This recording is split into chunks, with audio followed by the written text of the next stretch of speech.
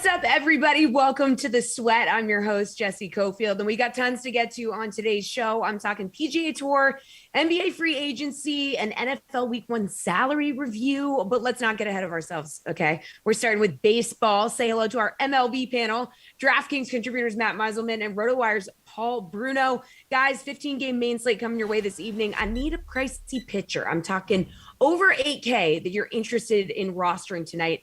Matt, who is it?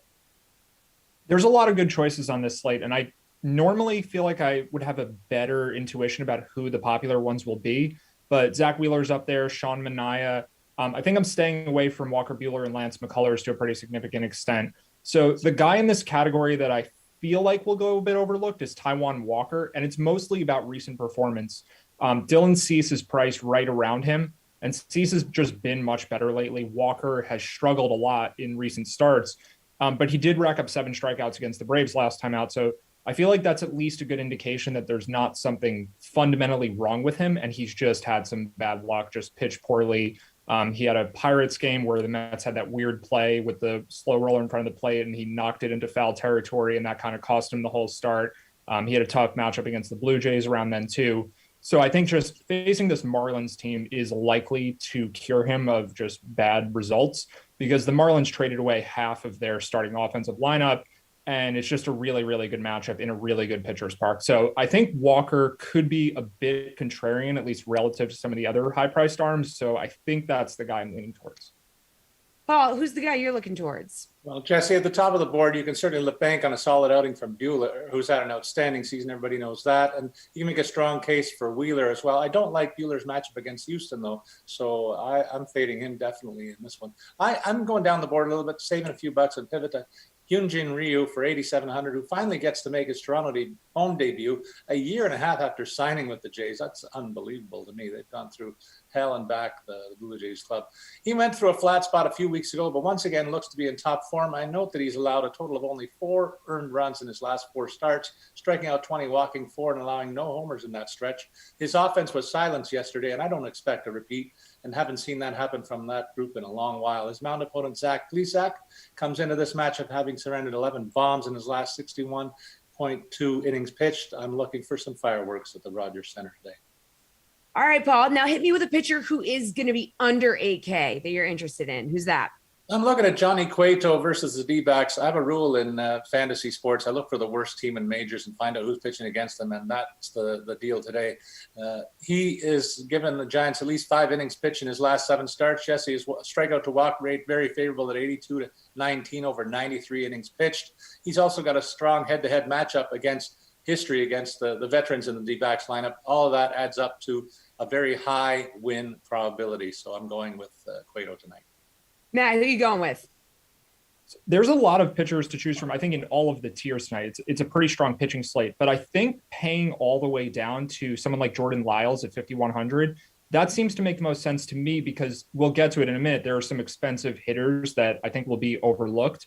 So to be able to afford a lot of these guys, I think getting the savings with Lyles, who isn't really a good pitcher, but he is at home. He's facing an Angels team that's a pretty far below average offense without Mike Trout. They have Shohei Ohtani and then basically no one else that's very good. So I think the matchup for Lyles is pretty strong, and he's just really, really cheap. So it's not that I expect him to have a huge game or anything, but I think he could be pretty solid. And then he affords you the opportunity to just get some hitters that otherwise you might not be able to get. All right, speaking of hitters, a big bat, Matt, someone who's 5,000 or above. You just mentioned you might save some salary with the pitcher. So who are you paying up for? Yeah, I actually really like the Dodgers for today. I think no one's going to go there, and maybe I'm a broken record on this because I feel like this has been several of the last few shows over the last couple of weeks. But when the Dodgers are low owned, it's too good of a spot to pass up, because there's just too many highly talented hitters on this team. And with Lance McCullers on the other side, it just won't be a priority for much of the field. There's a game at Coors Field. There's the Yankees at home against the Orioles, which is always appealing even after they weren't good last night. There's the Red Sox in Detroit. So I just think the Dodgers go entirely overlooked. And McCullers is a good pitcher, but I don't think he's as good as his results indicate. His walk rate is over 4 per 9 this year, and he's also just faced a really easy schedule pitching in the AL West, where the only great offense in that division is his own team, the Houston Astros. And he's faced a bunch of weaker offenses. He's had I think in his last 10 starts, he's faced the Mariners a couple of times, the Rangers 3 times. He got to start against Detroit. And then Oakland pre-Starling Marte trade just wasn't that good of an offense either. So he's had a decent year, but it's against an easy schedule. And just the Dodgers are getting healthy now. I don't think Trey Turner will be in the lineup, but you have Mookie Betts back, and then Max Muncy, Justin Turner, Will Smith. I mean, there's just so many good hitters on this team, and I think they all come in like 1, 2, maybe 3% owned at most. And there's just huge upside there. So Mookie Betts, 5,500. I guess if I have to stick to one, that's the guy I'm going with. All right, Paul, if you had to stick to one, a guy who's 5,000 or above, who would it be? I love the call on Mookie Betts. He's my favorite in that top range. He currently is on one of the hottest streaks in his career, and that's really saying something. Over his last 10 games, an OPS of 1.392, 5 homers and 9 extra base knocks, 16 for 41 overall. He'll also enjoy the platoon advantage against the lefty Lance McCullers. But I also want to mention you can build a case for the Blue Jays' big bats today. I see them putting on an air show. Springer, Guerrero, and Bichette are all good plays today for me. The new guys on a power streak, the big guys a triple crown threat, and the fledgling hair products model is also got 16 stolen bases and 16 tries this year, along with all his other crooked numbers. So there's a lot to like just down the street from where I live. All right, Paul, what about a lot to like under the 5K range? So if you got to save some money here, who's a hitter that you're looking at? Well, Jesse, you know that I like the hot hitting sluggers in this range. So how about Salvador Perez at $4,800? He's enjoying a career best power surge with 26 long balls and 66 ribbies in the bank already this season. He comes into tonight's contest on a tear, swinging from the heels with 5 homers and 10 ribbies in his last 10 games. If you want to take a real cheap flyer for $2,000, get Gerardo Parra into your lineup tonight. If you believe in his 10 for 20 history against Zach Wheeler in head-to-head matchups, leaving me to wonder if Parra has something of a book on the Mets hurler. All right, Matt, what about you? A hitter under 5K? I'm going to the opposite side of the same game. So I actually like the Astros offense too. There's just a bunch of really good hitters here in this Astros-Dodgers game that I think none of them will be popular in any significant sense. So there's a lot of cheap hitters at Coors Field tonight, and I think that's where most of the field goes, and that's why we'll get this game just going mostly overlooked, especially at the lower end of the salary range. So I'm looking at Kyle Tucker in particular, 3,100. Walker Buehler is a very, very good pitcher, and I think he's actually the favorite for NL Cy Young right now. But Tucker is just way too good of a hitter to be priced this low with his home run upside. And Buehler, I think, has been overachieving to a pretty significant extent. His left on base percentage is well into the 80s, and he's a guy who can give up fly balls. So Buehler could have a game where he strikes out 7 or 8 guys and gives up a few solo home runs. Maybe Kyle Tucker gets 2 of them. So I think you're just getting a really low-owned power hitter for a cheap price that just is in a good spot. And it's not your typical good spot because the pitcher on the other side is a good one, but he does give up fly balls and Tucker has the platoon advantage. So I think 3,100 is just way too cheap for him. All right, that's an A block. Thank you, gentlemen. Quick break here. Then Jeff Ulrich is going to join me to break down the betting odds for this week's St. Jude Invitational, the Sweat. We'll be right back.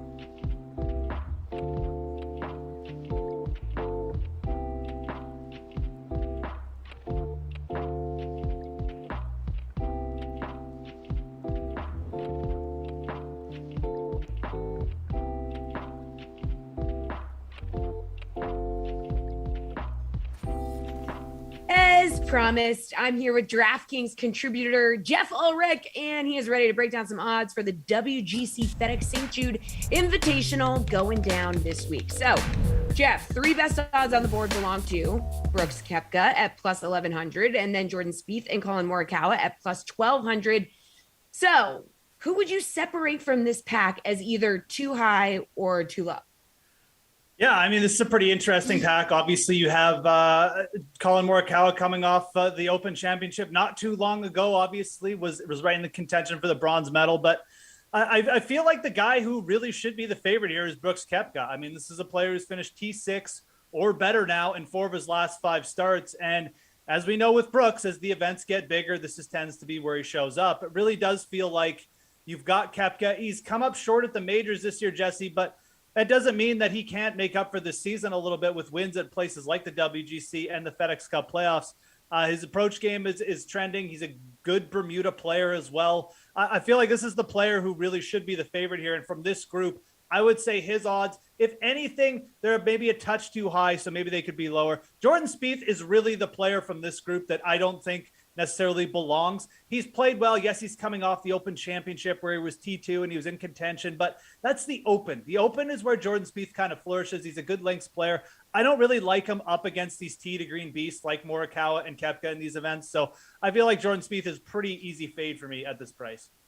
Well, Xander Schauffele is coming off a gold medal victory at the Olympics in Japan, so he might be in for like a little bit of a letdown this week. His odds are right behind the favorites at plus 1,400. Too high or too low, Jeff? Yeah, it definitely feels a little bit too low. I mean, Xander is a player who gets bet down anyways, and his odds always seem like just a little bit too low to what they could be. But then you add in the fact that he's coming off a gold medal and he won where he was going off around plus 800 or plus 1,000. There's no way we were going to get proper odds on Xander this week. I mean, look, you mentioned it. He just won an Olympic gold medal. I mean, I don't think the dude has slept much over the last 48, 56 hours. So you add that into effect. And then you also add in this event. I mean, Bermuda greens, smaller Bermuda greens. Xander could certainly pop off in an event like this. He's done it before, but you look at the players around him. Dustin Johnson has bigger odds. Justin Thomas has far bigger odds than him. Even going down to like Daniel Berger. I'd much rather just look for the value with the better play, with the bigger odds this week over Xander. So these really feel too low. Again, I'm not even going to speculate what this guy's been doing the last 56 hours, but it's not resting. So you add that into effect, and his odds look too low this week. Another guy who probably hasn't been resting, defending champ at this event, Justin Thomas, also fresh off the Olympics. Like a lot of travel here. He's not celebrating a gold medal, but his odds sit at plus 1,800. Do you think those are too high or too low, Jeff? Yeah, it's funny you mentioned it. Justin Thomas brought up on his Instagram how many miles he's flown over the last, I think, month, basically, going to the Open, obviously, going to Scotland, and then flying to Japan and flying back to Memphis now in 1 week. But I still don't mind if you want to take a look at Justin Thomas here at plus 1,800. I think both him and Dustin Johnson are very intriguing in this range. These are two players in Dustin Johnson and Justin Thomas who they just have really insane win rates. These guys win multiple events per year, going back 3 or 4 years now. So when we get them at plus 1,800, plus 2,000 or better, you kind of just got to just click the name and just go with it because these guys, they find ways to break through. Justin Thomas at plus 1,800 this week. Yeah, he wasn't great at the Olympics, but it really just came down to putting. I mean, he could not buy a putt. And look, obviously he won this event last year, so he's got some synergy going with the course. He did lose strokes on the greens here last year and still won, but I do think his approach game is pretty close. I would rather bet Dustin Johnson at this number at plus 1,800 than Justin Thomas, but I really don't think either are bad bets at this number. So right behind Thomas is two-time winner of the FedEx St. Jude Classic, Daniel Berger. Now, he also finished T2 last year at plus 2,000. So you think his odds are too high or too low? I mean, at first glance, you look at Berger in this field, you got Rory McIlroy and Victor Hovland with bigger odds, and you say, these odds are ridiculous. I mean, you can't bet Daniel Berger at plus 2,000 when Rory and Hovland are available at bigger odds because Rory and Hovland, quite frankly, they're just better players. They're better tee to green. They're a little bit more consistent. Berger is right up there, but I still think you've got to say he's a little bit of a class behind. So you factor in the course history. These are probably what you call fair odds on Daniel Berger. I wasn't expecting to get some kind of discount. This guy has basically dominated this course every time he's come here. So you're never going to get a discount on a guy with as good course history as Daniel Berger. He's also coming off a top 10 at the Open Championship. So at the same time, I would rather bet those players I just mentioned. I mean, when you're getting plus 2,200 on Rory compared to Berger, I'm going to take Rory. And the same goes with Hovland. They're just better players, Jesse. And when you're getting the bigger odds, you've got to go with those players because they hit the outright wins more often, especially a guy like Hovland, who's now already up to around 4 wins, I believe, for his professional career. So I'm not really so much out on Berger as I am in on the guys with bigger odds above him. Well, can't talk to you and not bring up your boy Louis Oosthuizen, who also sits at plus 2,000 to win. Like, he's been playing so well, Jeff, but hasn't been able to secure a victory. Hasn't been able to get that W. No. So too high or too low on Oosty. I mean, look, I appreciate what the producers do for me in this segment, and we have the weekly. We got to touch on what Louis' odds are every week. So I can't really make a good case. I basically just told you why Daniel Berger was looking a little bit too low at plus 2,000. And Usti, I mean, he is so close. He's obviously firing in all factors of his game. Even his approach game is up there now. He was T6 at this event last season. I think I would rather bet Usti than Daniel Berger. I think that if you're not going to bet anyone under 2,000, you could start with Usti and maybe take like a Victor Hovland to go along with them, because at the very least, when you're getting into that range, you can take a couple players rather than just putting all your chips maybe on like a Brooks Koepka at plus 11 or plus 1,200. So I think Usti, I would rank slightly above Daniel Berger here just because of the way he's playing. And the breakthrough, Jesse, it feels inevitable at this point, but these odds are fair at best. I mean, again, when you have guys like Rory and Victor coming in above them on odds, it's kind of hard to make a huge case for him. But I would rather take a shot at him than Berger. And again, I think that if you're playing two players from this range, from this kind of plus 2,000 range, Usti would definitely be on the card. It's just a matter of who do you want to play above him, Rory or Hovland. All right, Slated for big time, Jeff. Who's got your favorite odds on the board?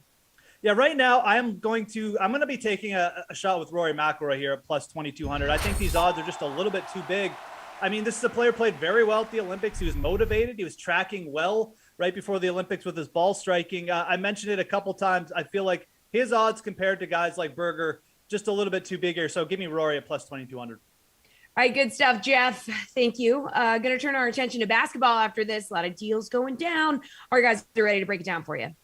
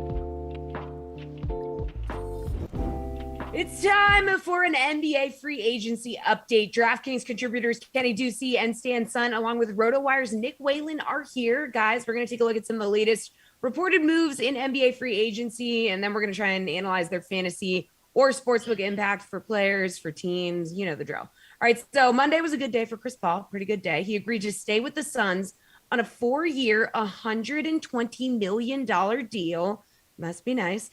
Kenny, with this news, can the Suns get back to the NBA Finals and win it all next year? They sit at plus 1,600 on the DK Sportsbook.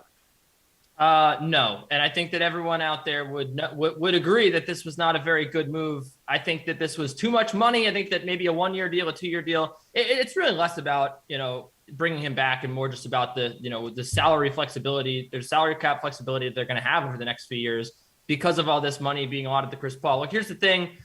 He took them out of the NBA Finals. It was his turnover in Game 4 that really sent the Suns into a tailspin. Yeah, look, the Suns are going to be good next year. They're not going to be bad. But let's think about the fact that the Lakers are still going to be there. The Lakers were hurt this year with Anthony Davis and LeBron James ailing in the postseason. There's going to be plenty of other powers out west. We don't know where Kawhi Leonard's going to end up going. If he rejoins the Clippers, they're brought back a lot of that core. They obviously still don't know what's going to happen with Reggie Jackson, but the Clippers could be a challenger. The Lakers could be a challenger. Maybe if Damian Lillard gets traded somewhere, that team could be a challenger. I just think that this was the season for the Suns to win the title. I think that they have a bright future. They're going to be really good, but this could be a Nugget situation where they're just like kind of top 3 every year and don't win. And I would not have paid Chris Paul for 3 or 4 years. Stan, what do you think? You don't like that 4-year deal? I don't like the deal either, but we're talking about next year only, right? So if they can win the chip or not, they have a great coach, great players. They're a great team, obviously. 5th in offensive rating, 9th in defense. So, they definitely have a chance. But I'm going to fade them, though, because as Kenny alluded to, teams are retooling. The landscape is changing. Lakers are going to be better or possibly better. The Warriors with Clay healthy, they're going to be a problem. For me, though, I think, to make a run in the playoffs, you have to have you have to run well. And I think Phoenix ran really, really well, especially, look at their matchups. Like in the Lakers, AD went down. They got very fortunate there. They played Denver, no Jamal Murray. In the Clippers series, no Kawhi Leonard. So, they were very, very, very fortunate. They played really good ball, but, they ran hot. So, Paul himself, he's 36-year-old. He's always had injury concerns, so he could go down. The rest of their team was very healthy as well. So there's a lot of variables there that could go wrong. And if 1 or 2 things go off, then they're out. Nick, what do you think? Oh no, we can't hear you, Nick. But you're not muted. Oh, his face. Oh no, oh no. Well. Nope, still can't hear you. We're gonna have to skip you, Nick, and hopefully we'll work on your audio and we'll fix it. So we'll go back to you, Kenny. So Lonzo Ball is off to Chicago in a sign and trade deal. He gets 4 years, $85 million from the Bulls. Kenny, how is Ball gonna fit with this Bulls team, and what does this move do for his fantasy potential? Yeah, well, obviously he's going to be backing up Alex Caruso, the newest guard in town, right? So that was all just to add depth. No, look, I think that this is really, really exciting. I think that they could even start all 3 of these guys if they really want to. Maybe move Levine over to the 3 and play Lonzo at the 1 or 2 and Caruso at the 1. But look, I think that this is an exciting team now. They've brought in Troy Brown Jr. and they have, they stole IU at the end of the draft there. And I think that they have now a pretty nice starting lineup. Vucevic trade towards the end of the season was big. This could be an imposing starting 5 with Thad Young coming off the bench, providing them good minutes. He looked good last year. This team reminds me a little bit of the Suns, frankly. This is a team that really came on strong at the end of the year. I don't think that many people thought they would even compete for a playoff spot, but they did. They added a legitimate post scorer. And now with Lonzo Ball in the fold, I know that there are the shooting concerns there because, he's been very erratic in that area over his career. I think that this is perfect. I think that, he's going to really like, this spot. I think this is a big market. I think LeVar is going to be happy. And I think that, Lonzo might put them over the edge and make them a playoff team this year. And if you can get in the dance, you saw this year with the Atlanta Hawks, anything can happen. We're so glad that LeVar is happy. It's really important, honestly. Stan, what do you think? Yeah, I love what Chicago did in the offseason. The thing that stuck out to me when I was looking at things was, last season to begin, the Bulls, they were like number 2 in offensive pace for the first few months. They settled in at around 14, 15. After they traded for Vucevic, they were one of the slowest teams out there. So with the acquisition of Lonzo Ball, I think they're going to want to push the pace up a little bit here. He's really good in transition. He can rebound the ball and go. I think that's going to be a boon for Zach LaVine on the wing. They're New Orleans. They were ninth in pace last year, so I think that allows the Bulls to play in multiple styles. They can get out and run, or if they get bogged down or want to slow down, they have someone to anchor their offense. Just put it into Vucevic. So they're a multi-dimensional team now. I think that's going to help them out. His stats last year, he averaged 15 shots per game. I don't think he's going to get that many shots now with, LaVine and Vucevic there. But the assists, he was about 5 to 6. So I think that's going to go up. He can go into the high 6, maybe 7 range. The biggest loser here, obviously, Kobe White. He was playing 33 minutes as a starter, averaged 16 points, 4.6 rebounds, 5.3 assists. With Lonzo Ball probably playing around 32 minutes per game, he's only going to play 15, 16 minutes. So, I think from a real life perspective, it might be good for him because he'll be the microwave off the bench. Usage rate, he's going to suck up all the usage rates there. And if he's in the backcourt with Caruso, Caruso's a great player, but he's not like an initiator or a creator on offense. So that'll be good. But for fantasy, it sucks because he's just not going to have the time to get, counted dead. All right, Nick, allegedly your audio has been fixed. So the Lonzo Ball deal, how does he fit in with the Bulls team? What does this move do for his fantasy potential? Okay, well, hopefully you guys can hear me now. Yeah. I had some major Chris Paul takes to get off, but big microphone has apparently conspired against me talking about Chris Paul. With Lonzo, I like this deal a lot for Chicago. I think 4 for 85 is pretty reasonable, given how well Lonzo has played these last 2 years, especially when he's been healthy. In terms of the fantasy impact, I don't think it changes all that much for Lonzo. He's a player that at times can be assertive. He'll take 8 threes one night, and then he'll take 2 threes the next night. He does kind of float in and out. But I think going from a team kind of built around Brandon Ingram and Zion Williamson to a team that has another high usage player in Zach LaVine probably doesn't change a whole lot for him. He has a nice pick and roll partner in Nikola Vucevic, so you don't necessarily worry about those assist numbers being affected all that much. But to me, like Stan said, it's more about Kobe White. What does this mean for a guy who was a lottery pick 2 years ago? And, Kobe White got benched midway through last season for Thomas Satoransky, who's now in New Orleans. I don't think Chicago is overly high on Kobe White right now. And I think bringing in Lonzo Ball only backs up that notion. So, Kobe White probably goes to a stay away now in standard leagues, a guy who you could still target on certain nights in DraftKings contests. But he's kind of the odd man out. And I think at some point it wouldn't be shocking if Chicago maybe looks to move on from Kobe White.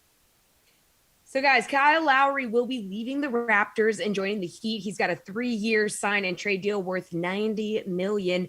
The move did improve Miami's championship odds from plus 3,500 to plus 2,800. So, Nick, maybe they aren't finals bound, but how far can the Heat go with Lowry in the mix next season?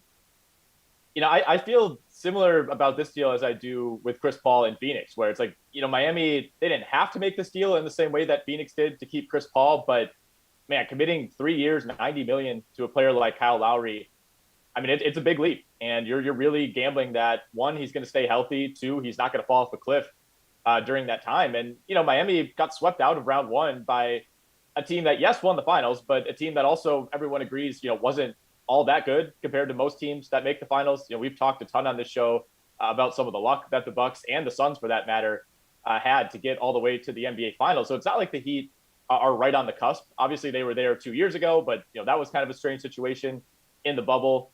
Bringing in Lowry is definitely an upgrade. Keeping Duncan Robinson is huge. They brought in PJ Tucker as well. Dwayne Dedmon, kind of an underrated re-signing for them, but I would have a hard time putting them ahead of Milwaukee right now. I think Philly, potentially is still going to be right there, especially if they have a trade for Ben Simmons or a way to acquire Damian Lillard.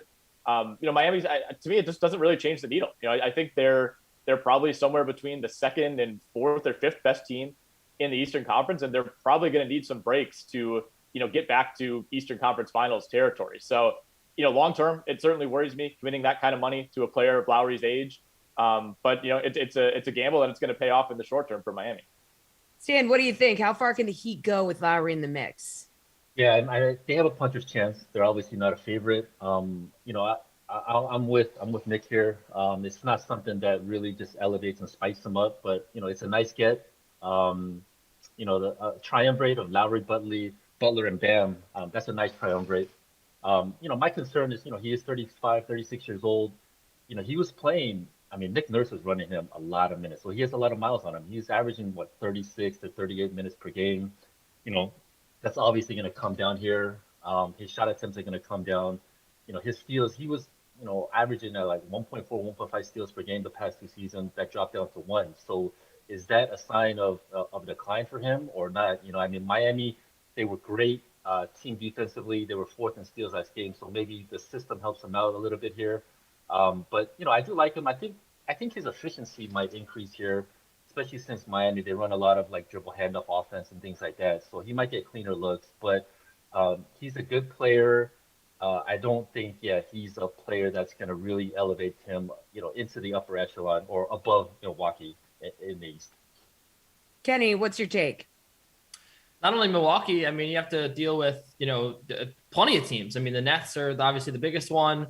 I think that the Heat could probably get to the conference semis here. This is a good team, and we, glossed over the fact that they did also add PJ Tucker. This I think is a team that's ready to compete. We saw what they did in the bubble, and I do think that there are some outliers of results in the bubble, but I do still think that there is talent on this team. Tyler Hero and Duncan Robinson, very formidable duo at the shooting guard position. But I think when you just talk about the odds that they're going to win the finals or even get there, you have to consider, as Stan was talking about, the rest of the East. And I do think that this is clearly a team that's not in the top 2, and they might not even be in the top 3 because, as we've talked about all segment long as well, the landscape of the league is shifting. Wow, maybe it's not. Maybe we haven't talked about it all segment long. I mean, the Knicks could go out and trade for Damian Lillard, or another team in the East could. I mean, it's just something that could happen. The Hawks have gotten really good, and they weren't even fully healthy in the postseason. Could they be the 3rd best team in the league? It's possible. I do like Kyle Lowry. I really like this signing. I think that the Heat are going for it, and it's awesome because Jimmy Butler has been doing it all himself. And I do think that this is a team that's going to go to the Eastern Conference semis, but I'm really curbing, my bets here. I don't know if I really like them to win the finals. I don't know if I like them to win the East.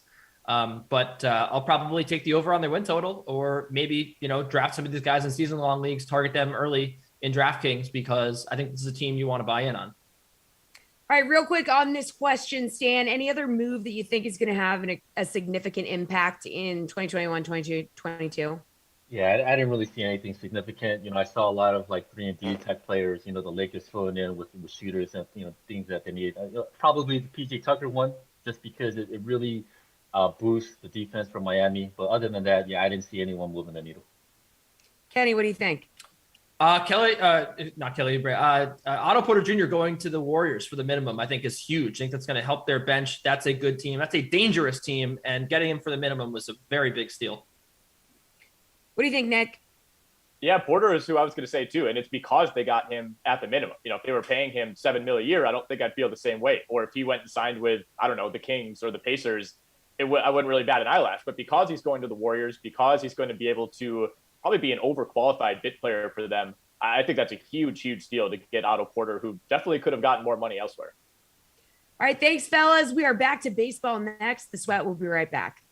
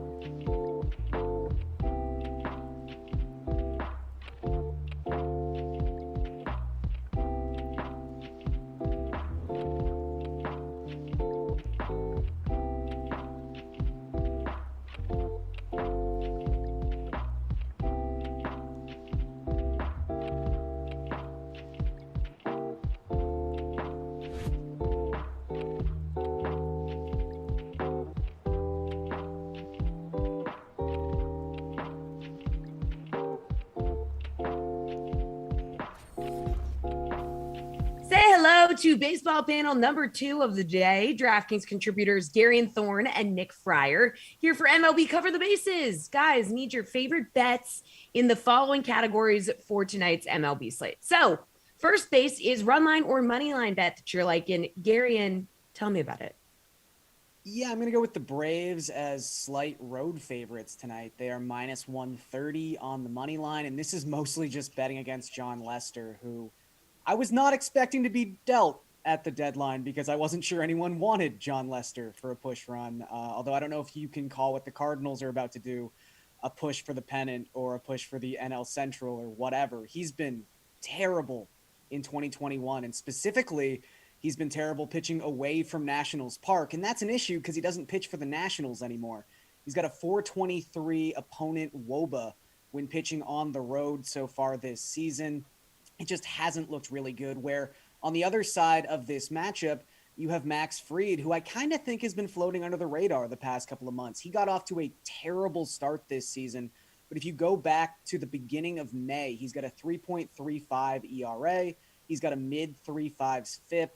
And the Cardinals have not been able to hit left-handed pitching in about 3 months. So I think Atlanta, who also kind of loaded up for their own questionable playoff run at the trade deadline, is in a really good spot tonight. I think they win this game. So the money line at minus 130 is a pretty good bet.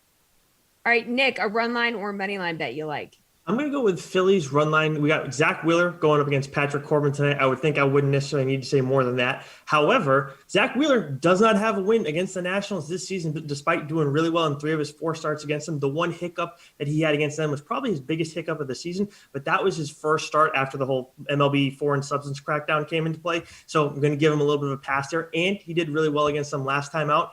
Corbin got tagged by the Phillies last time, and they're one of the better teams against left-handed pitching over the last couple of weeks. And on the season, actually, they have the second best WOBA against lefties, third best OPS against lefties. They're tied 11th in ISO, so kind of middling there. But in general, we're seeing that most of the numbers show that the Phillies, when they're facing lefty, are going to do well. So I have no problem with going with them against Corbin tonight and taking them on the run line. All right, Nick, second base is game total. So which game are you targeting? Yeah, so I know we always look at cores and we always think, probably take the over, although this year it's kind of been the opposite. And today I'm actually going to go that way and take the under. We have Cubs, Rockies, and I know the Cubs have been hot after they made their trades, but Kyle Freeland has been really good since mid-June. In 3 of his last 7 starts have been at Coors Field. So of course, it's important to know that he's doing well at home still. But over those last 7 starts, 1.98 ERA, 34 Ks in 36 innings, only 8 walks and 2 home runs. So to me, huge. And then not a single one of those games has hit the over on today's total. So, and there was only one time where it hit 11 even on a push. Not obviously those weren't the totals for those games, but in general, the Rockies are not providing him run support a whole heck of a lot, and the opponents aren't doing well against Freeland. As for the Rockies offense, of course, at home, they're usually better, but they haven't done great against righties. I know Zach Davies is going, but one thing going against him too is he doesn't get a whole lot of run support. I think it's only gotten 5+ runs twice since the start of June too. So as much as the Cubs have been hot, they're still prone to getting cold, and they're going up against Freeland today, who's doing well. So I think this game is going to be under 11 runs. All right, Gary, and which game are you targeting? Game total. Yeah, I'm going to go with the over in Detroit, Boston. Red Sox games actually don't hit the over as much as you think they would, considering they've got this combination of terrible starting pitching and an amazing offense.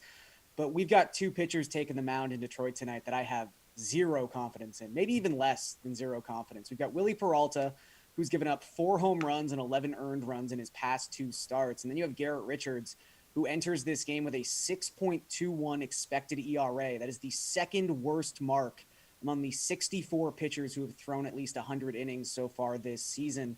The Tigers have actually been a pretty good offense the last couple of months as well. So I don't think this is a situation where Boston has to completely carry the weight to get this game to the over. Since the All-Star break, the Tigers actually have a 115 WRC plus. That is the 5th best mark in all of baseball. So I think both lineups can score runs in this game. I think both bullpens are going to be heavily featured early in this game. So we get to the over here. All right, third base. Hit me with a pitcher prop, Garian. I'm going to stick with that same contest and continue doing what I love to do, which is making money off of Garrett Richards. Garrett Richards is terrible. Strikeout props for Garrett Richards are fun because not only is he a, below average to average strikeout pitcher to begin with, he doesn't normally last long enough into games to reach his over. So tonight it's set at 4.5. The under is minus 140. I will gladly take that under. He has failed to get 5 strikeouts in 7 of his last 8 starts. And since the All-Star break, Detroit has the lowest strikeout rate in baseball at just 17.5%. They like to swing early in counts. So I will take the under on this Richard strikeout prop. All right, Nick, a pitcher prop that you're liking. I'm with Gary, and you got to go target Richard tonight. I'm just going to do it in a little bit of a different way, but I think he's got a great one going with the under on the strikeout prop. I'm going to go with over 5.5 hits allowed by Garrett Richards tonight against the Tigers. Of course, their offense has been a little bit better since the All-Star break and everything. They have the 4th best OPS over versus right-handed pitching over the last couple weeks and the 2nd best ISO against righties during that span. Richards has given up 6+ hits in 11 times this season in 20 starts, so a little over 50%, but 3 of his last 5. So yeah, Richards, I mean, Gary highlighted a ton. He's an easy guy to go and pick on, and I'm going to do that with his hits allowed prop tonight. All right, and take us home with a hitter prop, Nick. So I'm going to go over to the West Coast for this one, and I'm going to go with Chris Bryant getting over 1.5 total bases tonight. He's going up against Mad Bum, who he has seen 21 times in his career. 2 of those times have been walks, so he's 6 for 19 against him with a double. And this is his first crack at facing left-handed pitching for the Giants. And of course, Bryant, we all know, is better against left-handed pitching. 1137 OPS against lefties this season. And what better way to show Giants fans what you can do against left-handed pitching than facing a guy who is a legend in San Francisco, as much as he's not the guy he used to be. And of course, Arizona's bullpen can factor into this as well, and they don't exactly have a great bullpen. So for me, I'm taking Bryant tonight, over 1.5 total bases. All right, Garion, a hitter prop that you like. Yeah, I'm going to go with one of these head-to-head total base props. I really like these. And we've got one tonight with Aaron Judge going up against Ryan Mountcastle. It is minus 165 for Judge to have more total bases. And that should probably happen. The Yankees are going up against Alexander Wells, who has been crushed by right-handed batters so far this season. He's giving up almost 2.8 home runs per 9 to righties. And Aaron Judge might just be the best hitter of left-handed pitching in all of baseball. At least that's what the extra advanced stats say. He has the highest expected WOBA against left-handed pitching so far this season at 480. That is a huge number. No one even comes close to that. So I would say that Judge to have more total bases than Mountcastle is probably the conservative play. If you do want to get a little spicier, Judge to hit a home run at plus 200 is also a pretty nice bet. All right, good stuff. Thanks, guys. One more block to go. We are breaking down running back salaries for week 1 of the NFL season. Stay tuned.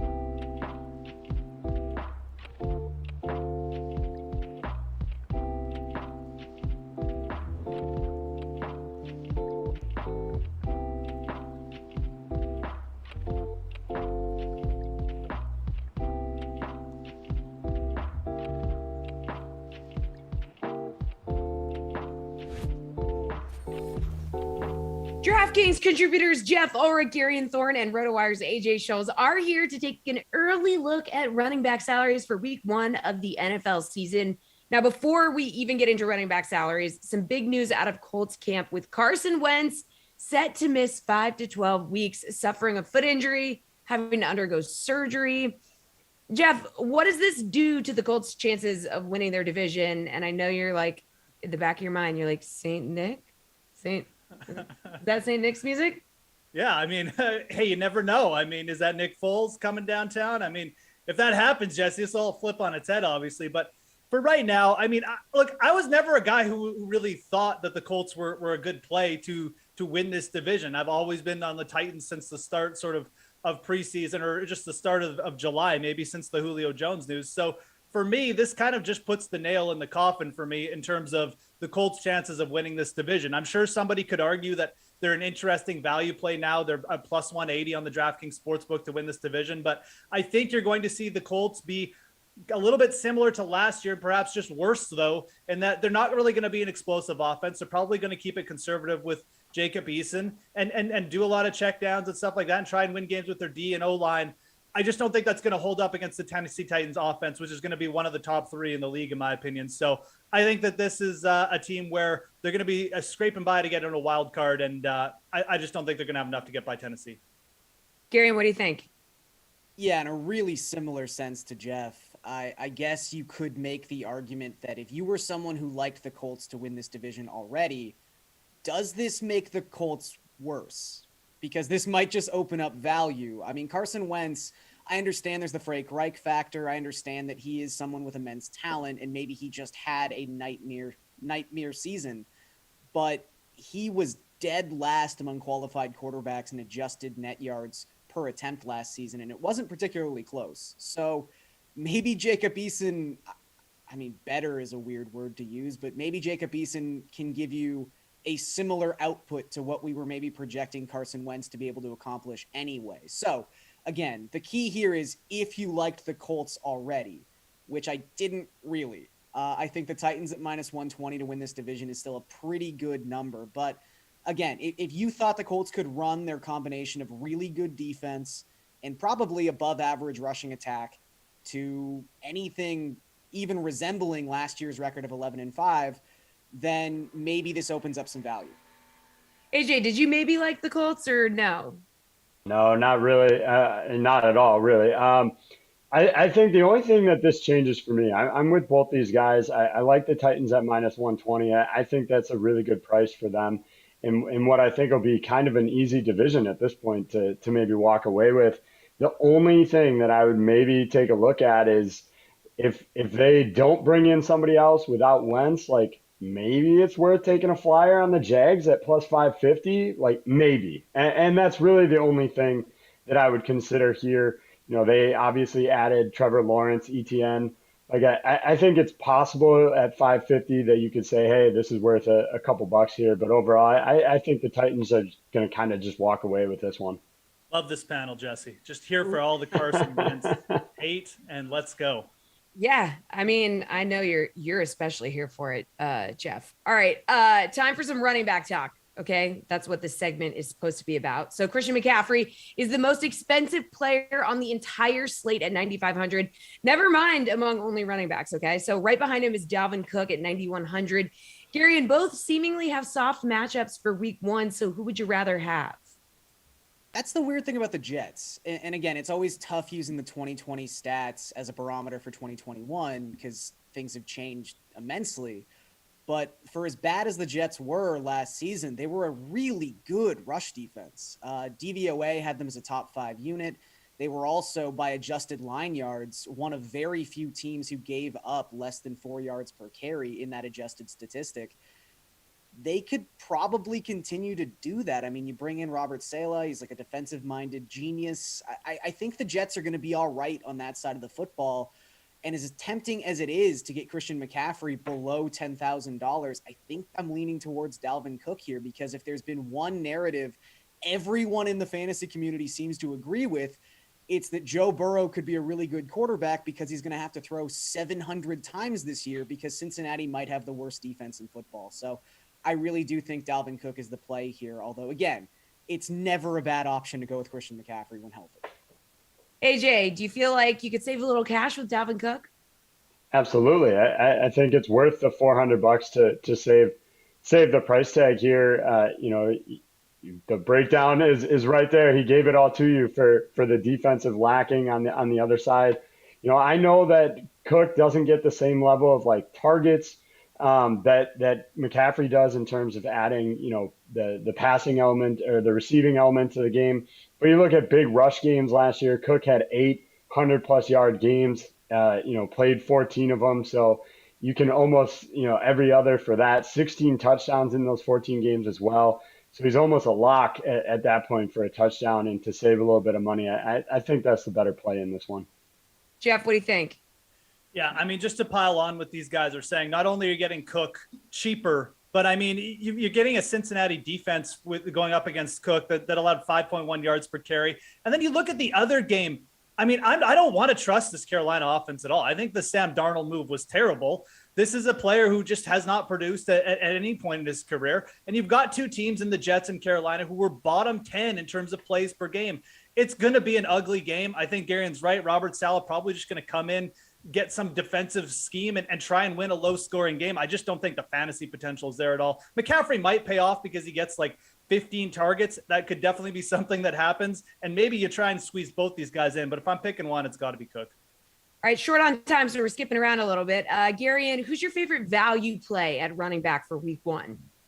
I mean, I don't know if I would necessarily say he's like the dictionary definition of a value, but Aaron Jones is way too cheap at $6,800. I mean, I understand that it's not like he's suddenly just alone in this backfield. A.J. Dillon is going to get more play this season, but the big knock on Aaron Jones the past half decade has been third downs, where Jamal Williams, a very capable pass-catching running back, comes in and snakes some of those PPR points away. A.J. Dillon is not that guy. He is a between-the-tackles, north-south runner. I just think that Aaron Jones is going to get a lot of play in this game. And this is a different kind of Saints team than we've seen in a long time. I think the Packers, who led the NFL in points last season, could definitely put up a big number there. Yeah, AJ, you like that? I mean, I'm here for the Packers love all day, every day, and twice on Sundays, guys. So you'll get no argument there. In terms of like pure value, I actually like ETN of the Jags at 4,900. Look, they're clearly going to try and get him into games one way or another, running back, wide receiver, whatever they have to do to get him on the field. And I think at that price tag, you get one maybe third down goal line play that, maybe they line him up wide, maybe they put him in the backfield, he gets a touchdown at 4,900. That's just too cheap to pass up for me. Jeff, what do you think? Yeah, I mean, I'll just go right to the cheapest guy that's out there that I think people are going to be looking to. It's Chase Edmonds at 4,600 for the Cardinals. I mean, again, even if for some reason like James Conner takes 40 or 50% of the snaps, the PPR work is going to Chase Edmonds because James Conner is a terrible pass catcher. And the Cardinals know one thing about Edmonds, that he definitely works with Kyler Murray in that regard. So I think at 4,600, even if Edmonds just somehow is still splitting snaps, which I don't think is going to happen, I think Edmonds is going to take the majority of the snaps. This is just too cheap in a game against Tennessee that has a nice a point total and potentially going to be very fast pace as well. All right, AJ, as things stand right now, who's your favorite overall play for week one? Well, it's going to be a little outside of the box here, but assuming he starts, I actually really like Trevor Lawrence in week one going up against Houston. It's just 6,200, so a little bit cheaper. I don't know that I would play the strict matchup and go Minshew if he starts instead. But I do think Trevor Lawrence has all the tools. We know why they took him when they did. And I think if he's starting week one, that matchup with Houston is just too good to pass up. Jeff, what about you? I'm going to go slightly off the board here. I mean, San Francisco is a team that I feel like could win by 40 points in week one. I really do. And I think that you're going to need a part of that offense. I'm going to say Deebo Samuel at 5,900. I don't think anyone's going to be really high on this guy. I think he could just have a monster game versus Detroit. You get him healthy at the start of the year with Garoppolo. So I'm going to say target those San Francisco pass catchers. Garion, favorite overall play? Guys, Jameis at 5,200. I know the Saints haven't actually named a starting quarterback yet. I realize that even if they name Jameis the starter, Taysom Hill's going to be in there on some weird packages and all that kind of stuff. But if you think the Packers are going to score a ton of points week one, like I do, I mean, we got the Saints playing from behind in this game. We know Jameis loves to just throw it up and take some chances. $5,200. I think I'd be buying in if he's named the starter. All right, good stuff, guys. That is a show. The fun is just getting started here on the Dream Stream, though. We have 6 Madden Sims coming your way starting at noon with Bears at Lions. It's going to be Glasheen and Zach on the call for that one. The Sweat will be back tomorrow morning at 11 a.m. We'll see you then.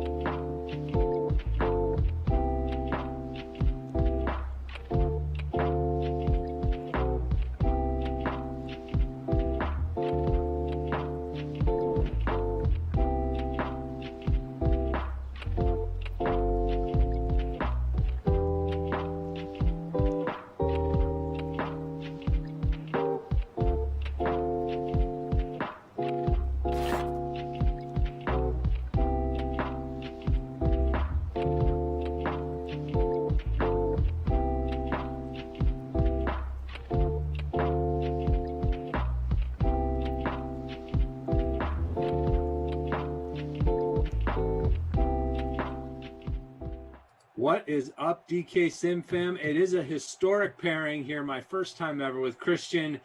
And we've got the Lions and the Bears. So we've got the Lions and the Bears. Oh my. Here we go. Way to start the day here with a little NFC North action. We get to talk about all the news that, you know, went down this morning. A lot of interesting stuff going on. Injuries in the NFL as training camp is going on. And we get to watch the Bears and Lions. So how could it get any better? How are you doing today, Christian? You know what, ZT, a great day for us, a great day for DraftKings, and therefore the world. And we get the most inscrutable team in Simland, Detroit Lions. Like, logic means nothing here. Everything is upside down. Every time I build a roster against the Lions, it fails to pay. You look at the Lions like, all right, they're garbage here, here, and here. And you're like, I'm going to stack up wideouts, I'll stack up the other team's defense. No, it never works out. They always do the opposite of whatever I say. So for my build today, I put Allen Robinson in the captain spot. I know I'm going to regret it. He's going to have like one catch for 17 yards. Marvin Jones is going to go off, and TJ Hawkinson's going to score 3. I have no idea what this game is going to look like, but I am excited, not just because I get to call it with you for the first time, but because there's just so much awesome news piling up from training camp. It's a big old mess in the NFL, but like I missed this. Like, I missed having NFL news. Like, It's very exciting. Like, I'm not looking forward necessarily those 16-hour Sundays, but like part of me is like, I want to tuck in and get down to business. And good news is the sim probably not going to have the action necessary to keep us from going across the NFL. So very excited to have a little excess NFL info dropped on us. And there's so much. I didn't realize how much I missed all the constant stream of, well, this guy had a great practice. It's Cam Newton's best practice of preseason today. Like all that stuff, which really ultimately ends up not meaning anything. It's great to have and to kind of keep up with as we get ready for drafts and prep and all that kind of fun stuff. The one thing that I have found constant whenever I call the Lions is they cannot stop the run. Cannot do it. They just give up huge running games. So I actually went with Trubisky as my captain, expecting some rushing yardage there. Partnered him up with Ted Ginn Jr. as a wide receiver. Didn't go with Robinson just because of the boomer bust nature, so he is all yours today. Then on the Lions side, I have Hawkinson, Amendola, DeAndre Swift, the third down back, and Matt Prater as a kicker because that's how much salary. Yeah, I mean, a lot of Lions, and they are playing at home. They do have a raucous crowd behind them who's not yet been positioned by this team, and at this point, never will be. I mean, why would you expect anything else from the Lions if you're a Lions fan? People still buy the season tickets. They still show up weekend. It's true. It's unbelievable. So good on you, city of Detroit. Ford Field's actually really nice. Like it's one of the few NFL stadiums I have been to, and I really liked Ford Field. The facilities. I wasn't there for a game, so I don't know how a game is there, but the facilities are pretty cool. And maybe they just go and tailgate because you can always do that, no matter how bad your team is. Yeah, I've only been past it on the outside. I used to make the trip up to Detroit to watch Red Sox games way back when, living in Pittsburgh. From Rhode Island, like, all right, we can try to get into a game at Fenway, or we can go watch them play a bad Tigers team for like $20 and always super nice. Tiger Stadium or Comerica Park? Yeah, Tiger Stadium would have been real cool, but I'm not that old. Okay, fair enough. Yeah, first down catch there as the Lions move the ball a little bit here on their opening drive. Kenny Golladay news that we can start with here. He's lined up at the top of the screen. Superstar traits in this game, working with Matthew Stafford. Both those players, Stafford and Golladay, as we see completion over the middle to Hawkinson. Both those players left practice early today with minor, hopefully minor injuries for their new teams. Yeah, and somehow not the most notable thing to come out of Giants camp today, because apparently Joe Judge lost all control, massive fight. Logan Ryan hit Evan Ingram. Daniel Jones ended up on the bottom of the pile. Guys were brawling, fist fights. Not the camp energy Joe Judge was looking for. No. So he made the entire team line up and run 100-yard sprints afterwards, and just like, this is the move I was here for. Absolutely. That's high school, man. Yeah. That's high school. All right, go run the stairs again, everybody. Yeah. Wow. And it all started with Corey Clement busting a big run, which is maybe all you need to know about the Giants defense this year. Oh, boy. I had not heard that. That's how it all started. I caught a little bit of the scuffle, but I didn't realize that it was Corey Clement's fault. DeAndre Swift with a catch there as the Lions continue this drive. 2nd and 7 now. Yikes. But yeah, Golladay left. They said he grabbed the back of his leg, like hamstring area, but I hadn't heard anything more specific than that. The Giants, of course, spending up to add the big receiver for Daniel Jones this offseason. Yeah, and it was kind of wild. Like, no one really bought in on Golladay. He languished for a while, and it's like, oh, maybe the price on him will drop. Will Fuller coming off like,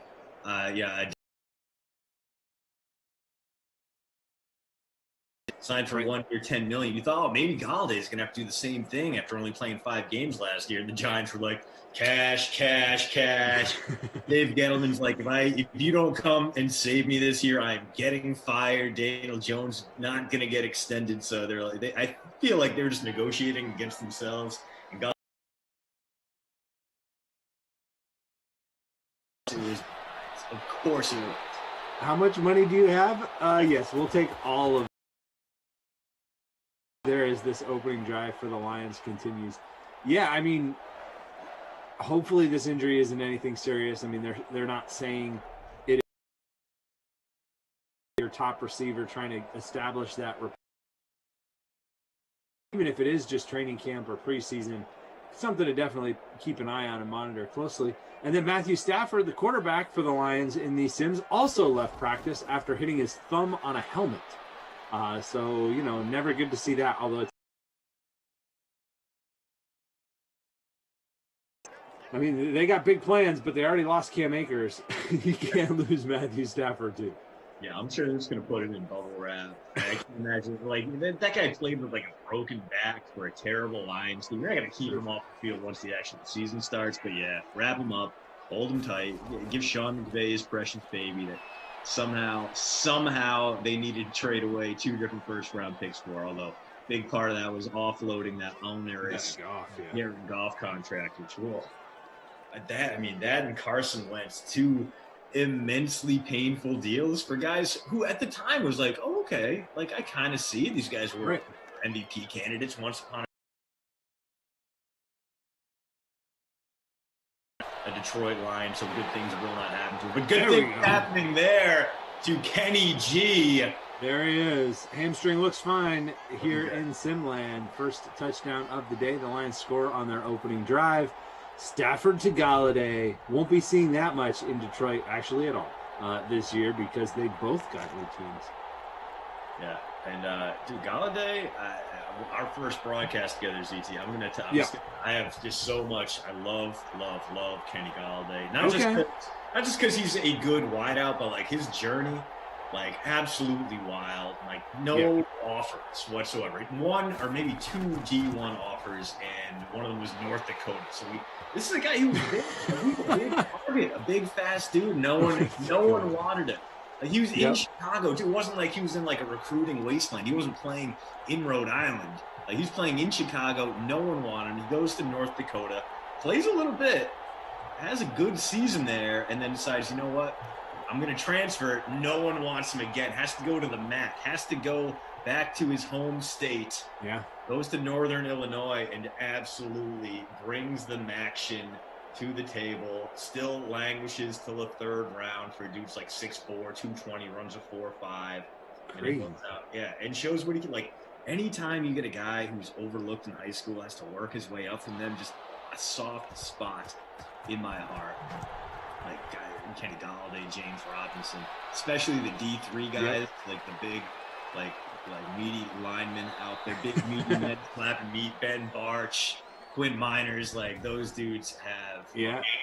Love it. If you guys are seeing a little bit of lag out there, don't worry, we are working on it. It's getting better. Producer Drew or Andrew behind the scenes is taking care of that, and we see you. First play for the Rams. Or first play for the Rams. Not Rams. These are the Bears. I don't know if you knew this. Oh, okay. Sorry. Too much Matthew Stafford talk there. Got me thinking Rams. First down for the Bears. Bears. Bears. A little Gannon there. I think that is old man Ginn, with the first down pickup. Wide receiver 3 here in Madden 21. I know the ratings have come out for Madden 22, and both these teams pretty close to the bottom, quite honest. Pretty not so great. The Bears defense obviously helps that overall team rating quite a bit. They've got an 87 rating overall for their defense, which gives them a 73 and a 73 on offense, which gives them a 79 overall. The Lions are down at a 74 overall. They're better than 2 teams, though. I think I would have put them below at least one of these 2 teams, but we'll talk about that after this run up the middle. Is that Tariq Cohen? 41 yards. Wow, the diminutive NC A&T star getting a little bit done there, and you were absolutely right, ZT. Porous run defense from Matt Patricia's Lions, and we see a little more Cohen. Will they let him carry the torch into the end zone here? Is it going to be David Montgomery time? Is it going to be a big red zone target, perhaps like Robinson or Jimmy Graham? They like Graham a lot down here. see if that's where they go. Nope, they're going to keep it on the ground. So that was Montgomery. First carry of the day goes for 4. He is the RB1, so I mean, if he gets the score, it's not really a vulture, but it feels like it after that big run from Cohen, who is the third down back for the Bears.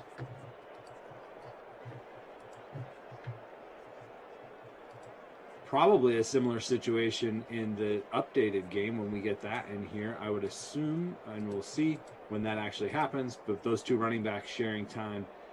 Cohen, of course, coming off the injury last year when he took an illegal hit against the Falcons. And, oh, boy, we got a big boy touchdown. Oh, wow, that is a vulture right Full there. back dive from Cole Kmet. Wow, you love to see it. Caw-caw, caw-caw. Call out the vultures. Rossi was in the chat. He brought the vultures with him. This is his fault. Yep, Not 1.7. Cole Kmet, 1.2K to roster. 1.7% owned in the free showdown. So there we go. Wow. Scored a touchdown his last game against Detroit. At Detroit. Amazing. There you go. So a team with, the Lions. Exactly. I actually like Kmet as a sleeper tight end this year. I think he's going to be the starter there and hopefully get a lot of work. The Bears like to use the tight end quite a bit. Mm-hmm. And somebody that, if you can grab him late, I don't hate the flyer. If you can get him in like the last round or two of your draft, just looking for some tight end depth, should get enough reps. Could emerge. Had a promising rookie year. Rookie tight ends normally don't do much. People around here in New England can testify to that after Devin Asiasi came in and, yeah, pretty much. Last game of the season did eventually get a touchdown. But yeah, Cole Kmet actually was very involved and passed Jimmy Graham by the end of the year as far as playing time and usage. So should be set up for a good second season if he continues to grow. Some breaking news from the NFL. Quentin Nelson has the same foot injury that Carson Wentz does. So he'll need surgery as well. That's a significant loss, isn't it? I mean, yeah, that's huge. I mean, that's their best offensive. That's one of the best offensive linemen in the league. Right. And now that's massive. I mean, not only to whoever has to play quarterback in Indianapolis, and God willing, it's not going to be Jacob Eason because that would be a disaster. It's terrible for Jonathan Taylor. It's terrible for Marlon Mack. It's terrible for Naeem Hines. Any of those guys who are running behind him. Because Quentin Nelson is one of the best pulling guards in the league. Dude gets a head of steam on him, and he just mashes guys into the turf. Yeah, he's excellent. Is he the highest rated Colts player in the new Madden game? I'm going to look that up real quick. He's right up there. He's like 95, I think. He's very good. And the same injury. That's Zach Martin of the Cowboys. I was looking at that earlier. I was like, oh, hell yeah, a little interior lineman. So second best interior lineman out there. And the highest rated player on the Colts, So just absolutely brutal for Indianapolis, a team that if Wentz was just average, they're probably going to get back to the playoffs. You know, they do still have that banger defense, guys who can really, limit opponents there. Darius Leonard, budding secondary, great front seven led by DeForest Buckner. But now, they still need someone to come in and throw the ball, someone to rub on. How they get to score points? Oh, man. Real tough there. And their early season schedule, we talked about it yesterday. 1 of 5 by the time Wentz gets back. And if that even fixes anything, like we don't even know if Wentz is going to be good when he does come back. So they could be in real trouble. I think the Nelson injury could be even bigger long-term than the Wentz, because that's a huge loss without him. Yeah, and those foot injuries, they had that huge variance in recovery time because it's like such a weird injury to deal with. And guys sometimes never really come back all the way from it. Cam Newton was never really the same guy after his Liz Frank injury. So hopefully both those guys recover. The Colts can be as good as they can be. But, man, just their fault. They still do have some cap space this year. a veteran quarterback, a Nick Foles kind of type. You think the Foles thing's really going to happen? You know what? I think the Bears are eager to unload him, and if the Colts are willing to take on that contract, like I'm pretty sure the Bears will be like, yeah, just like give us a conditional 7th. Like it's fine. A conditional 7th. Yeah. Oh man, yeah, that would be crazy, right? Wentz, this guy keeps following me around and trying to take my job. Oh, that would be brutal. But I mean, I think they got to bring in somebody. I mean, I know they're making noise about Easton being the starter there, but that. Oh, don't make that happen. That seems excessive. Yeah, that does not seem like a great plan. So far in this game, actually, we've had some pretty good offense both ways. Incomplete pass there out of Stafford, but each team scoring a touchdown on their opening drive. Tariq Cohen had a long run, but it was Cole Kmet with the vulture touchdown for the Bears. The Lions' touchdown was Kenny Golladay from Matthew Stafford. This will be our first punt of the game as the Lions punt this away after Stafford tried to throw it to the wrong team. Yeah, and the Colts fans over on YouTube optimistic. 5 to 12 weeks. It's 4 to week 1 of the season. Maybe he'll only miss 1 week, and hopefully he does. I feel like you might want a better contingency plan in place. Although 17 playoff, 17 game season, there's a little bit less urgency. If you do need to punt a game away, that's not too bad. And hey, we see you guys over on Twitch as well. CJ would like to know, ZT, is if you even load up Twitch. How often do you check the Twitch stream? I do not check the Twitch stream. I do not, quite honestly. You over there. Good folks. Yeah, so the producers monitor the chat and drop the chat into our internal chat, and then I'm happy to read the Twitch stream. I appreciate everybody at least keeping somewhat of the game on the radar here. So I try not to get too locked into the chat when I'm on the call. I actually have gone to the Twitch stream and watched a stream there, but not when I'm on the call. That's not something I normally have open.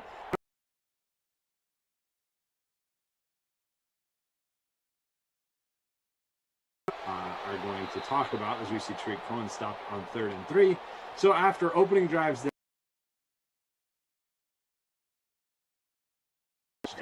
now we're getting the much more familiar. Now this is what I expected. Yeah, exactly.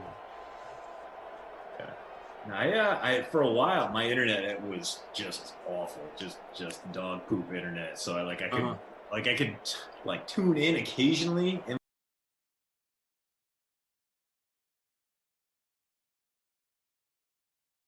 upgrade the internet so I can keep them both going. Personality.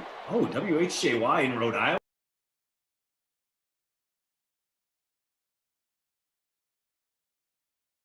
Joe Walsh. Very nice. Yeah, very exciting. That's so cool, man. Like, awesome. We're here for all victory. Better tickets. Yeah. Eagles tickets. Philadelphia Eagles.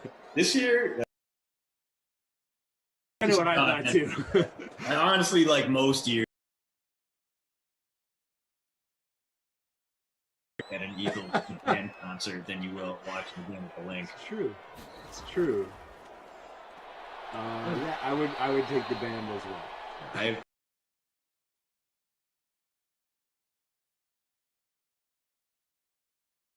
An NFL game could end in a tie. So the fans restless in the third quarter, and we had to watch 10 more minutes of that terrible game. It was just I've been to a handful of NFL games like as a fan, and I've seen 2 different ties, which is just staggering to me. That is impressive, almost. Yeah, another 3 and out. Hawkinson does get the catch there, did get the feet down. He's got 4, but not enough for the first down. Sets up 4th and 15, and another punt. As far as veteran quarterbacks that are out there, I mean, you're more plugged in to NFL-wide news. Who is available? Like, I mean, do you think they're going to trade him, or is he just a backup and they're going to keep him? Who would be potential targets for the Colts. If they did decide, Eason, developmental, maybe in a couple of years, we're going to go get, besides Foles. I mean, I know Brett Hundley, but besides Brett Hundley. Immortal Brett Hundley. And you're looking at a bunch of borderline guys, those kind of better. I don't think Madden Mitch would be up there. I don't think he would be the guy.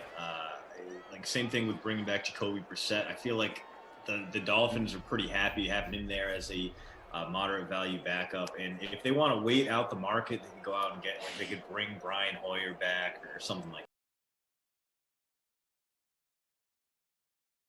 Trade necessarily, just because there will be so many teams that only keep a couple quarterbacks on their roster that all of a sudden we're going to get a bunch of guys hit the market. Like maybe Joe Flacco doesn't make the cut. I don't know what's going to happen in Jacksonville, just because they right now have 3 quarterbacks who, like, one's the first overall pick and 2 other guys who've started games recently in CJ Beathard and Gardner Minshew, as Rob points out. Yeah, I could see Jags trading Minshew if T-Law works out, and very possible. Even in division, you don't think the in division thing has any? I think that would definitely be part of it. I also think the Eagles would, or the Colts rather, wouldn't be willing to pay that price, because Minshew has proven he can be a useful quarterback, if not necessarily the guy you want to rely on as a starter. But he's still young. He's dirt cheap. I think the Jags are going to hold a relatively high asking price for him, and I think the Colts are going to be like, listen, Wentz is coming back at some point. We're already paying him a lot of money. Like, we're not gonna give you a day 2 pick for Gardner Minshew. So I think that would be the bigger obstacle overall. But like, then you also have guys like, Mike Glennon's probably going to get cut. Colt McCoy. If you're just looking for a quick stopgap kind of guy, you're going to be able to find him, And at that point too, at least from what I was reading about the foot injury, you'll have an idea whether you're looking for a week, 5-week recovery time or a 12-week recovery time, just based on how it starts to heal up. They said they should know that within the first week or so after the surgery, which took place yesterday afternoon. So they'll be able to say, yeah, we need somebody for week 1. We'll just go with Eason. Or we need somebody for the first 6 weeks of the season. We're going to need to find a longer-term solution. Orlando here. Orlando, you were bringing up a potential possibility. What about Jimmy Garoppolo from the Niners? Which could be in the range of possibilities, because we know San Francisco is high on Trey Lance, and Lance has looked great so far. In fact, that's a very interesting prop. What week will Trey Lance begin starting? And obviously, you get great odds on a week 1 start, because it's a guy who's played 1 real football game the past 2 seasons, and it wasn't a very good one for North Dakota State this spring. That said, I mean, do the Colts want to take on that big contract, pair it up with the already bloated Wentz contract? Do the Niners want to give away a quarterback who's won 75% of his games as a starter, especially after last year they had to rotate 3 different guys into the starting lineup behind center? I don't see the Niners making that move unless the Colts blow them away with an offer and Lance looks great in the preseason. If Lance looks great in the preseason, the offers for Jimmy Garoppolo are going to be teams are going to be like, yeah, I guess we'll take him off your hands. He's not going to be your starter. We're not going to pay you the starting price for him. So I just don't see it happening. Yeah, I would agree. I think that they're going to do all they can to not start Lance right away. I know Lance has been very good, like you said, in preseason, but their stated goal coming into it was to not have him start at all this year. Now, I don't think that's going to happen either, but I think it'll probably be second half of the season if they can get that far before they go to him. That's probably the most likely scenario. But yeah, you'd have to get blown away with an offer. And maybe the Colts are that desperate, but I kind of don't think so unless Wentz is on that 12-week recovery. As we see Trubisky bouncing one, looked like he had him, but missed him. So it'll be a field goal here from Eddie Pinheiro. The Bears before that did have that holding call, which cost them a first down, but no problems against this Lions defense. We're able to pick it up on the next play and continue their drive, but then stalled out here on the 11-yard line and will take the field goal instead. It does give them the lead, though, 10-7. Just under 2 minutes, I think, or just under 2 minutes to go in the first half. A very Bears-Lions sim so far. Each team shooting itself in the foot, taking bad sacks, committing penalties. It's pretty much everything we could have hoped for. Yep, pretty much. Pretty much. Yeah, so Logan Ryan, we talked about this, Logan Ryan, Evan Engram getting into it. Apparently, there's some details coming out about the scrum. Logan Ryan got in Evan Engram's face and said, "Where's this passion during games, Butterfingers?" And then Daniel Jones ran down the field, and as we know, because we saw him do this, he tripped himself and fell into the bottom of the pile. Which, I mean, we've seen that, right? I feel like I've seen that video. Him running down the field all by himself, trips and falls. Oh, boy. And Kenny Galladay left with a leg injury.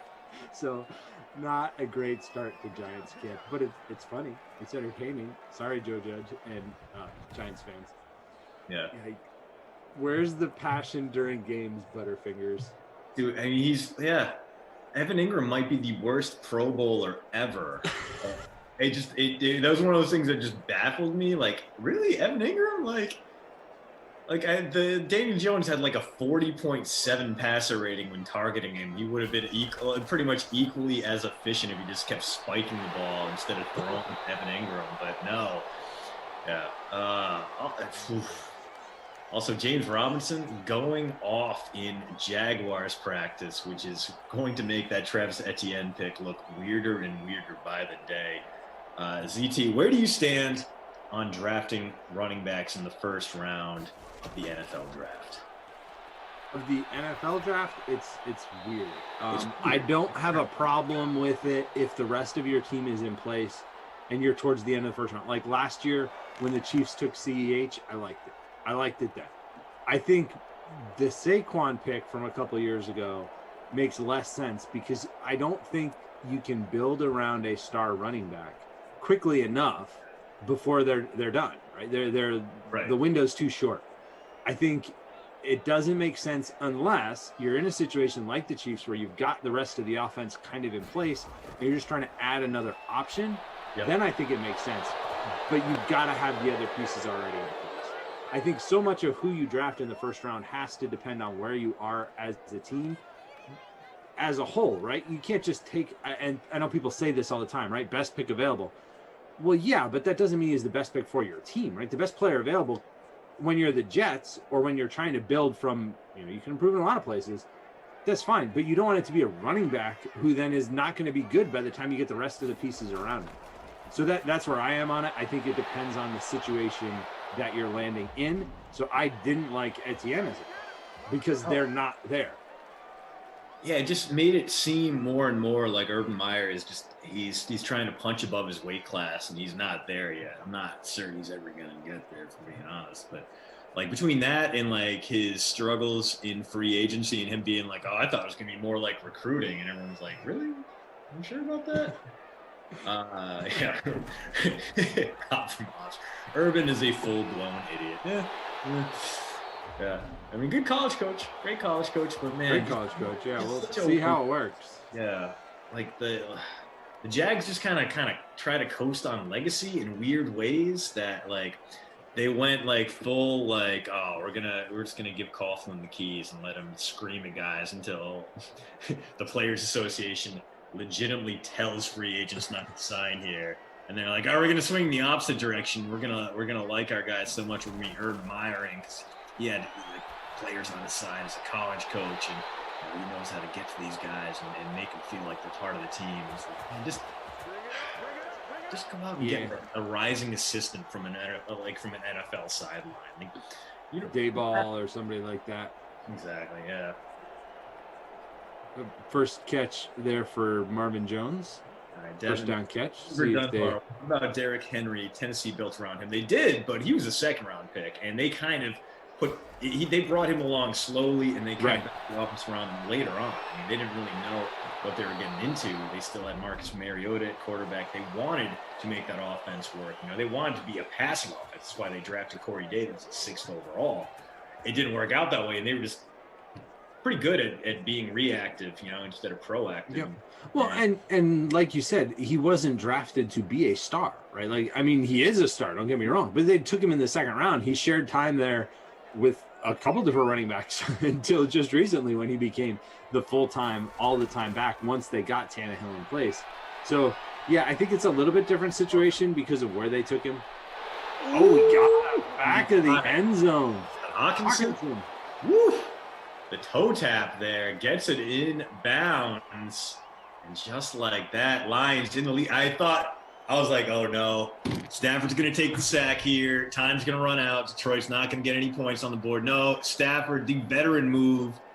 Hawkinson gets the feet down in bounds. We might get a review here, but it will stand, and the Lions. Look good to me, yeah. That's a tutty. No review. It was good all around. TJ Hawkinson, one of the top 10 tight ends that we got earlier this week. He's actually at an 85 overall rating in the new Madden 22, and the second highest Detroit Lion. The top Detroit Lion is their center, Frank Ragnow. He's 88. Other than that, though, there's only a handful of Lions players ranked 80 or higher, and one of them is the punter. That's Jack Fox. It's an depressing year for the Lions, but when isn't it? It's a good question. It's a good question. It's going to be rough. I mean, do you see any fantasy value on the Lions? Like, are they going to be behind and throwing the ball deep and there's going to be somebody there? Is there anybody you're looking at, even late in your drafts, that you're like, I know he's on the Lions, but at this point, he makes sense? Yeah, I mean, Hawkinson is clearly the number one guy there. DeAndre Swift, there are going to be a lot of check down passes. Jared Goff knows to incorporate his running backs into the passing game. He did it with Todd Gurley, so expect that again. Sure. He's not going to be throwing deep balls. That's exactly why they got him out of LA into Detroit. But then, like, after those two guys, like, you're really looking at some sleepers. And the Hawkinson thing, like, Tyler Higbee played an outsized role for the Rams. Like, he was a tremendous value-added target for them.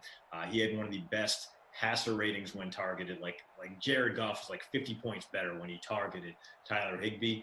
And like, I hope that will translate to TJ Hawkinson, but I'm not ready to buy into the hype quite yet. And then you start looking at, like, there are going to be a bunch of late round guys. Like, you probably want to get in there just because they're going to get a ton of targets, but they're not going to move you in any way. Like Tyrell Williams, Brashad Perriman. I feel like everyone in the world has hopped on and off the Brashad Perriman trade by now. Like, you're like, oh man, first round pick, he's got all this potential. And then you're like, no, absolutely not. It's terrible. Then he has that 100-yard game in like week 15. You're like, got to get him in the lineup for the playoffs. And then he blows out. He just has a 2-catch 12-yard day. The guy I like is last year's rookie, Quintez Cephas. He took a little time to get up there, but he's a good, reliable possession receiver. He's not going to wow you with speed. He runs like a 4.7 40. But you don't have to in Jared Goff's offense. You just need to get open inside the 10, at the 10-yard line, at the sticks. Get open, flash, get the hands out there. So, like, he's probably not going to average 15 yards per catch, but in PPR leagues, he can get a lot of looks, a lot of targets, and that could be a pretty solid late round flyer for you. Yeah, I would agree with that.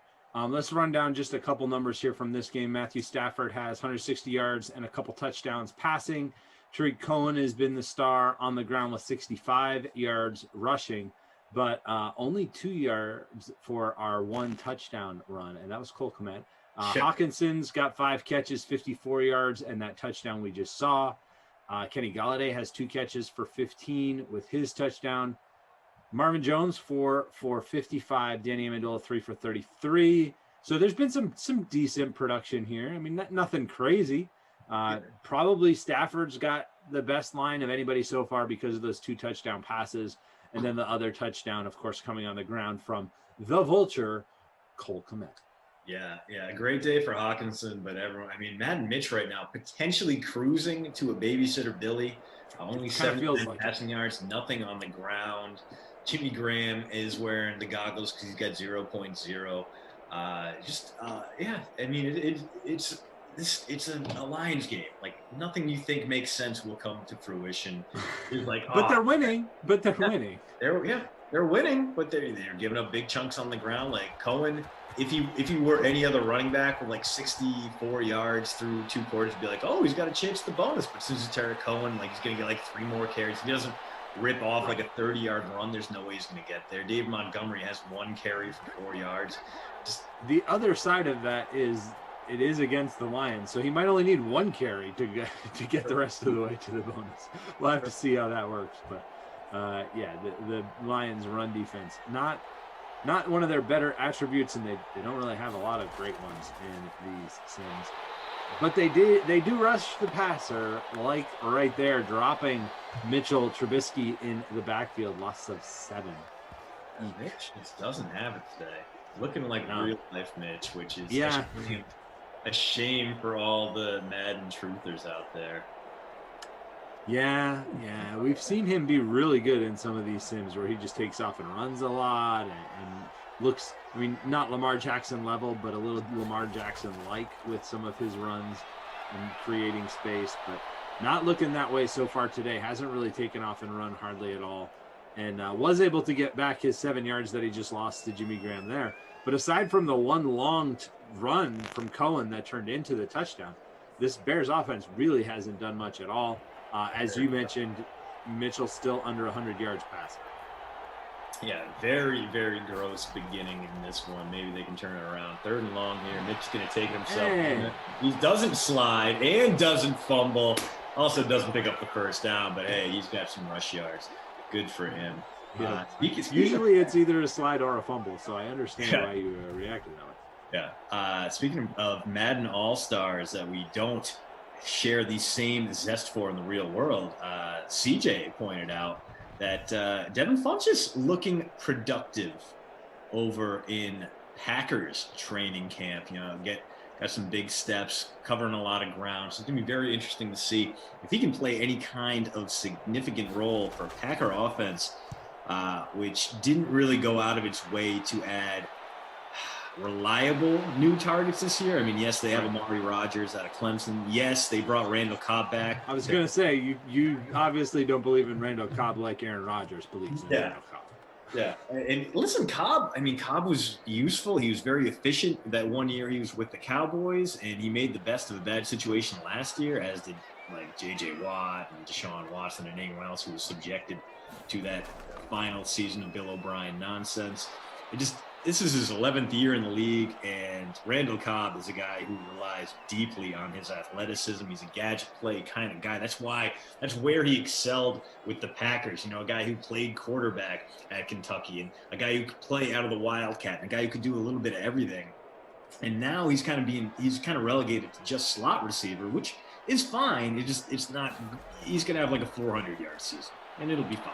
It'll be nice. You know, I feel good for all the Packers fans out there that held on to that Cobb 18 jersey and can now pull it out of the closet and wear it back at Lambeau this winter over like 6 or 7 layers.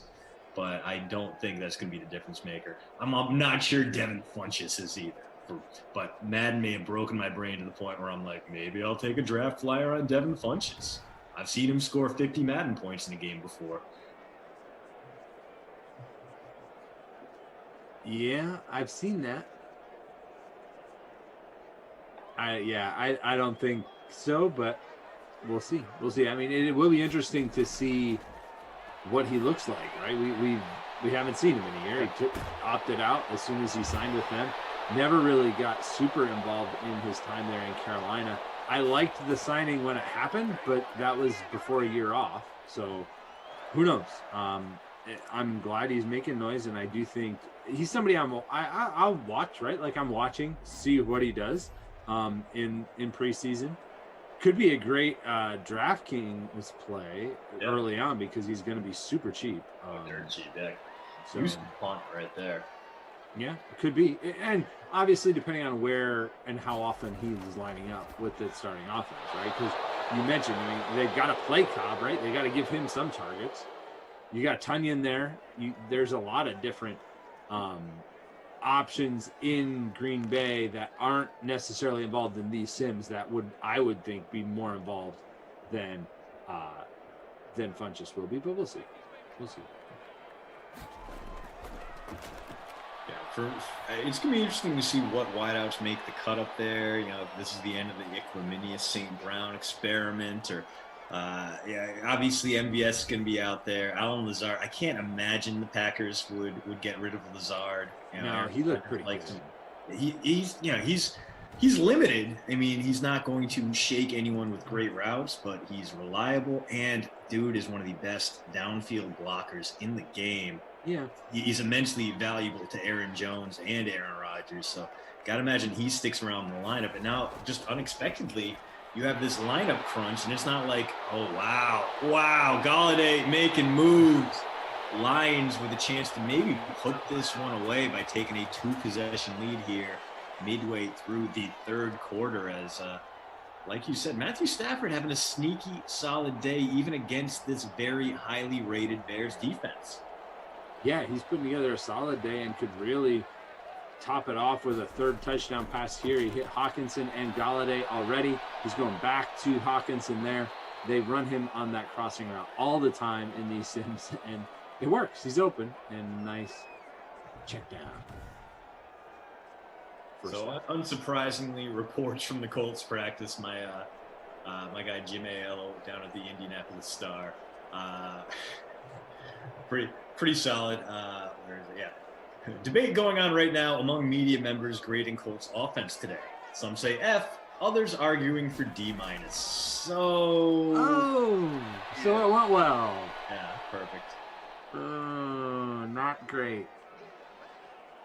And over in the budding group DM thread for the DraftKings Fantasy League. Yes, must buy. I saw you over there trying to buy your way into it, but we already filled up the league with 14 people. We're not going 16. That's too deep. 14, honestly, to me seems like a lot. But Kenny Ducey dishing out the hostilities, but also accepting a lot of them as you'd expect. Yep. Would we expect anything less? Touchdown. Ooh, who we have there? It is Jones. Everybody gets a touchdown today. Marvin Doubletrees, the 2 sticks, and yes, Lions going a little bit more conventional. Wide receiver 1, wide receiver 2, tight end 1, all getting it in. Yep. Bears running away screaming. Tight end 3. Tight end 3, full command. Yep. But honestly, what that does is it makes Matthew Stafford the play, right? Because he's got 3 passing touchdowns now to 3 different receivers.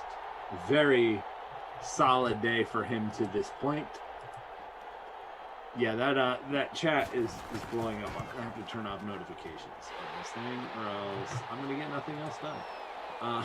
Kenny will be on the next sim with Glash, so I'm sure he's going to be in a great mood.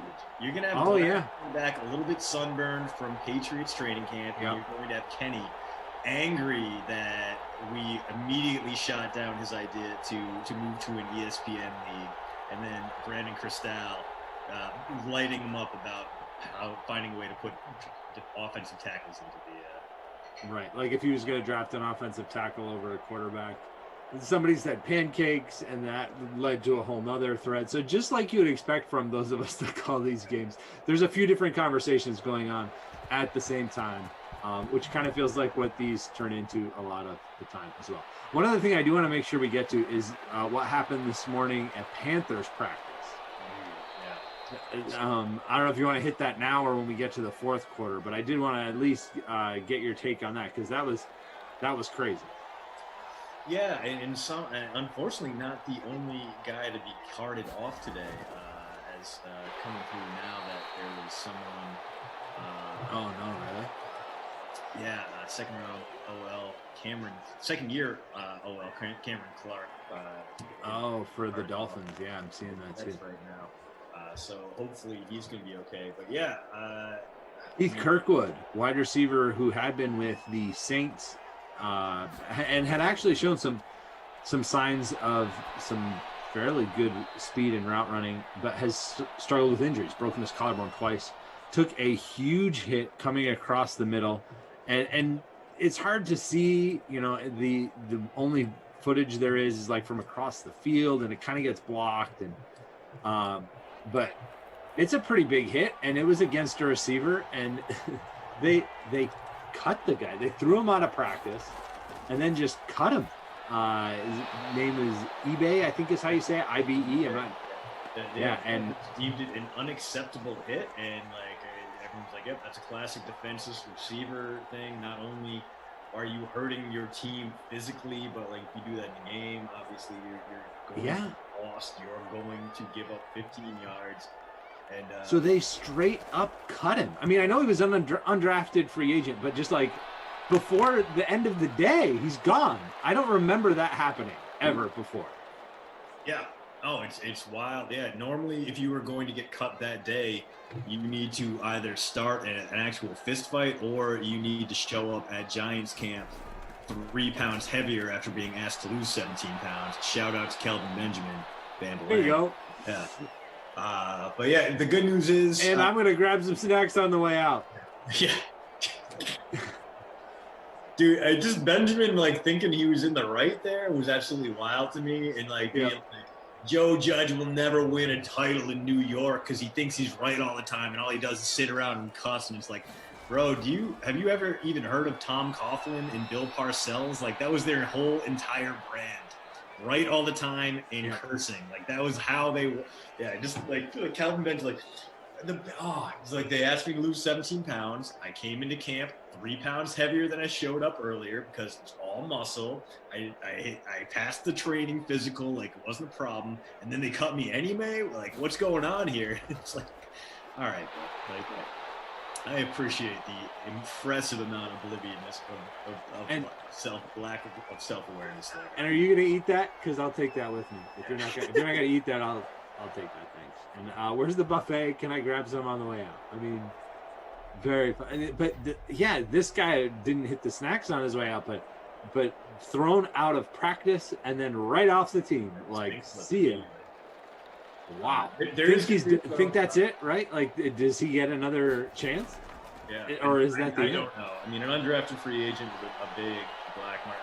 I do think that, despite the black mark on his resume, some team might take a risk on his big strike there to Hawkinson, who continues to absolutely deal. I mean, that could be the end of his career, that hit in practice. Yeah, I feel like maybe he doesn't get another invite this training camp. If he wants to come back next season, maybe someone. I honestly don't know anything about JT. You're the college guy, right? He played 4 years at Rice and then a couple years with South Carolina. I was unaware of him until this hit. I don't follow college quite as closely as I follow the draft. I follow the big prospects like those and the major games even.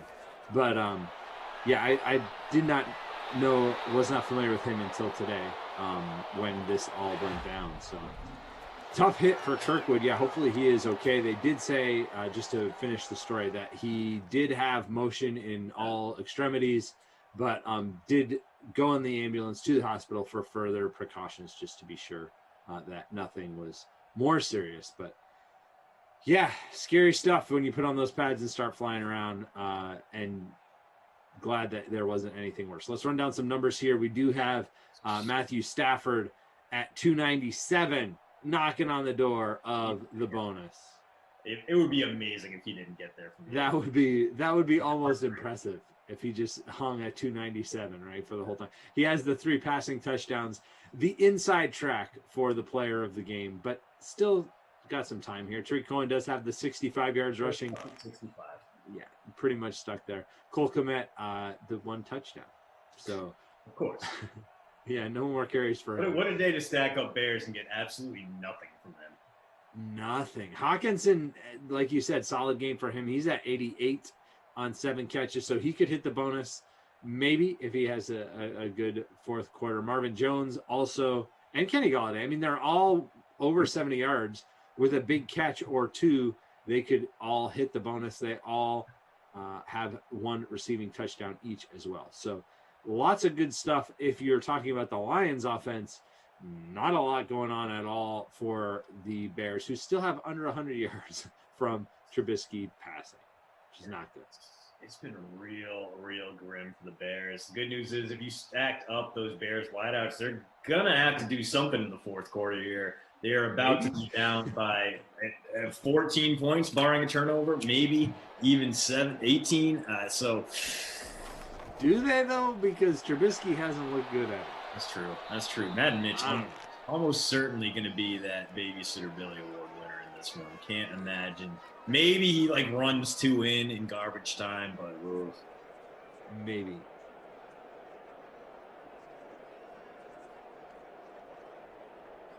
Maybe. I don't know. We'll see. Gonna get a second consecutive run here by the Lions, trying to burn some clock maybe, but I personally hope we get another passing touchdown from Stafford, just because bigger day for him. It's a real chalky day for him, but if he can hit that Bundy, the bonus, it's going to be tough to even eat, unless it's TJ Hawkinson for a second touchdown.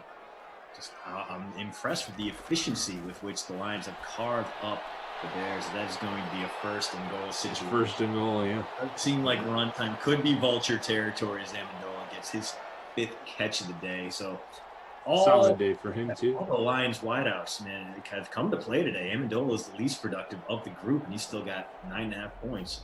Yep, and that does give Stafford the bonus.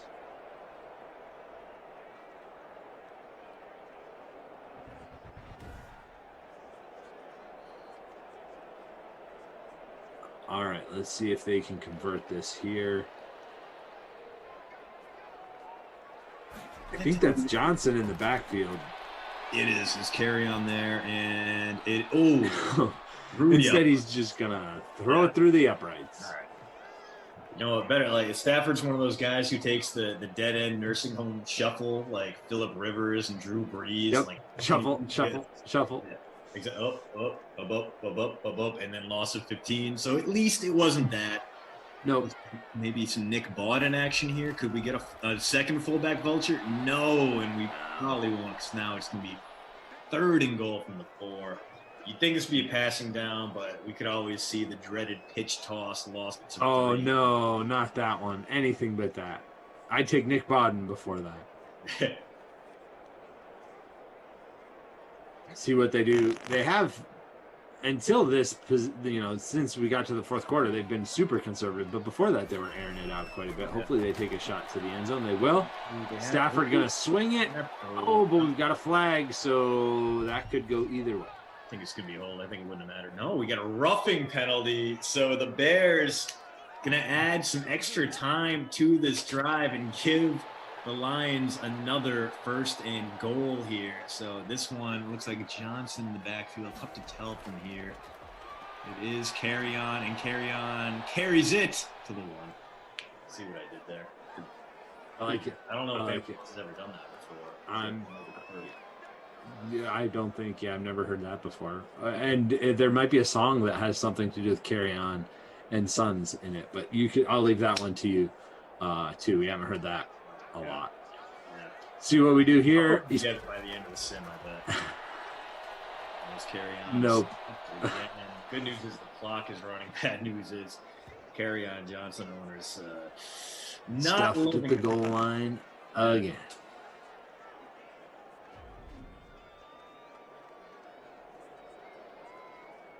So who gets the second touchdown here? I mean, he could, I guess, throw to Kerryon Johnson or DeAndre Swift or something like that.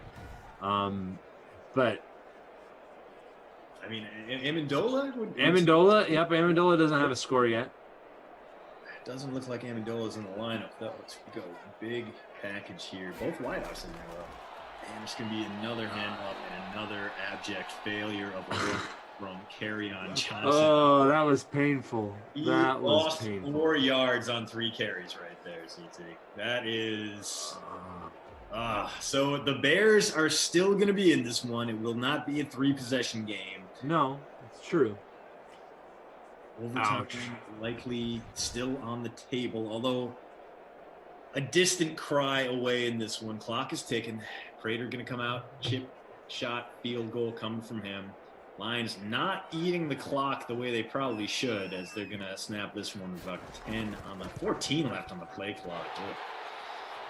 But it is a full 2 touchdowns. They made it. At least they made it, right? Ugh. Gross. That was a very uninspiring end to that drive. But it does put them up 2 scores, like you said. Still a good day for Stafford. He did do enough to get into the bonus. But would have loved that fourth touchdown to really finish off the day for him. But we will see. They'll probably get another possession here before everything's said and done. And we've seen how good their running game is, so maybe they'll have to throw. Yeah, a good point there. Of course, you also have to deal with those Madden Mitch throws where he finds an open guy and then either launches it 10 feet over his head or bounce passes to him like he's playing old-timey NBA.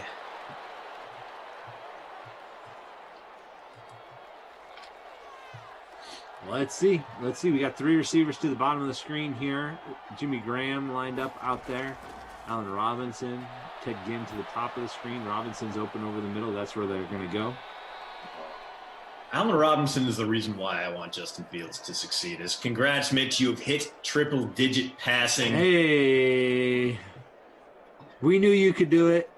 But poor Allen Robinson has spent his entire career just playing with the worst quarterbacks. Matt McGloin, Christian Hackenberg, Blake Bortles, Mitch Trubisky. I love that you started that list with Matt McGloin. The immortal Matt McGloin. He was the reason why Christian Hackenberg was at one point considered a candidate to be the first overall pick in the NFL draft. How wild is that? Knowing what we know now, there was a time when they're doing the way too early draft for 2016 or whatever, and they're like, Christian Hackenberg looks like the guy. He's got the mechanics. Boy. No, it just turns out Allen Robinson was the guy who made him look so much better as we are going to get a screen to Cohen. And not a bad pickup there. No. I like the play call there, actually. I like the play call. Those rush yards and maybe get him to the bonus, but PPR points, no one's going to complain about that. Nope.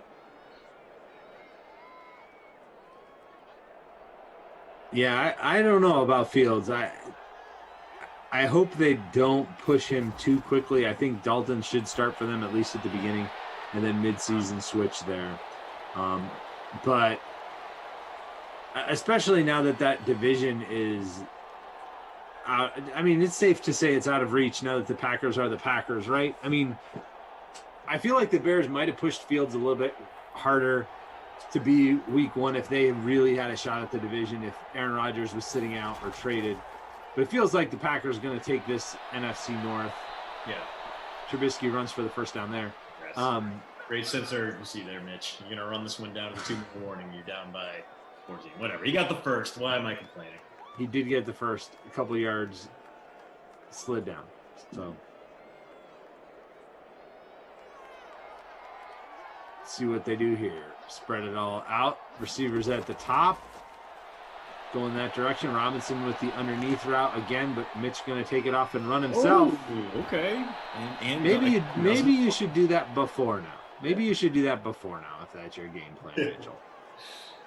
I actually thought he could do that most of the game against this Lions run defense. He just hasn't really been taking off and running, which usually is his plan. It's usually his game plan, right? Yeah. Drop back, throw their pressure, take off and run. Ignore Allen Robinson, ignore Jimmy Graham, ignore Anthony Miller, go into business for yourself. That's the message playbook as, there it is. Miller open. Mitch got the right read on that one and launched it into the stand. Some fan, if they're quick enough, can leave with a souvenir, but otherwise the usher souvenir from it.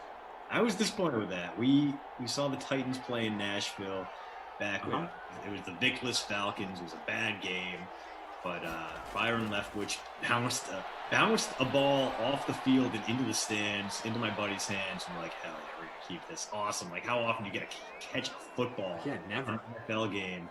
And the ushers came down and was like, got to take it from you. You can either keep the football and get ejected from the game, or you can keep watching and give us the ball. Whoa, hardcore. I did not know. Exactly. So I had a buddy who was at a different game, and there was a guy who was ready for it. They got the ball bounces into the stands. He takes it. He immediately has one of the needles for an inflatable pump. Yep. Boom, deflates it. Hides it in his jacket. Ushers come down looking for it. He's just oh, I don't know. I've never seen him before. Just got this rumpled up football in his gut, but no, they're not going to make him strip down, prove you don't have a deflated football in there. Wow, so you just got to go ready. I like this. Honestly, what we should have done and just been we'll take the ball. We'll see you guys later. Yeah, I mean, this game wasn't worth it anyway. Yeah. I mean, the great thing was, it was like didn't get to the edge. Yeah. I think like the most we paid for a ticket that day was like $25, and like we were scattered out in a few different spots. Like one guy was in the club level, like beautiful. Well, like there was no one else near us, and we had seats like 3 rows off the end zone. Like, wow. In the corner. Like, yeah, just come on, everyone, come on down here. Just like ushers did not care. Sit wherever you want. Like, that. Oh, there we go. There's garbage time touchdown for Trubisky to Anthony Miller, now a member of Houston Texans. Oh man, that's right. Traded away potentially to give Darnell Mooney a little bit more freedom. Hey man, there. More Mooney is a good thing. Mooney was a lot of fun. I liked Mooney. Love Darnell Mooney. Oh, here's some more good news coming out of NFL training camps. Traquan Smith just left early with an injury. Awesome. They're fine there in New Orleans, right? They got lots of depth. Yeah, exactly. Yeah. Traquan Smith definitely wasn't the most accomplished receiver they could have put out on the field today, right? There's no way that would be a thing. No, I'm sure they'll be okay. Yikes.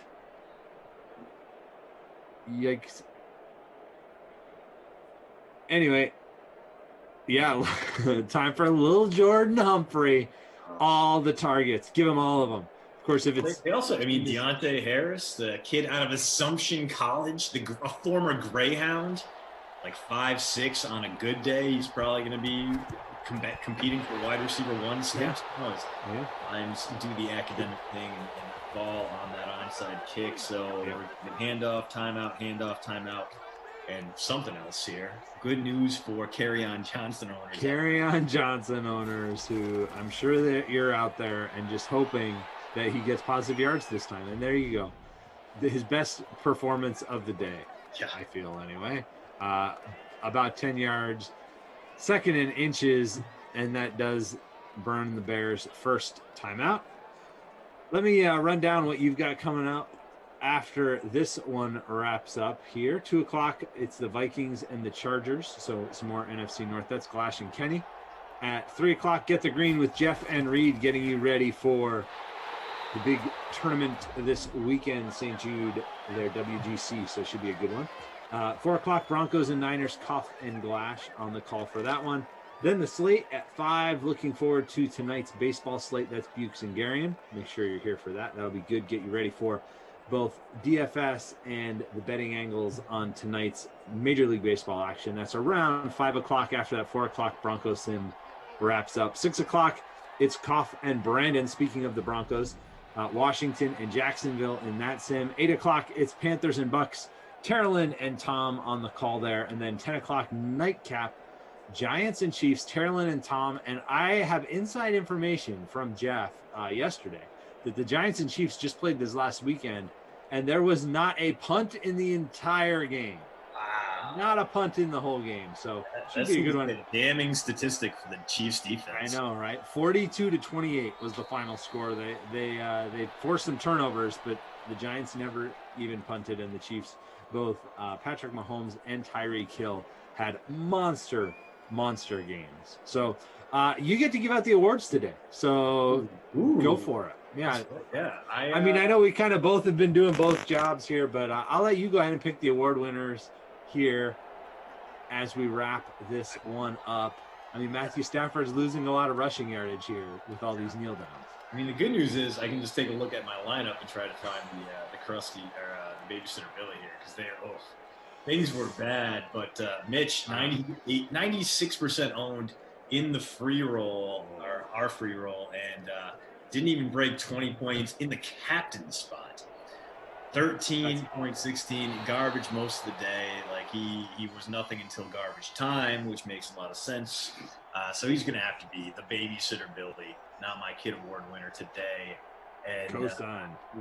Oof. I mean, just so many good options. Hawkinson was great. Marvin Jones was great.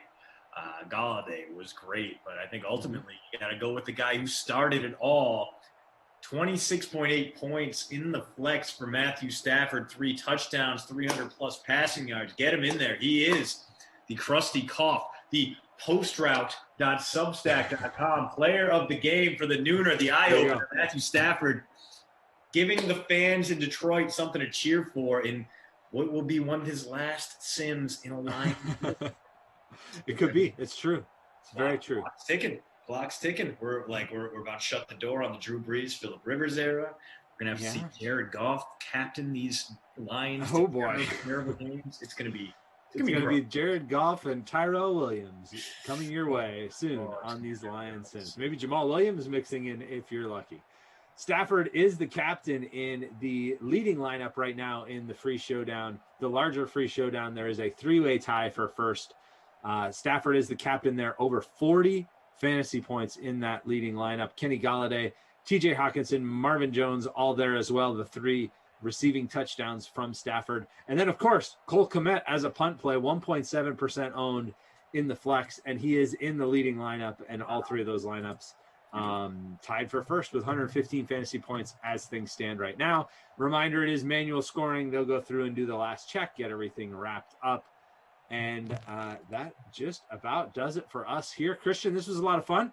Good to work with you. We will pass it off now to a replay of The Sweat.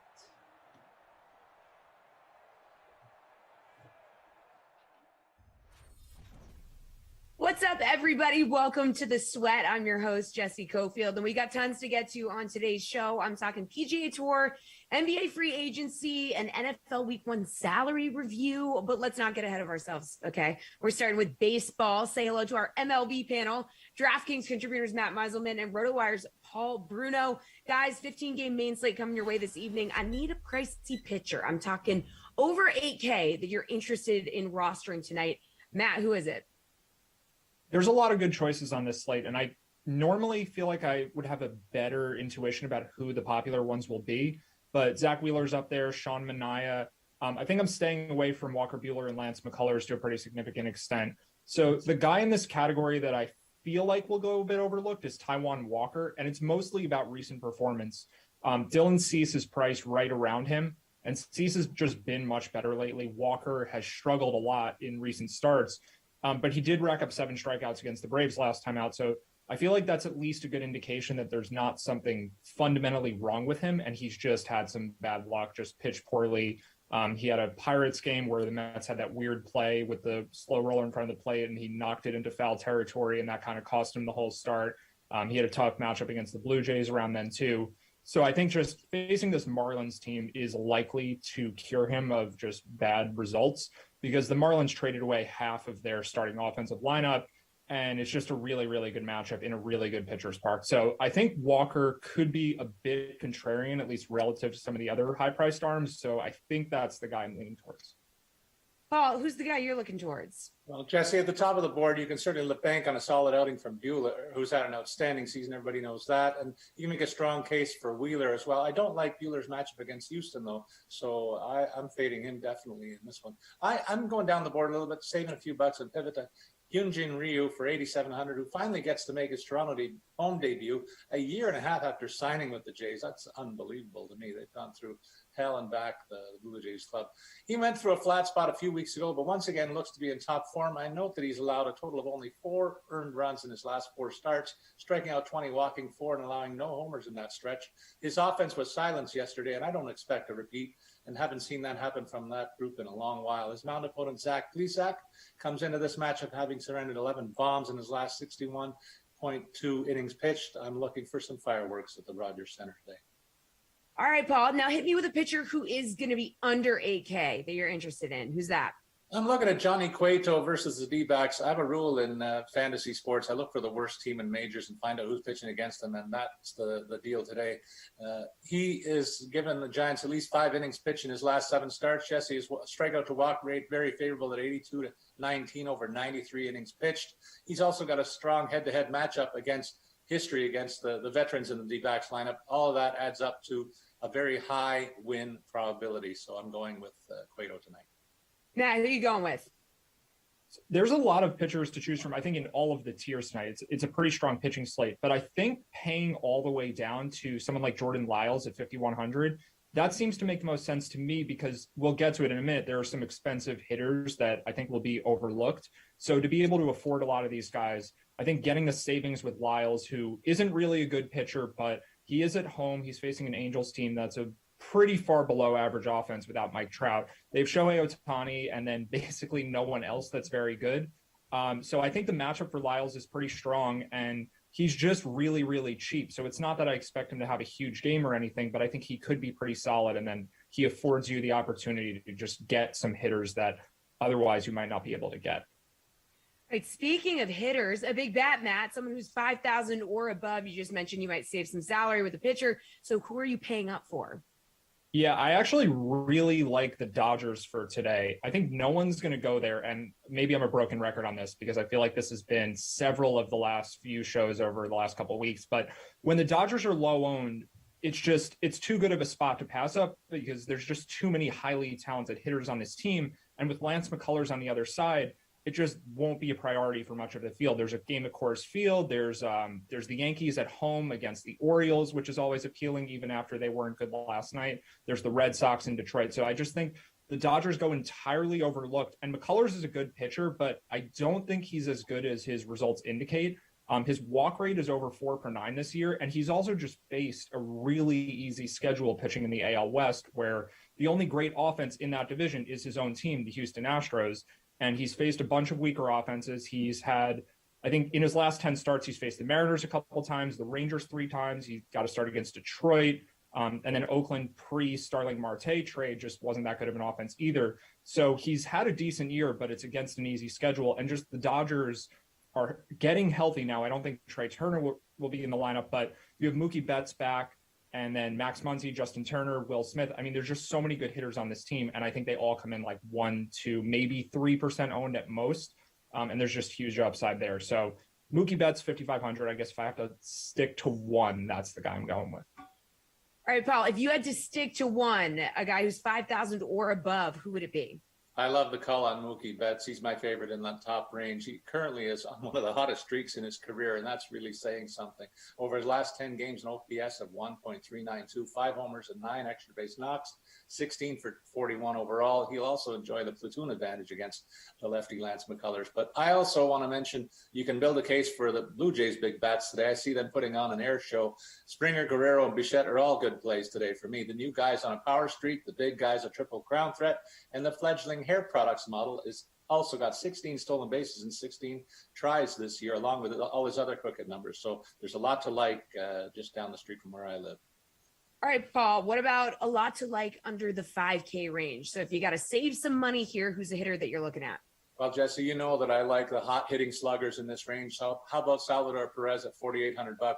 He's enjoying a career best power surge with 26 long balls and 66 ribbies in the bank already this season. He comes into tonight's contest on a tear, swinging from the heels with 5 homers and 10 ribbies in his last 10 games. If you want to take a real cheap flyer for $2,000, get Gerardo Parra into your lineup tonight. If you believe in his 10 for 20 history against Zach Wheeler in head-to-head matchups, leaving me to wonder if Parra has something of a book on the Mets hurler. All right, Matt, what about you? A hitter under 5K? I'm going to the opposite side of the same game. So I actually like the Astros offense too. There's just a bunch of really good hitters here in this Astros-Dodgers game that I think none of them will be popular in any significant sense. So there's a lot of cheap hitters at Coors Field tonight, and I think that's where most of the field goes, and that's why we'll get this game just going mostly overlooked, especially at the lower end of the salary range. So I'm looking at Kyle Tucker in particular, 3,100. Walker Buehler is a very, very good pitcher, and I think he's actually the favorite for NL Cy Young right now. But Tucker is just way too good of a hitter to be priced this low with his home run upside. And Buehler, I think, has been overachieving to a pretty significant extent. His left on base percentage is well into the 80s, and he's a guy who can give up fly balls. So Buehler could have a game where he strikes out 7 or 8 guys and gives up a few solo home runs. Maybe Kyle Tucker gets 2 of them. So I think you're just getting a really low owned power hitter for a cheap price that just is in a good spot. And it's not your typical good spot because the pitcher on the other side is a good one, but he does give up fly balls and Tucker has the platoon advantage. So I think 3,100 is just way too cheap for him. All right, that's an A block. Thank you, gentlemen. Quick break here. Then Jeff Ulrich is going to join me to break down the betting odds for this week's St. Jude Invitational, the Sweat. We'll be right back.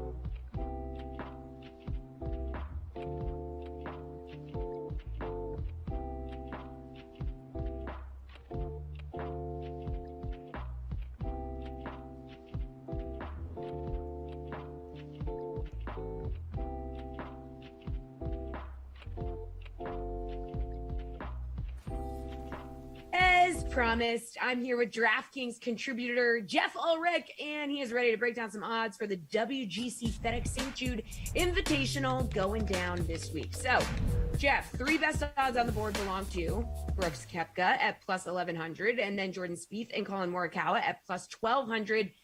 So, who would you separate from this pack as either too high or too low? Yeah, I mean, this is a pretty interesting pack. Obviously, you have Colin Morikawa coming off the Open Championship not too long ago. Obviously, was right in the contention for the bronze medal. But I feel like the guy who really should be the favorite here is Brooks Koepka. I mean, this is a player who's finished T6 or better now in 4 of his last 5 starts. And as we know with Brooks, as the events get bigger, this tends to be where he shows up. It really does feel like you've got Koepka. He's come up short at the majors this year, Jesse, but that doesn't mean that he can't make up for this season a little bit with wins at places like the WGC and the FedEx Cup playoffs.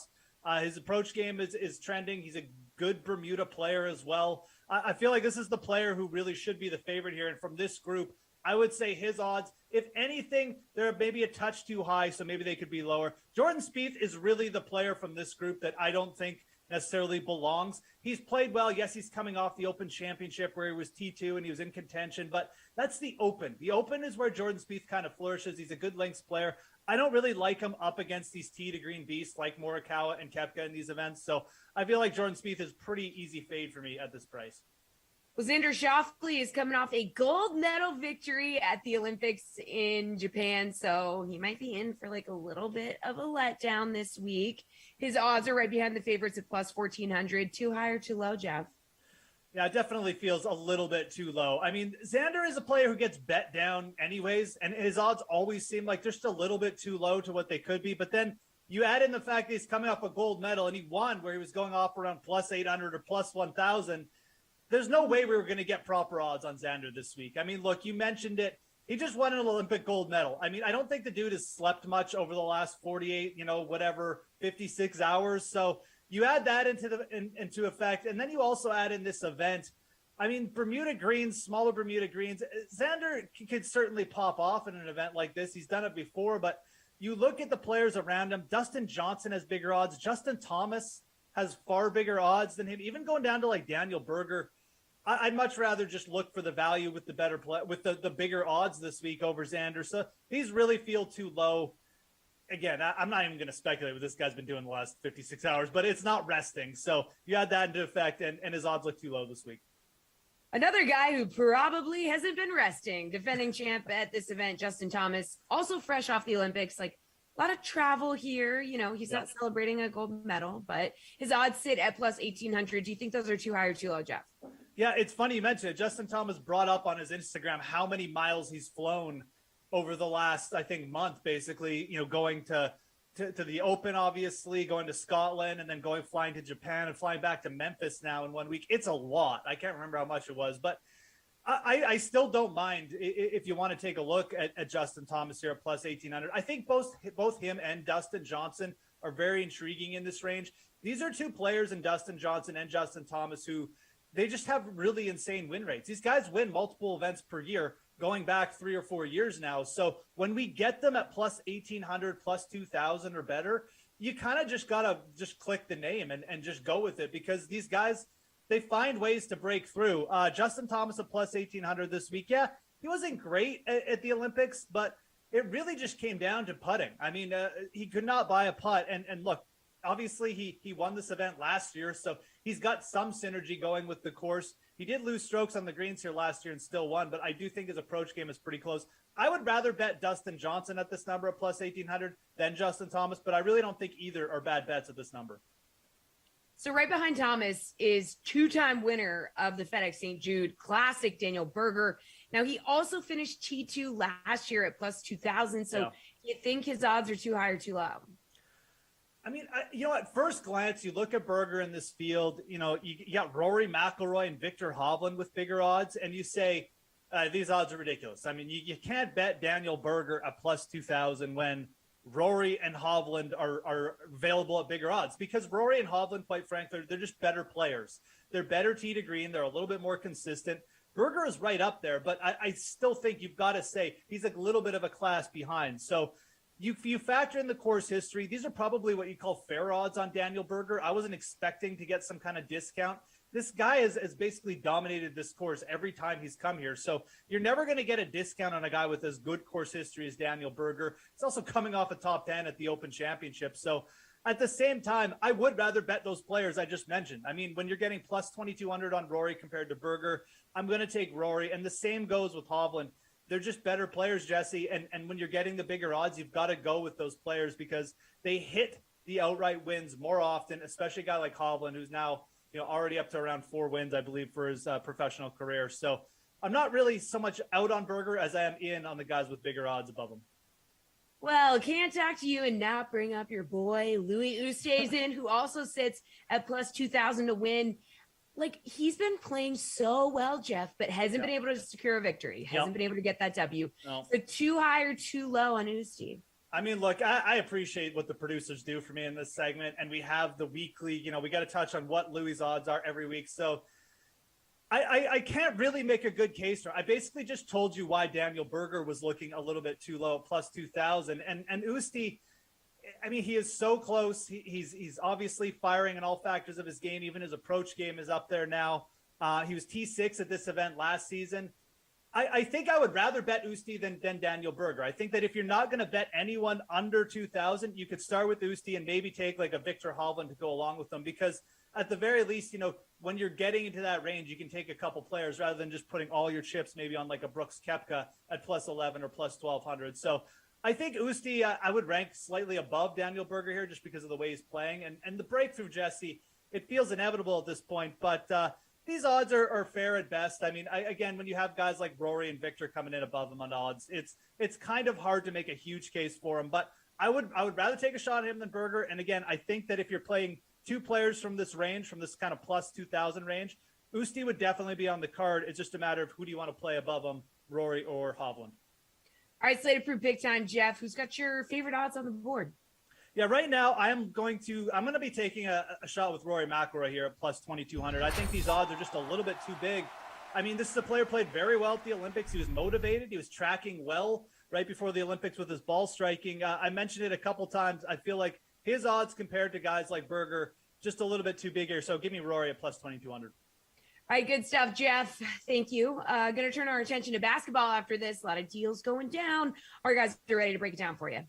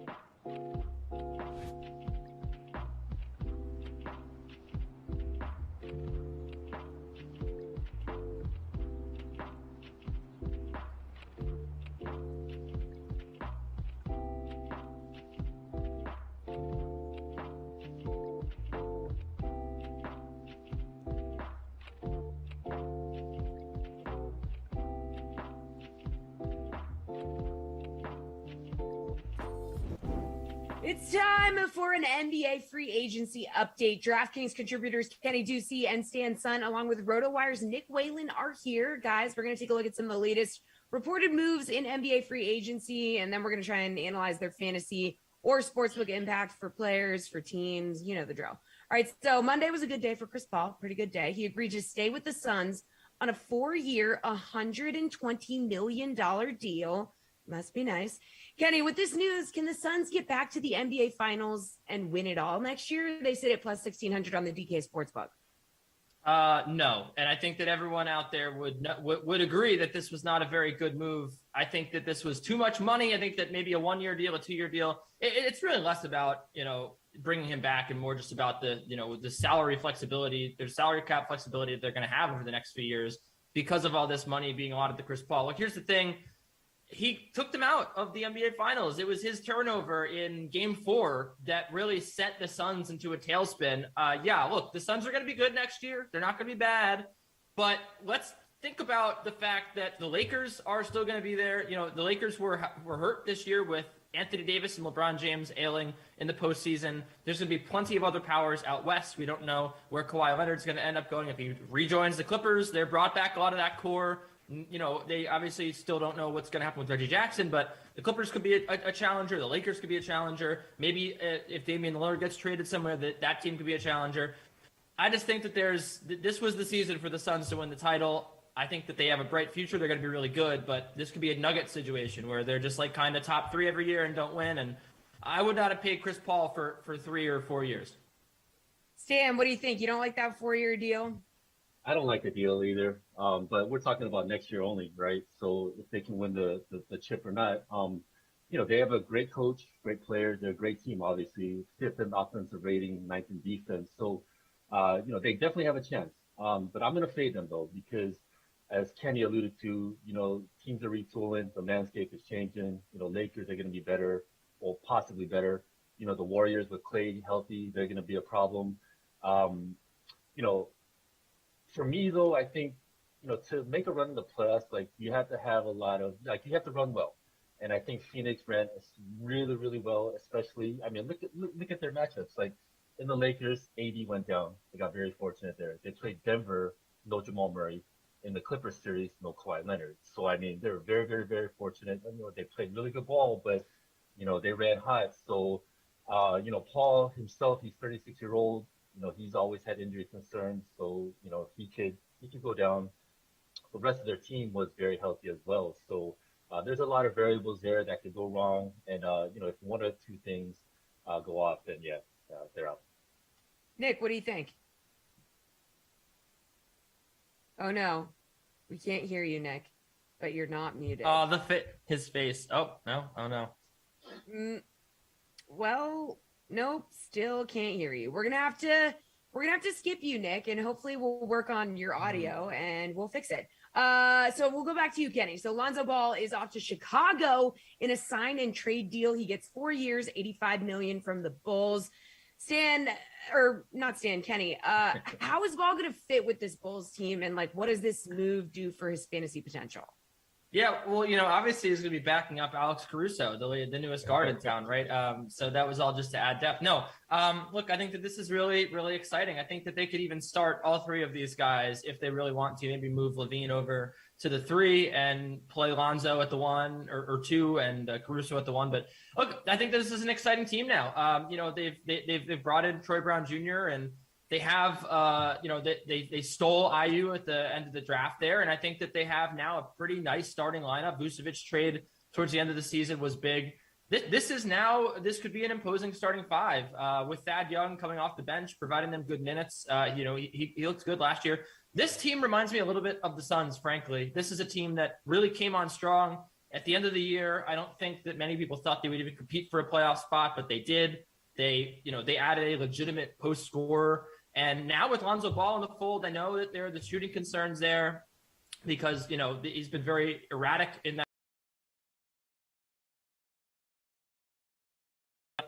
This spot, I think this is a big market. I think LeVar is going to be happy. And I think that, Lonzo might put them over the edge and make them a playoff team this year. And if you can get in the dance, you saw this year with the Atlanta Hawks, anything can happen. We're so glad that LeVar is happy. It's really important, honestly. Stan, what do you think?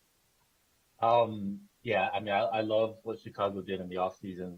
The thing that stuck out to me when I was looking at things was, last season to begin, the Bulls, they were like number 2 in offensive pace for the first few months.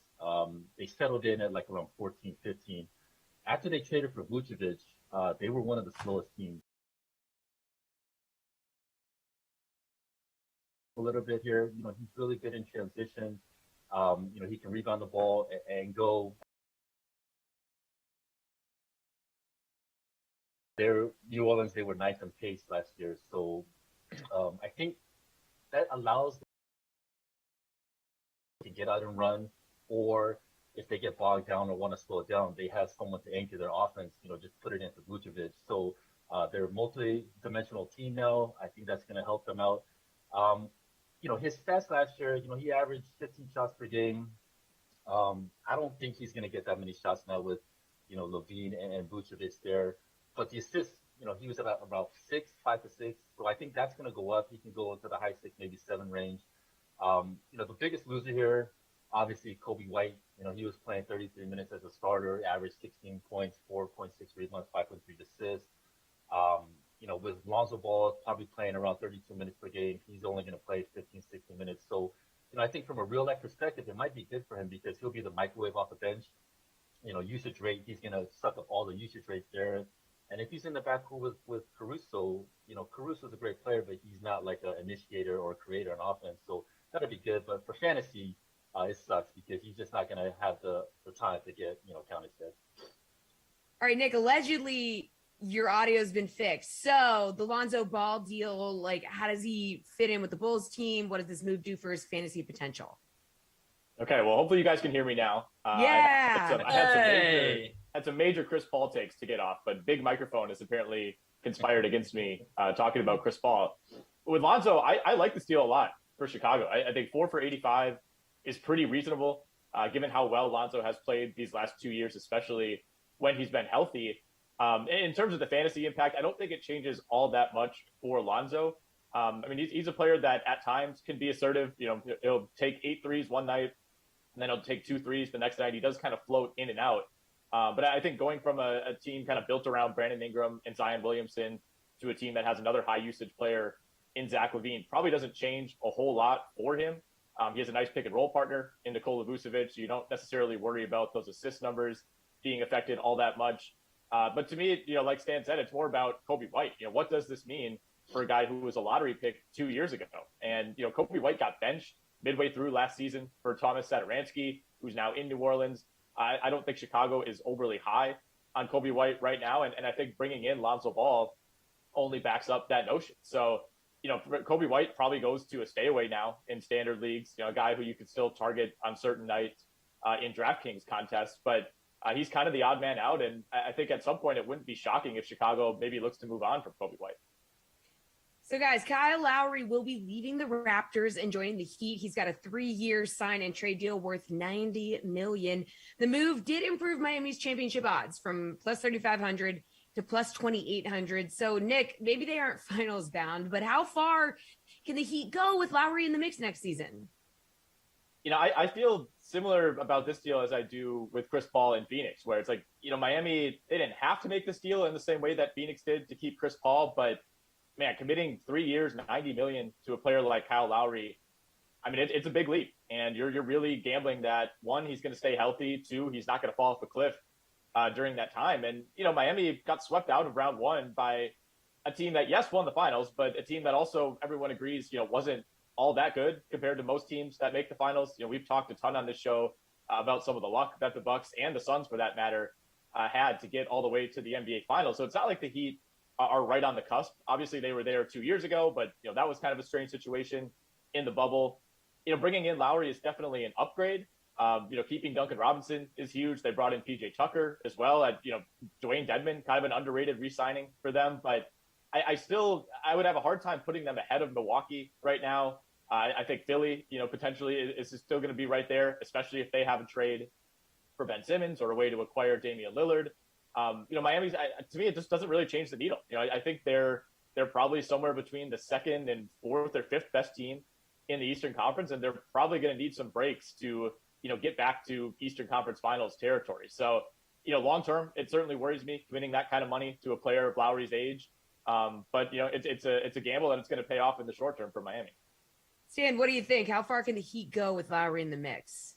Yeah, they have a puncher's chance. They're obviously not a favorite. I'm with Nick here. It's not something that really just elevates and spikes them up, but it's a nice get. The triumvirate of Lowry, Butler, and Bam. That's a nice triumvirate. My concern is, he is 35, 36 years old.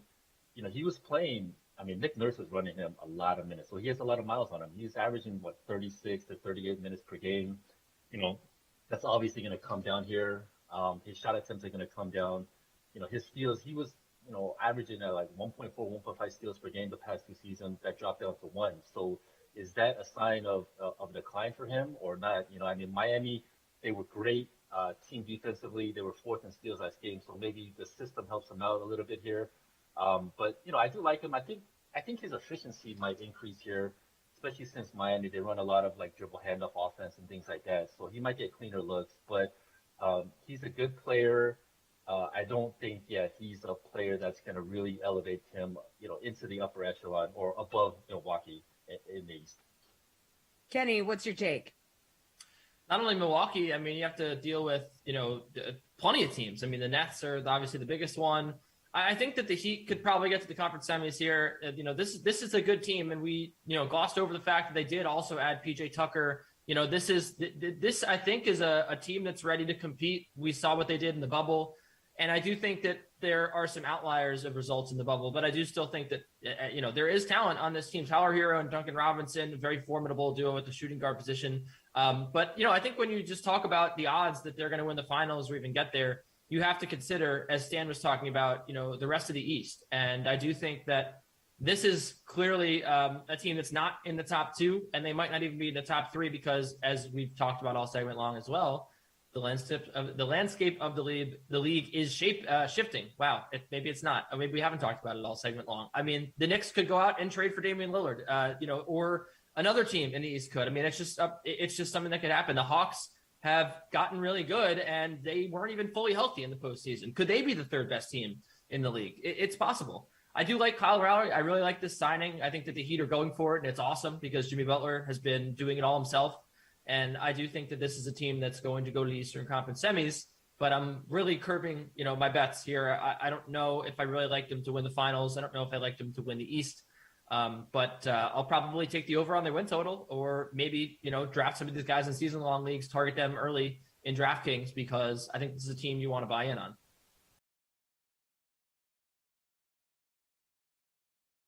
A significant impact in 2021, 2022? Yeah, I didn't really see anything significant. I saw a lot of like 3-and-D type players, the Lakers filling in with shooters and, things that they need. Probably the PJ Tucker one, just because it really boosts the defense for Miami. But other than that, I didn't see anyone moving the needle. Kenny, what do you think? Otto Porter Jr. going to the Warriors for the minimum, I think, is huge. I think that's going to help their bench. That's a good team. That's a dangerous team, and getting him for the minimum was a very big steal. What do you think, Nick? Yeah, Porter is who I was going to say too, and it's because they got him at the minimum. If they were paying him $7 million a year, I don't think I'd feel the same way. Or if he went and signed with, the Kings or the Pacers, I wouldn't really bat an eyelash. But because he's going to the Warriors, because he's going to be able to probably be an overqualified bit player for them, I think that's a huge, huge steal to get Otto Porter, who definitely could have gotten more money elsewhere. All right, thanks, fellas. We are back to baseball next. The Sweat will be right back.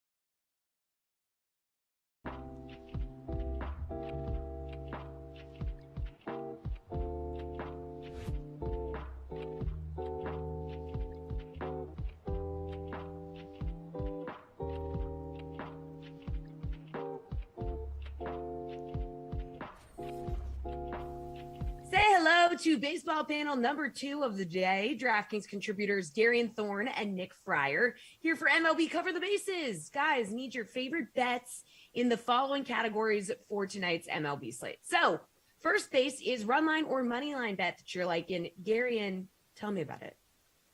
Yeah, I'm going to go with the Braves as slight road favorites tonight. They are minus 130 on the money line, and this is I was not expecting to be dealt at the deadline because I wasn't sure anyone wanted John Lester for a push run, although I don't know if you can call what the Cardinals are about to do a push for the pennant or a push for the NL Central or whatever. He's been terrible in 2021, and specifically, he's been terrible pitching away from Nationals Park, and that's an issue because he doesn't pitch for the Nationals anymore. He's got a 423 opponent WOBA when pitching on the road so far this season. It just hasn't looked really good, where on the other side of this matchup, you have Max Fried, who I kind of think has been floating under the radar the past couple of months. He got off to a terrible start this season, but if you go back to the beginning of May, he's got a 3.35 ERA, he's got a mid-3.5s FIP, and the Cardinals have not been able to hit left-handed pitching in about 3 months. So I think Atlanta, who also kind of loaded up for their own questionable playoff run at the trade deadline, is in a really good spot tonight. I think they win this game. So the money line at minus 130 is a pretty good bet. All right, Nick, a run line or money line bet you like? I'm going to go with Phillies run line. We got Zach Wheeler going up against Patrick Corbin tonight. I would think I wouldn't necessarily need to say more than that. However, Zach Wheeler does not have a win against the Nationals this season, despite doing really well in 3 of his 4 starts against them. The one hiccup that he had against them was probably his biggest hiccup of the season, but that was his first start after the whole MLB foreign substance crackdown came into play. So I'm going to give him a little bit of a pass there, and he did really well against them last time out. Corbin got tagged by the Phillies last time, and they're one of the better teams against left-handed pitching over the last couple of weeks. And on the season, actually, they have the second best WOBA against lefties, third best OPS against lefties. They're tied 11th in ISO, so kind of middling there. But in general, we're seeing that most of the numbers show that the Phillies, when they're facing lefty, are going to do well. So I have no problem with going with them against Corbin tonight and taking them on the run line. All right, Nick, second base is game total. So which game are you targeting? Yeah, so I know we always look at cores and we always think, probably take the over, although this year it's kind of been the opposite. And today I'm actually going to go that way and take the under. We have Cubs, Rockies, and I know the Cubs have been hot after they made their trades, but Kyle Freeland has been really good since mid-June. In 3 of his last 7 starts have been at Coors Field. So of course, it is important to know that he's doing well at home still. But over those last 7 starts, 1.98 ERA, 34 Ks in 36 innings, only 8 walks and 2 home runs. So to me, huge. And then not a single one of those games has hit the over on today's total. So, and there was only one time where it hit 11 even on a push. Not obviously those weren't the totals for those games, but in general, the Rockies are not providing him run support a whole heck of a lot, and the opponents aren't doing well against Freeland. As for the Rockies offense, of course, at home, they're usually better, but they haven't done great against righties. I know Zach Davies is going, but one thing going against him too is he doesn't get a whole lot of run support. I think it's only gotten 5+ runs twice since the start of June too. So as much as the Cubs have been hot, they're still prone to going getting cold, and they're going against Freeland today, who's doing well. So I think this game is going to be under 11 runs. All right, Gary, and which game are you targeting? Game total. Yeah, I'm going to go with the over in Detroit-Boston. Red Sox games actually don't hit the over as much as you think they would, considering they've got this combination of terrible starting pitching and an amazing offense. But we've got 2 pitchers taking the mound in Detroit tonight that I have zero confidence in, maybe even less than zero confidence. We've got Willie Peralta, who's given up 4 home runs and 11 earned runs in his past 2 starts. And then you have Garrett Richards, who enters this game with a 6.21 expected ERA. That is the second worst mark among the 64 pitchers who have thrown at least 100 innings so far this season. The Tigers have actually been a pretty good offense the last couple of months as well. So I don't think this is a situation where Boston has to completely carry the weight to get this game to the over. Since the All-Star break, the Tigers actually have a 115 WRC plus. That is the 5th best mark in all of baseball. So I think both lineups can score runs in this game. I think both bullpens are going to be heavily featured early in this game. So we get to the over here. All right, third base. Hit me with a pitcher prop, Garion. I'm going to stick with that same contest and continue doing what I love to do, which is making money off of Garrett Richards. Garrett Richards is terrible. Strikeout props for Garrett Richards are fun because not only is he a, below average to average strikeout pitcher to begin with, he doesn't normally last long enough into games to reach his over. So tonight it's set at 4.5. The under is minus 140. I will gladly take that under. He has failed to get 5 strikeouts in 7 of his last 8 starts. And since the All-Star break, Detroit has the lowest strikeout rate in baseball at just 17.5%. They like to swing early in counts. So I will take the under on this Richard strikeout prop. All right, Nick, a pitcher prop that you're liking. I'm with Gary, and you got to go target Richard St. I'm just going to do it in a little bit of a different way, but I think he's got a great one going with the under on the strikeout prop. I'm going to go with over 5.5 hits allowed by Garrett Richard St. against the Tigers. Of course, their offense has been a little bit better since the All-Star break and everything. They have the 4th best OPS over versus right-handed pitching over the last couple weeks, and the 2nd best ISO against righties during that span. Richards has given up 6+ hits in 11 times this season in 20 starts, so a little over 50%, but 3 of his last 5. So yeah, Richards, I mean, Gary highlighted a ton. He's an easy guy to go and pick on, and I'm going to do that with his hits allowed prop tonight. All right, and take us home with a hitter prop, Nick. So I'm going to go over to the West Coast for this one, and I'm going to go with Chris Bryant getting over 1.5 total bases tonight. He's going up against Mad Bum, who he has seen 21 times in his career. 2 of those times have been walks, so he's 6 for 19 against him with a double. And this is his first crack at facing left-handed pitching for the Giants. And, of course, Bryant, we all know, is better against left-handed pitching. 1137 OPS against lefties this season. And what better way to show Giants fans what you can do against left-handed pitching than facing a guy who is a legend in San Francisco, as much as he's not the guy he used to be. And, of course, Arizona's bullpen can factor into this as well, and they don't exactly have a great bullpen. So, for me, I'm taking Bryant tonight, over 1.5 total bases. All right, Gary, and a hitter prop that you like. Yeah, I'm going to go with one of these head-to-head total base props. I really like these. We've got one tonight with Aaron Judge.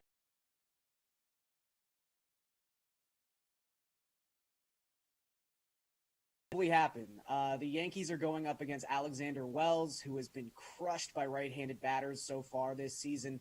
He's giving up almost 2.8 home runs per 9 to righties.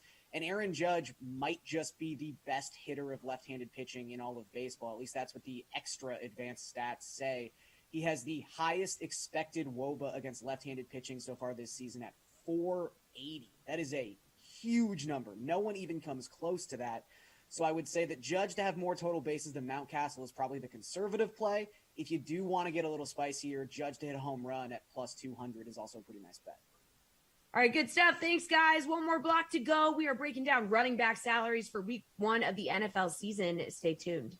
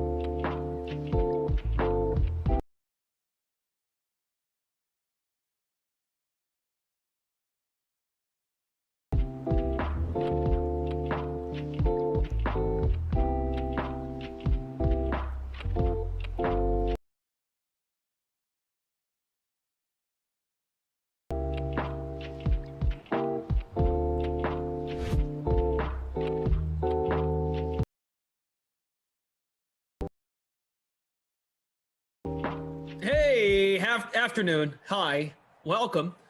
DraftKings Dream Stream sim number 2 of the day out of 6 on this Tuesday, August 3rd, 2021.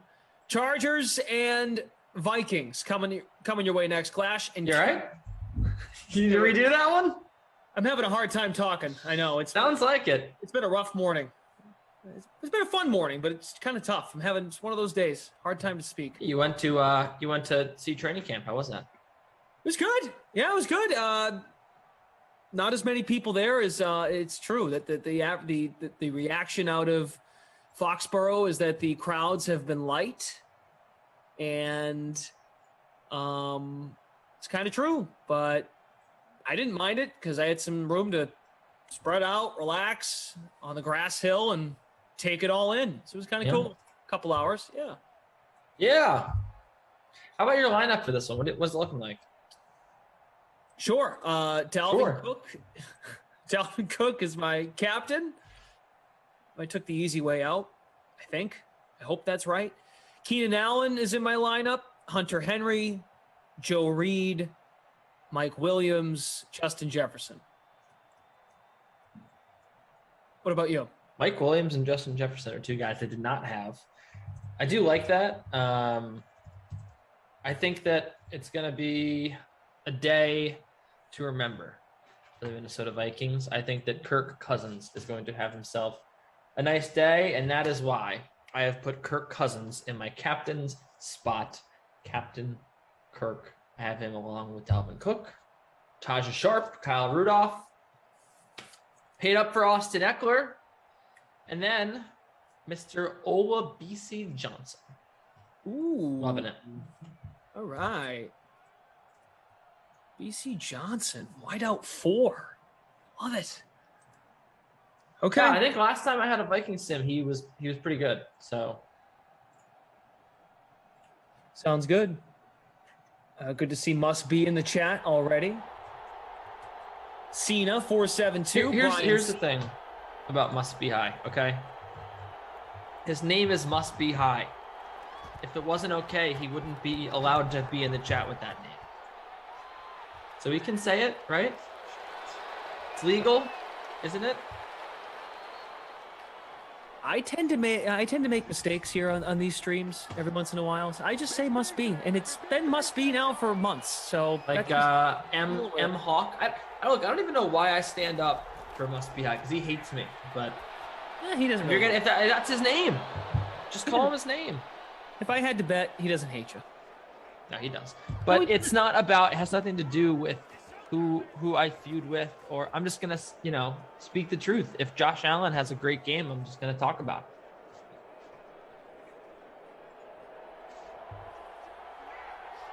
it. Okay, here we go. Dalvin Scotty Cook. Too Hottie in the chat. He was a good wrestler. It's a good start. First catch curse though. Customer care, what's up? Hi. King Right. Matt, DraftKings is a joke. Done. Everything they've asked me to do, reset my password. I've been locked out for 2 days. DK_assist. Yep. I like that Brian C said don't waste your breath on Must Be High. First time playing Fortnite, but Glash won't read it because then he would be reading the positivity in the chat. Must Be High said he used to call me Must Buy. Yeah, I did. I would just shrink it together, silent H. So let's address the elephant in the room here. What's the elephant in the room? Which is the contentious fantasy football chat that we've been a part of. Yeah. We haven't talked about. Yep, I don't think this has been brought up on the air yet. I don't think so. And I think we should talk about it. Okay, what's your opening thought? You're the play-by-play man. You're the host of this show. So why don't you introduce the topic? Why don't you give everyone an overview of what's happened? And then me, being the color analyst, I will give my thoughts on the proceedings. But I think it is your job to paint the picture here of what is going on behind the scenes. I will paint the picture and then tell you what the correct take is about everything. Okay, and then I'll tell you why I probably disagree with you. Okay. So, Tommy Freeze Pops, love him to death. He has taken the reins on starting this DraftKings Madden host fantasy league, which we've discussed. I'm sure you've discussed it at times. I brought it up with Lamarca the other night, brought it up with Freeze Pops last night. Tommy's getting ahead of it. I give him respect for it because people are out doing stuff now here in the summer. Summer's 10 weeks long, and folks didn't have a summer last year. At least some folks didn't have a summer last year, so people are making plans. So he's getting out ahead of it, and he's throwing out this idea. Here's his layout, proposition. And then it's people like you that have to, like, nitpick certain stuff and, like, well, I don't think we should do that. Should have this many flexes and blah, blah, blah. And it's just I didn't say any of that. It should be on ESPN. But to interject, there was a whole maybe I misread it because there were What so happened to many painting the freaking picture? messages, but I saw that there were people saying, is it okay if we do ESPN? Do you want to do Yahoo? And people were doing a vote, and it seemed like the vote was over. And I was like, my vote would have been for ESPN, but that's it. That's fine. I wasn't trying to make a big stink about it. And then you came in and you attacked me and you said, oh, well, that's how the league is, and you could just do it. No one's gonna care. What about my supporters? What about my supporters for Yahoo Sports? Yeah. Kenny, So that was you. Kenny, that wasn't directed at you. It was directed at the whole group. No, it was directed at me. And It was not. Yeah, it was. Absolutely not true. Not true. Anyway, You're all the worst kind of people. Just let Freeze Pops run the league. He's already okay. taken, he's already taken nice amount of I time. thought that we were voting. This is not even what continue on. Let's move past this. I don't know why you brought that up. Move past it. I can't. You asked me to paint the picture. Continue. How can I do that? Look at the amount of messages in the last hour in this stupid direct, and it's also being done on Twitter. Okay, Another so mistake. right. So obviously you don't. You know why I'm annoyed? Because I've done this before. I've done this with this team: Emerson, Reed, Kaufman. Kaufman's the worst. So he never pays on time. He's the last one to pay. He uses his freaking wife's Venmo account, and he's the last one to pay every year. I told Tom last night, and I said it to LaMarca, I'm not commissioning this league. I'm done. I can't handle it. These people stink, and I'm also kind of an easy target. I know. I admit it. But that's it. I'm done. Someone else can run this. And Freeze Pops, within 2 hours, is already dealing with hell. Hell. Okay. You fire it at BK, which I enjoy, by the way. Absolutely. It's pretty funny. Absolutely. BK and I are he might as well be the Buffalo Bills this year, and I might as well be the New York Jets. Sorry, he's the Denver Broncos, and what's the Broncos enemy? Success? Success. I think that people need to know what's happening. I don't think you even laid it out. So for the people in the chat, Tommy Freeze Pops is making a fantasy football league for everybody who does the DraftKings streams. That's including Bry Guy. A lot of people included Ops. And first of all, by the way, what's the whole deal with your I thought you had a fantasy football league. I did with DK, but I think we've all. Is it no longer? No, because now we should just do this one. You're new. You're new Great, to the so we'll family. do this one. There you go. BK, Tommy. Our team has grown in the last 18 months, so you might as well move on from that one. It's complicated. Okay, so anyway, we're moving on to this one. So there's a fantasy football league for DraftKings, and Tommy Freeze Pops, because I'm with you. He started a Twitter DM to start talking about he wanted to talk about the league. He wanted to say, is everyone in for the league? Everyone said, I'm in. And then there was, of course, a whole discussion, and Reed's bringing up, like, why don't we do something based on every matchup? In terms of what you could, bragging rights that you could win in the league. So it is scoring, like, it was weird. A lot of input about like what people want to do scoring wise and stuff. And my whole point was, I didn't say anything. I was just, the only times I jumped in was to roast BK, but it seemed like people were just asking for these ridiculous, like, why can't we play in a normal fantasy football league? Why do we have to have all these ridiculous little rules? Because we're not normal. Because this is not a normal group of people. It's so weird. Yep. Myself included. Jordan, our producer is Jordan, by the way. Hi, Jordan. Hi, Andrew. Frangelico is here from Game Ops. Hi, Frangelico. Great to see you back in here. Rob is here as well. I'm assuming learning the ropes. Here's the thing. Let me just say Jordan, this. Must be nothing's high. been decided. Nothing in the last 2 hours has been figured out yet. Must be high because he thinks to realistically think that we could fit every member of the DK Sim fam in a fantasy football league. You'd be drafting high school kids because there wouldn't be enough players to draft. What is going on? It would be like everybody gets one player. That would be the league, the whole league.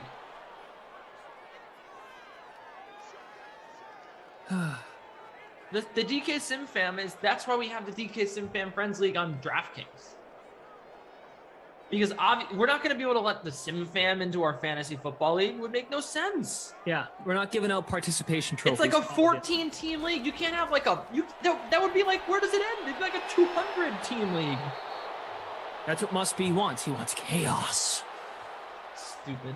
I can respect. And that is why I can't respect him, because he has no brain. He can't think about this. And also, does Must Be, I think he's better than every other person in the chat. Does he think he deserves a spot, but Congo Cab doesn't deserve a spot, and Jordan Lindenbaum, Robbie Noble, wherever he is? All these people, customer care, who's in the chat, he's been a regular. Brian C., former mayor, Greg Coffin. Like, do you think that you deserve a spot in the fantasy football league, but all these other people don't? Because obviously we're not going to be able to put hundreds of people in a league, but you're like, yo, I should be in the league. And yeah, let's just best you could put like 3 people in there. Plus, Must Be, with all due respect, you haven't been here since day one. And you can tell me you have, but I don't think so. I think Must Be is getting what he wants. It's this reaction we're doing right now. He's laughing. He's cackling at the attention we're giving him. So he wins. Scotty Too Hottie, I want a spot. DraftKings wants a spot. Sean Dale wants a spot. Everyone wants a spot. Can't please everyone as much as we'd like to. 3rd and 10. Head about complete. There you go. Move upfield, Eckler.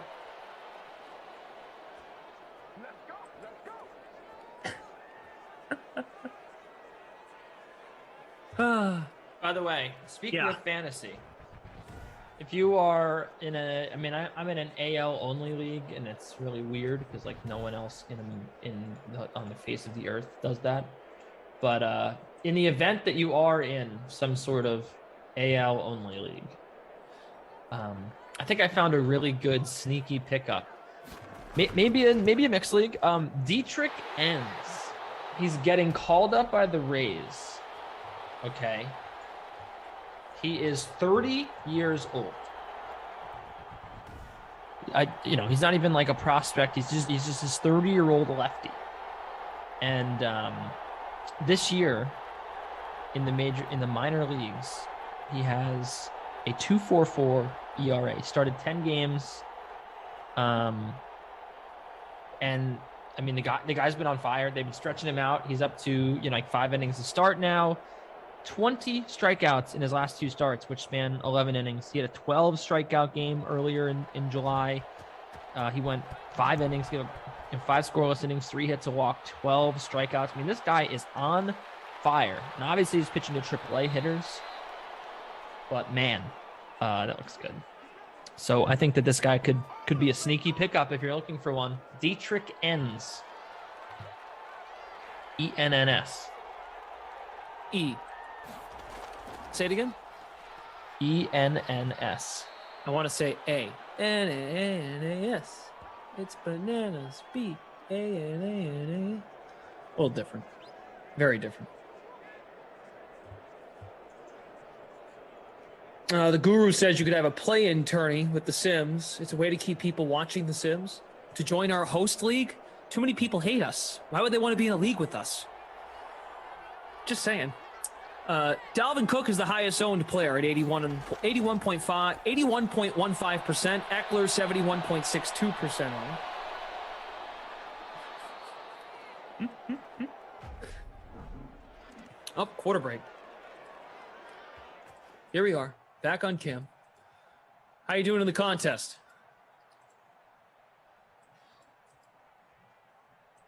Bad? 103rd. Good? 103rd. 103rd. Yeah. I mean, I don't have Badgley, because who would? And I'm in 99th now. Don't have Keenan Allen. The only people who are doing well are the people that have the defense. So Austin Eckler has 3 yards. Dalvin Cook has 6 yards. This is a tough scene.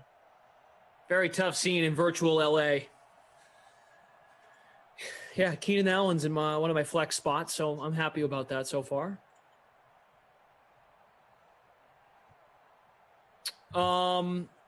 I saw you on Twitter earlier, very briefly. I don't remember what it said word for word, but I'm just getting caught up since I was at Pat's training camp this morning.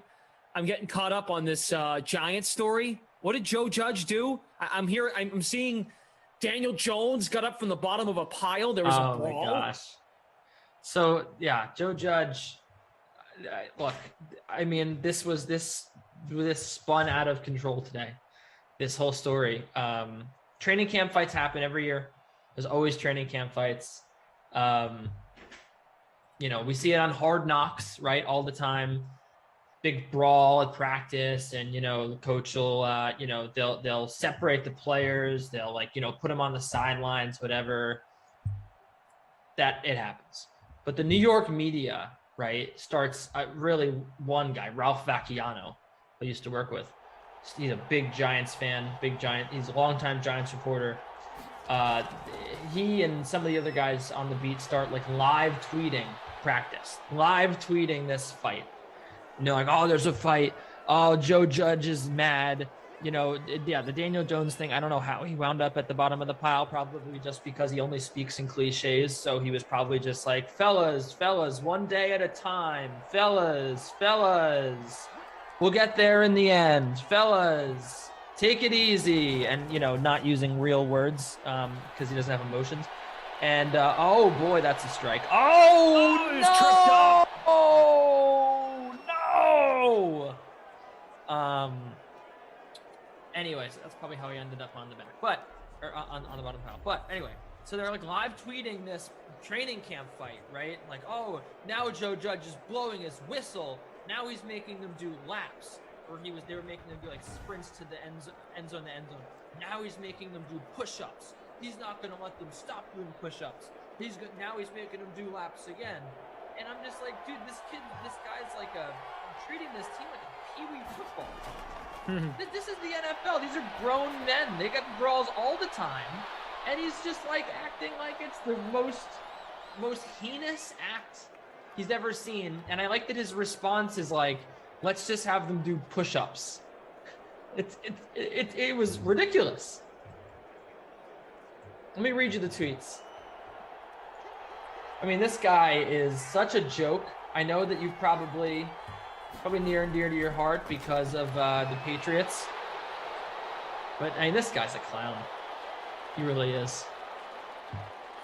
A furious coach dropping F-bombs. A half hour of punishment runs. Let me see. Joe Judge's let's read the tweet thread here. After doing 100-yard runs and not hard enough for Joe Judge's liking, players are now lined up on the goal line doing push-ups. There's dead silence except for Joe Judge's whistle and his expletives. Joe Judge gathered his players around him. Practice is over. Never seen Joe Judge that angry. Never seen anyone that angry. It's a training camp brawl. It happens. I don't understand. I mean, he was treating this like it was not only the end of the world, but so were the reporters. And they were like, this is crazy that, they've never covered training camp before. And this guy never coached a football team before.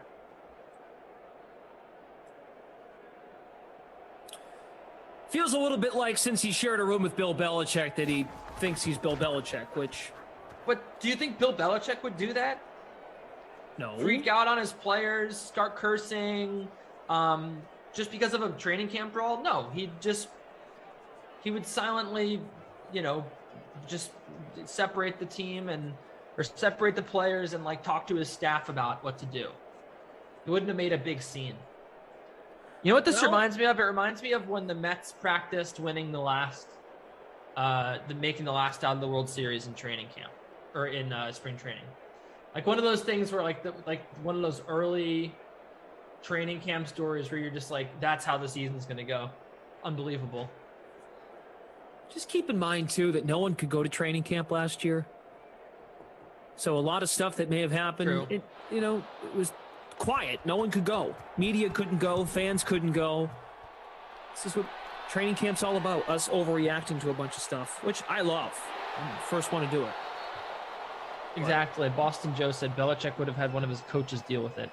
Exactly. Right. He literally, this is what a coach of 10-year-old kids would do.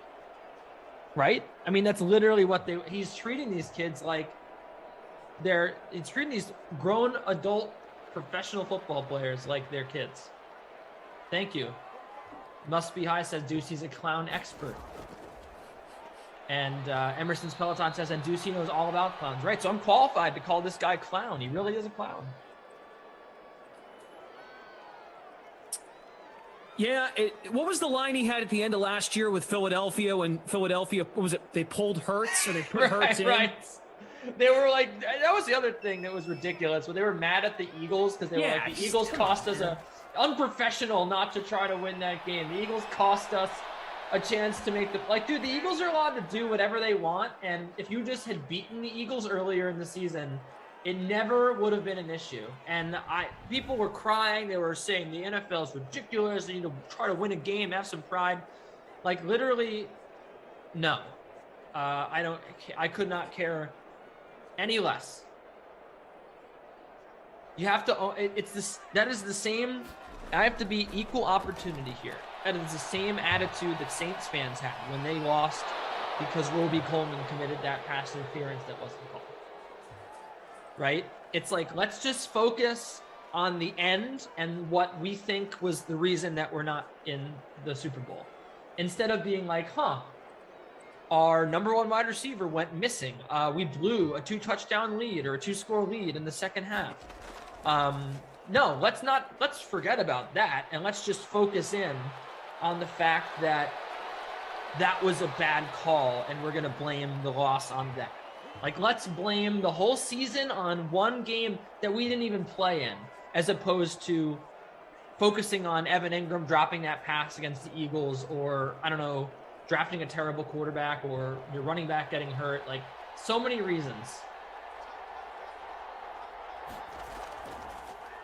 El Paso #1, just like me, a very sad and tortured American tennis fan.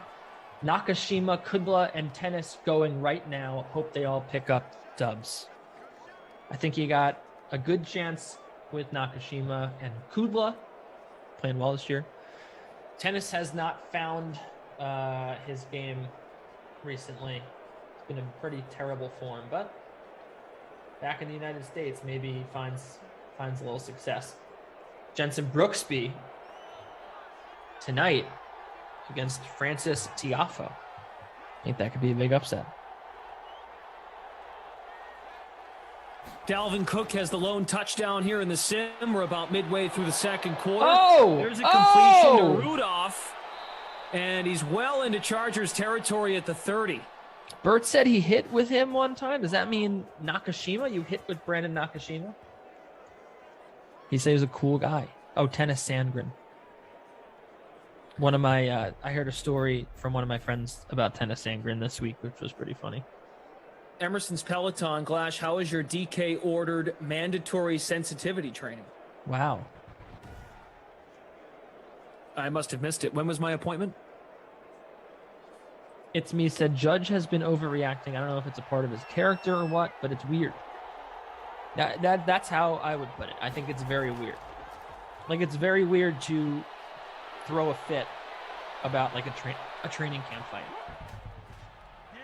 You know, that happens all the time. Daniel Jones was quoted. I'm reading from Jordan. You got to say his last name? Rainan? Those are the tweets you were reading, I think, right? Oh, Renan. No, I was reading Ralph Facciano. I don't know if that's his. I don't know if that's how to pronounce it, but that's the ESPN guy. Yeah. Brandon, Daniel Jones was quoted. Yeah, there are consequences for that kind of stuff. That is the way it is in a game. You have to keep your cool. There are consequences. My God, and it hurts your team. That was the message. I think everyone understands. I mean, is this? Can you get more of a boilerplate, boring answer than that? Yeah, there are consequences. That is how it goes in today's NFL. Kind of a shot at the coach, though, too. You got to keep your cool. Right. That's how I would read into it. A little bit. Hey, you got to keep your cool out there. It's ironic. He did not. The coach did not keep his cool. Right. I don't understand. I don't understand throwing a fit and make. Also, I mean, it's the story of the day in the league. Yep. You know, ignore the noise. That's what Joe Judge was taught in New England. As it turns out, he's bringing the noise to New Jersey. It's never what you want to do. It dominated the entire news cycle today in the NFL. Him yelling at his team. So instead of like a training camp fight, which everyone knows they happen, and just being done with it, dealing with it, you know, he reamed out his team, his whole team, in front of everybody, and made it a huge deal. If I were a player, I would be pissed. Because I would, because I'd be like, this happens all the time. Especially if I was the people that were named starting the fight. Corey Clement was named as one of the people that started the fight. I'm gonna let me figure out the. There was also Evan Ingram retaliated, Logan Ryan. If I were any of those guys, I'd be furious because I feel like that has been blown completely out of proportion. What's going on? Listen to this quote from Corey Clement after practice when he talked to the media. Hey, golly, I love it. At the same time, we don't want to get our quarterback hurt. Pretty sure Daniel knows that as well. I hope he thinks twice before jumping back in there again. But it did earn him some additional credit in the locker room. Yeah, bleep. That's what you want to see, even though he's not supposed to be doing that. Hats off to him, because you don't want to see a lot of guys do that. Oh, I'm sorry, because you want to see a lot of guys do that. Judge? No, I think he's talking about the quarterback on Jones. Oh, because he got in the middle of it? Yeah. Yeah, it's a strange situation. Yep. One more for you. I'm going to pay my punishments, Clement said. I don't regret anything I did out there. I was protecting my guys. At the end of the day, I'm a grown man going to pay my dues. That's what this is about. It's football. Ha. Uh-oh. Feels like they kind of may have lost the locker room already.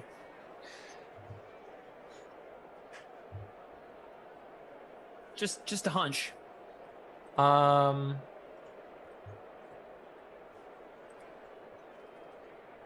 Kirk Cousins threw a touchdown, by the way, to Kyle Rudolph, who is the captain in the winning lineup in our free roll. Yeah, I have Rudolph in my. Yeah, you're in second. Yeah, I went from 103rd to second. How about that? Nice, dude.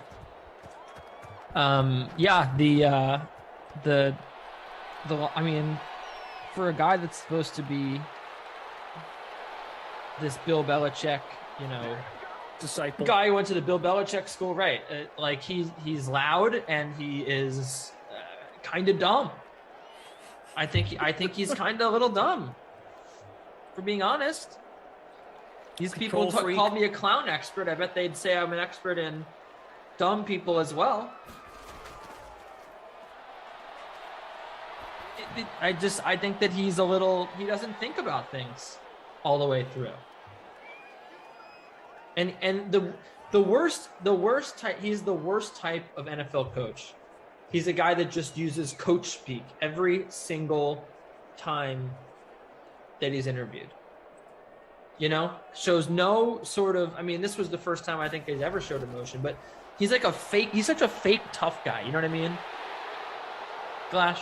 Yeah. He talks all this junk, like, oh, you know, we're going to be men and we're going to really drive it down their throats with this running game. And like, I don't know. I just feel it's like the guy who it's a lot. It all comes off as very, very scripted. Clash, Ducey. No, we have Congo Cab. Sorry, go ahead. Producer Jordan's here. Andrew Frangelico from Game Ops and Bert. So Bert is actually a longtime member of Ops. So Bert's here. Big pickup, 24 yards for Herbert on the ground. Congo Cab's missing the point. He said lost the locker room, and Problem Kid Gaming bringing up that Congo Cab is confused. He says lost the locker room because of a training camp fight? Come on, that's a stretch.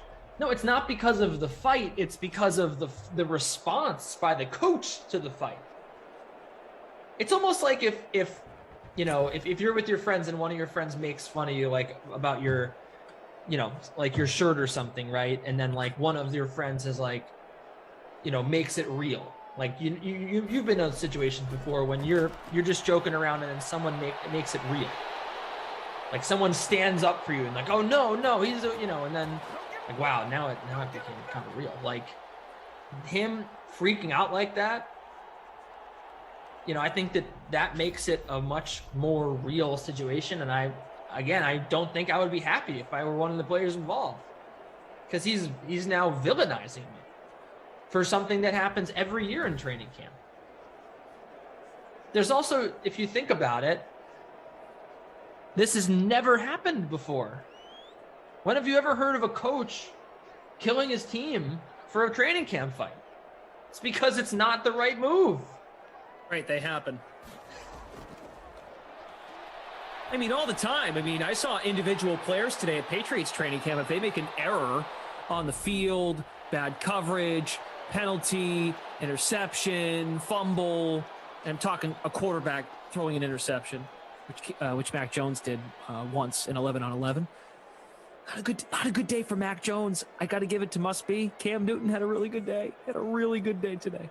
But guys, guys take a lap if something goes wrong. But there was one instance of maybe a flare-up at Patriots training camp today, and I'm shocked of all people who was involved.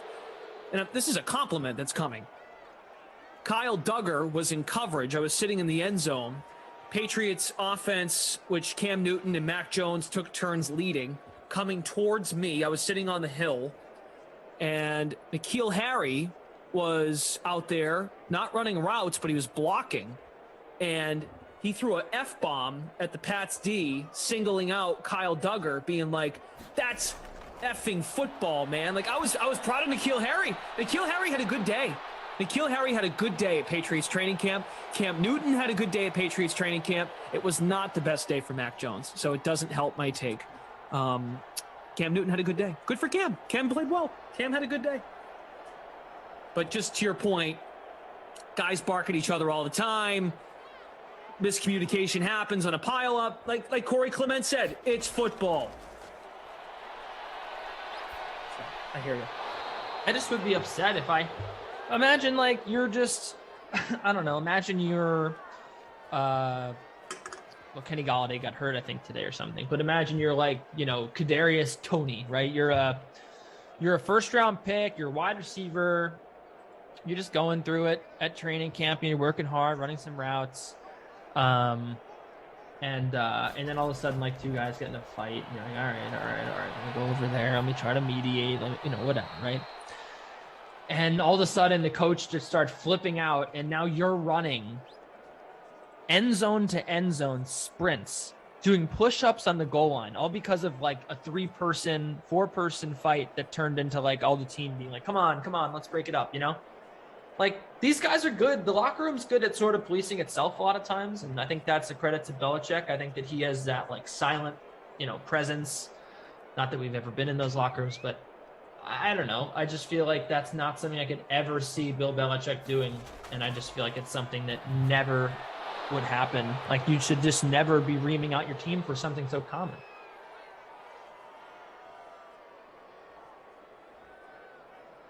Fourth and goal from the 6. They're going to take the 3 points.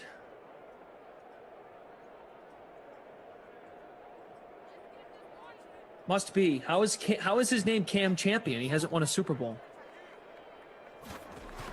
What's he the champion of? When he was at Auburn? Stealing laptops. Come on. Knock it off. Boston Joe, pro locker rooms can take care of fights. Right. Absolutely. Absolutely. Yep.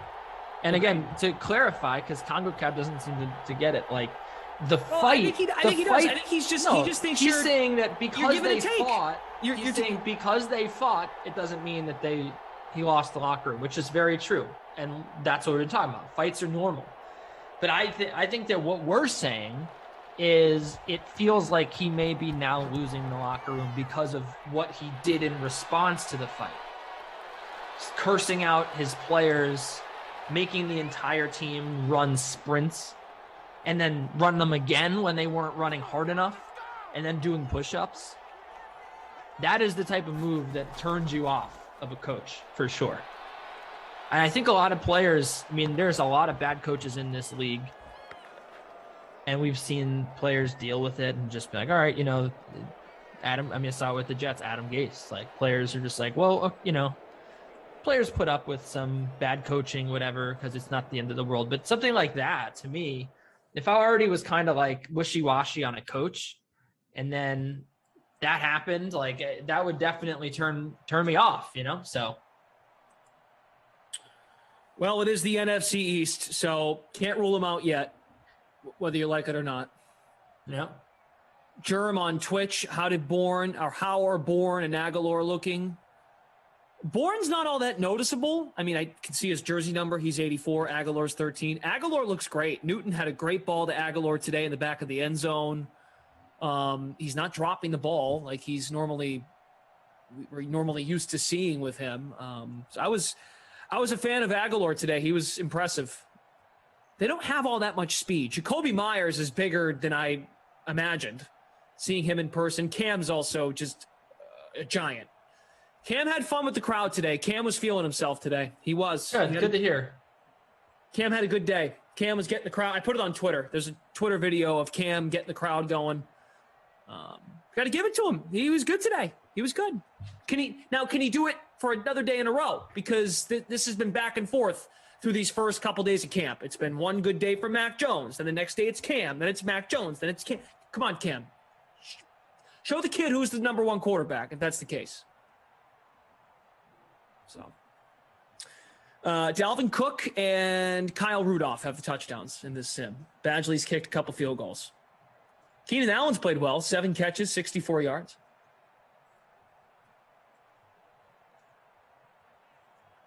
And there's BC Johnson, sort of returning value, 1 for 17.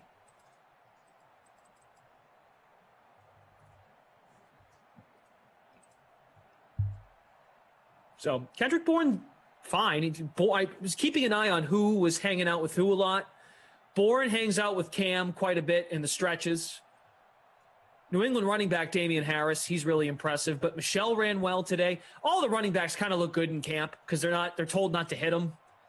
The defense, when they weave through and maneuver through traffic, they just kind of keep their very light hands to the pads. First day in pads, by the way, at Patriots training camp. So that's why it was noteworthy how well Cam played, because how would Mac Jones respond? Because when they're wearing pads, it feels like real football. And when they did 11-on-11s, Cam was 5 of 7, looked good in the red zone, hit Hunter Henry for a touchdown. I mentioned the Aguilar throw. And Mac Jones was 1 for 6, threw a pick, and then a pick was dropped. So he was, I don't want to say he was rattled, but Mac Jones did not look crisp. He didn't look like lost. He just felt unsettled. It still looks smooth when he's under center. So, DeMac Lyon says, Glash and Ducey, don't you think that is old school football mentality? I'm older than you guys, and that's what coaches did when I grew up, because discipline is the fundamental. Yeah, when you grew up, when you were 12, not when you were 30 and you were a professional football player. It's a difference. Yeah. I mean, generally speaking, with Twitter, and you know this, with Instagram, Twitter, any app, everything's made too much of a big deal anyway. In anything, sports is what we're talking about here, of course. In football, we make too much of everything because video and, we get a look of someone losing their mind. We all overreact to a lot of stuff. But that's why I say one of Belichick's main things was, all right, not only ignore the noise, but let's not be a noisy organization. And Joe Judge kind of strikes me, that comment last year that we brought up with Philadelphia and throwing the game. Dude, like, I think the guys get it that you're the coach, but players play, coaches coach. And I hate to be that guy, but like, stay in your lane, kind of, I guess. I don't know. Like, it also feels like he's that guy proven as a head coach yet. Like, it also feels like he's that guy that has to say that he's the coach instead of show that he's the coach, right? It feels like he feels like he needs to have those moments where he says like coach things, or he's like talking about coaching. And I'm, instead of just silently going about his business, proving that he can coach. You know? What it feels like to me. Mm-hmm. It's all talk. Germ says on Twitch, when grown men act like children, you treat them like children. How are they acting like children? I mean, Fights happen. Reading from the story again. The incident started when tight end Evan Engram retaliated after a late hit to running back Corey Clement. Safety Logan Ryan then came and leveled Engram from behind. That is when the rest of the team, including Jones, jumped into the melee, which drew immediate ire from the coaching staff. Nobody could have figured out what was about to come next.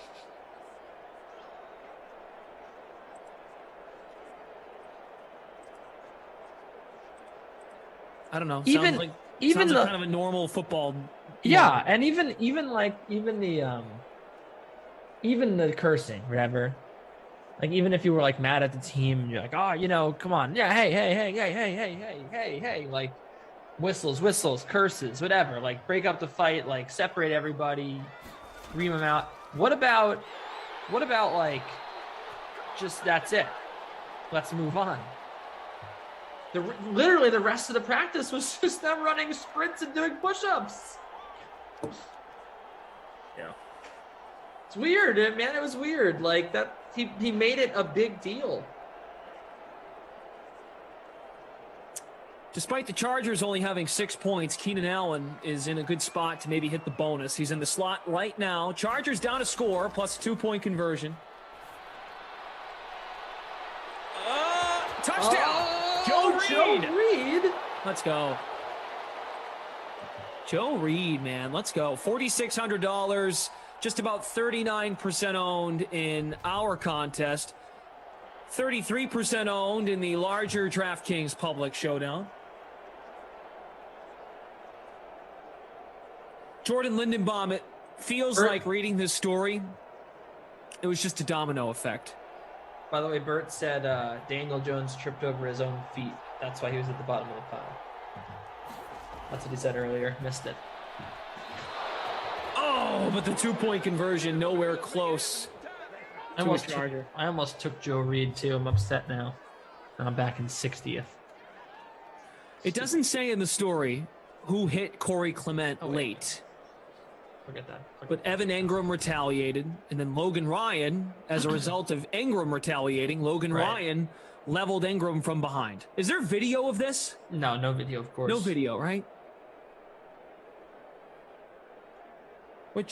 Okay, and the Guru's in the chat saying...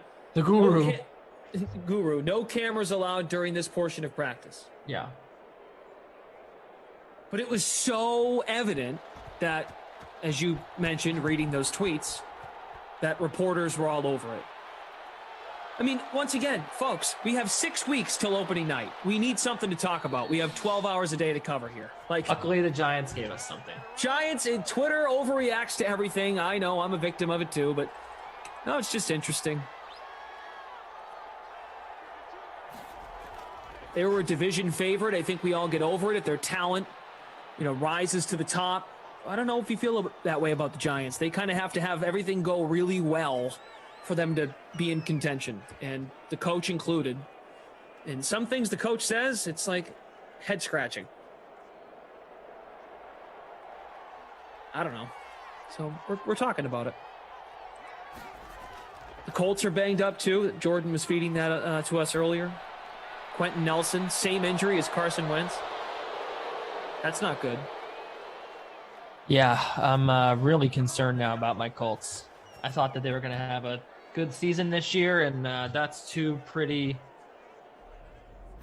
devastating injuries right there. Quentin Nelson and Carson Wentz, potentially both long-term, or at the very least, half the season.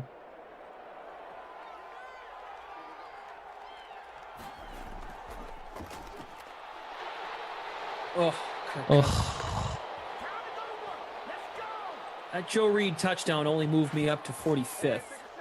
All right. Hunter Henry has 0, goose egg, donut, bagel, I think we went backwards to fix something on with the scoring maybe, because I still don't have my Kyle Rudolph points. He scored a touchdown. Oh no, now I do. Oh, but it's caught by Thielen. The tip drill. Did you see that? I missed it. I was looking at the chat for a second. It was tipped up and caught by Thielen. I'm gonna need Kirk Cousins to do something here. Come on now. I would love it if Kirk could hit the passing bonus. That would be a dream for me. Oh, this is gonna help right here. This is gonna help right. Oh.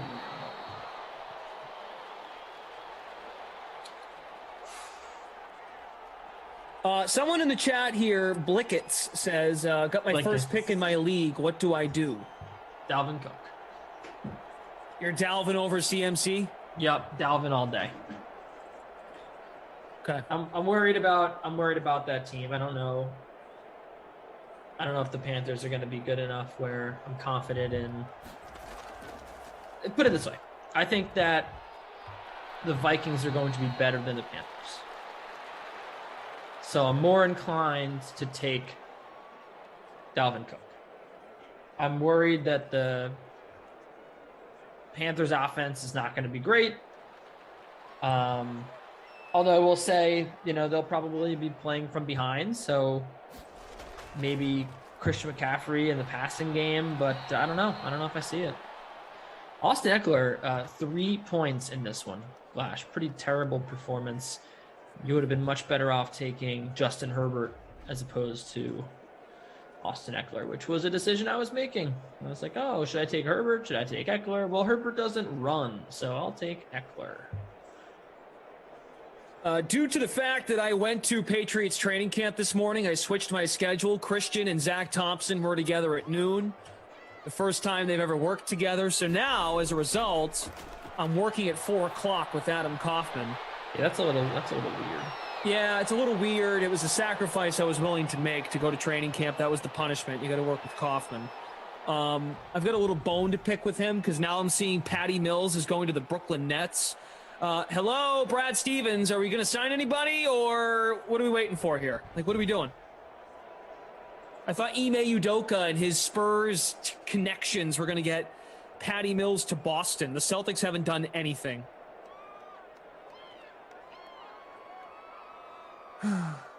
And Koff just keeps vouching for the Celtics, just keeps giving them excuses. Yep. Oh, well, they can't criticize next them. year, right? Next year. Yep. Just can't do it. But if they went out and got Lonzo Ball the other night, Lonzo Ball, what a pickup for the hashtag Celtics. Yeah, Lonzo's going to change us forever.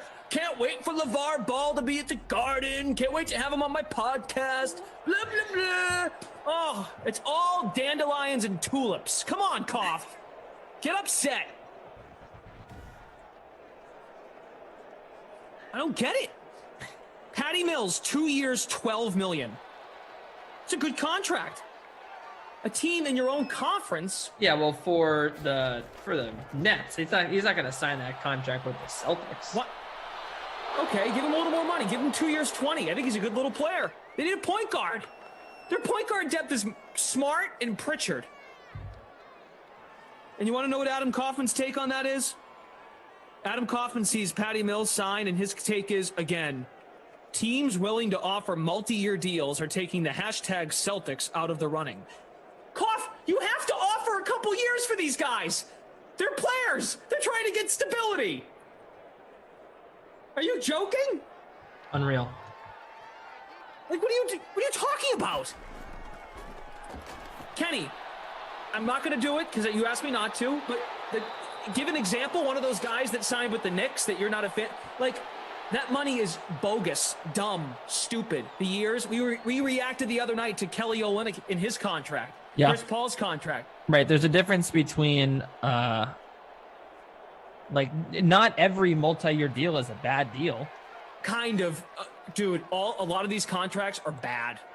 Most of them. Oh, no. I'm saying like some of the ones that you mentioned, the Kelly Olynyk one, obviously, but you also have to think about 2 years. What was it?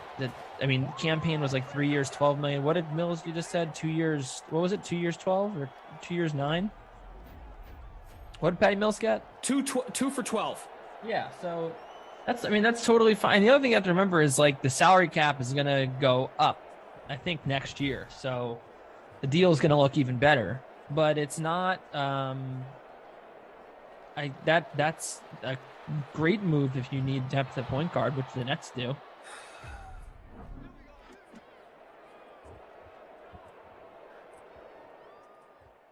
I just think it's dumb to say any multi-year deal is bad for the Celtics, because whatever he's already established. Like they should sign guys to multi-year deals if the price is right? So you need to. The team needs to make it seem like players want to come here, and sometimes you might have to pay. I mean, I didn't want to pay Fournier like the Knicks did. Sorry, I'm going there. Me neither. I don't like Fournier. I don't like that deal at all. But, I mean, Patty Mills, you couldn't offer like 2 for 20 as opposed to 2 for 12 or 2 for 16. I don't know. It's a good little player. Let's see here. Like, talking to some like Devontae Graham, 4-year deal worth $47 million. Like that's a good signing. He's 26. He's good. Gary Trent Jr. 3 years, 54. That's a good deal. Like sometimes that's what these guys cost. I mean, Tim Hardaway Jr. was a bad 4-year deal, right? I think that the Celtics absolutely could have been in the running for some of these guys. It's just I know if they did the opposite, he'd find a way to be happy about it. Right. But which one is it? Yep. Like which one is it? Take off the green underwear for the 4 o'clock sim. Hashtag Celtics. It's just annoying. It really is. They underachieved last year. Go get some players. Not everyone's taking a 1-year deal to play for you. A lot of guys that sign 1-year deals, they go to teams that are like a piece away from contending. Odell Beckham Jr. not participating. What team gets players on 1-year deals? The Lakers. Come play for us, come win a title, increase your value, then go get paid. You're not signing guys on 1-year deals. It doesn't happen. Who wants to come play for you for 1 year when Tatum and Brown hog the ball? I don't want to use the word idiotic because I think it's a little mean, but it is kind of idiotic to say that you shouldn't sign guys to multi-year deals. I think that's really dumb. I mean, also, but it's the whole point of 2 years. No, it's 2, not 5. It's 2. And look, the Celtics are in a situation where I think they could use some additional help. So you do need to build through free agency. But taking a look at what the Knicks did, right? That is an example. The Julius Randle thing. Right, that's an example of what you want to do in free agency with your multi-year deals. If you're, I think rebuilding, but even if you're just like a fringe contender, like you want to go out and you want to sign a guy like Zach Collins. Like look at what the Spurs are doing. They signed McDermott, 3 for 42, Collins, 3 for 22.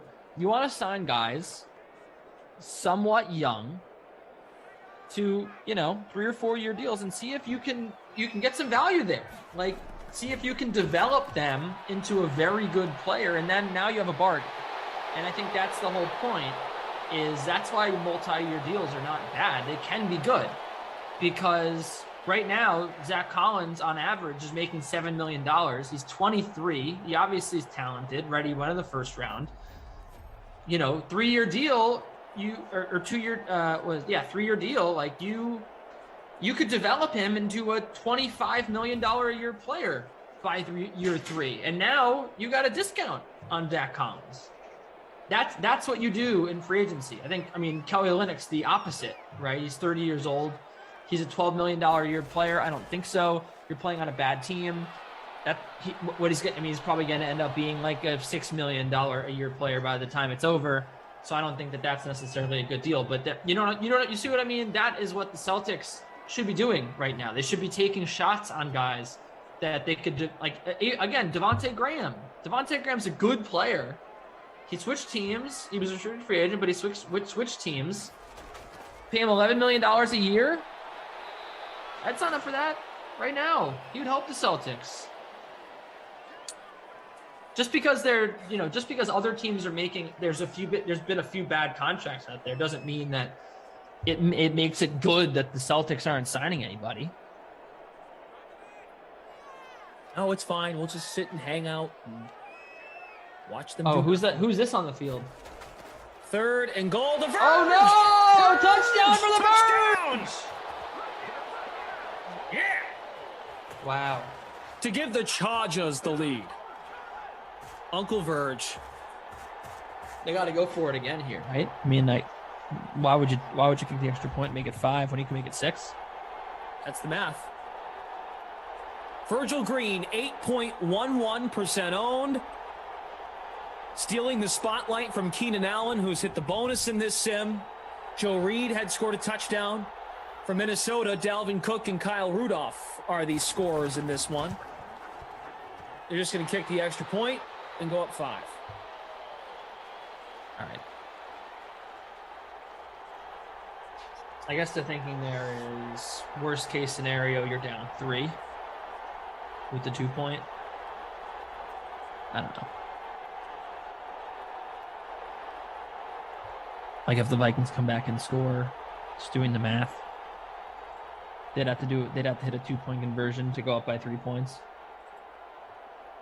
It's our first time asking on this 2 p.m. Madden sim. If you wouldn't mind, please hit that like button for us. There's about 360 of you watching on YouTube. We see you on Twitch as well. Goes to surprise, Chris Paul did not go to play with the Lakers.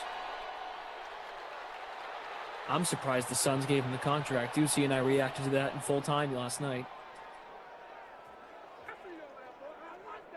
Thank you all really for being here. It's a good time. Good time of year. Money. Good time of year. A lot of player movement with the deadline Friday in baseball, NHL free agency, NBA free agency, training camp storylines. Like them or not, if we read too much into stuff, that makes it fun. You get excited for the season.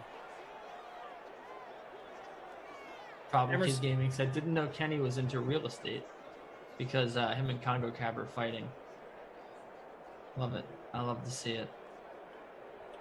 Chat is hot right now. The chat is hot. Hot chat summer. Dalvin Cook. Of course he's going to break that tackle. Must be says, I will for you, homie. Appreciate you, must be. Justin saying what's up to you, but not me. What's your deal? What's your problem? Wait for it. Maybe it will come.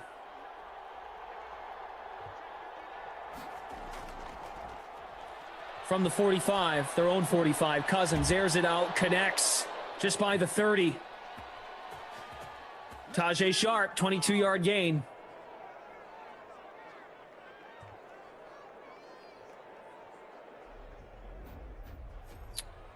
Might have to go listen to that song after this, Hot Girl Summer. Must be nice to have time to do that after this. All right, man. DraftKings, Ross Dwelly, rushing touchdown, next sim. That's a prediction. So close. So close to Thielen. What's up, Justin? Justin! Jordan Lindenbaum, Virgil Green scoring for the Chargers. Germ is in first place in the Glash and Ducey Pat's training camp recap free roll. Let's go, Germ. Noah Moon wants to see a Kyle Rudolph TD. So apologies to all you out there who have Kyle Rudolph, myself included. Speaking of tight ends with the first name Kyle, I guess Kyle Pitts saw some highlights on Twitter. He looked really good today. Oh, Thielen. Oh, no! He fumbled! Yikes. Yikes. Oh, no. Oh. Mr. Thielen. Come on. What? That is going to really make it difficult for the Vikings to come back and win this game now. 3 timeouts, but they were driving there. Thielen had them at the 20-yard line. It looked like they're about to score. Yeah, you know, I have a bone to pick with you. Me? Wasted, no, her. Oh. Wasted an hour of my day today trying to get her to go to the bathroom. Obi-Wan asking, was that Elmo? No, this is Elmo. Excuse me? Elmo wants the Chargers to win. Elmo likes Virgil Green. Sarah's working right next to me and just mouthed, WTF. Justin Nye, the science guy. I added that last part. Hi, Justin. A lot of Justins in the chat. Ooh, Keenan.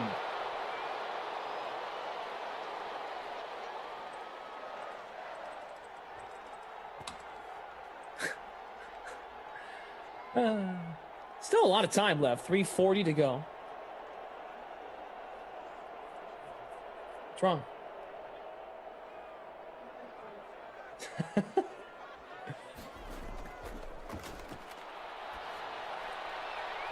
Mike Bizzle says, no Mo Harlow, more Elmo. I don't know about that.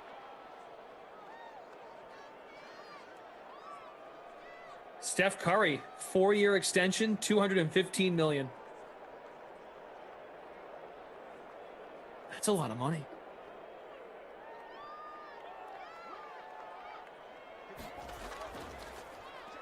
But keep in mind, can't spend all that money and have to offer just 1-year deals to get players. Hashtag Celtics. Sorry, I've just been speechless since that impression. I'm trying to pick myself back up after it. But look, here's what I'll say. Yeah. The Hawks signing Trae Young. 4 years. Yep. 207. I get why you had to do it. But I think that deal kind of sucks. what was that? Did you just see that? Go back on YouTube and watch this splash, please. He rolled out and ran out of bounds. Did you see it? I just watched it back on YouTube. That was incredible. He was like trying to look for somewhere to go. Up, forward. Okay, no, let's go to the sideline. Okay, looking for. I thought he was gonna like maybe try to run it, and then he ran backwards 10 yards and ran out of bounds. Of course, it doesn't matter because they have the best punt in the world. I don't know how that happened. And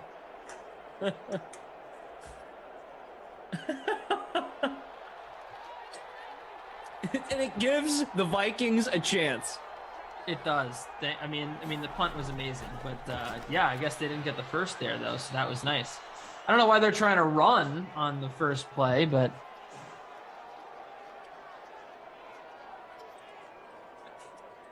oh, wow, crazy. Ryan says, to So live on in Cali, you need $215 million. Jeff wants to hear more about the Trae Young signing. So look, that's what Trae Young costs. Right? I understand. He's your franchise. He's the face of the franchise. You got to pay him.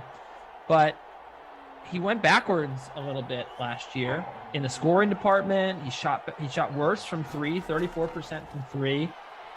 He really wasn't that great in the postseason either. He had that one really good game that he scored 40 points, which was the career high. And he didn't really shoot that great the entire playoffs. So I don't know. I mean, it's a team that they're gonna have to make a lot of decisions, a lot of roster decisions on, guys like DeAndre Hunter. Like, there's gonna be a lot of guys to get paid on that team, and I think this kind of hurts their ability to do that, right? It kind of hurts them. So I don't know. We'll see. Well, I mean, I'm not saying it's like a bad contract. I just it just kind of. I don't think I'd be excited about it if I were a Vikings fan. Let's just put it, or a Vikings fan, a Hawks fan. Let's just put it that way. Keenan Allen has 12 catches in the sim. He's been great. Do we have a front runner for player of the game? I mean, the Vikings are making this somewhat interesting. Still 3 timeouts. I'm gonna wait here to see. Okay, fair enough. I have to, because a lot could happen here. Yep. Kirk Cousins could hit the passing bonus. on this drive, and he could throw it to Kyle Rudolph again. Like, we just don't know what's going to happen here. We have Jeff Ulrich and Reed Fowler standing by for Get the Green. Terrible throw. Terrible. Terrible throw. Terrible. 272 passing for Cousins. Hopefully they didn't hear you do your Elmo impersonation. Elmo? No. Who? What impression? Okay. 2 timeouts. I think they can do this. This is doable. Well, this is good for those of you that rostered Cousins and want that bonus. That's me. Yeah, you. He's my captain. All right. Another one to Tajay. All right. So hit the timeout button here. There we go. Hit that select button. The AI, of course. Sharp is shy, a few yards shy of the bonus. All right. Sharp is.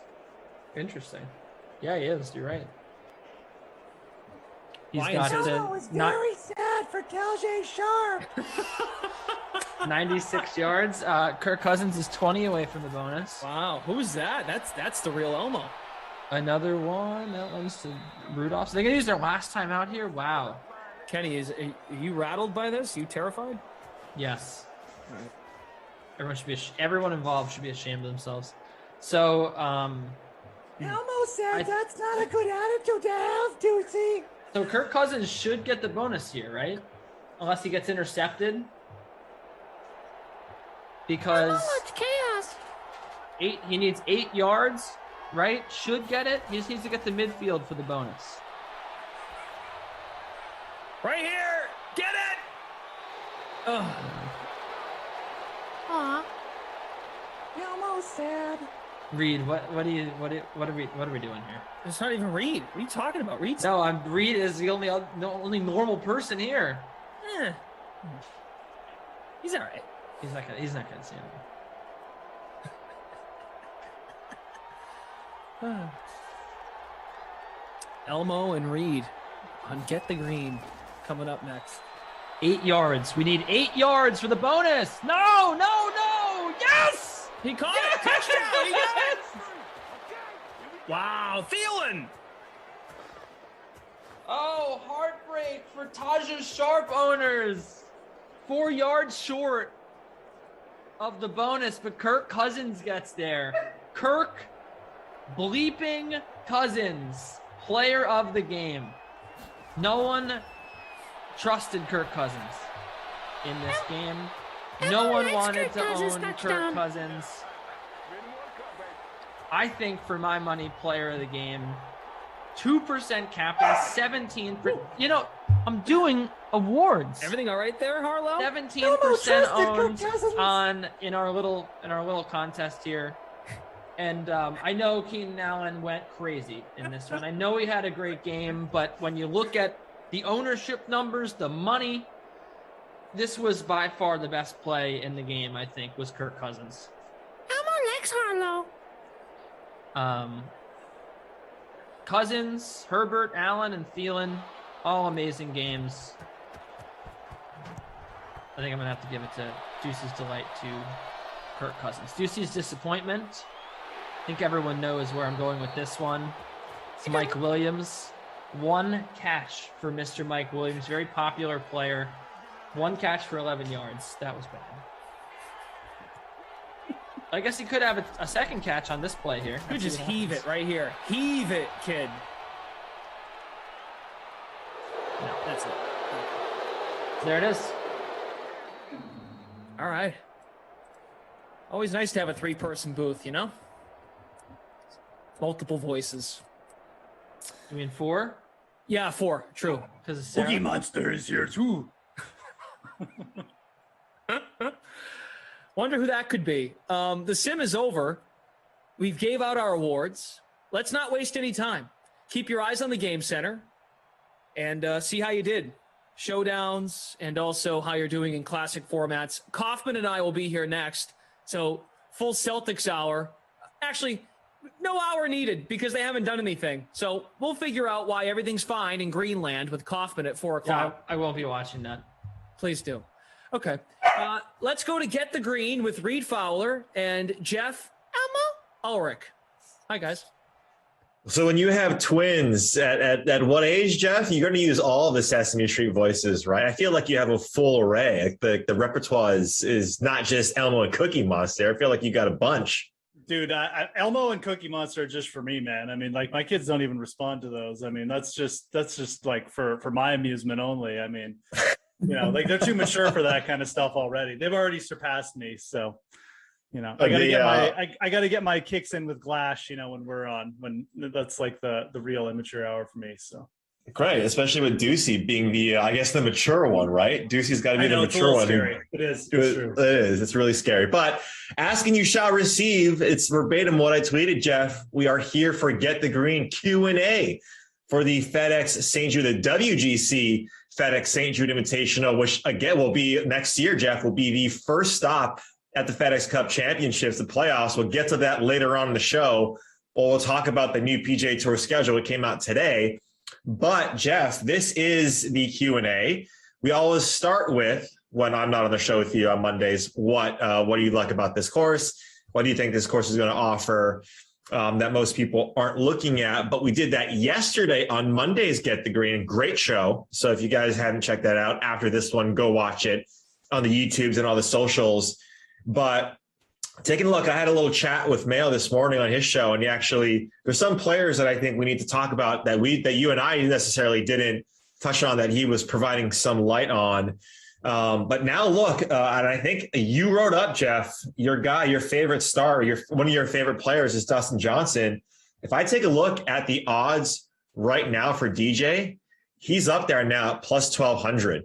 He is now the top guy at this tournament. He's surpassed. Now he's tied with Xander Schauffele, and Morikawa moved down to plus 1,300. So what do you think of that? Do you still like him? Because we liked him when he was plus 1,800 yesterday. Oh, no, wait. Are you talking about Brooks or Dustin? I'm still getting Dustin at plus 1,800. I'm probably looking at the wrong odds because this sometimes happens to me. Maybe you brought up the major odds or something. No, I brought up the wrong ones. Okay, good. Because I was gonna say, like, this is something that needs to be talked about. I'm in the wrong county. I'm in the wrong county here. Thank goodness. Okay, so scratch that. Start all over. Scratch that. I still think though, because we talked about DJ this morning. I talked about him with Mayo this morning. That he's someone that you could definitely pivot to. Obviously, he likes Brooks. Are you still leaning on that with Brooks, or are you maybe potentially leaning towards someone like a DJ, someone like a Rory, who's, coming off the Olympics, Rory I'm speaking about, who's got like a new lease on, this is actually something I should have been paying attention to a little bit more? Or are you sticking with more of the chalk with guys like Morikawa, Koepka? Because right now, like Xander is actually coming in as a guy that's the pivot play. No, I know. It's a weird week with guys coming back from Japan. I mean, it really is. I just feel like, especially with the odds, like I do like Dustin Johnson, and I mean, I understand why people just want to pay down for Brooks. I mean, it really feels like Brooks is just on the verge here. I mean, top sixes in 4 of his last 5 starts. The approach game is there, which for Brooks, it just means he's going to be in contention like every time when his approach game is clicking. So I just, from an odds perspective, I just don't like taking favorites in these big elite field events. We've just seen so many times when the players get down to bigger odds, like that's when they break through. And I think all things considered, I'd rather be on, one of the players that are rested. So I kind of do like Rory at plus 2,200 or even plus 2,000 if that's where you're getting him at. And again, different counties, whatever, may have different odds offered to them. But like plus 1,800 for Dustin versus plus 1,100 for Brooks. I think we got them up on screen now. I'm just taking Dustin there. I mean, I really am. Both these guys have dominated this venue, but Dustin has been a win or plus year guy all his career. I think eventually you'll see him break through this year too, even though we're running out of time. But, I can't sit here and say like Brooks hasn't played better, but let's not forget. I mean, Dustin finished T8 at the Open. I mean, Brooks was like what, T4 there? Like it was close. Yeah. I mean, I don't even you know, there wasn't that much between them the last time these two guys teed it up together. I know Dustin missed the cut, but I just, you know, I miss a cut at the 3M Open. It's just, I don't even register that with Dustin Johnson. Like, who cares? Yeah. So DJ, we're talking about here, plus 1,800. Yeah, I was looking at, I think, Virginia County. So they love DJ out of Virginia County. Yeah, exactly. Right. I mean, yeah. So it's different, right? It's different in each county. But taking a look at DJ's track record, Jeff, at WGCs, and everybody love your questions. This is a Q&A, so we'll be focusing on what you guys are asking, both on Twitch and on YouTube. But 5 wins, right, WGC, and 2 runners-up for DJ. Like, I mean, that goes without saying, right? Like, he's the second-ranked golfer in the world. Like, come on. Look, it sounds a little callous and maybe like maybe just a little bit, you know, whatever of me, but like Dustin, he gets up for these events because the prize purses, Reed, they're bigger. Like he does. It sounds stupid. Dustin Johnson dominates the WGCs because he knows there's more money. There's a smaller field. He knows if he comes to play, he puts at the top of his game. He'll bring home a bigger check. He will come to play this week. I have no doubt about it. Now, you know, the 3M Open was a different story. He didn't have it right off the bat. He was going home early, so you get a little extra jet ski and then come back, you know, and win the WGC cash. I have no doubt Dustin shows up. And really, you know, you got a scorecard up here again. It's been a little bit off, but you know, we saw it start to come together at the Open. I would not be shocked if again, I mean, it came back together here. I think at the very least, I really like him for DFS this week. I think that's the pivot play, in my opinion. Like I said, I do have some interest in Rory. I think Rory's game is really good right now. And we're just talking about whether or not he has a spike week with the putter, but you do throw in this extra travel and playing factor. It has me leaning towards Dustin. I do like both those guys, though. Acknowledging that Brooks is still probably the top play out of all these guys. But for betting, I'm taking the guy with bigger odds. It's Dustin. For DFS, if you want to go Brooks over Dustin and try and differentiate elsewhere, that's fine. You know, that's fine. Yeah. In terms of roster percentage, Jeff, the top 5, got 6, let's just say 6, right now in Fantasy National, Brooks coming in at close to 30%. This is what the projections are saying. Berger at 23.5 to 24, let's call it. Spieth at 21. Your boy Harris English at 21. Your boy Louie, so a couple of your boys up here, 21, and then Scotty Schaff at 19%. So all around that 20 to 30%. Mm-hmm. If you're looking at the top, Jeff, let's just stay up there as people load in the questions, get you guys going here. In that, you know, from Rory to Colin, like to Morikawa, like, are you fading? Like, so if you're fading the potentially Olympic hangover, your Morikawa, Schauffele, and Rory are out, right? Like, that to me is a place where you could pivot. And look, there's like, they don't know what time it is. It's like, you know, it's 14, 15 hours difference between where they are and where they are now. Like, there could be some, especially for a guy like Xander. Yeah.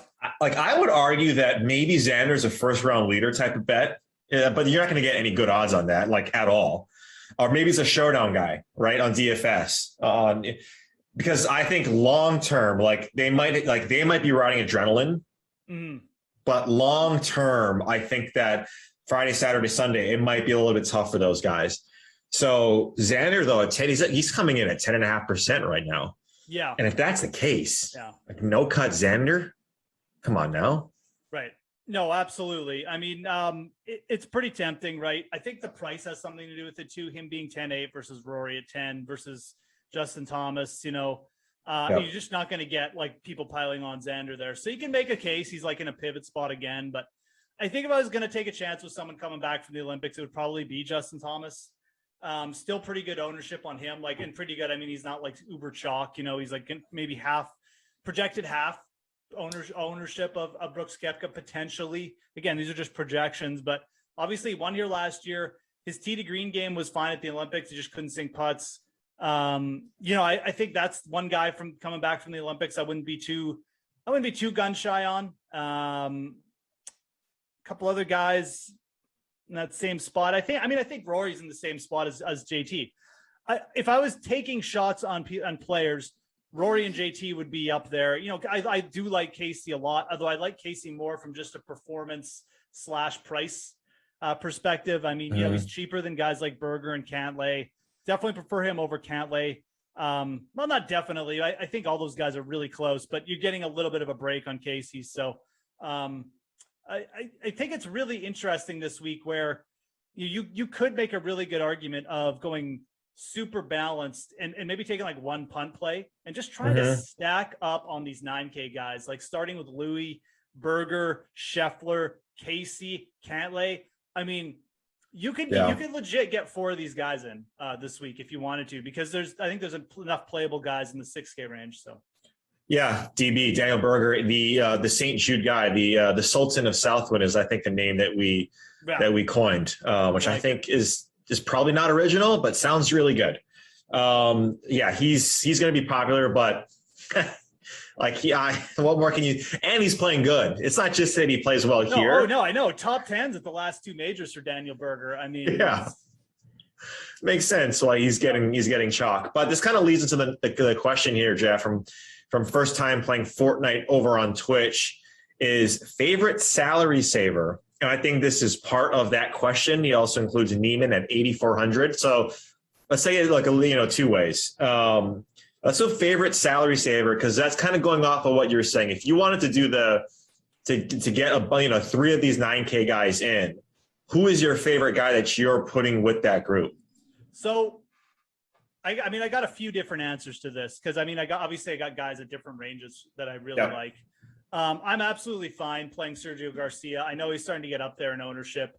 People are starting to clue in how consistent this guy's playing tee to green, but there's just nothing to dislike about Sergio this week. Even if he putts like crap again, which is a high possibility, he's probably bringing home like a T20. That's how good he's striking the ball. He's consistent off the tee. Sergio Garcia off the tee is as good as anybody in the world. And I mean that without like hesitation. He's accurate. He's long. It's perfect for TPC Southwind because you do have tough driving holes here with water on the sides. He's probably not going to get in huge trouble there. His iron game is off the charts right now. Gained over 7 strokes at the 3M. He likes these kind of courses where it's really boils down to tough ball striking. The smaller greens, Bermuda grass. He's played well at the Honda, the Players. This is right up Garcia's alley. And he's only 7,300. So, I mean, it's almost like I don't want to say who cares if he putts, like if he loses 5 strokes on the greens, but he's probably got a floor of like T25, assuming he doesn't just crater in the long game, which I don't think he's going to do at all. I think there's actually a good chance Sergio competes this week. He's playing so well. So Sergio Garcia at 7,300 is underpriced, in my opinion, like way underpriced. That's where you got to start looking for your value. But then under 7K, and I know we alluded to this yesterday, there's like a group of names starting with Sam Burns. I really like Kisner.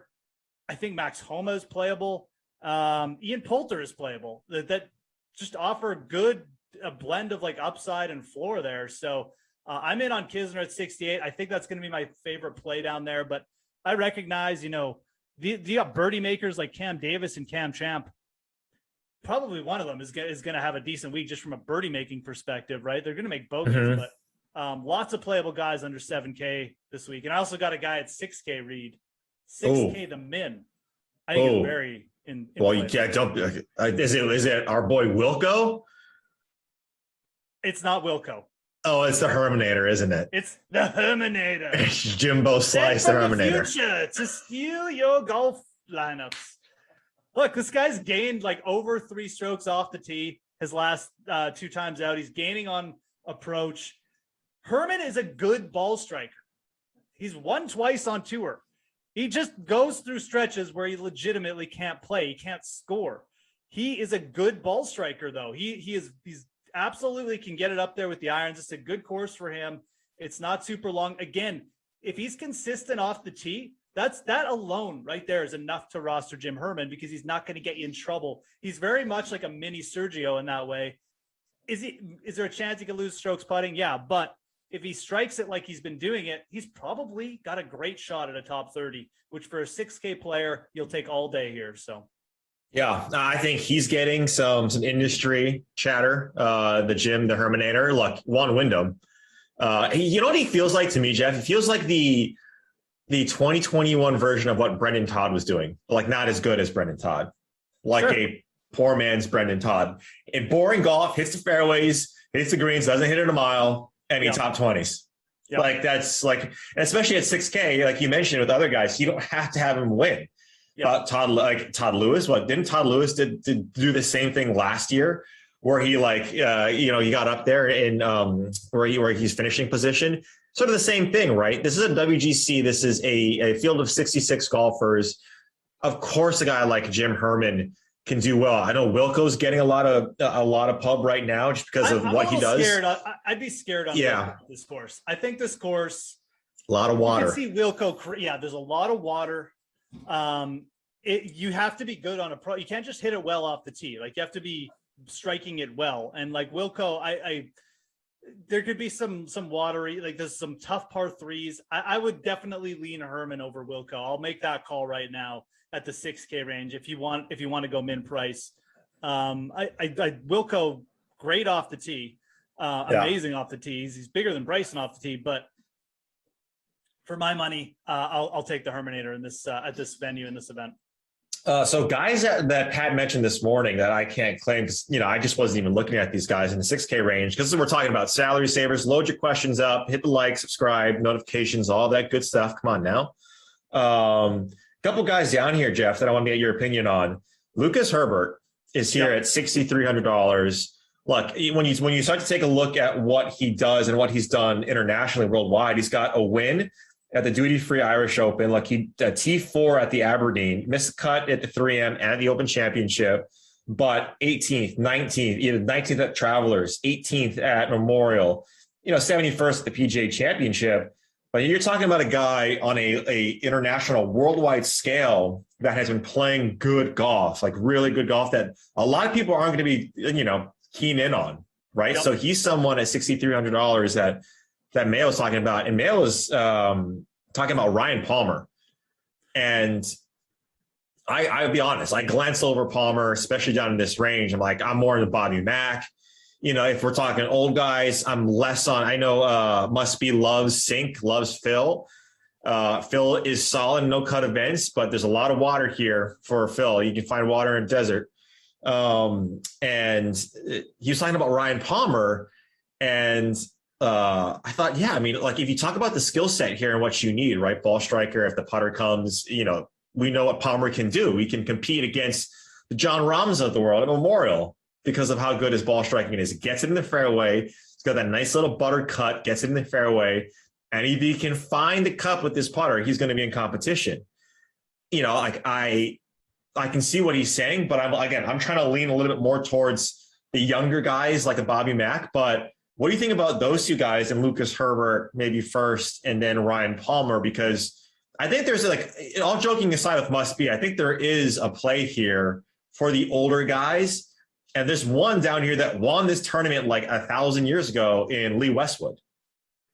So, and no one's talking about Lee, right? So he's also someone else that if I'm going a little bit old school, he's someone that has been playing well this year, right? And Sink and Phil, obviously, but I'm leaning more towards those guys like a Bobby Mack, maybe Lee Westwood. Yeah. But I want to get your thoughts on Herbert and on Palmer, because I think those are interesting pivots off of if there is like the Sam Burns chalk, or if you wanted a salary save, here's some other names you can talk about. Yeah, no, absolutely. As you come up, I think, again, this range, Herbert definitely sticks out a little bit. I think I would rather go to Matt Jones there. Again, just a more consistent player on the PGA. Herbert definitely seems to be up and coming talent, but we're talking about TPC Southwind. I kind of like Matt Jones. One thing he's been doing, he's been a little bit up and down, but he's really consistent off the tee. I don't think he's going to get in a ton of trouble. So Herbert is a player, again, you're not going to have to go much to be over the field on. That's fine. I would feel comfortable if you're making, let's say you're doing 3 max lineups and you want one of these guys, I would go with Matt Jones. If you're just sprinkling them both in, those would be the 2 players I might target down there. But there are some interesting names. I don't think you have to play Herbert. I think KH Lee, you could even go back to coming off a good week, is fine too. I am in on Palmer. I like him at that range. I think I like him over Sink and Na. Sink has some good results at this event, but it does seem like the ball striking is dipping, and Sink's not going to save you with the putter most likely. So I think Palmer has a little bit better chance here. We're talking about a guy who's been very consistent. You know, he's T4 like 2 events ago. I mean, you know, he missed the cut at the Open. Who cares? I think Palmer is definitely just a touch underpriced, if anything. Westwood I kind of falls in the same degree as like Herbert. I mean, I don't have a problem mixing Westwood in. I think I'd probably use him over Phil, but I don't really feel like you have to go there because it's pretty easy to get up to Max Homa. Who's been very consistent on the PGA, and even Cameron Champ. So yeah, I'd be looking at Palmer at 65. That's the play for me there. Yeah, I like it, and this is, I think, part and parcel with the overall strategy of going to that question the first time playing Fortnite. Like you can save on salary to differentiate your lineup because that's what you're going to need here, right? 66 golfers, no cut. You got to play some of these guys that make you feel a little bit uncomfortable. Like you look at your lineup, you're like, oh.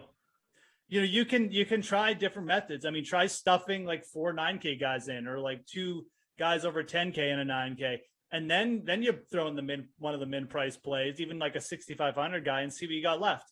You can go, you try and be a little bit extreme, and that's really going to give you some interesting builds and really unique builds and ways where you don't have to worry about if you're playing chalk because nobody else is probably going to be building that way. So I like I said, I like piling in the 9K range as much as possible this week.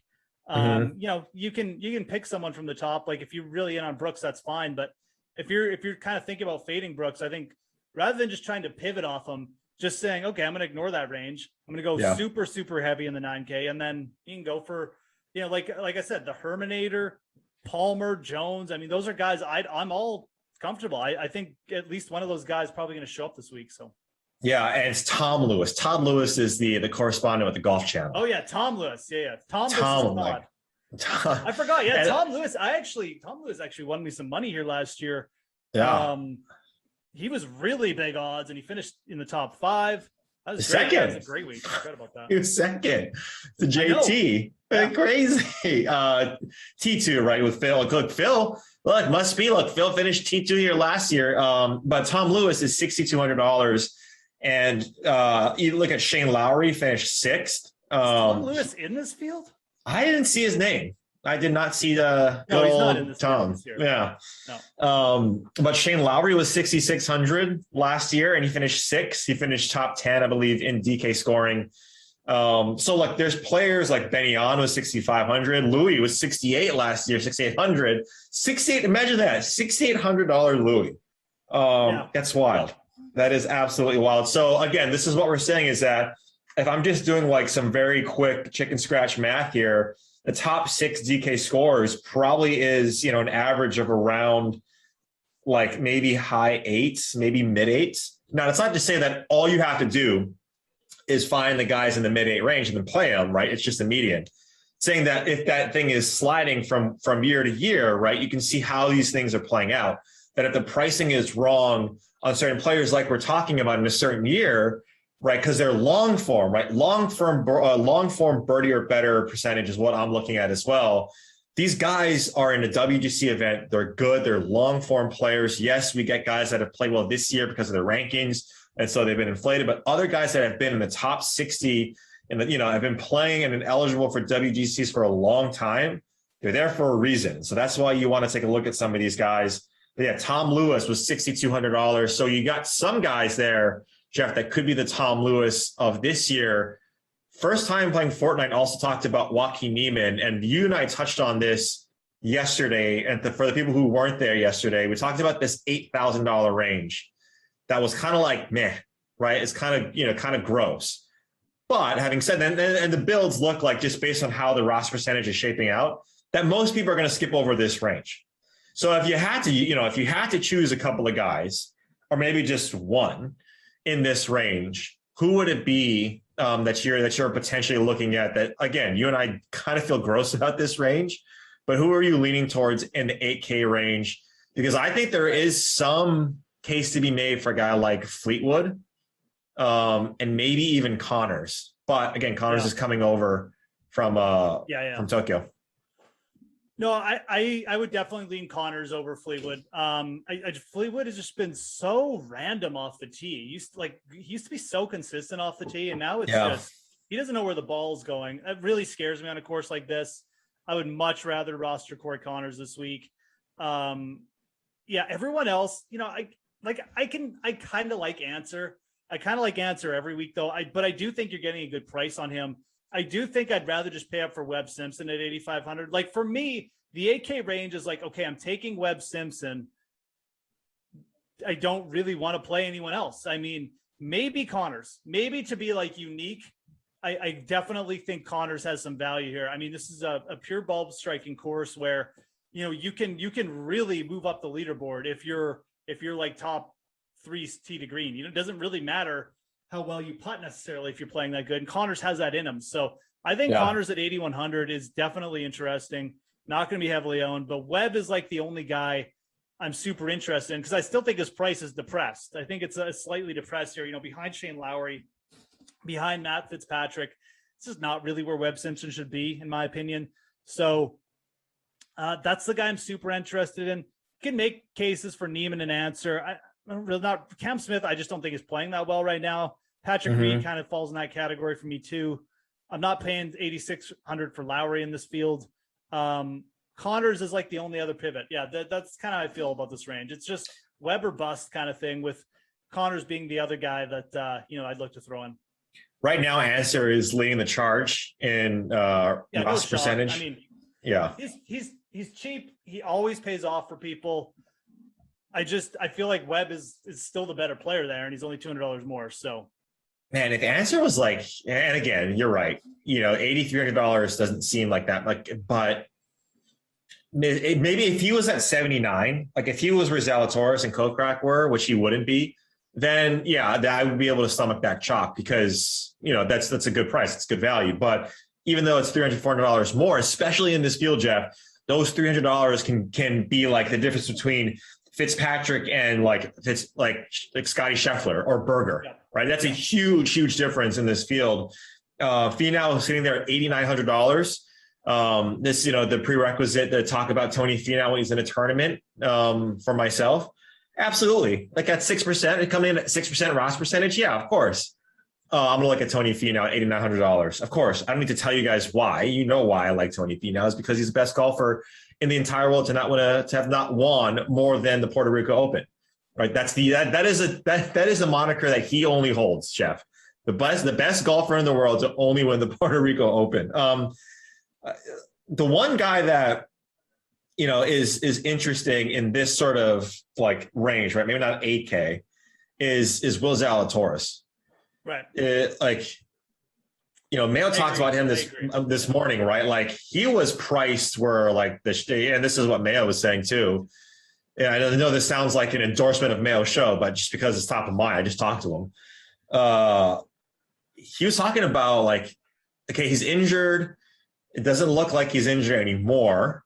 He's not been playing well, but he used to be priced in those high 8s, or Fitzpatrick and these guys were. So what are you doing with Zalatoris? Because again, we're talking about salary savers, talking about value plays, especially in this type of tournament. He's someone that, we know what the ball striking is. We really do. But I mean, look at his past, 5 tournaments. It ain't pretty. So if you're doing anything with Zalatoris, what is it? Because I think he's someone that deserves consideration. Especially in GPPs. I think by default, you and I always talk about GPPs, and we'll say, for cash games, yes, but by default, you and I are always talking about tournament plays. But what do you think about Will Zalatoris? No, absolutely, man. I mean, you could definitely go there. Ultimately, I said I like Corey Connors. I mean, if I like Corey Connors, it sets up very similarly for Zalatoris. It's just, we haven't really seen. It just depends on your level of risk. If you're okay not seeing it from Zalatoris before rostering him, you can definitely roster him here. I mean, you're getting a discount. You're almost getting Corn Ferry Tour prices on Will Zalatoris, right? Like he's just coming back over from that tour. This is kind of where we were getting him at. So, you have to pay up for him a little bit. So you are taking a risk. It's not like he's like 7,300 like Sergio Garcia, the guy we know is playing well, but he's also going to be very low owned. So all depends on your level of risk with Zalatoris. I think this course is, if he's back with the irons, I mean, absolutely he can compete here. because we saw Justin Thomas again. He doesn't have to light it up on the greens if he's lighting it up on everything else. So Yeah. I don't know. It's hard for me to say. I don't have a track on whether he's healthy. I do think the price is okay. You look at that range, like I said, if you're not sold on Connors, or maybe you just want to fade the Olympians, Zalatoris, like I'd rather play Zalatoris than Tom Fleetwood. I'll tell you that right now. Fleetwood did play the Olympics. Like I said, uber consistent. If you take a shot on Zalatoris coming back from an injury or just feeling better, then yeah, I don't mind it. I mean, I'd actually rather pay down for him than a lot of the players in the 8K range, maybe even outside of Webb. So definitely some merit there. Not huge on Kokrak. Bermuda tends to be his worst surface. I have no idea what's going on with Sanjay. He just seems to be in a funk. Yeah, it's not playing well. Super chalky. So yeah, I think Zalatoris is like the pivot play I prefer there. And by no means is he a must play. Like by no means do you have to play Will Zalatoris, but you're looking for a play in this range. Say you're looking to fill out a lineup, and I'd rather be overweight Zalatoris than Kokrak, Fleetwood. I mean, for sure. So yeah, I agree. I think Kokrak, you like his birdie or better percentage long form is great. His strokes gained total on par 70s is solid. Again, those stats, take it with a grain of salt, right? Because a lot of that could be like Florida Florida courses, Valspar. We know how close he was at Valspar. And Valspar is, I think, a corollary here. And so Kokrak, I don't mind him. I actually think Kokrak is someone that is not going to go unowned, but he's not going to be the English chalk. Question here, Jeff, and we'll get to the schedule after this question because I wanted to talk to you about that because I think it's very interesting on what they've done for next year on the PGA Tour. First time playing Fortnite says I got here late, so I may have missed it, but any sportsbook props you like this week? And Jeff, there's one that I like that I wanted to get your opinion on, and people in the chat, let me know. Tyrrell Hatton right now, and I like Hatton. I think if we talk about someone who's a little bit, undervalued on both sides, on the sportsbook and on DFS, I think Hatton is $7,400. I think that's a grossly mispriced 13th ranked golfer in the world, even though he's not playing that well. Type of mispricing. He's 5,500 plus 5,500 right now as an outright. But if we go to matchups, we're talking about props here a little bit. There is a prop for him against Shane Lowry where he's plus money. He's at plus 100 right now against Shane Lowry at laying the juice at minus 120. We talked about guys coming over from the Olympics from Tokyo. Like, I think this is a spot that I really like Tyrrell Hatton, especially at plus money. Would we be surprised, Jeff, if Hatton won this tournament? No, we wouldn't. At 5,500 at the $7,000 range, I'd argue that he has the best win equity of anyone in his pricing right now. So he's one that I really like in terms of a prop is Hatton over Shane Lowry plus 100. Again, you're getting your money back. Essentially, you're doubling up your money. Mm-hmm. So I really like that prop. Yeah, I think I'm definitely there with you on taking the plus money. Again, Lowry, correct me if I'm wrong, but Lowry played last week, right? Yeah, he did. Yeah. Yep. So, did Hatton play in the Olympics? He didn't play in the Olympics. No, it was Fitzpatrick. No, was it Fitzpatrick? No, it was Casey and Fleetwood. Fleetwood. Yeah. Okay. So yeah, just to clear that up. I got bad memory for what happened last week, obviously, but there's so many guys who are just out of contention. You didn't see them. So anyways, yeah, Tyrrell Hatton is interesting. I mentioned Sergio being underpriced, but we have a top 20 player in the world here, right? He's missed 2 cuts out of his last 3, whatever. But Tyrrell Hatton at major championships, it's like a different player. You almost shouldn't even pay attention to his major finishes because he's just terrible at them. He's a guy who's won in Florida before on the tough course at the API. Mm-hmm. Yeah. He's 7,400 for DFS, but I'd be all over this prop as well. For the matchups, you call it a prop or a matchup bet, whatever, but Tyrrell Hatton plus money over Lowry, I definitely like that. Just looking through these matchup props quickly here, see if there's anything that really sticks out to me. Berger, Morikawa. It's Billy Horschel over Finau. I'm never liking to go against my boy Finau, but Billy Horschel is also someone too. He won the match play already. He already won a WGC. he loves these type of courses, right? Like, so Billy Ho, like Bermuda Billy, yeah, like plus 115 if you don't like Finau and you think he's not, what something's up. I also don't hate that. I'm not going to do it because that'd be sacrilege, but Billy Ho plus 115 if you like that angle. I really like the fact DraftKings is giving us like all these different types of matchup bets. Oh yeah, this is kind of cool. I kind of like this Patrick. You're not getting plus odds on it, but Patrick Cantlay minus 120 over Patrick Reed. I'm just not really big on Reed having to do the extra travel on last minute. He's not really shown much the last couple, and then you've got Cantlay who, the approaches and like off the tee again. Cantlay is a guy off the tee, not going to get you in trouble this week, or he shouldn't anyways. And then if the approaches and putter shows up, he could really just grind out a huge week. So I think Cantlay at minus 120 over Reed, I'd probably be in on. Nothing else like super sticking out though. Yeah, I like that. Okay, let's get to the schedule, Jeff. A new schedule came out, 2021 to 2022. A couple of just high level things is that 2 WGCs are no longer in play. There's only going to be 2 WGCs now instead of 4. Really? And the FedEx Cup St. Jude Championship, the course that we're talking about right now, I think it's like HSBC and something else is still, I can't remember exactly which ones. I'll double check. I think it's those 2.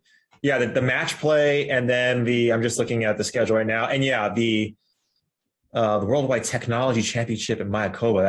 And the HSBC. Those are the only 2 WGCs on the schedule now. And then this is going to be the first stop. This tournament is going to be the first stop, so it's moving to August, I believe, or no, September, whatever the first. I always forget. The first week of the first leg of the playoffs is going to be TPC Southwind. Oh, okay. And so that's happening. And there's also going to be now co-events where the European Tour and the PGA Tour are sanctioning events. And I believe it's the Scottish Open. I thought it was 2, and then Mayo corrected me.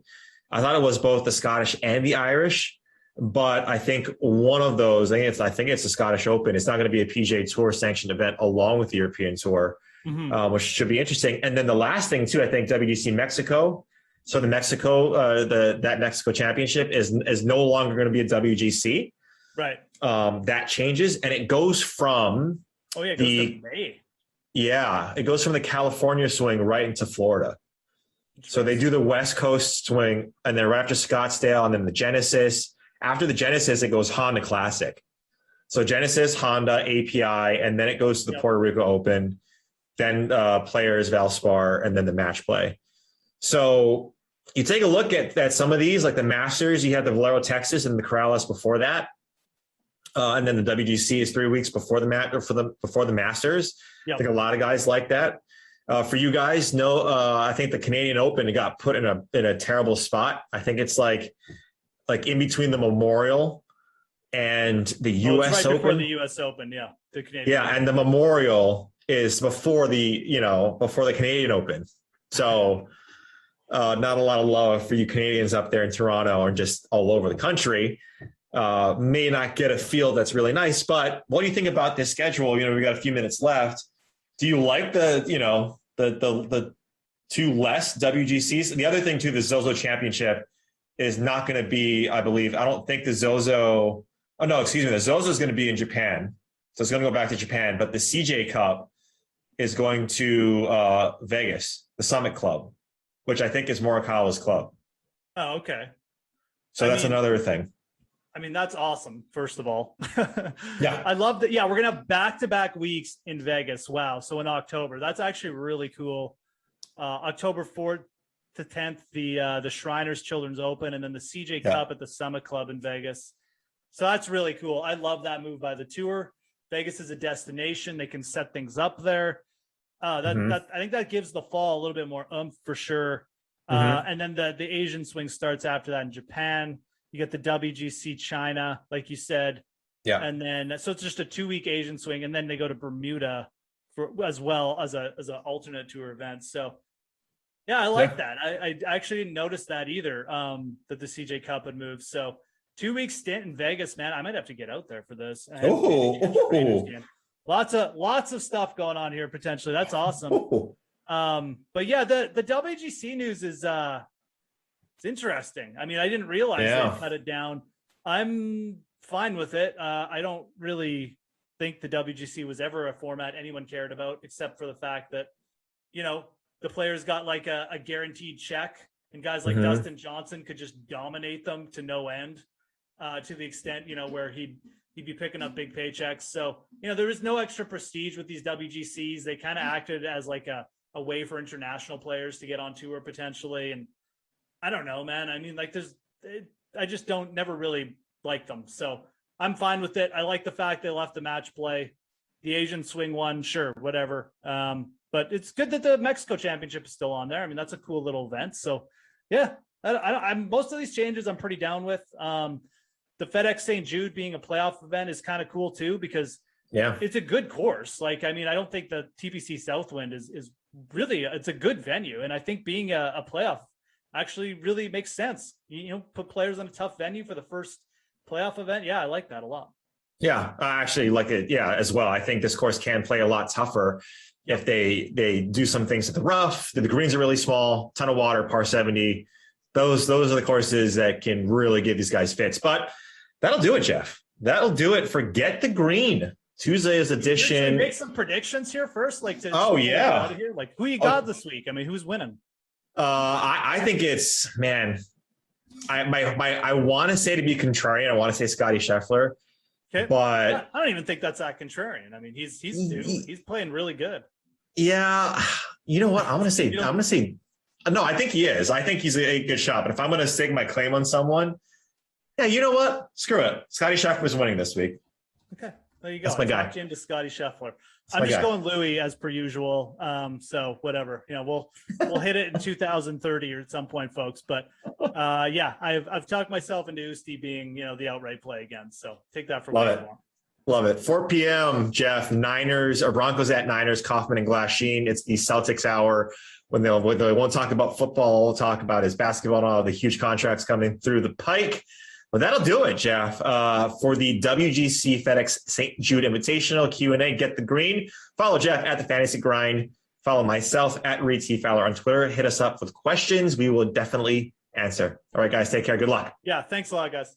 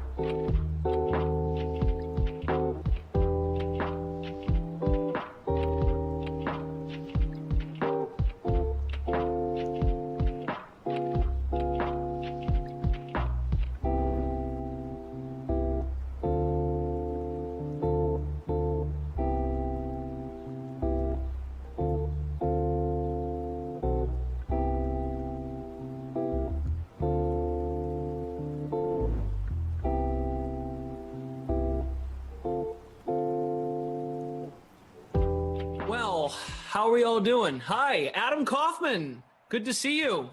And you, my friend. You must be really busy with all the Celtics news all the last 24 hours. Yeah, just watching the tumbleweeds go by. Unbelievable stuff. I mean, staring at my wrist. What do you think of the team? It's a lot to get into there. It's lots to dissect. Yeah, we can. We got a sim though too. Yeah, we can jump into it. We got all the time. You were just on the last sim too, right? Yeah, a little momentum coming in. Mm-hmm. So did you did you and who were you with? Kenny, right? Did you guys delve into this league that Freeze Pops is looking to create? We did. We dove in a bit. Kenny brought up the fact that I blasted him a little bit because he's nitpicking what league to do, and he can only do so many, apparently. Yeah, but that's one of the things I want to ask you about when we get there. But let's, we'll get into this. Let the people trickle in, obviously. Good to see the people in the chat. It's nice to be back with you, the two of us. Been some time. I know, it's a new month. We're in August and we're hanging out. I considered, I don't even remember at this point. Oh, BK. I was with BK last night because he's coming up with me next too. And I said to him, maybe the two of us would actually get together to do this sim. But then I realized, you had one before, I've got one after. It wasn't a good, hang dynamic. But yeah, I miss you, buddy. And I want my mail. I do have your mail. Yeah. And I owe you Chinese. You do. You have not forgot about that. Good. I give you credit for that. Good. Thank you. So what days work well for you? In general? Yeah. I don't know. We planned our schedules here in the middle of a sim. Why not? When should we do lunch? You want to do lunch, or do you want to do a porch night? Oh, we could. I mean, so many things are at play here. There are so many options. I'll tell you what. We'll set an alarm this time. Yeah, Wednesday is my son's 9th birthday, so that's not going to work. Can't do that. So that's tomorrow, right? That's tomorrow. I think that's tomorrow, and then could be some flexibility on Thursday. I don't know. You're a busy guy. Shut up. Are the Suns still in season, or are they done? They're on the Olympic break still. They don't play another home game until August 17th. That's when we're back. Okay. Very long break. I know. It's weird. Yeah. Well, you have a couple of sims on Thursday. Nobody cares about this. Not at least. Not to the degree that we're doing it right now anyway. Hey, DeMar DeRozan. Bulls are loading up. Spurs DeRozan heading to Chicago in a sign and trade deal. Who are they getting back? Don't know yet. Don't know. Just trickling out from Woj and Shams, who have just been battling for the better part of the last 24 hours. DeRozan's going to get a 3-year, $85 million deal. That comes up to what, like 20? Yeah, it's almost $30 million a year. Okay. Bulls are really between Lonzo Ball, DeRozan now. Obviously, they still have Vooch from that trade last year. Zach LaVine, clearly. I like what Chicago's up to. Bob M, hello. Are they the new Koff Suns? No. Let's at least let rosters finalize for opening night before we get into that. Okay. Figure out who that's going to be. I can't wait to know what kind of T-shirt the Bulls come out with. what their City Connect jersey looks like. Yeah. Because I know you'll be buying it when the Celtics lose in the play-in game again. They'll get to the actual playoffs. I'm not worried about that. Okay. All right. You've been coming in hot today. Again, I don't know to what degree you talked about this earlier. I'm just a little annoyed. You were not even just about the Celtics, and you coming after me in our 14-person chat on Twitter that Tommy created. I know. Ducey thought I was going after him, and no, just everybody. I was a little moody this morning. I went to Patriots. You should have been a lot. Was it because you went to Patriots training camp on Tom Brady's birthday and Brady wasn't there? Was that what did it for you? While that was a little weird being there on the same day. Did they have any goats in Foxborough this time around, or is that just a lot of rescue dogs at Gillette today? What was weird was a lot of space to lounge out on those grassy hills because the crowds aren't as big, I guess, as normal. I've never really been to one. When I went to a training camp practice, it was 2006, and it rained, so they practiced inside in that bubble. Yeah. So I never really got to take it all in. I guess that was a good time to go because you didn't have to worry about big crowds, today at least. But yeah, I mean, it was fine. How many people do they draw? I mean, ballpark, and expect you to be walking around counting, obviously. The bleachers were filled, but the hill area was pretty spread out, and I think because of a pandemic, it makes sense, the pandemic, and you can't get autographs because of the pandemic and whatnot, so... Would you have? But it wasn't packed. Would you have lined up for autographs if you could? Like if everything were normal, it proceeded where we're at? Boy, oh boy, safety range, not quite. Down to the 2, your guy, Mostert. Would you have lined up for autographs, trying to maybe get a Mac Jones signature just to invest in the next generation? No. No! Fumbles in the end zone! Wow! Touchdown, Denver! Are you kidding me? And of all people, Mostert. Unreal. Denver DST, 3.6% owned in the larger DraftKings contest, 0.2 in the captain.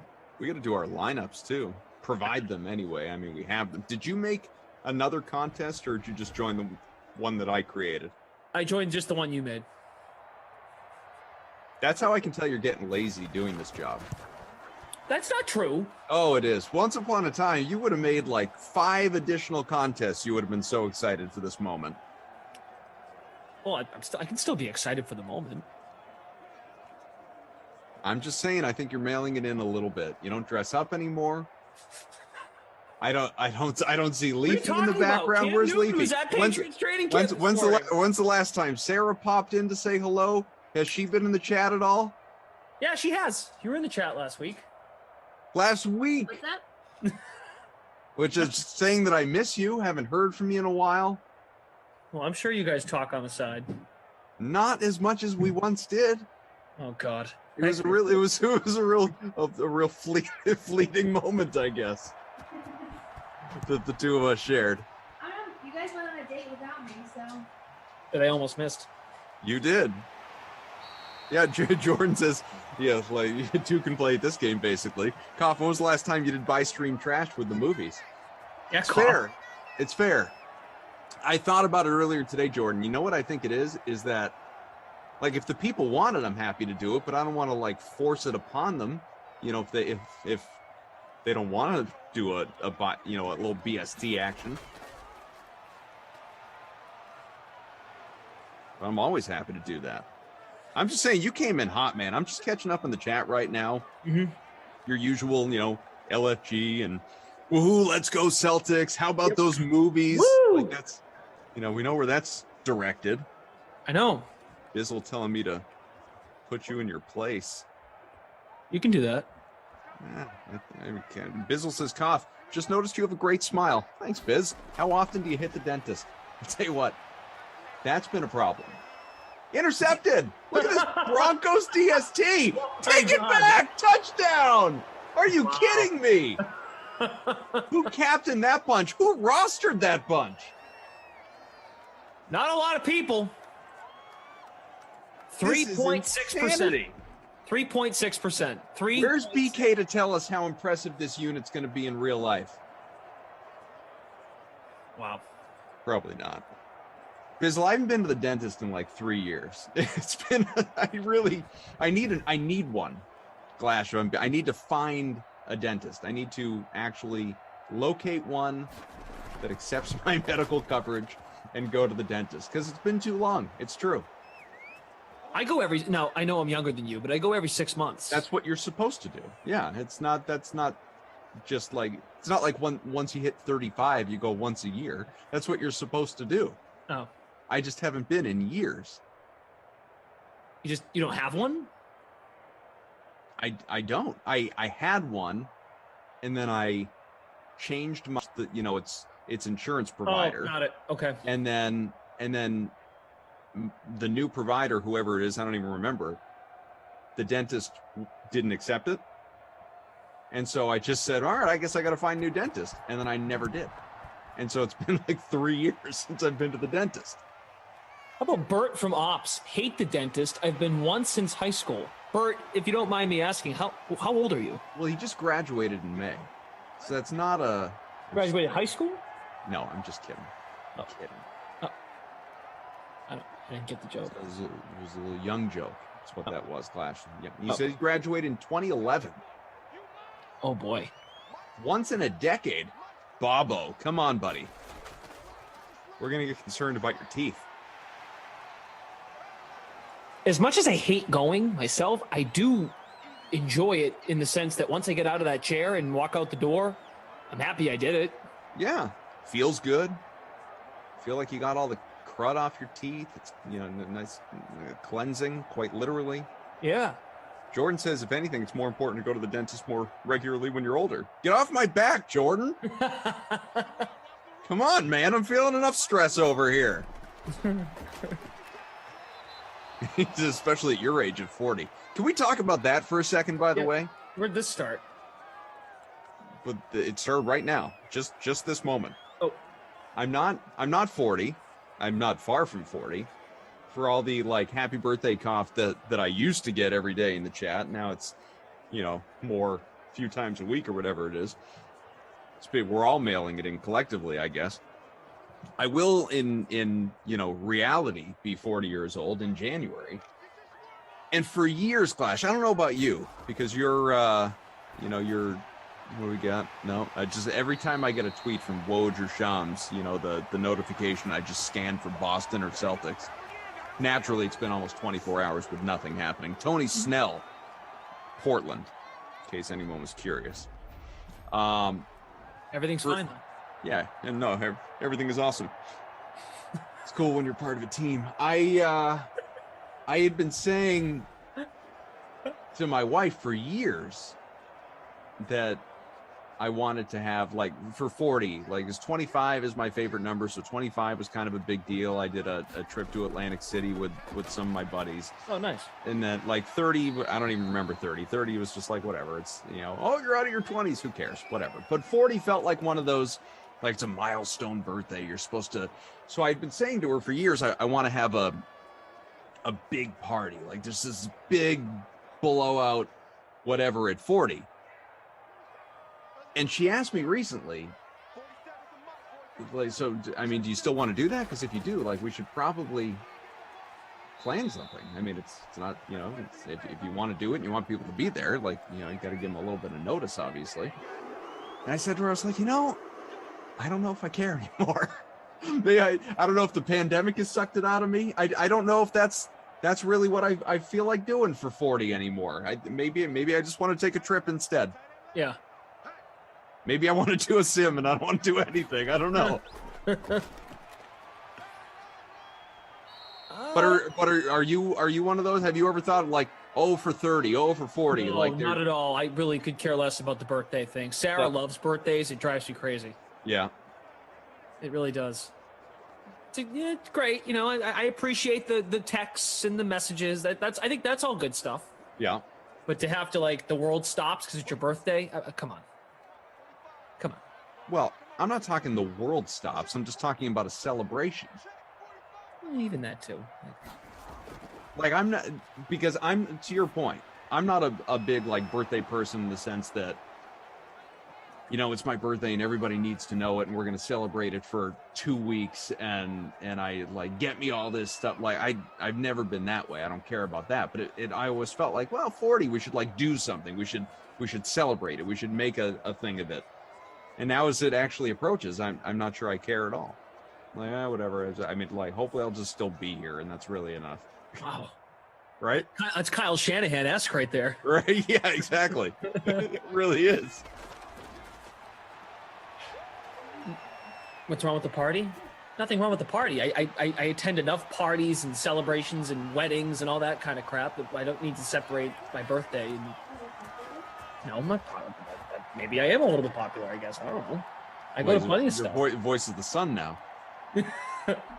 Hey, man, sun's a big deal. We need sun. It's true. Keeps us healthy. Hey, what's your lineup for this? We never did that. No, happy to share that with you. Okay. Kendrick Bourne is my captain. Okay. New Patriot Kendrick Bourne, for anyone that doesn't know that. So the real chalk, though. The real chalk. Raheem Mostert. Got him. Raheem to the stream. 94% are smaller contests. About 53 at captain. Cortland Sutton, Deebo Samuel, Dante Pettis, KJ Hamler. So it's all about the pass catchers in this one for me. What about you? Well, I put Deebo in the captain. I rostered Mostert, who has already fumbled. Jimmy Garoppolo, who's already tossed a pick. Sutton, Hamler, and Robbie Gould. Paw Sox is in front in our contest right now. I guess it should be Woo Sox. True. First and goal on the way. George Kittle tried to roster him, couldn't fit him in. Big Bad Bill says, I don't care about my birthday or any stupid created holiday just to get people to spend money. Well then, Big Bad Bill, you're not going to like this. What I was thinking about, instead of like a party that you invite dozens of people to, is what about a smaller, you can relate to this, you and Sarah, social butterflies in your 20s that you are. I see you guys living it up on the gram and your stories and all that nonsense all the time.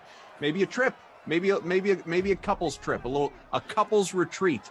I like that. Dare I say, maybe something like that could be fun. I'd prefer that over just forcing a gift from Marshall. Well, let's go back. It's the gathering is not about the gift. The gift is the gathering. The gathering is just everybody getting together. It's not like, all right, everybody file in and leave your gift on the table. That's not what we're talking about here. Right, but I'm agreeing with you. I'm saying that a getaway or even a get together or a retreat, I'd prefer those two things over gifts, no doubt. Sure. No, I get that. I like the memories, more memories there, Mm-hmm. or at least a better chance of a memory. Yeah, I mean, take pictures or even some videos. Because, I mean, eventually you're going to get older and you're not going to remember any of it. Or go to the dentist. This Denver defense, man. Crazy. Yeah, what a thing. 14-0, a couple of Broncos defensive scores. Sarah is in the chat. Priv says she gives great gifts. She does. Will you back that up? Yeah. What's the best gift she's ever given you, other than agreeing to move in with you? Knew you were going to go there. I'm nothing if not predictable. Yours is take a picture of your dentist so you remember to go. What's the last gift Sarah got me? She does not get you she got me an anything Apple anymore? Watch. I love this thing. I'm kind of obsessed with it. I've noticed. Yeah, it's kind of bad. I know. But it's kind of half broken, and it's not her fault. It's my own fault. That's why I take photos of it, because I don't know how to log it. That's a touchdown for George Kittle. Sure is. He was due. He was on the cusp when he got there. What a time to be alive. He was highly owned in the contest you made. 72%, just about 11% the captain. So good on you if you played him. Germ captain. Glashopoly. Oh, Glashopoly. That's true. Yeah, I got it over here. There's a Brendan Glasheen board game?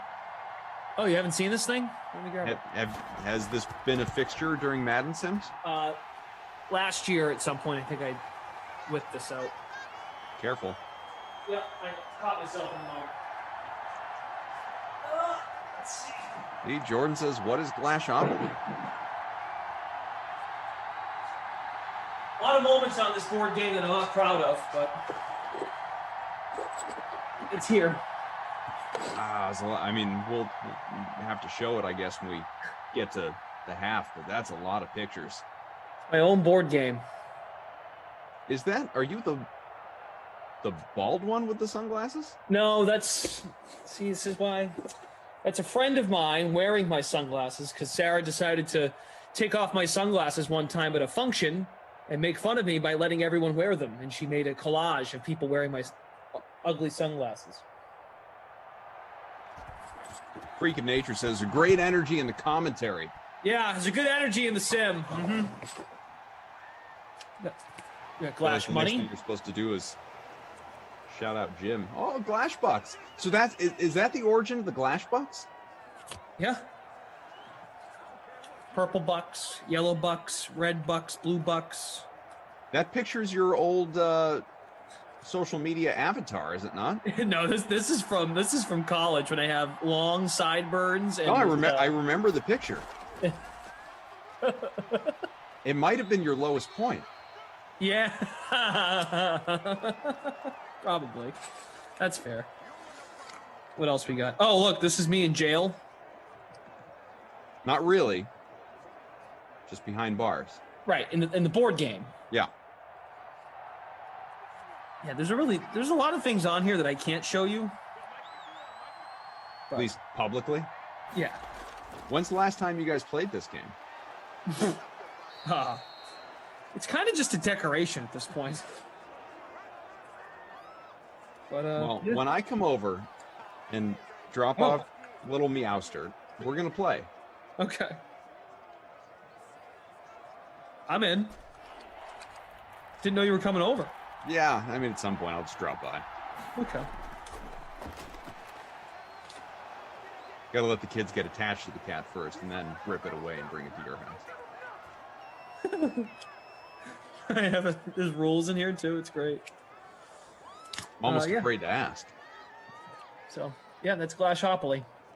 That's Glashopoly. Well, we're gonna have to maybe at the half show All right. some of the highlights to the Sure, people. you can do that. She put a lot of time and effort into this, and it was really nice. Just showing her as she's really sell demonstrated. that. No, I'm serious. As she demonstrated to this to the DK Sim fam over the last year and a half, she has a lot of talent, and she has quite the mind. Well, that must be kept busy by her full-time gig because she has not been sharing her talents with the DK fam nearly as much. Not as much. There was a dark period of unemployment for her, and she had a little more time to invest. Yeah. If you just gave her a cut of some of your earnings, she'd probably spend more time with us. Jerem on Twitch says, "What do you get the narcissist who has everything? His own board game."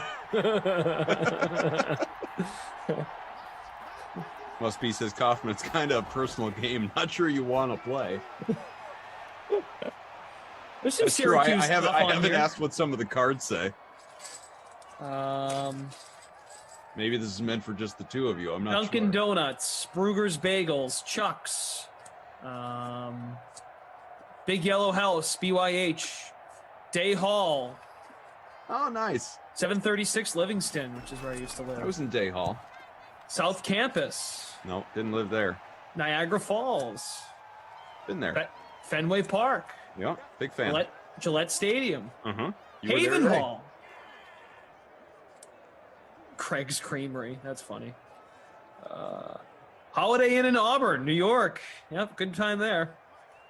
Newhouse, Watson Hall. You couldn't have lived in all these places.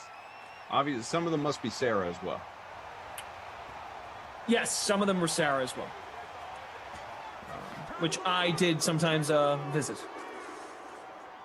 Market Basket. That was allowed? The RA didn't have a problem with that? No. Okay, good. Abby Rizzle, it's like a father and son baseball game. Sim Glash and Daddy Cough. Yeah. Brought our gloves and everything. Some commentators think that's frowned upon, to bring your glove to a game. Yeah, that's one of many popular takes. When I told the chat yesterday I was going to training camp, they said you should bring a glove. Try and catch the errant football. Which is pretty cool. They let the kickers kick right into the fans. You got to give the ball back, though. You can't keep the ball. Mm. Yeah. That's Glashopoly. I'll leave it off to the side and show everybody. Nice. You We know are what I haven't going done? at an unusually slow pace, though, aren't we? Yeah, we are. I mean, how are there still 5 minutes left in the second quarter? I don't mind spending time with you. I'm just a little confused. A lot of incomplete passes, I feel A lot like. of incomplete passes. Not as much running the ball. That's a completed pass to Kittle. Thaddeus Young and future draft picks for DeMar DeRozan, by the way. Who's got that? Woj? Could be both of them. Oh, okay. What have you made of free agents? All joking aside, I give you a hard time about the Celtics, but Sure. has it been fun, do you think, as far as like movement? What you expected? I think a lot of the contracts are nuts. They kind of always are, though, right? Yeah, they are, and they get worse by the year because they can, and salary cap rises and all that. It's just some of the payouts for borderline starters at best, still getting 10 plus million. It's kind of crazy, but or even like taking you go back to my Valley Suns, a guy that we celebrated a lot last year. Chris Paul's contract is insane. Yeah, it's insane. The Suns pay, he's 36 now, and they just gave him a 4-year, $120 million deal. Like, are you kidding me? So,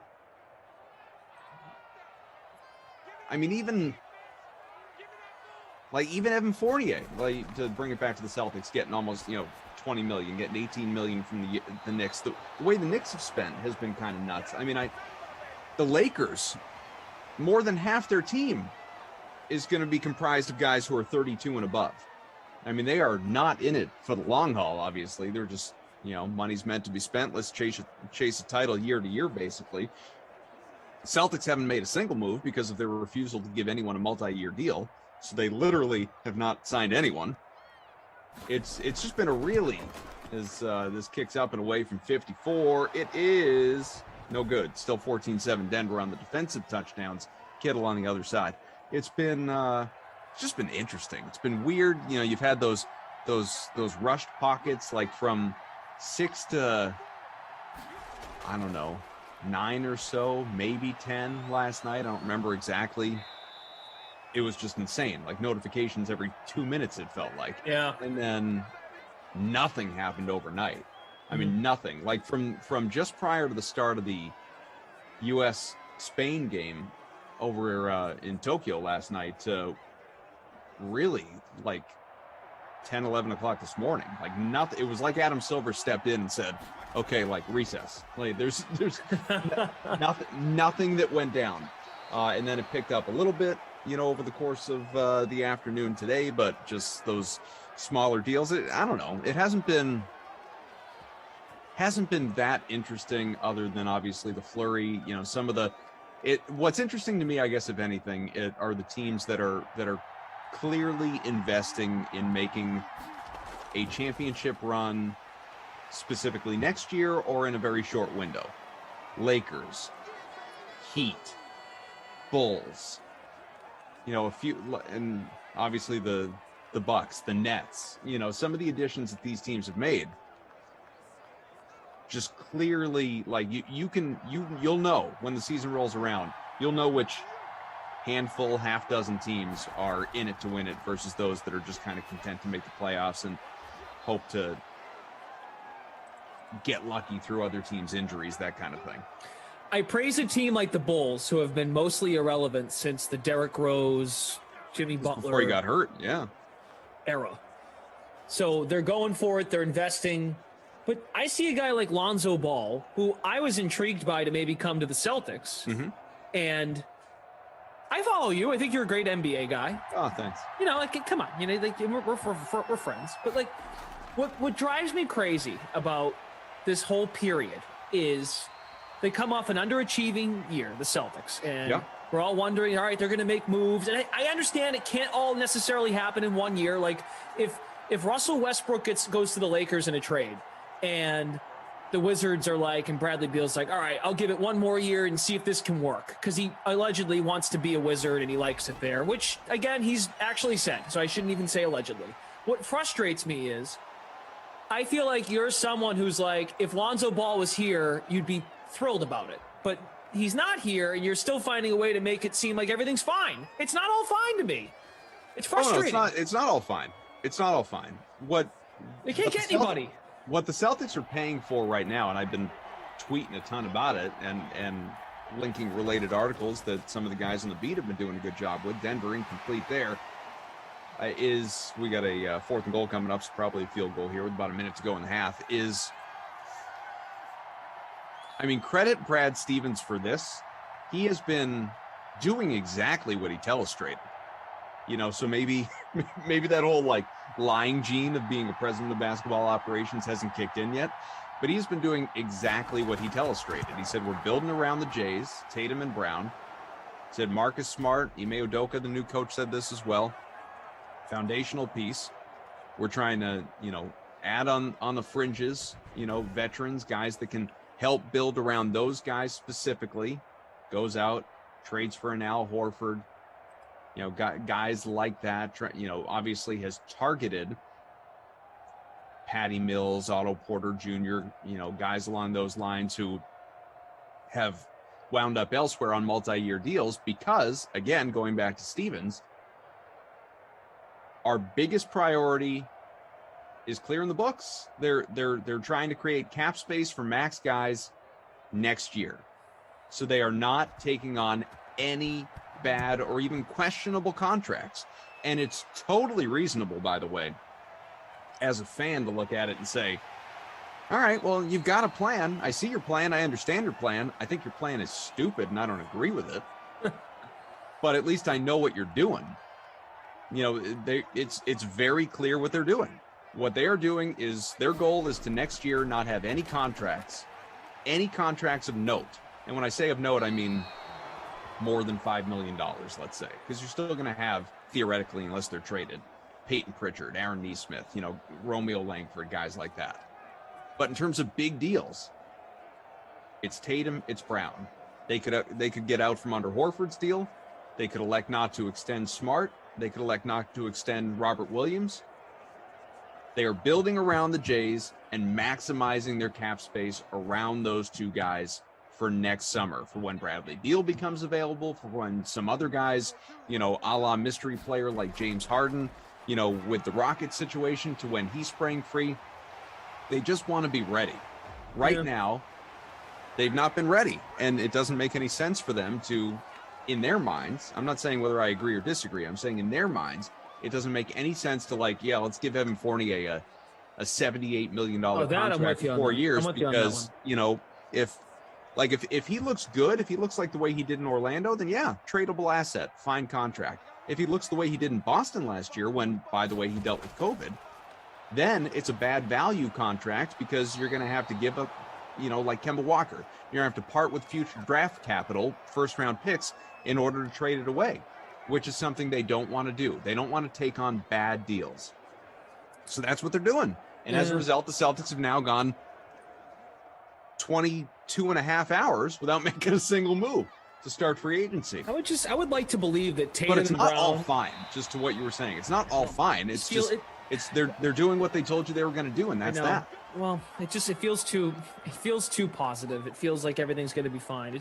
And look, like Brooklyn goes out and gets blow up Patty in their Mills. faces so easily. Could blow. It's not all going to be fine. Like definitively, it could all be fine. It might all be fine, but it's not definitely got. What if Bradley Beal says, I love Tatum, but I'm going to go play somewhere else. I'm not actually going to come to Boston. Or what if he says, you know what, I'm going to stay in Washington. I'm committed to doing it here. I'm going to re-up here. And all of a sudden, they've effectively put all of their financial eggs in the Beal basket out of, the belief that he's going to come. And then he doesn't. Right. And then all of a sudden it's, well, now what do we do? And did we waste a year of having Brown and Tatum under contract? If you want to, it depends how you want to define the whole, it's all going to be fine. Here's where it is all going to be fine. If you look at their roster, and they're not done, they will add a couple of guys. It's inevitable. They'll add a couple of veteran guys on cheaper deals, get them on a 1+1, which they got wrong last year. Thompson and Teague just didn't work. So nope, it didn't. And I'll admit, I liked those deals at the time. It didn't work. Yep. And they will add similar types of players for this year. Hopefully those do work. The Celtics, if you look at their roster, they're a playoff team. They are. They're not a contender, but they're a playoff team.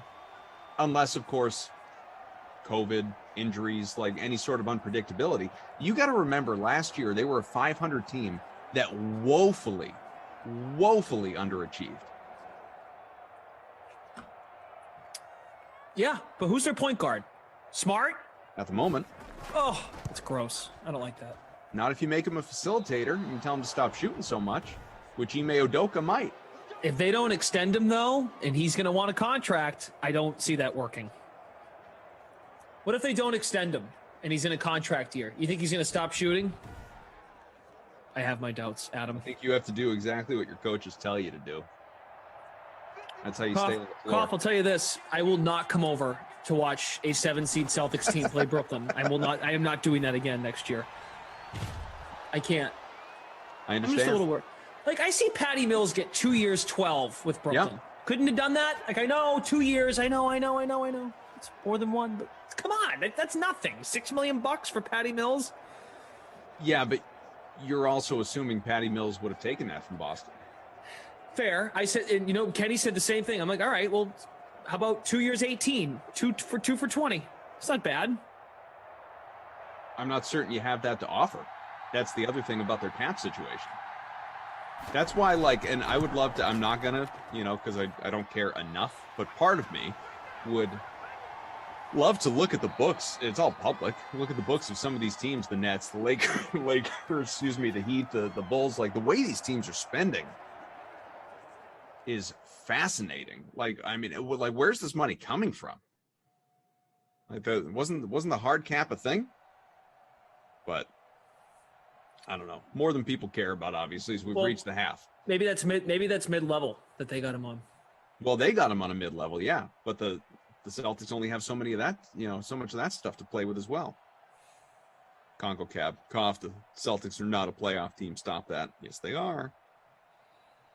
Telling you they are right now. All right, I'm sitting last. Dead last in your contest? Dead last. 128 out of 128. That's amazing. That means everyone that got in on this contest made a lineup. Yeah, also which doesn't always happen. Everyone made a lineup, and everyone made a lineup better than mine. That's where things are right now. I'm in 117th. So also bad. Captain Blood is in first. Frangelico and Ops hanging out top 10. He's 7th. Glad to have Frangeli back with us. We missed him for a little while. We got Bert, Bobo along with him. Got Drew and Jordan, our production crew, and of course you're stuck with the two of us. Real quick before the third, can the people see at least the cover of Glashopoly or any of the Glash Bucks? That quarter was so long that I forgot about that part of the it really was conversation. It's coming, folks. It's gonna show it to you. Drew says that was a 20-minute quarter. That's fascinating. Look at this. Glashopoly. Yeah. There's the board. Yeah. The memories. Glash money. Glash Bucks. There he is. Real quick. Where's Glash in jail? Jordan got to look at your long sideburns right there. Yeah, it's pretty gross, I know. You just turn that into the full beard. Where's my jail cards? I lost my jail cards. You had them a second ago. I know. That's why Yes, Fosox has jumped into first. Where are my jail cards? All right. Calm down. Okay. Sorry, I lost my jail cards. Jordan said enough of this nonsense. Let's get to the game. Yeah, let's go. Just move on. Oh, here it is. Found it. Nope, too late. Damn. Thanks for showing me again. No problem. It's Glashopoly. Koff, I just hope the Celtics are watchable next year. I'm getting a little worried. I get it. I do. If anyone does want to talk any NBA, any of that stuff, I know. I get it. We should talk NFL too. This is Madden. I know, but it's been a while since we've caught up. It has, and but not just that. Like, we can get into some other things as well. For instance, Pat's training camp this morning. It was fun. Yeah, apparently, and we'll go quick with this because I don't want it to be an entirely New England broadcast, but like you said, fun to be there. I'm sure it was. I haven't been, so I'm glad you enjoyed it. Kids are going to go out actually at the end of the week, so that'll be a good time. But looks like Cam Newton stole the show today, based on all things social media. Mac Jones had his tough, first real tough day in camp with the pads, and Cam actually looked really good. Absolutely true. It's one of those things, like I'm watching from the grass hill in the end zone, and I'm wondering, I hope I'm seeing the same thing everyone else is seeing, and then you turn the radio on or you go on Twitter and read stuff, and yeah, Cam Newton played very well. He was hyping the crowd up. He was feeling himself a bit today. N'Keal Harry was good today. Yeah, saw that Actually, as well. There was a moment in practice, they were doing red zone drills, and he got right in the face of Kyle Duggar. And because I guess Duggar was unhappy with Harry, the way he was blocking on a certain play. And Harry was just like, that's effing football, man. Like Harry was like just getting into it, and like the sideline was hyped up about it. It was nothing like the Giants today and the scuffle that occurred in New Jersey. But that was like the most heated part of the day.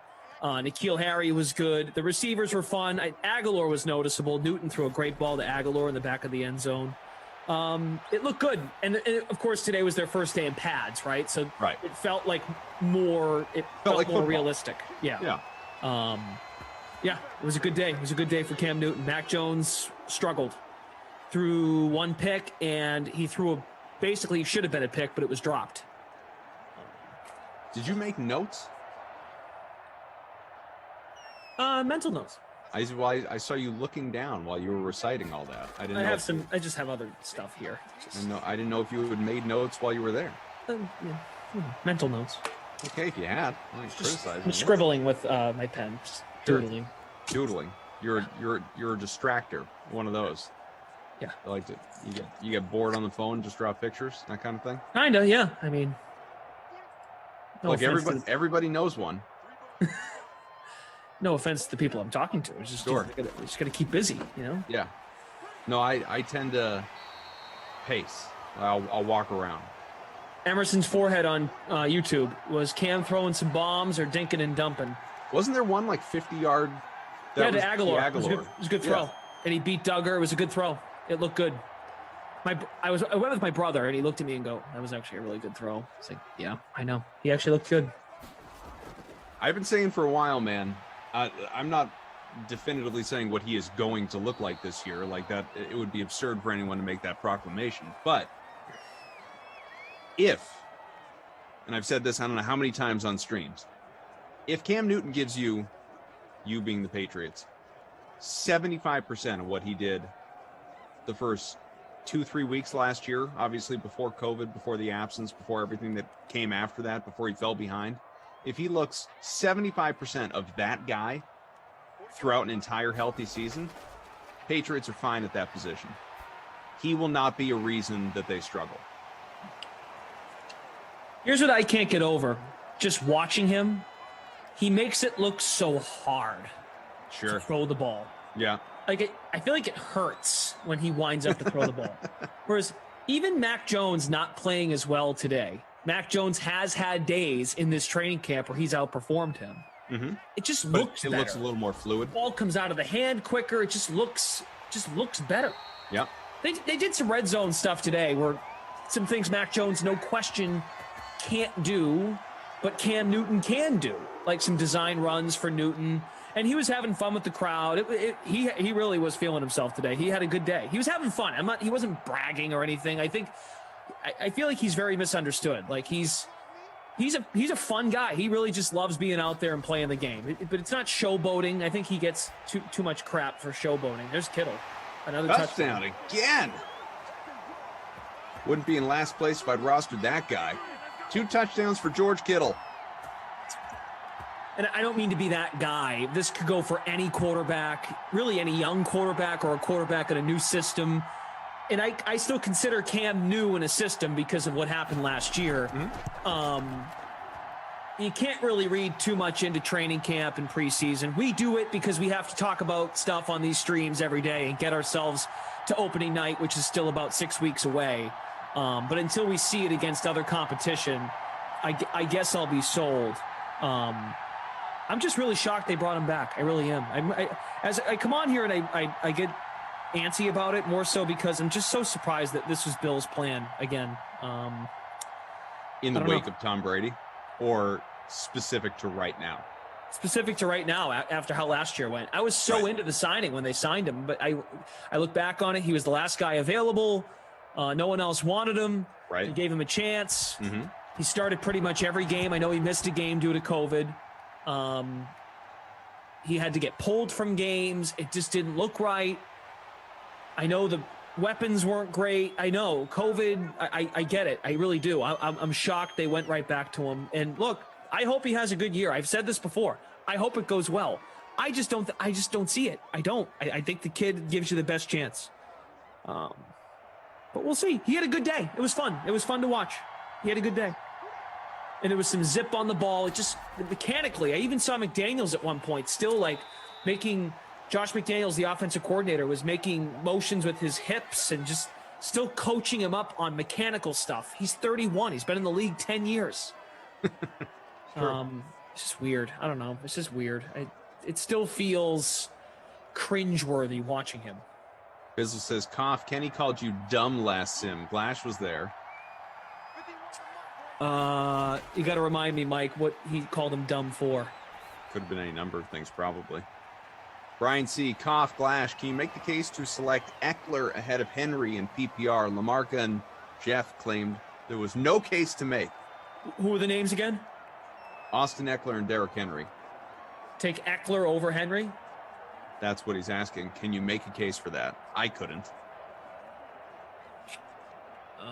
Unless I guess if you really love Justin Herbert and the only.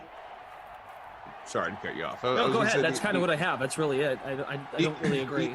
The only case I could make, and this has less to do with Eckler, more to do with Henry, but you can obviously link the two, was what I said after the Julio Jones trade. And it's just a function of whether you believe it or not. And what I said was, I believe, given his age, given his usage in recent years, given his contract status, and that you have Brown and Henry, among others,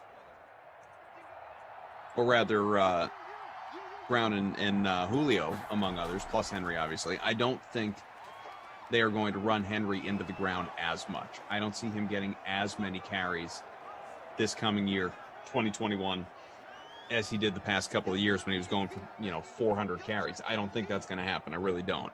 So if you believe that, if you believe that he's just not going to be as impactful because he's not going to get as literally as much run, then you could make a case, I suppose, for Eckler.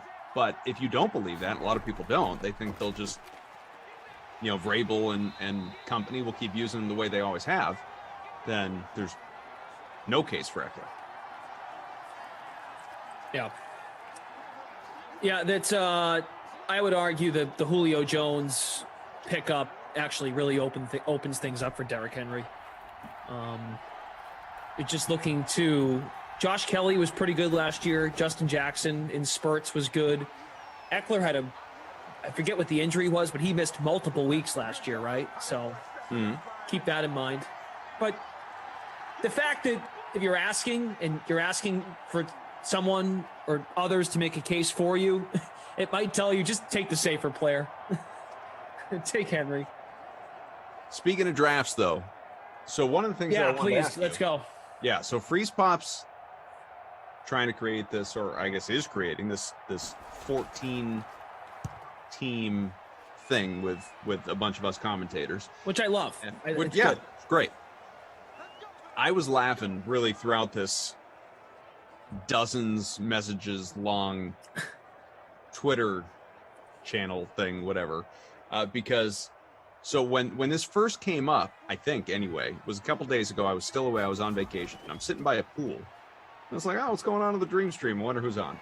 And I put it on, and it's Moose and Tommy, and they're talking about creating a league for the Madden commentators, a fantasy league, season long. And Moose was just so over the top about, and really he was coming at me in particular, but in general the message was, whatever you're going to do, just do it. Like, if you're going to make it, set the rules. Like, here's when the draft is, let's go. Don't open it up to anybody, cough for any suggestions, any sort of, well, how about this? Why don't we do this? And Tommy's like, no, I mean, it's okay. Like, people may, before I finalize it, people may as well be involved. And I even got in the chat and I was like, Tommy, you're asking for it. Like Moose is probably right here. Like the only thing that I ever, set the rules however you want, however many teams, however many rounds, flex positions, super flex, multiple QBs, defense, kicker. I don't care about any of that. I'll play by your rules. The only thing I ever, like, even payout, I'm not really, like, whatever the pay structure or the buy-in, like, I'm not going to create a ruckus about any of that. Whatever it is, it is. Just let me know. If everyone's doing it, I'll do it. The only thing I ever care to have a say in is make the draft as close to the season as possible. Don't draft, during week 1 of the preseason, and then, all these injuries happen after everybody's drafted. Like, it just stinks. It's a miserable experience when, you lose your number 1 pick to an ACL injury in the 3rd week of the preseason or something like that. So do it right before the season with the draft. That's all I care about. But man, Tommy opened it up to a firestorm of suggestions and emotions. Everybody had an opinion. Everybody had a question. Everybody had, what about this? Why don't we do this? There were wide-ranging discussions about about how much it was going to cost. From a very low number to a, I don't know, moderate number, call it what you want. And that, are there weekly payouts? What about if you have the most regular season points, do I get my money back? Also, I was like, oh my God, I want this to happen forever. Just keep going. Please, let me just keep reading. You would enjoy that. You would enjoy reading through that. I wanted to go to settings and click leave conversation. Should have. I'm surprised Emerson didn't. Oh, the worst. Didn't we figure out over the last year and a half here in the world, never mind this country, like, how to use Zoom? How about just go on here, generate interest, and say, all right, if you want in, and then the next step should be this, not a text chain.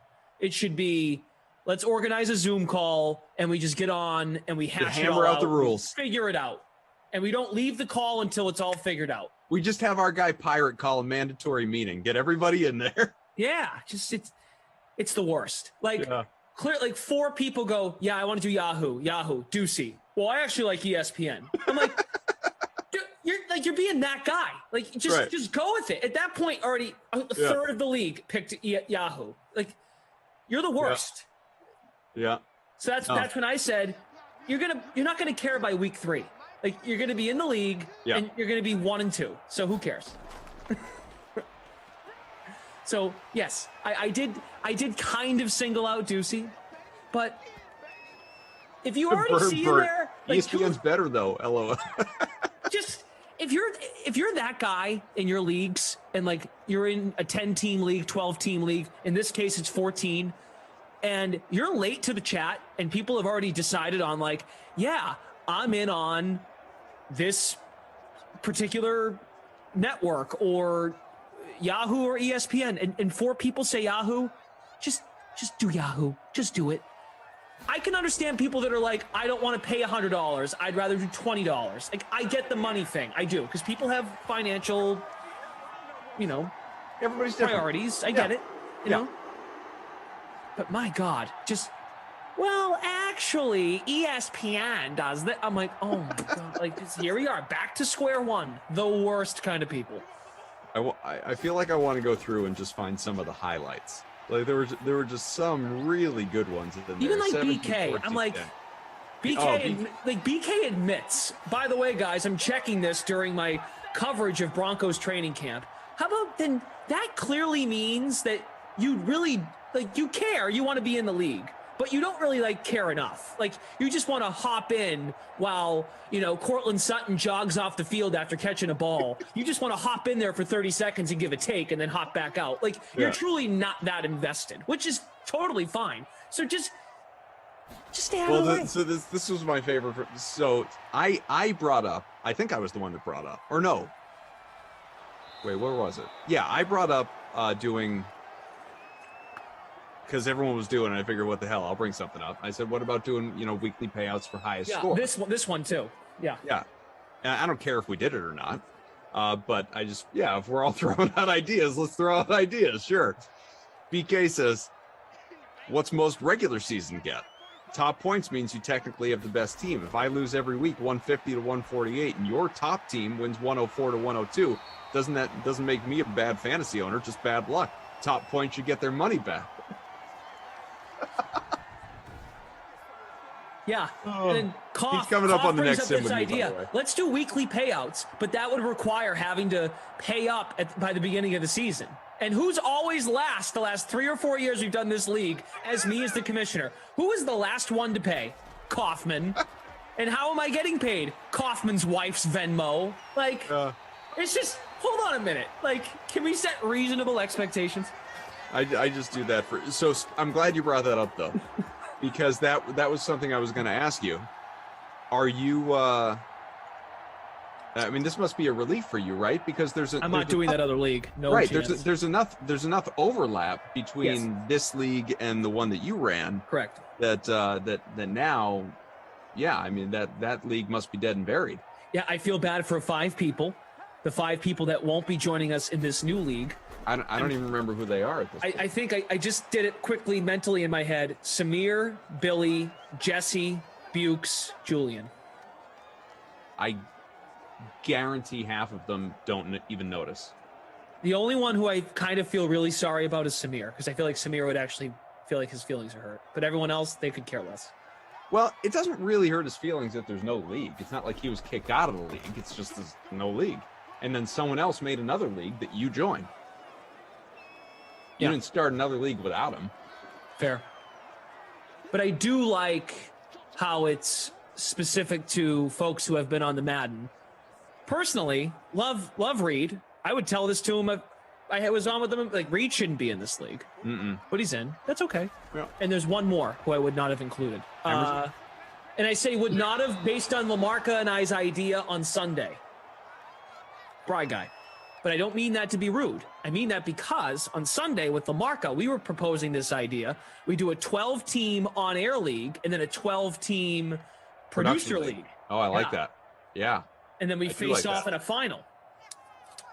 Bry guy would be he'd be on the other side. A prime guy in that spot. So I guess we should be asking Jordan and Drew and, you know, Bert and Frangeli, 17 alt. Like, are you guys going to make an ops league or a production ops league? Because I mean, that could still happen. You can get you guys and Drew and Michael and Fry guy and Samir could be in that one. Exactly. We already didn't draft it. I've worked with Andrew the last 3 days. There's no way that's happened, but I love it. Should have went with the joke. Would have been good. I know with Lamarca on Sunday night, just rattling through names, we came up with 10. But if you get a Glennon or a Slates involved, you can get your number. You can get to 12. But we're at 14, so now we need 14. But yeah, I'm all in. I'm very appreciative of freeze pops. I really am appreciative to any commissioner. It is a pain in the neck. Once the season starts, you're good. Jordan says if someone wants to organize it, they can, but I'm not doing what freeze pops is.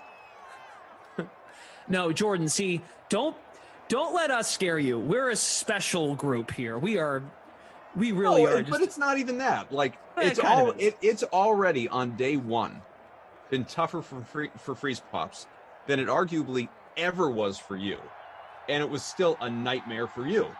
So it's just being the commissioner is not fun. It's Yeah. okay. And notice the people that made it challenging today.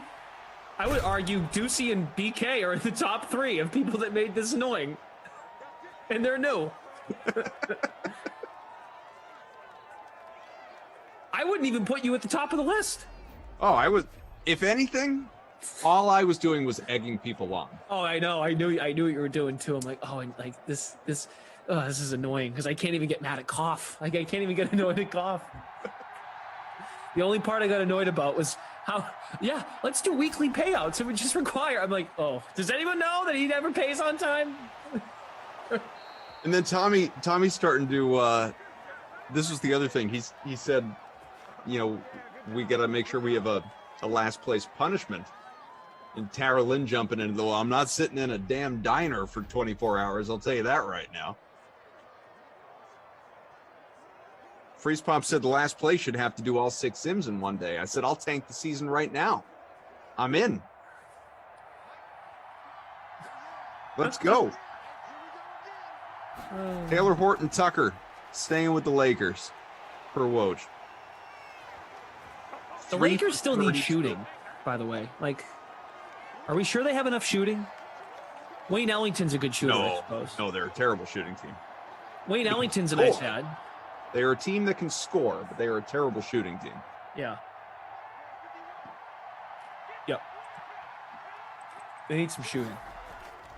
Like, I think it's cool that Melo and LeBron are playing together, but Melo is, of course, a different. I like Melo as a role Melo's player. a really good addition for them.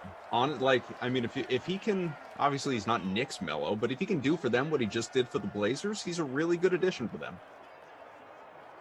Dwight Howard's become kind of a likable role player over the years, I feel like. They're far more likable than the Nets. Are you still on this in this position where if it's Lakers Nets finals you're not watching? Yeah, that will never go away. Well, I won't say that'll never go. That will never go away so long as the current cast members of those two teams remain. You know what I mean? Like as long as Kyrie Irving is a Net, that applies. As long as the Lakers exist on this earth, that applies. But that's just as a biased Celtics fan. Yeah. I'm not saying the league wouldn't enjoy it. It'd be great for ratings. A couple of people have highlighted that you wouldn't mind doing all 6 sims. I just said I'd tank the league. Cough-a-thon starts now. I think I've said this to you before. I truly wouldn't mind doing that if it meant I could take a day or two off and like help our production team make the schedule. If that makes any sense. Mm-hmm. You know what I'm trying to say? Like, yeah. Hey, if you do all day Saturday, you get Sunday off. I'm like, is that a long day? I mean, I'm kind of stretching that out. Like, I guess like Freeze Pops has done 4 on a day. Like, that's just that's amazing.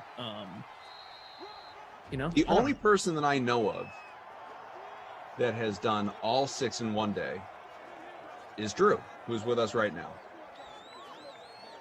Technical director Drew did all 6 sims in one day. Yep. Good God. Right? That's awful. I'm surprised you're still working here. Now it's in fact I think he did like 9 straight, right? Didn't you have 3 the night before or the next morning or something like that?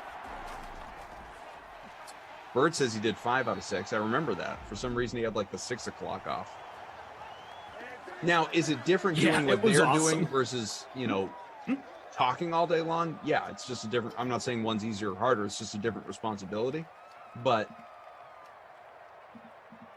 I wonder if you'd, not lose your voice. It's not that much talking. But if you, just how exhausting it would be come the 5th or 6th one of the day. I think we failed to acknowledge, and this should be for the game. Well, maybe not. San Fran's got one more timeout. Brandon McManus field goal. Brandon McManus. We forget that there's crowd noise. We could just not talk for a straight minute. There's still some sort of noise. As opposed to saying the same word over and over for a straight minute. Yeah, I guess. I've never heard of that concept. Should try it sometime. I think they call it the buzzword. Oh, right. Yep. Yeah. It's a good time. Are you still in dead last in this contest? Probably. Let's find Second out. to last. You have 30. You have 34.1 points. How is that even possible? That's bad. Well, my captain hasn't been very good. KJ Hamler was half owned in our contest, and he has nothing. Yeah. Mostert has, I mean, he's owned by everybody, but he's underachieved. Sutton's been bad. Yeah, just a really poor lineup for the pass catchers. Hey, can we ask the DK Sim fam to hit the like button for us before we go? I don't think we've asked much this sim, if at all. I don't think we've even brought it up. That'd be great. We've got baseball coming up, the slate with Steve Buchanan and Gary and Thorne. Talk about guys who couldn't do 6 sims in a day. Good luck getting them to do 6 in a calendar year. Well, Steve did one recently. How recent? We got the red carpet out for him and everything. His triumphant return. He did one game. I can't remember who it was. Wow. This one isn't over yet. This one is not over yet. Is that like the old timers games at Yankee Stadium? Let's wheel him back out onto the field for one sim. I don't know. It was a couple months ago, late spring, I'm guessing. He doesn't know. I don't know either. That was a big grab for Debo. They took their final timeout. I wonder if they kick it now. What does the AI do? They will kick it now. I think we're going to overtime. Jake Williams has a question. Who's a winner tonight in baseball? You got to stick around. Stick around for overtime. Listen, stick around after overtime, I guess is the best way to put it. If we get Gary on for OT, then I want overtime. I'm in. I'll root for it. We can get Bukes to take off his mic too. We'll do a 4-person booth for OT. No. That's Bukes thinking about it. That was the voice of Steve Buchanan. You can hear that on MLB Network as well. 3 days a week.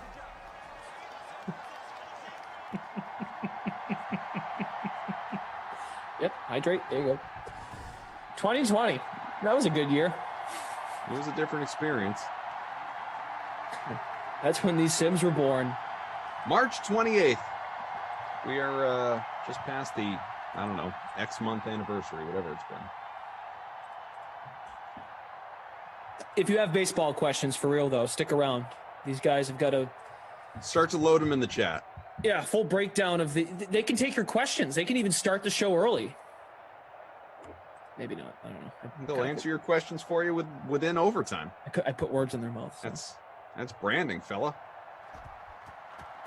Hey, if you're curious, by the way, Mark Murphy, Boston Herald. Since we were talking so much about it earlier. This was supposed to be the Celtics hour, so yes, keep going. Yeah, Celtics' priority, according to a league source, is to retain a, quote, salary structure that makes it possible to sign a, quote, major player when he comes available, most likely next summer. Good chance they don't use the $5.7 million taxpayers mid-level this time around. So, yeah, I mean, consistent with everything we've been saying. I think based on what I'm reading here on 15 games tonight, everyone's in action tonight, baseball. Garian's nodding. Thank you, Garian. Appreciate you. Trying to pump up your program coming up.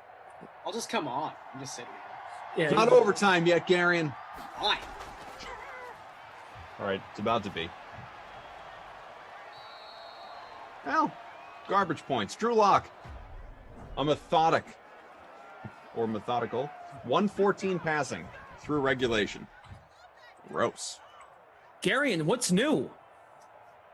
Oh, just keeping track of everything in the Madden verse. You could ask me any question. Liar. I have the answer. I miss our Friday nights, Garian.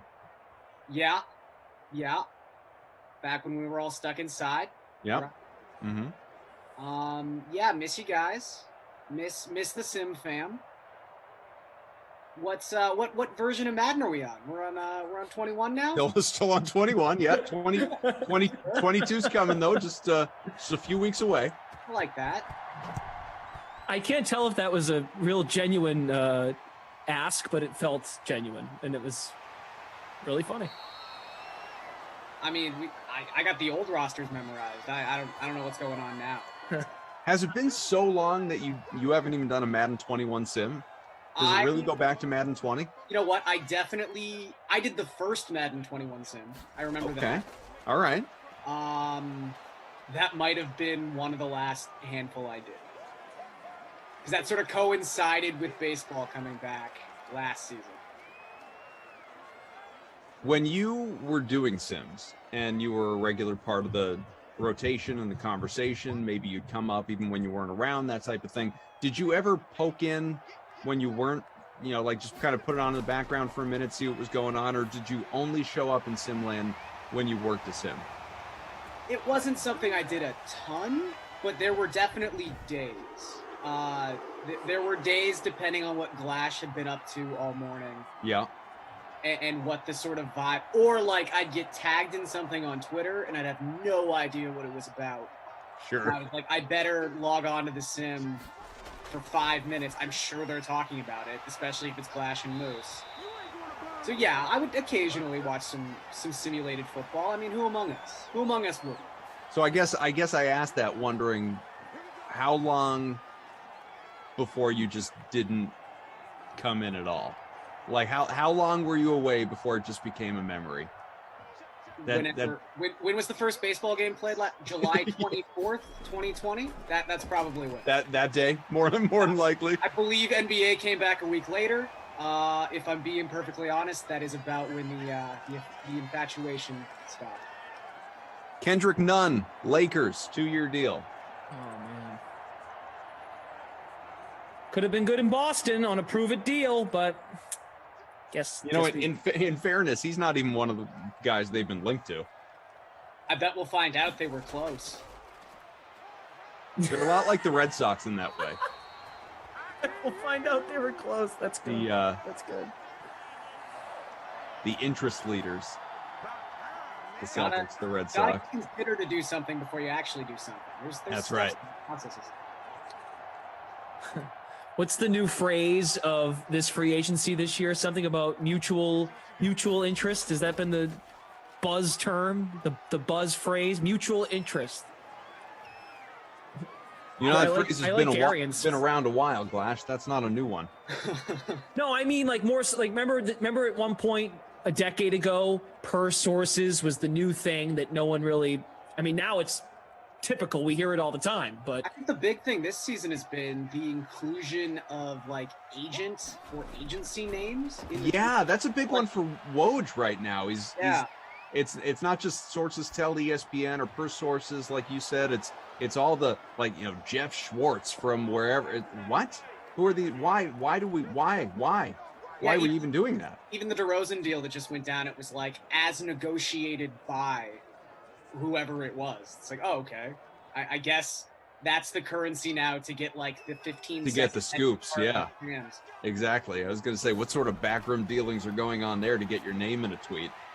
Or how about who was it? Duncan Robinson podcast. Duncan Robinson's podcast getting shouted out. That was in a report. What are we doing here? Getting those eyeballs. Apparently, man. I'm curious what the money is here for. It's 2 years, 10 million. If we get Woj tweeting out the Unreasonable Odds podcast, I mean that'll help traffic. Well, Julian's got to break some news first. Well,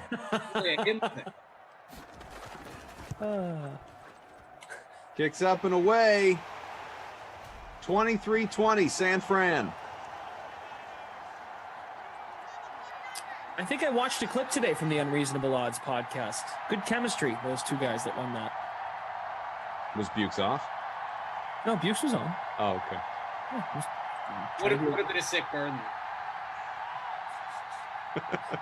Thanks. Just trying to be a little bit genuine. Yeah. 49er Quest fittingly in front in our free roll, by the way. Not unlike the team in real life. Quite surprising that the Niners at this stage have a lead, considering they went down 14-0 on back-to-back turnovers, a Mostert fumble, and a Jimmy G pick leading to touchdowns. Is he still like the name? Are people still obsessed with Mostert? Now I feel like I'm dating myself. I'm like, Gary, Mostert is nasty in Madden 21. Well, he's really good in Madden 21, so he's like Very good. He's a must roster. Oh, so it's not even a joke anymore. That's almost unfortunate. Well, but it's kind of great in the same breath, though. Yeah, it's still a joke, but just in a totally different way. Now it's a joke like, oh, remember when? It's a callback. It's almost like Glash was prophetic. He knew what was on the horizon. It's right. Yeah, it's like I like that. He knew. I mean, that started with you and Bukes, right? You guys were on that sim together when that happened. Sure were. Yeah, I think I was on the next one, but I remember hearing about that. Yeah. Chiefs, Niners, man. What was the line again? Must be. I see you doing well. Thank you. I appreciate it. He said, what? I said, yeah. He said, Yeah. What are you talking about? That's not Raheem Mostert, you dope. And I said, oh. I will never forget being on the sim that Mostert finally scored a touchdown in Madden 20. And I was with BK. It was Brandon Cristal's first sim. And I was screaming. Whoa! Get going! Hey, Come on, Judy. Denver! A walk-off win for the Broncos. 57-yard score. Jerry Judy. Speaking of Brandon Cristal, his beloved Broncos. Yeah, it was BK's first sim. Mostert scored, and me, the chat, were making such a huge deal about it. And he had no idea what was going on. Couldn't fathom why that mattered at all. He was mid-ramble introducing himself to everybody. Probably. All right, real quick on the awards so we can get to those guys. What do you think? You want to go Jimmy Garoppolo on the player of the game? Or George Kittle, actually? Probably Kittle, right? Yeah. And by the way, Judy was 32.6% owned, 2.3% in the captain. Hamler had one catch. I think he must be the Not My Kid award, right? Hamler, 40% owned. Look, all you got to do is look at my lineup and find out. Yeah, that's a good idea. We'll do that. So, fast. Yeah, I'd say Hamler, good pick. Or Sutton was bad too, but Hamler was more highly owned. So, all right.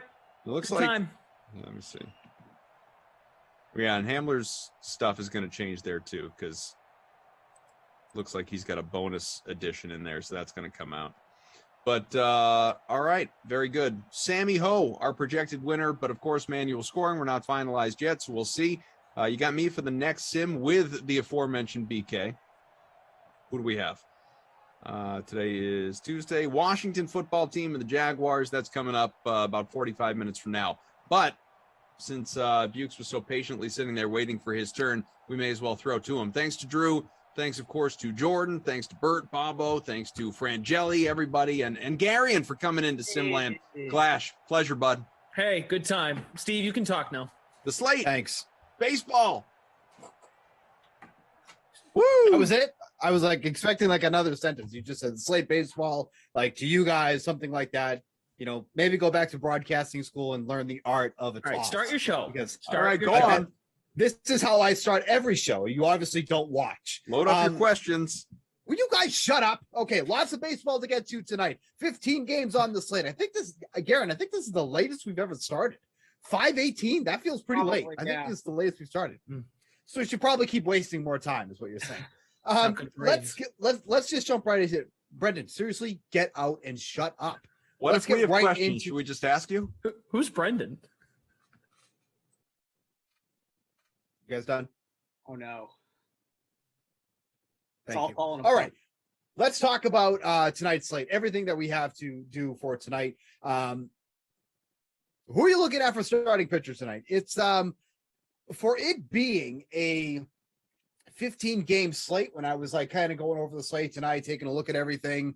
I don't know. No one really jumped out at me as like a must For me tonight, Zach Wheeler was probably the first one going up against the Nationals. Had some issues about the Nationals in the past, but this is obviously not the same Nationals team that we've seen ever, because they got rid of everybody. You look at that Nationals lineup now, it basically looks like a AAA lineup. That's kind of where I landed, just because of how ridiculous that lineup is. Are you in the same realm, or are you looking elsewhere? Yeah, I mean, it really changed the context of this slate when Garrett Cole got a positive COVID test and was taken out of this contest, because I was very ready. I had yet to have a slate where, since the substance crackdown, I'd really zeroed in on using Garrett Cole. Tonight was going to be a huge Garrett Cole night for me. And I think one of the reasons I liked Cole was there were probably still going to be some hesitation in using him. And a lot of people were probably going to want to use the two guys that I had sort of shoehorned into the popular options were probably going to be Zach Wheeler and Sean Manaea. Not that either of them are in bad spots, obviously. I just liked Cole and his upside more.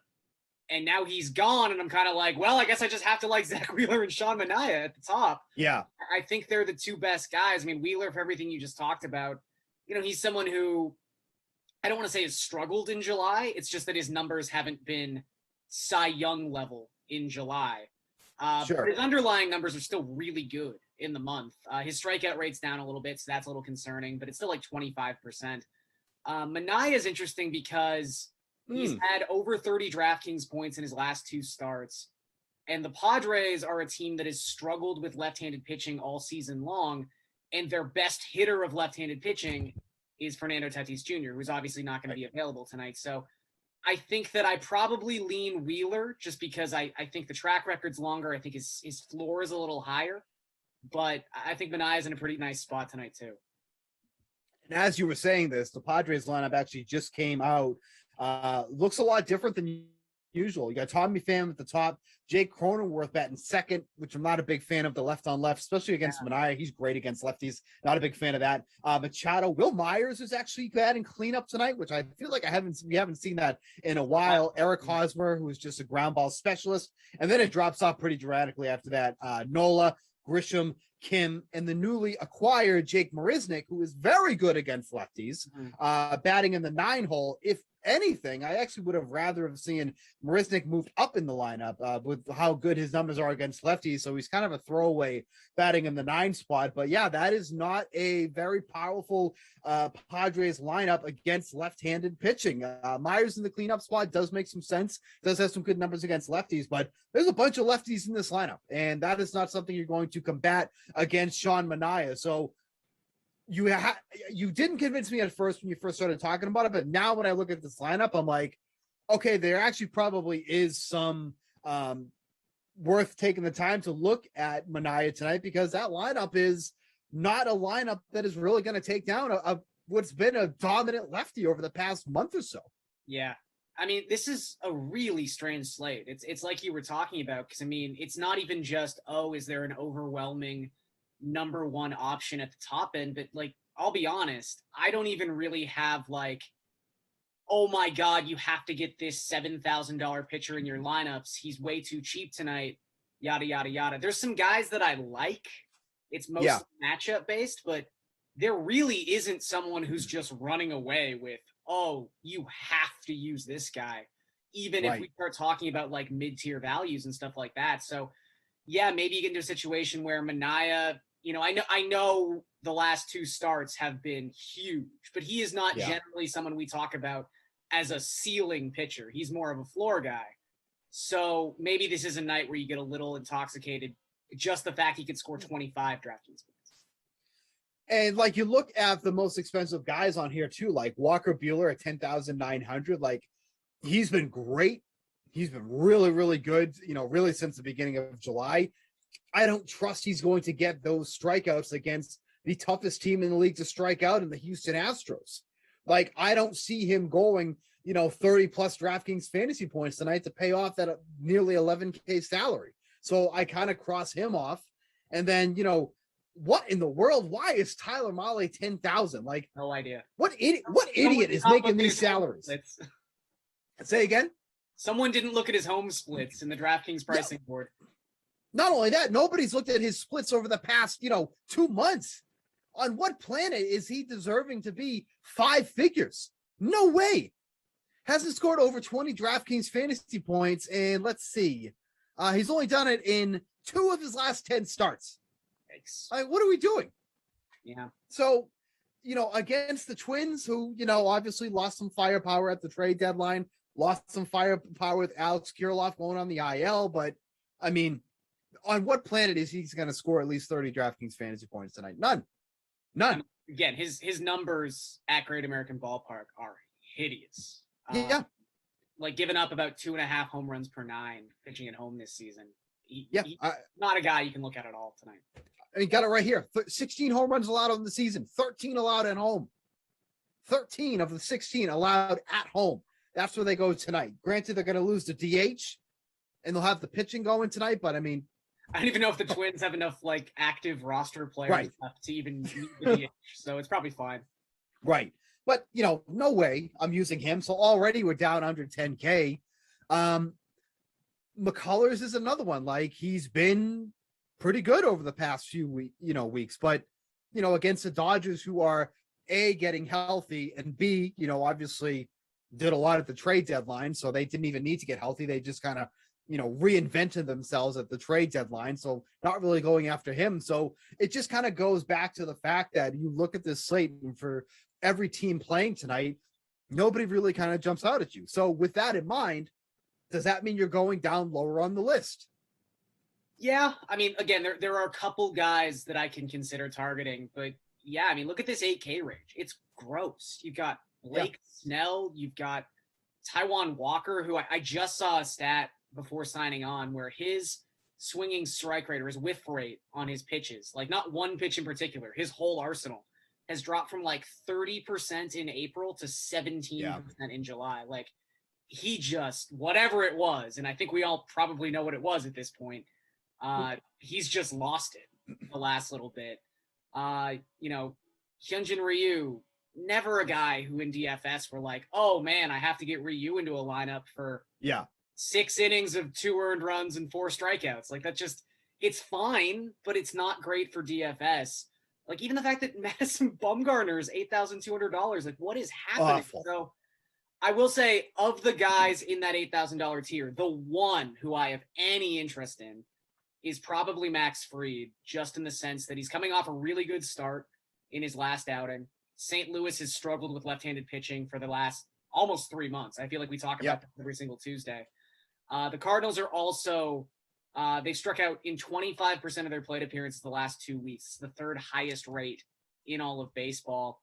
If you really lop off April for Fried, he's been pitching pretty well the last 3 months. He's got a 3.35 ERA since the beginning of May. So he's been perfectly fine. Again, he's not someone who usually I'm oh my God, get Max Fried into a lineup. But at $8,300, considering just the lack of exciting options we have, I think he's actually a pretty good asset on tonight's slate.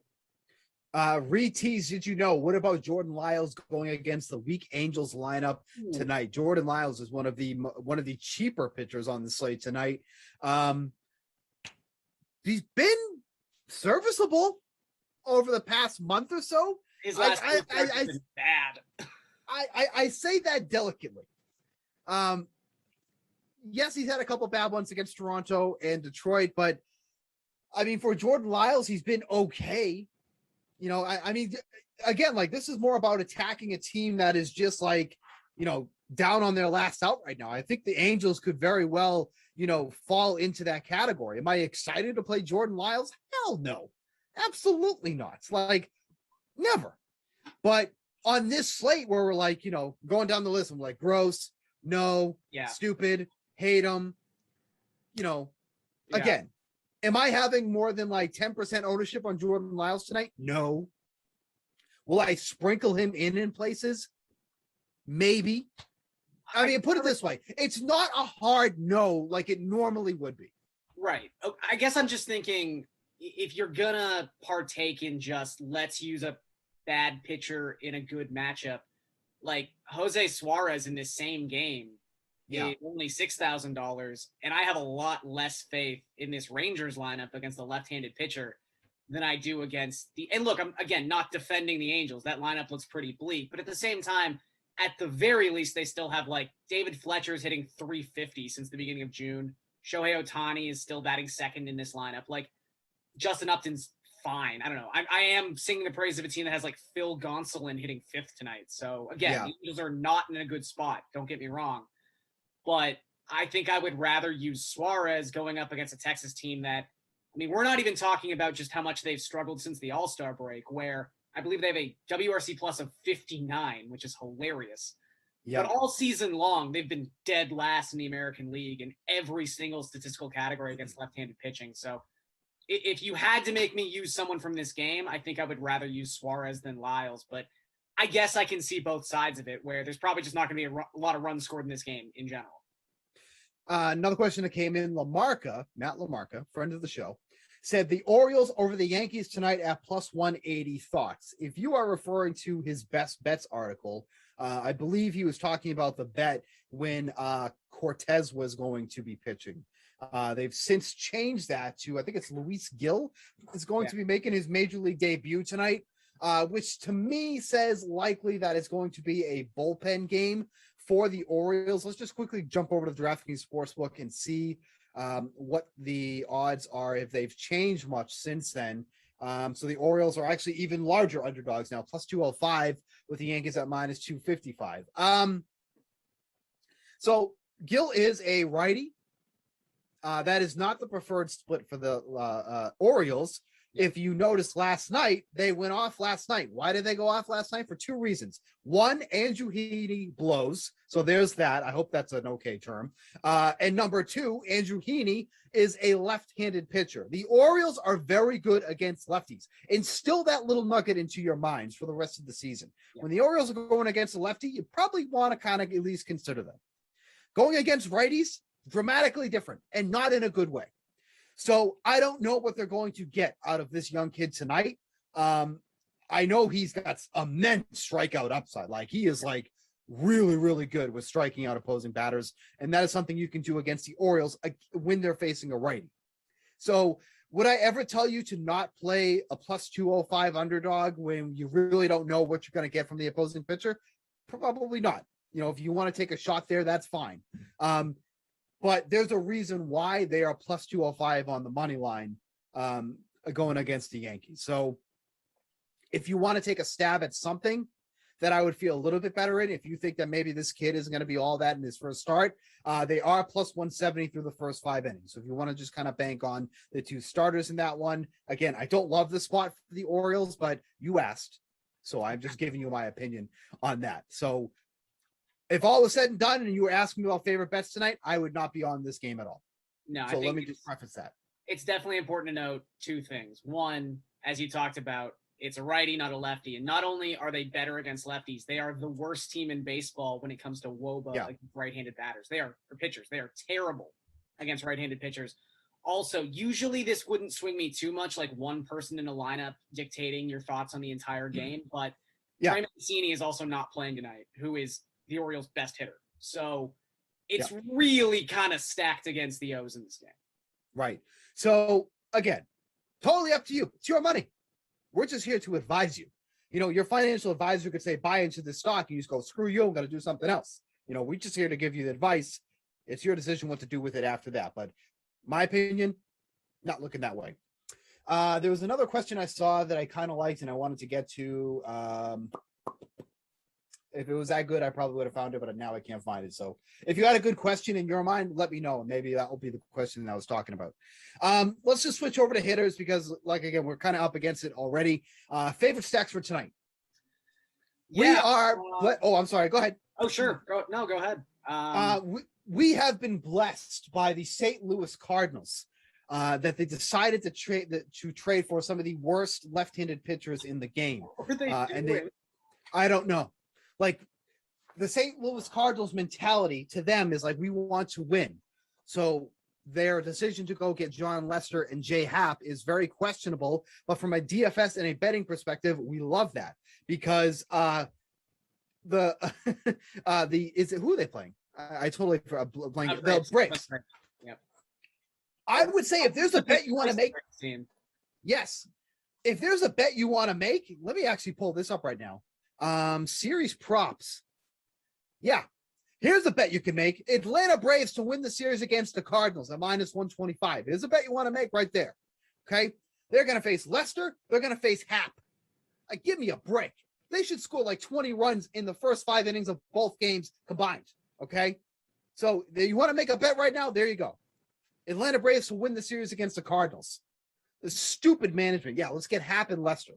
Like there was people that sat in a room and they were like, yeah, John Lester, we need that guy. Jay Happ, he's shown a lot with the Twins uniform. Get him in St. Louis. Let's really give the Brewers the run for their money. But it brings me back to my point. I am always, always, always stacking against John Lester, who has some of the worst numbers against righties on this entire slate. His FIP against righties is in the 6s. And if you're not familiar with FIP, I'll just clue you in. That's not good. You want lower numbers. Lower numbers are better. 6 is not good. So my first stack of tonight is going with the Braves, who you mentioned is very, very affordable.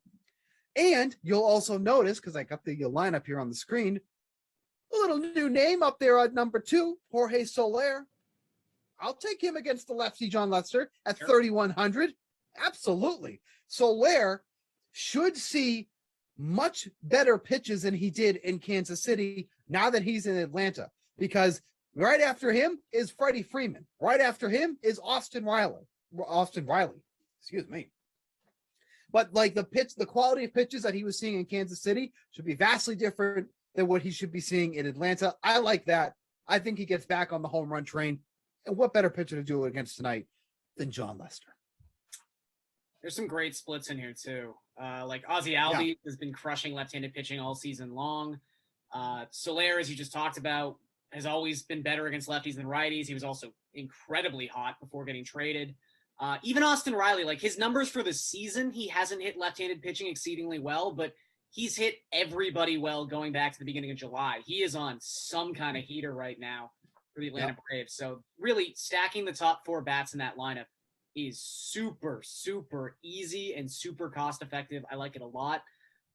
There's a couple of nice stacks tonight. I think the Yankees are an obvious one just because there's so many right-handed power bats, and it's kind of strange that they only have 2 players priced above $5,000. Like, I know they haven't scored any runs even since making all these trades, but like, you don't even have to play DJ LeMahieu. Like, I almost don't want to play DJ LeMahieu, but you can have Rizzo, Judge, Stanton, Sanchez, all for less than $5,000.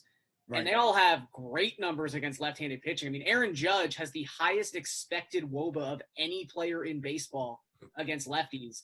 And Alexander Wells is not a good left-handed pitcher. He is giving up 2.8 home runs per 9 to right-handed batters. It's a small sample, but still. So I think the Yankees are kind of obvious one.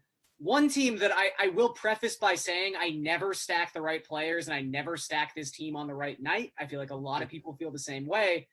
The Tampa Bay Rays could be an interesting stack tonight. Yusei Kikuchi, he was really in a nice rhythm in June. It has fallen apart in July. He's been terrible his last 4 starts, giving up a WOBA well above 400. His ERA is up above 7 in that span of time. And just the top third of this lineup. And again, it's not super, super expensive to do, but Arozarena has really good numbers against lefties. The only kinds of pitchers that Wander Franco has hit so far in his major league career have been lefties. All 3 home runs have come against left-handed pitching. And then Nelson Cruz is Nelson Cruz against left-handed pitching. So I know the Rays for the season have struggled against lefties, but if you just want to stack the top little bit of that lineup, it's a little upsetting that like Mike Zunino's not in there because his numbers against lefties are crazy good. Very good. I could see stacking the top third of this Rays lineup tonight too, and it's probably not going to be one of the more popular stacks, I would say either. So it's a nice little bit of variance in the GPP. So a couple notes on the things that you just said. I do like the Rays. And the Rays were not a team that you would normally stack against lefties, but the addition of Franco and Cruz changes that dramatically because they're able to move somebody like Austin Meadows down, who once upon a time was hitting second against lefties. They can move him down to like the 5 hole. So if you want to stack this Rays team, I would recommend, and correct me if you disagree, Arozarena, Franco, Cruz, Diaz, Skip Meadows, go down to Manuel Margot. Yeah, that's how I would do the stack. Yeah. I mean, he was, again, if we want to talk about the progression of this Rays team, as you mentioned, it used to be Meadows hitting second against lefties. It was Manuel Margot leading off against lefties, and now he's hitting 6th. That's how much they've improved as a team. So that's just a quick note on the Rays. On the Yankee stack, you were talking about some of the guys, how good they are against lefties, how much power they have. I would not skip Anthony Rizzo if you were making this stack for a couple of reasons. Anthony Rizzo has some really, really good numbers against lefties this season. 440 WOBA, 242 isolated power, 178 WRC plus. Like, those are some damn good numbers. And it's not like it's a small sample, too. It's through 107 plate appearances. So I would not shy away from skipping DJ LeMahieu and then going Rizzo, Judge, Stanton, Sanchez. If you want to do that against lefties, that's the stack that I like. I agree. And skipping LeMahieu too, just saves you some money because he's the most expensive bat on this lineup. He's been great against lefties, don't get me wrong, but I don't feel the need, like you said, to have him. I actually would rather be a little bit different. Get Rizzo, get Judge, get Stanton, get Sanchez. That's the way that I would do it. No, I agree. Those are the 4 main targets that I would have. I also think, again, I don't even want to say it's one of my favorite stacks, but in a weird way, we have to talk about them, especially because I just saw their lineup and it is hilarious. But the Cubs are going to roll out a team tonight in Colorado where you probably haven't heard of 5 of the players, which it's hilarious. But look at some of these prices for guys in premium lineup positions playing at Coors. Like, I don't love David Bote, but like $2,700 for a guy hitting 3rd at Coors Field. Frank Schwindel. Hadn't heard of him before this morning, but I will say he had really good numbers in AAA earlier this season when he was playing with the Athletics in the PCL, so taking advantage of the altitude out there as well. But the minimum, $2,000 for a guy hitting 6th in Colorado tonight. Like, again, you don't want to be banking your entire GPP strategy on using the Cubs, maybe aside from like Wilson Contreras, who actually is good against left-handed pitching and is a major league hitter.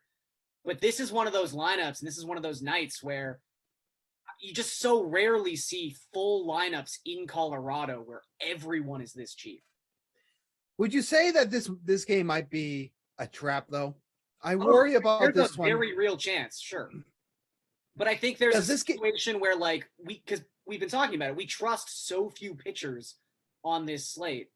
If the means to getting to a Zach Wheeler, Sean Manaea build are I have to use Frank Schwindel in an outfielding spot, that's probably more something I'm more amenable to than like using Jordan Lyles. You know what I mean? Right. Yep. No, I agree with that too.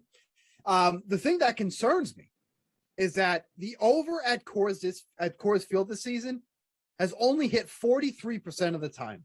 Yeah.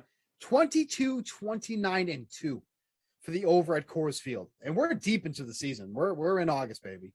So for it to be hitting at that low of a clip is concerning because the over under, when I last checked it this morning, it was at 11. I'm assuming it's still there. It could be 10.5. Let's take a quick look. We're on the DraftKings Sportsbook. We love us, the Sportsbook. It's our favorite sportsbook. It is the only sportsbook. That's a lie, but in our eyes it is. It's 11.5 now. It's going up. Yeah. I think again, this is a total trap. Even if it doesn't hit the over, like I know what you're saying, but like if there's 9 runs in this game, everyone's so cheap. That's still a lot of runs. Yeah. Again, I'm not saying the Cubs are like my favorite stack. I'm not going to be the only person who thinks about this, believe me. But there's a lot of just dirt cheap bats hitting in the top 6 spots in that Chicago order. And at the end of the day, it is Coors and it's Kyle Freeland, who, yes, surface numbers are all right, but the underlying stats for Kyle Freeland say he is going to run into a brick wall at some point. Speaking of running into a brick wall, I also love the Giants tonight going against Madison Bumgarner. And if there was a bat that they could have acquired that hits lefties well, they certainly got that guy in Chris Bryant. Yeah. You look at this lineup that they are putting out tonight against Madison Bumgarner. It is just hitter after hitter after hitter who crushes lefties. Austin Slater, Chris Bryant, Darren Ruff, Wilmer Flores, Donovan Solano, like this lineup should smash Madison Bumgarner tonight. And I don't feel like I want to take the over on the team total.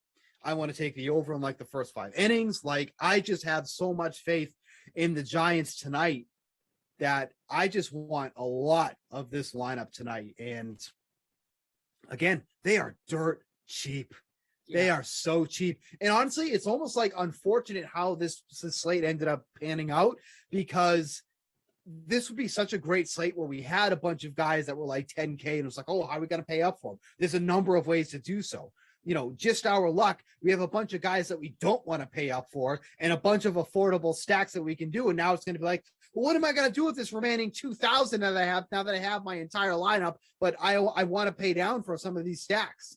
Like, this is like this would have been like the perfect pay down stack that's A, in a good spot, and B, would allow you to pay up for pitchers, but I don't want to pay up for any of those pitchers tonight. Regardless, absolutely love the Giants tonight. No, I agree. Again, Slater crushes lefties. Bryant, we all know. Ruff. I mentioned Judge had the highest expected WOBA against left-handed pitching this season. Darren Ruff is in second. Like, that's how good Darren Ruff is against lefties. So $3,900. I know there's a lot of guys at first base. Like, you really would wish he got that outfield eligibility, but Ruff is a fantastic play. It really is a weird slate because, it kind of goes hand in hand. There aren't a lot of pitchers we love. So obviously there are a lot of good stacking opportunities because there's some bad pitchers. So I just wanted to run this past you quickly because maybe it's just me. Do you feel like this is a night where I think there's just two teams who we should always mention when it comes to stacks, and that's the Red Sox and the Blue Jays? Is this a night where maybe they just go under-owned? Because I feel like not a lot of people are – I know Boston, it's like Comerica, that's a whole thing. I guess Zach Plesac is the best remaining Cleveland starter, so that's kind of shying people away. But does this feel like a slate where maybe the ownership on the Jays and Red Sox is going to be a little bit lower than it should be? No, I 100% agree. Because the weird thing is, Willie Peralta hasn't been good, but he hasn't been Mike Fultonevich bad, where it's Mike Fultonevich is pitching tonight. We got to stack against them, even though he did really well against the Mariners, and I lost a ton of money on that, just so everybody knows.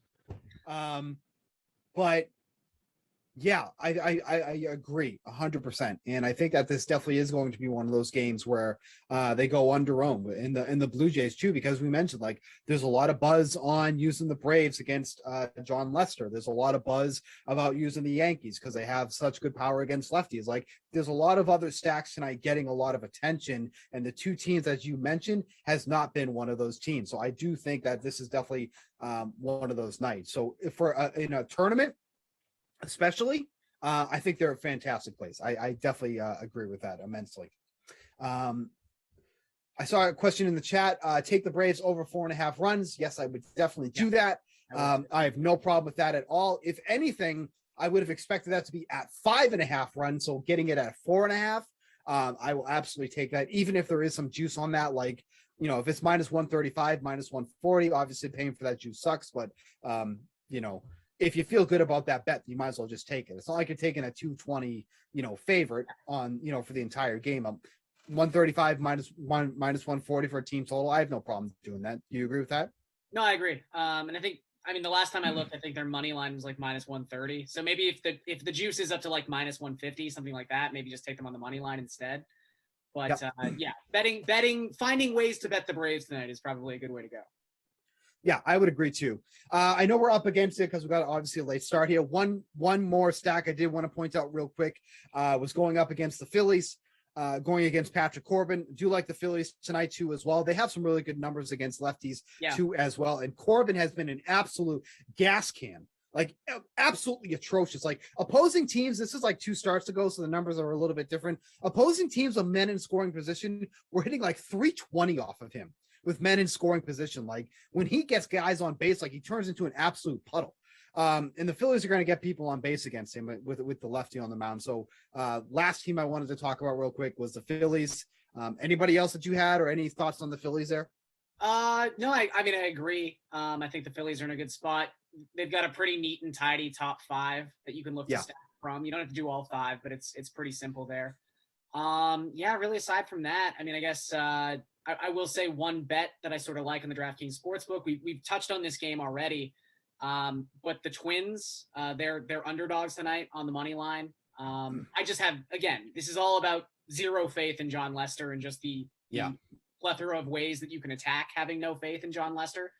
Kenta Maeda is like 7 times the pitcher John Lester is. And if you're going to get him at plus money, that's a bet that I'm probably going to take.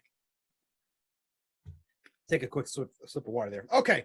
Unfortunately, that's going to wrap it up for today because we got the late start. So unfortunately, we weren't able to go into as deep as we normally do. But just want to give you some show notifications that are coming up. The slate is expanding or going on for the rest of the week.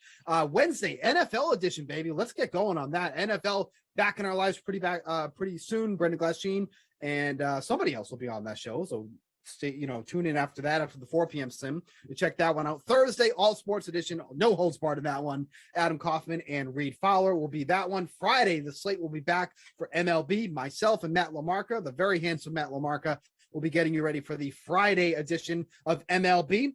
For tonight specifically, the rest of the sims that are on tap for tonight. So make sure to get your lineups in for these one. Washington at Jaguars, Kaufman and Brandon on the call for that one. Panthers at Bucks, 8 p.m. Tara, Lynn, and Tom. Let's go, baby. 10, same crew. Giants and Chiefs. That'll be 10 o'clock. So make sure to get your lineups in for that. Good luck with your lineups tonight. Good luck with your bets tonight.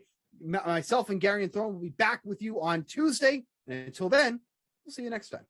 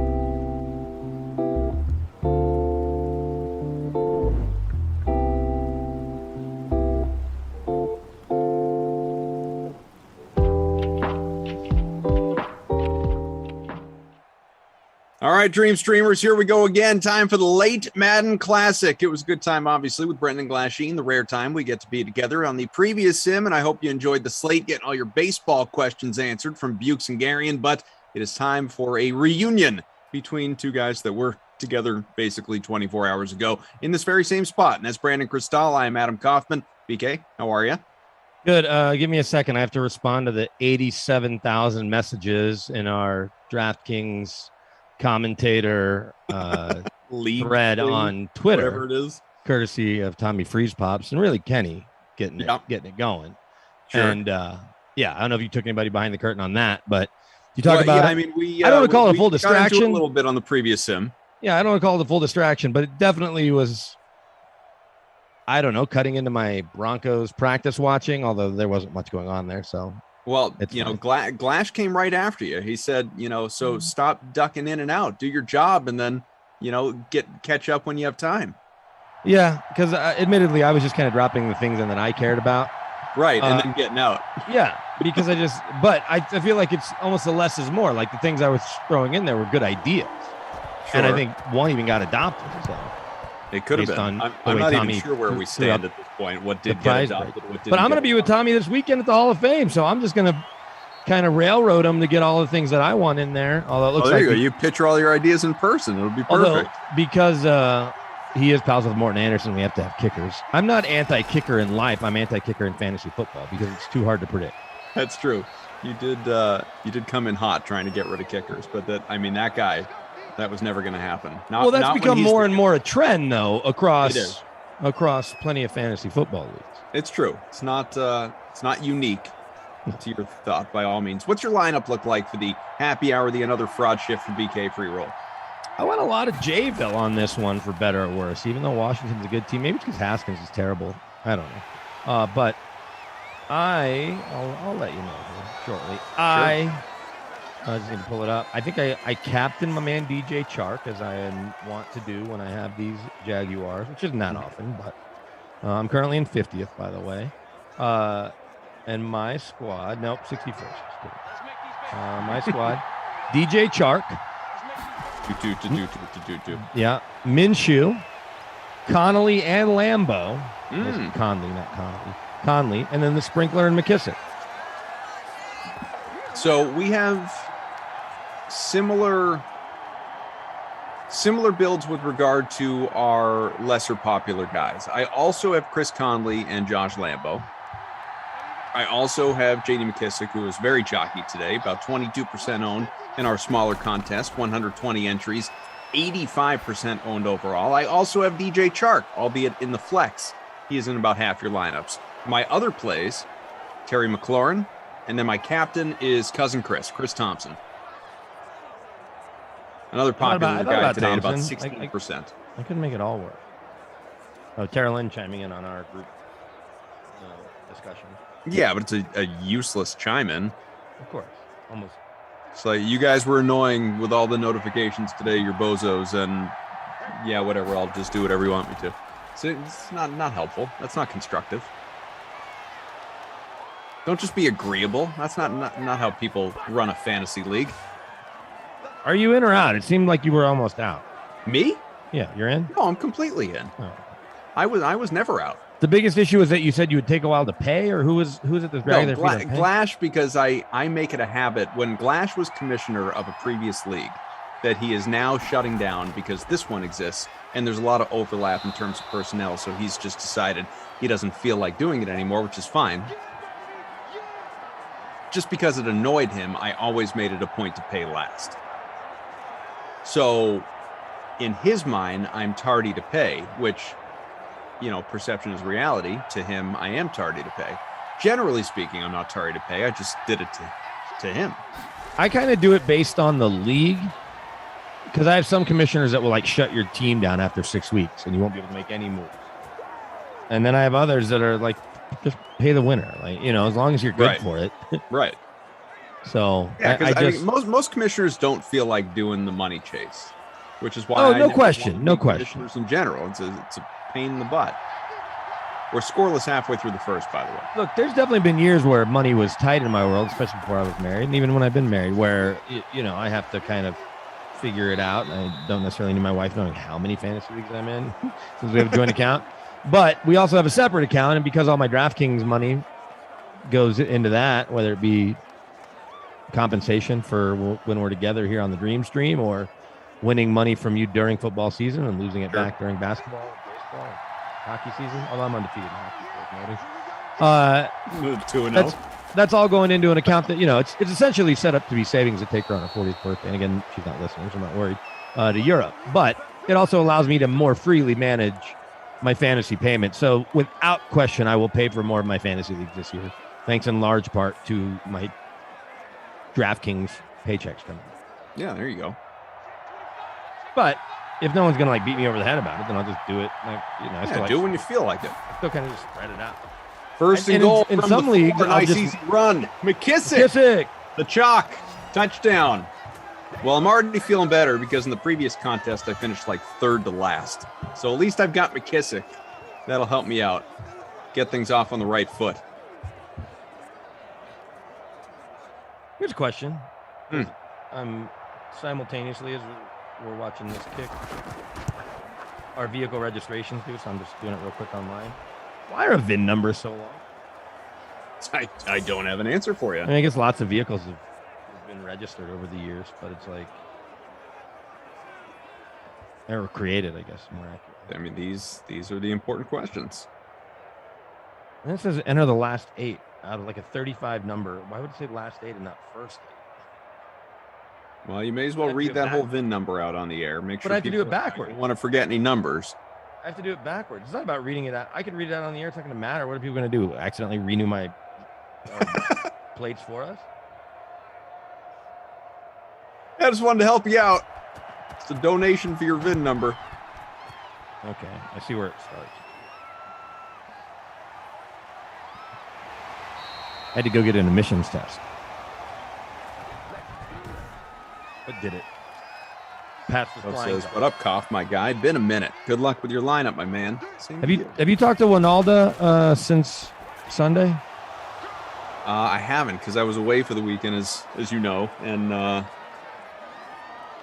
didn't really text with anyone while I was gone, other than you when we were texting during the soccer a little bit. I really wish you would have watched that game. I'm going to try to direct you to games worth watching. I appreciate that. And even if you watch replays, I watched the winning goal on Twitter. That was pretty cool, right? And the Telemundo or the Univision call was great. Massachusetts native right there. Yeah. And a Cuse guy. You gotta love it. He may be your new favorite soccer player. Without question. Atlanta United. Somebody I saw where get him a trade to New England. Miles Robinson, baby. One of the soccer insider types, is Grant Wall or someone like that, said, "Congratulations, Miles Robinson, on making it to the U.S.'s 23 for a World Cup qualifying," which would be cool. Mm-hmm. I'm excited about where U.S. soccer is. I know we can get into plenty of football stuff, like Quentin Nelson's injury, but with the Olympics going on, real quickly on the Olympics, do you consider this not a failure, but just, the TV ratings are down 40-something%, just an unfortunate turn of events because of when it happened with the start of football and the time zones being all jacked up because they're in Tokyo. It's halfway around the world. Right. And I'm not trying to take anything away from folks in that part of the world, but in America, where we drive the revenue and the ratings for it, all the companies are American companies for the most part that advertise, and it's all based on American TV dollars. Mm-hmm. It's I've sort of tracked it, but you know how many minutes I've watched basketball since I do not have Peacock Premium like you do, because I don't have Comcast, I have DirecTV? 0 minutes. And you know what? I'm fine with it. It has not affected me don't feel one like bit. You're missing anything. No. What about when, presuming they keep doing what they're doing, the gold medal game rolls around, will you be disappointed to not watch that, or will you watch that on tape delay? I don't know. No. Will I be disappointed? No. It's not the same as a national championship, and it's not the first dream team. That's a big sack for Kerrigan.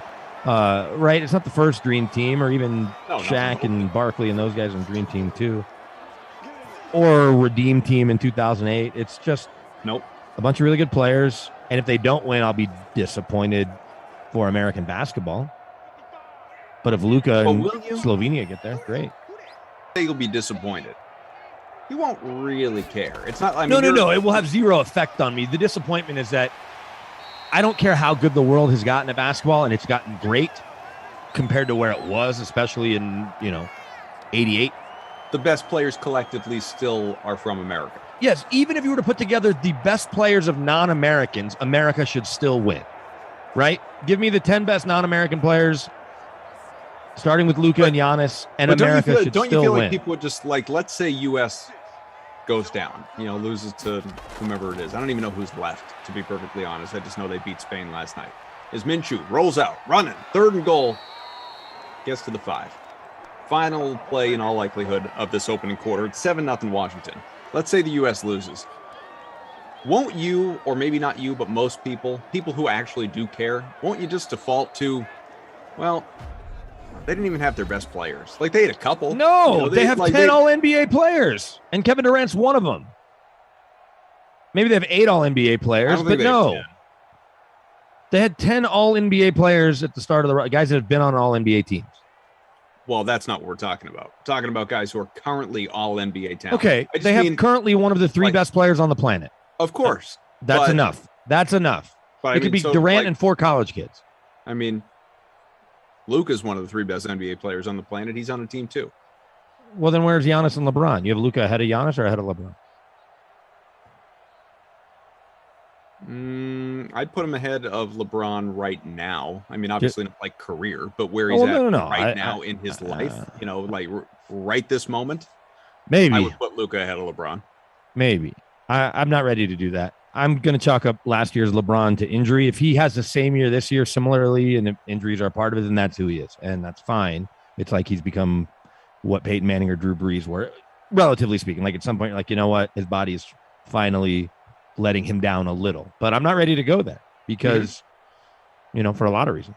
So stats are updated, by the way. Thank you, June. DC, 7-0 Washington. 4th and goal from the 5 on the way as we begin quarter number 2 here, virtual Jacksonville, and it's going to be Josh Lambo. We've both got him. About a quarter of lineups too. Easy little chip shot from 22. It's 7-3, and the Washington football team will get the ball back. Producer Michael, undercover boss Tom, our technical director, BK, AK here with you. The guru, Patty Mills is your best player. You shouldn't be able to beat a stacked U.S. team that every player is better than Patty Mills. Top 3, KD, Kawhi, Giannis, says S4G. Luka's 4th. Doesn't even put LeBron there.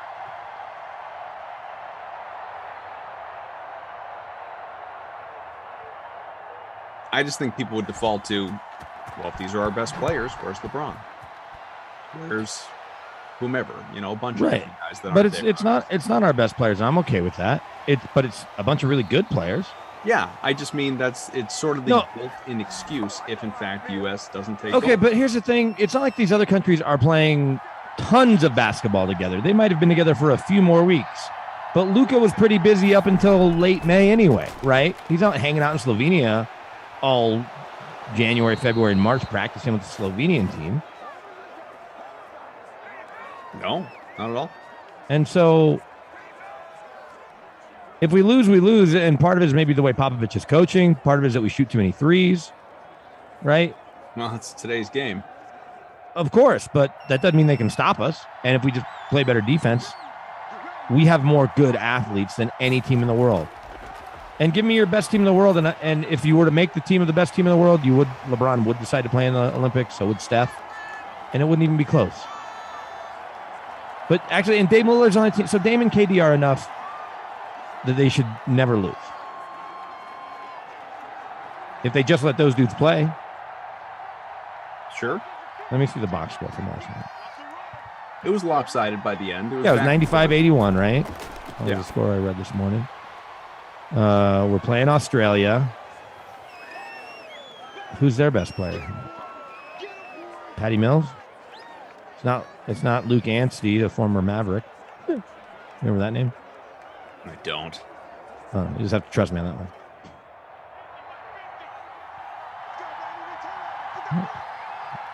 Oh, that's women's quarterfinal. Wait, so who won that? Are we playing Australia? Or who are we playing? I don't even know who they have next. Chris Middleton, All-Star. Devin Booker, All-Star. Jason Tatum, All-Star. Draymond Green, multiple All-Star, right? Dame Lillard, All-Star. Bam Adebayo, All-Star. Kevin Durant, All-Star. Was Zach LaVine an All-Star this year? I think so, but I think he was an All-Star replacement. Fine. It doesn't matter. It's Yeah, I All-Star. mean, I think he was there. So 9 NBA All-Stars. That means 9 of the 24 to 28 best players. I'm not rejecting the U.S. being better than any of the other teams. Of course it is. What I'm saying is if the Americans should happen to fall short, people are going to look at it and make an excuse for them being not as good as they could have been roster-wise. And say, oh, we're still the best, even if we fell short, because look who we didn't have. LeBron, Here's what they need to Steph, do. and so on. With just this, they don't need Steph. If they just play Dame, Tatum, Middleton, KD, and Bam for most of the game, and then just mix in those other guys, Draymond a little bit. Don't ever play Keldon Johnson. Don't ever play JaVale. Don't play Jeremy Grant. Then mix in Holiday and Levine. You're fine. Just let those dudes play 35 minutes. 3rd and 16 from the 45. Let me see the box score. That's going to show me players. This is the worst. Google's box scores are the worst. We spent way too much time on USA. Yeah, we can get to some actual football stuff. Madden included, by the way, as producer Mike sent us earlier. I didn't realize Adam Schefter had this tweet.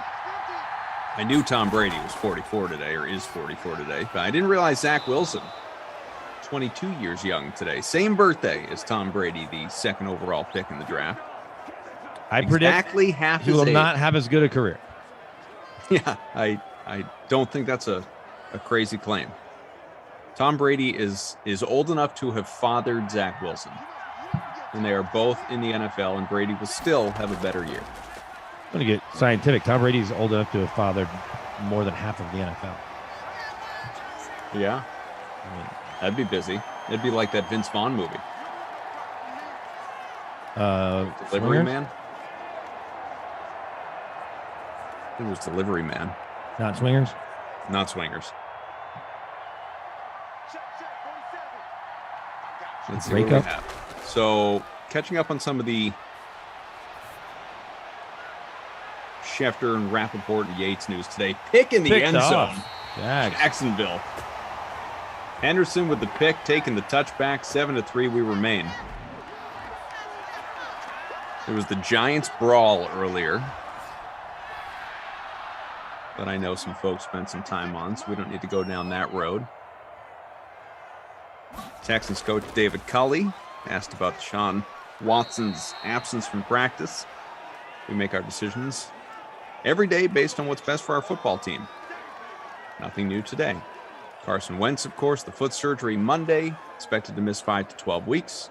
Colts Pro Bowler Quentin Nelson has the exact same foot injury, which is just bizarre. Same bone issue. Minshew up to 59 passing. Matt Stafford, swollen thumb, hit it on a helmet in practice. X-rays negative, so he'll likely miss a few days, but nothing major. That's Rappaport. You also have the Dak Prescott The situation. Dak, yeah, I was going to say, when we get Cowboys to the are- Dak thing. Yeah, your hometown boys right there. It seems like the Cowboys are getting a little concerned about that shoulder. Well, at least he got his money. Yeah, I just don't know enough about those injuries of the dead arm, dead leg. Dead leg I kind of get. You know, that happens a fair amount, especially later in camp. Guys get camp legs. But dead arm in today's NFL, it's concerning. And if they're not handling it correctly, also concerning. Which involves what other than rest, time off? How do they approach Yeah, a dead arm situation? I think it has to be Obviously, the guy rest, coming right? off of the rest. How does he? I don't know, and I know he obviously worked out in the offseason to the extent that his body allowed him to, and it was a lower body injury, not upper body, so he still got the work in to some degree, not the movement, not the throwing necessarily. unless it was maybe from a sitting position. I don't know what kind of drills he did, but I guess I'm wondering, do you develop dead arm in this? You can get it in a variety of different ways. Do you get the dead arm this way from inactivity? Like in the same way that a pitcher could miss a year for whatever reason, come back and immediately get dead arm from not throwing? Does it come that way? I mean, it's a complete, it's like reverse fatigue, basically. It's like you have to ramp your arm back up, and yet you treat it with rest. I mean, how did Dak and the Cowboys, how did they even find themselves in this position? I'm guessing that his arm just started hurting. And they're like, well, thank you. You know what? You might be putting too much pressure on it. The weird thing is that he's coming off the leg injury, so it's like, typically when there's an injury, right, it's just human nature. You hurt your knee, you may start overcompensating, and all of a sudden your ankle hurts or your shin, whatever. Like your body's trying to correct your hip because it knows that part of the body's not where it needs to be. But he obviously broke his leg, lower leg. How does that affect his shoulder? I'm not saying it does, but this is just an interesting turn of events. That doesn't really answer your question, but also I don't know what the answer to your question is. Because you're not a doctor. Yeah, and I didn't stay at a Holiday Inn Express last night. So. Not even in Simland? No. 2nd and 1 from the 35. Final minute and change here of this second quarter. Is it worrisome? How about that? Yes. Yeah. Look, I don't know what Dak is or what he'll be. I know that he's been really good in games that don't matter. And he's a great leader and seems like a great dude. And the little bit of interaction I've had with him, I think it's cool he's the Cowboys quarterback. I've finally wrapped my mind around the idea that Romo shouldn't still be the Cowboys quarterback. It took me a while to get there. But good, just in time. But I want him to win a game that counts, beat a team that's good, right? And he hasn't done that, especially when he's had chances to go to the playoffs. Last year, obviously, he's a wash to some degree. The defense was atrocious, and then he got hurt. Or to a major degree, whatever. But in years prior to that, you see promise, but there's a lot of quarterbacks that I like more than Dak Prescott to this point. A lot. He threw it incomplete.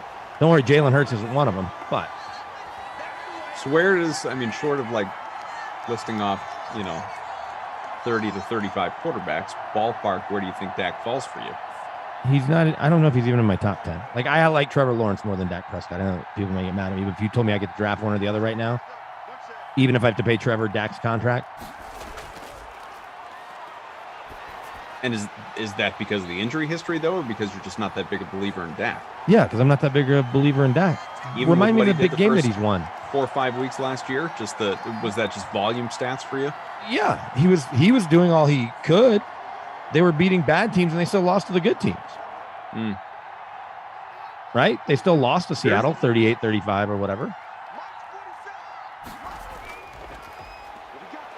But Washington, Philly, he had chances to beat those teams late in the year, to go to the playoffs in multiple years, or be in the position to get in the playoffs, and couldn't do it. And it's not just him, but when your name's on, the top of the masthead, and you're the one that's making $40 million a year now, or whatever he's making, 45, I don't know. Executive Sessions is with you. Says Dak is overrated. He's blowing that smoke. I don't know if he's overrated because I don't know where people rate him. He's obviously you could make the case he's overpaid, I guess, if that's a fair way to look at it. Do you want, just for fun, here's Pro Football Focus's rankings, and I'll tell you. This is from a week ago. This is their overall, not by some specific metric. This is a week ago. Every player based on multiple years of data to project future performance. They're going beyond last season, isolating each quarterback's performance and the supporting cast to make effective. So this is 2021 projections. Okay, so this is a good way to do it. Okay. Guess who they have won? You're never going to guess. Aaron Rodgers. No, he's 3. Is it a 44-year-old Tom Brady? No, he's 2. Okay. Josh Allen? Oh, Patrick Mahomes. Yeah, you got it. Josh Allen 4? Russell Wilson 4, and I'm fine with that. Because, again, they did it over multiple years, and now he's got Metcalf. Watson 5, led the NFL in passing with terrible situation, terrible surrounding cast. We don't know if he'll ever play, and I don't think he's in practice today. Josh Allen 6. They have Dak 7. Okay. I'll start telling you guys I would take ahead of Dak. But then I start looking at this list, and it's like, okay, Lamar Jackson, I'm not taking ahead of Dak. I'm just too concerned long term. Or even this year. I just don't like that style of play. I want a quarterback that can go win you games. Matt Ryan's 100 years old. Baker, I like more than Dak right now. Matt Stafford, I like more than Dak, especially in a new situation with Sean McVay. Tannehill, I do not like more than Dak. Derek Carr, I'm reading these names in order. Cousins. Herbert, absolutely. He's right now 15th. He's easily in my top 10. Big Ben, no thanks. I'm taking Kyler Murray ahead of Dak, even with the concern of his style of play. But I just think he has it. Can he have it for 17 games plus playoffs? I don't know. Burrow, I'm taking ahead of Dak. Fitzmagic, sorry. Daniel Jones, no way. Trevor, absolutely. I'm obviously betting on. So at the very least, I don't have Dak inside my top 10. Garoppolo, Carson Wentz, Jameis, Fields. What number are you up to now? Fields is 25. Here's also what I'm getting at. As much as we can name all these guys, and a bunch of them are going to be our fantasy quarterbacks, right? Notice you haven't named a Patriot yet. No, I'm not taking either of the Patriots over him. But yeah, you're right. No, compared to Dak, no, but I'm. Fields is 25. Goff is 26. Cam 27 ahead of Darnold. Okay. Darnold 28. Tua 29. Zach Wilson 30. Hurts 31. Drew Lock 32. Not a lot of respect for Tua, huh? No, but here, as we go back through this list real quickly, here's the reason why when Aaron Rodgers becomes available and or Deshaun Watson ever becomes available, there will be teams lined up, is because other than about 6 guys, no one really loves their quarterback situation, right? They're excited about potential maybe, right? The Niners with Trey Lance, he got to work with the first team today. Mahomes, Brady, Rodgers, Wilson, Watson, we just don't know how to grade anymore. Mm-hmm. But whatever team he's on, whatever. He's obviously the guy they're trying to get. Allen, I think Baker, Stafford in LA, but I don't know how many teams really wanted him, although Kyle Shanahan admitted on Flying Coach that they were interested. Herbert, absolutely. Kyler, Burrow, Trevor Lawrence. And then the rest are even, it's the Justin Fields, Trey Lance. So 10-3, real quick, Washington at the break. We are going to step aside. We can pick this up on the other side. Zach Wilson, too, is intriguing. Touchdown for J.D. McKissick in this one. That's it in terms of the touchdowns. You have a field goal on either side. Most recently, the 51-yarder by Hopkins late there in the opening half. Again, 10-3. Washington football team is in front. So earlier today on the Sweat, our guys, AJ, Jeff, of course, Moose, Garion, who you just saw on the Sweat, or on the Slate, pardon me, talking baseball. Those three, they discussed their best overall players to roster for week 1 of the NFL season. Let's hear from them now. All right, AJ, as things stand right now, who's your favorite overall play for week 1? Well, it's going to be a little outside of the box here, but assuming he starts, I actually really like Trevor Lawrence in week 1 going up against Houston. It's just 6,200, so a little bit cheaper. I don't know that I would play the strict matchup and go Minshew if he starts instead. But I do think Trevor Lawrence has all the tools. We know why they took him when they did. And I think if he's starting week 1, that matchup with Houston is just too good to pass up. Jeff, what about you? I'm going to go slightly off the board here. I mean, San Francisco is a team that I feel like could win by 40 points in week 1. I really do. And I think that you're going to need a part of that offense. I'm going to say Deebo Samuel at 5,900. I don't think anyone's going to be really high on this guy. I think he could just have a monster game versus Detroit. You get him healthy at the start of the year with Garoppolo. So I'm going to say target those San Francisco pass catchers. Garion, favorite overall play? Guys, Jameis at 5,200. I know the Saints haven't actually named a starting quarterback yet. I realize that even if they name Jameis the starter, Taysom Hill's going to be in there on some weird packages and all that kind of stuff. But if you think the Packers are going to score a ton of points week 1, like I do, I mean, we got the Saints playing from behind in this game. We know Jameis loves to just throw it up and take some chances. $5,200. I think I'd be buying in if he's named the starter. Thanks to our crew from the Sweat. Remember, that comes your way Monday through Friday, weekdays, Eastern time, 11 a.m. to noon. Once again, you will hear from those guys, a whole collection of people you're used to seeing here on the Dream Stream, doing these Madden Sims in between shows, and so many others, providing you with a ton of great content about things that are happening in the future, as is the case with week 1 in the NFL, or even looking ahead to what is going on tonight, like baseball or whatever it may be. So make sure you join us, The Sweat. Again, weekdays, 11 a.m. Eastern time, Monday through Friday. It's a good time. Brandon Cristal, Adam Kaufman back with you here on the Dream Stream for this happy hour sim. We got June, DC, getting the job done in ops. Mike, our producer, undercover boss. Tom, our technical director. I am 103 out of 120, continuing my terrible run of not only talking but building lineups here today. It's just it's been disappointing. Where are you hanging out? Probably 1 or 2. Nope. Looking at those. Don't see you. 87. Matty N 773 in front by about 2 points right now. My squad's a second half squad, the lineup I built. Sure, makes sense. I mean, I have Minshew. Was that Conley who caught that? We could both use I got Conley. I got both those dudes. There you go. First catch for him. So Poppy Herb said, BK, you'd rather have Denver's QBs than Hurts? And I said, yes, I would rather have either Denver QB, but I'm not in a hurry to have either Denver QB.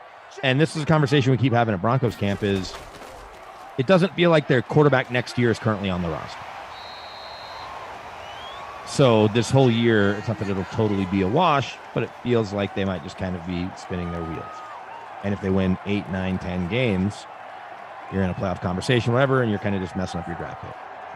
But then you're absolutely in the Aaron Rodgers market, and you're probably in the Watson market if and when that ever clears up. And maybe you're even in the draft market where you're trading a bunch of picks to go up to a top 5, top 10 kind of pick. But then I added, there's not that many QBs I want. We just kind of touched on it, but here it is written down. These are who I want on my team, whether my team is the Broncos, the Cowboys, the Patriots. These are the quarterbacks I want. I left Brady off because he's a million years old, but this year I want Brady. Mahomes. He belongs on the list. Sure, I just ran out of characters. Brady is a, yes, you'll take him, but the rest of these guys I want now and for a long time. Mahomes. Okay, mark that down. I'm bullish on Mahomes. Mahomes, that Rodgers. In a unique category. Mahomes, Rodgers, although Rodgers 38, going to be 39, whatever. But Mahomes, Rodgers, Russell Wilson, Josh Allen, Watson if he's cleared, Trevor Lawrence, Justin Herbert, Kyler Murray, I think Stafford, and I think Baker. Then so that's 9. Then I said I'm intrigued by Fields, Lance, and Wilson. And that's the end of my list, period. I don't want Lamar Jackson as my quarterback.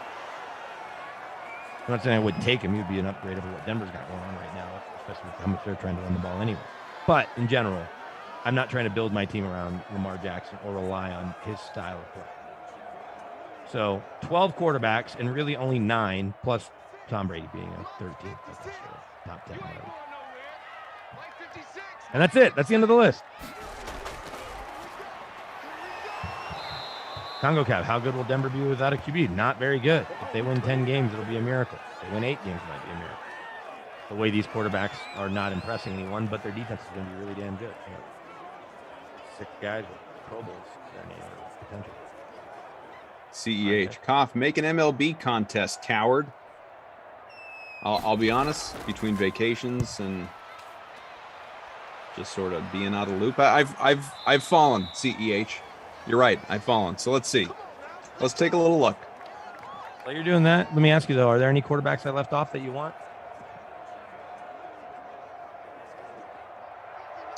Give them to me again. These are the guys that you want more than Dak. Yes. PK, how about Tyrod starting for Houston? No, Tyrod, there's a reason he's been on 9 teams in 3 years. But Bills went to the playoffs, said, see you, Tyrod, and drafted Josh. Okay. Brady being Brady, right? That goes without saying. Brady. Guys that are going to, we think, play more than 2 years. Mahomes, Rodgers, Russell Wilson. They're in the top tier. They're in their own top 3 tier. Just like last year. We did this last year. Yeah. Allen and Watson are definitely in the next tier now.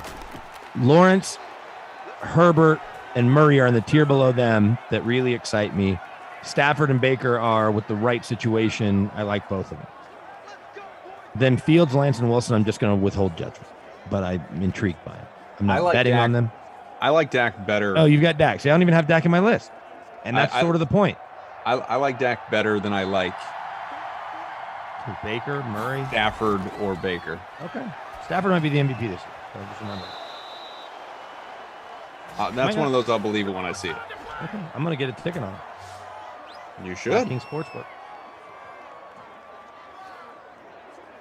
So Tom says, so BK, would you group Darnold and Dak in the same group?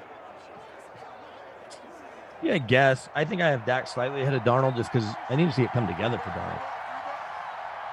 Like, I've seen Dak at least play well against bad teams. I haven't seen Darnold play well consistently against anyone. I've seen him flashes. For anyone that wants to jump in, I just created a Cough Classic MLB available in the DK SimFam Friends League lobby.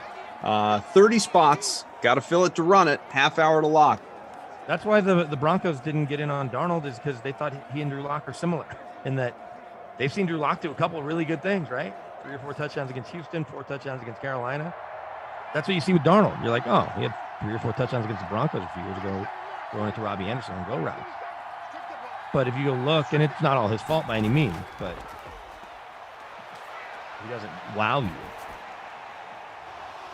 Nice grab right there. There's a wow moment. Haskins up to 172 passing. First catch of the day. Goes in on that 200-yard mini bonus. Man, you had Baugh on the grab. I was going to say, who is that? Tight end 3, Marcus Baugh. Bow? Say Baugh. How's it spelled? Yeah, Baugh, like Sammy Baugh. Yeah. Baugh. So if anyone wants to jump in the baseball contest, once again, 30 entries. Payouts to the top 5. You're welcome, CEH. I see you.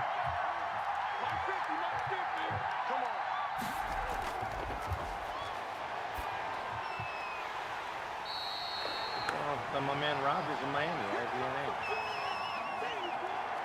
Yard loss and then a 4-yard loss. McKissick just 23 on the ground. Congo Cab, speaking on behalf of the Raiders. We gonna crush Denver twice, BK. All right. Message me closer to that week. Or I might agree.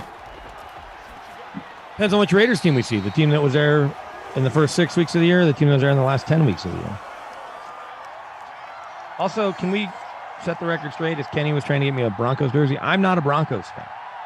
I cover the Broncos for work. When they do well, it's good for work because we get more money when they go to the playoffs. Our building does, which means everybody else does. Yeah. And it makes my job easier when they win. Also true. I'm a reluctant Cowboys fan because that's where I'm from. 52. But Jerry kind of aggravates me with the way he runs his business. And Dak underwhelms me. And Mike McCarthy's not a good NFL coach, I don't think. I think Dak underwhelming you is apparent at this point. Sure. I think the Whereas Tony Romo was the opposite. Tony Romo, every week, it was like if he went on the team, it'd be terrible. Even if he'd throw, like, they lost to the Broncos with Peyton Manning, that famous 51-48 game. Mm-hmm. He threw for 500 yards and 5 touchdowns. Now, he threw an interception to Danny Trevathan that set the game-winning field goal. And I was like, yeah, see, that's who Romo is. I go, yeah, he's the guy that kept you in the game by throwing for 500 yards because your defense gave up 40-something points to Peyton Manning. And he was right there toe-to-toe. Dak doesn't really have those moments except last year, I guess, against Seattle where he lost the Wolf. I'm going to roster your guy Trevor Story tonight. I just want you to know. Well, so when I look to see, because it's basically 4A teams with the Cubs and Rockies, save for a couple of players. And I'm like, great, I cannot wait to see who the Cubs are going to fire out there as a pitcher. But Zach Davies is 6-7 this year. Like, he's obviously a major league pitcher. You're going to jump in the How about contest. Must Be says, BK, do you actually watch football or are you mingling with the crowd type thing? I guess I'm not sure. Congo Caps' new defense in Vegas. All right, let's see it. I like Max with 2 X's rushing the passer. I want the Abram kid to be better because he was so fun on Hard Knocks. He hits hard, but he kind of flies around out of control. 1st and 10 from the 49. Final moments of this third quarter. Minshew A pass to the left side. It's completed. Cousin Chris goes down as a 1-yard pickup. 2nd and 8. Going to credit him with 2. Kinda. Depends how you look at it. Second catch for a yard, but 2nd and 8 on the way. 33 ticks to go, 3rd quarter.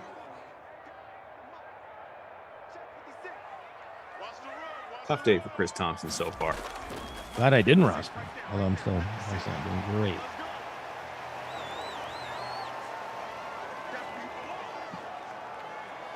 Only thing that makes McKissick stay respectable, other than the touchdown, obviously, is he has 5 catches. Not a lot of yardage, receiving or rushing. Getting those PPR points. That'll do it. End of 3. Scoring in every quarter for the Washington football team. It is 13-3 right now. Low scoring sim, obviously.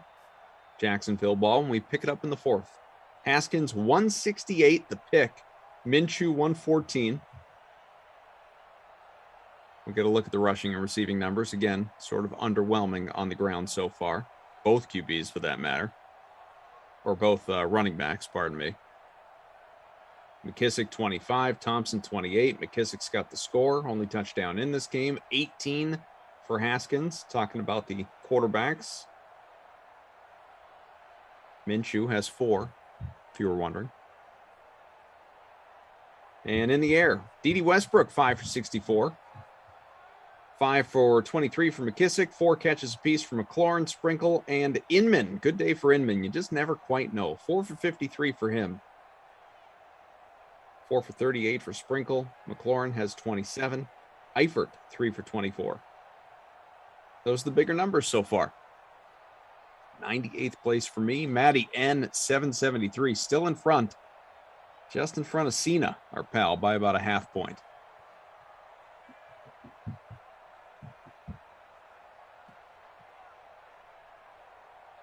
Looks like some people are looking for invites to the DK SimFam Friends League. We could do that. We can collect some usernames just for giggles. Smash that like, by the way. I don't think I mentioned that today, period. Hit the like, hit the subscribe button if you're watching on the DK YouTube page. We greatly appreciate it. And thank you for being with us. Mike, Tom, June, DC, BK, AK. Minshew just below the logo. Completes that pass to Thompson, able to get a first 10-yard pickup, 124 for Minshew. The Broncos may be uninspiring, but my man Peter King's going to be there tomorrow. There you go. Got him to hook up on some Rockies tickets tomorrow night because he wants to go see the Rockies play the minor league Cubs. What a guy you are. Yeah, he's a big baseball fan. Oh, yeah. He was at Rockies Padres on Sunday with no Tatis. Speaking of Tatis, I got hooked up on MLB The Show. A friend of mine had an extra copy. He was able to get it to me that might work at a competing radio station. Nice. And then I just can't find it. He gave it to me last Wednesday. I drove from grabbing it. We met in a nearby grocery store parking lot because he was in the neighborhood. Coming from something, I don't know. One of those are good. Yeah. Chunk agreement. Yeah, I was like, this looks shadier than it is. He's handing me a video game. But it was in the middle of the day, whatever.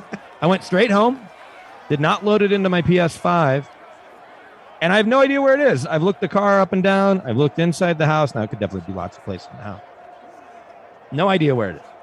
So I've yet to play the new version of the show. And also, the new Madden comes out in like 2.5 weeks. So if I don't get it in the next 3 weeks, I can't find it. I'll have to wait until spring training to play it. I just won't care.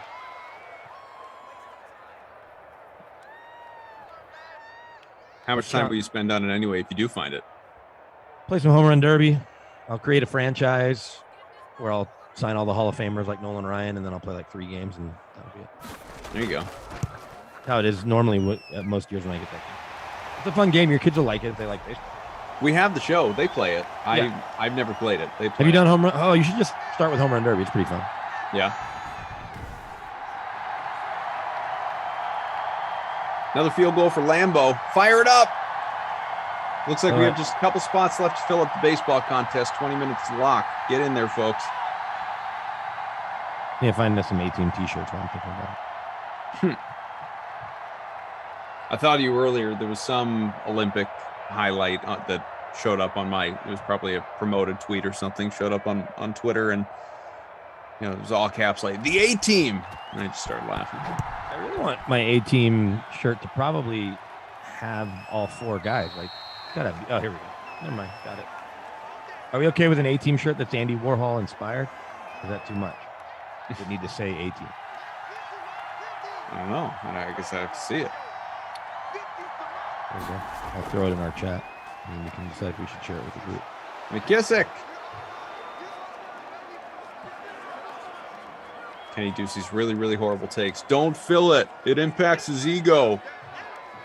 Don't fill it. Don't fill it. There you go. Yeah, it doesn't say 18, but it works. Maybe that's our auxiliary shirt. There you go. I don't think that should be the primary one. That's the alt shirt. Here we go. This is the primary one. That's the City Connect Oh, here shirt. it is. Never mind. Oh, man. How do we get this? $21.99? Should we get it? We got to get it for Michael and undercover boss Tom, and Drew, and other Drew, and Daniel. A lot of A-teamers. Well, yeah, they're obviously the behind-the-scenes A-team, but they all qualify for the most part. Maybe not everyone, but the guys I mentioned. DamnCoolTees.com. It's a good one. Oh, do you go there? I've heard of it.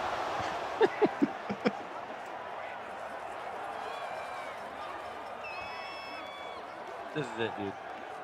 This is the one, huh? This is the magic. Oh, yeah, it's strong. Mr. T just flexing away. That was armed. Wait, we can even pick the color? No, I like it. In stock. Tom's in. Loves it. Mike, this is very strong. Now, are you and I, we don't have to furnish them for everybody, right? We're just buying, everyone's in on their own? Or are you and I going to split the cost for everybody else? I didn't think it fell upon us to buy T-shirts for everybody. I wasn't sure. No, just our A-team behind-the-scenes crew. Oh, I see. But we're not buying it for Ashley Ducey. That would make any sense. Forget those guys. Well, they're not part of the A-team. No, it's true. And I'm not sure Tara Lynn gets it for her producing once a week or whatever. She probably produces more than that. I'm just only off. Yeah. I mean, at minimum, it'd be 3 games for 1 shift a week, but I'm going to say she does more than 1 shift.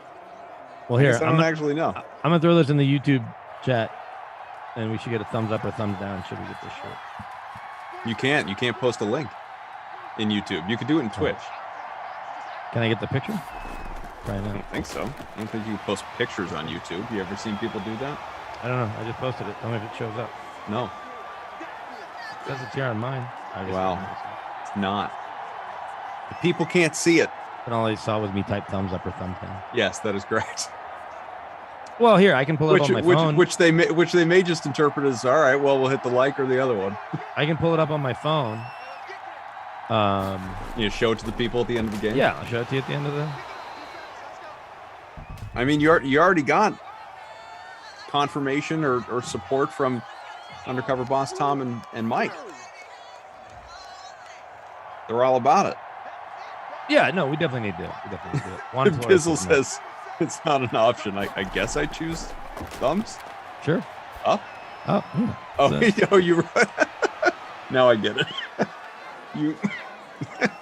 You wrote thumbs or thumbs down. You didn't write the up. Well, there you go. I guess I'll choose thumbs.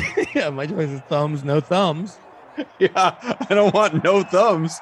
I just give me thumbs. It was like this comedian that was talking about how humans are the only people who drink other animals' milk, and it's like, yeah, humans are also the only people with opposable thumbs. We're the only species who drive a car or fly an airplane. As far as you know, it's not a great barometer. So I'm glad Mike doesn't thumbs choose thumbs. or thumbs down. You guys want thumbs or no thumbs? Yeah, I think I'm in on thumbs. I'm gonna thumbs up for thumbs. All right.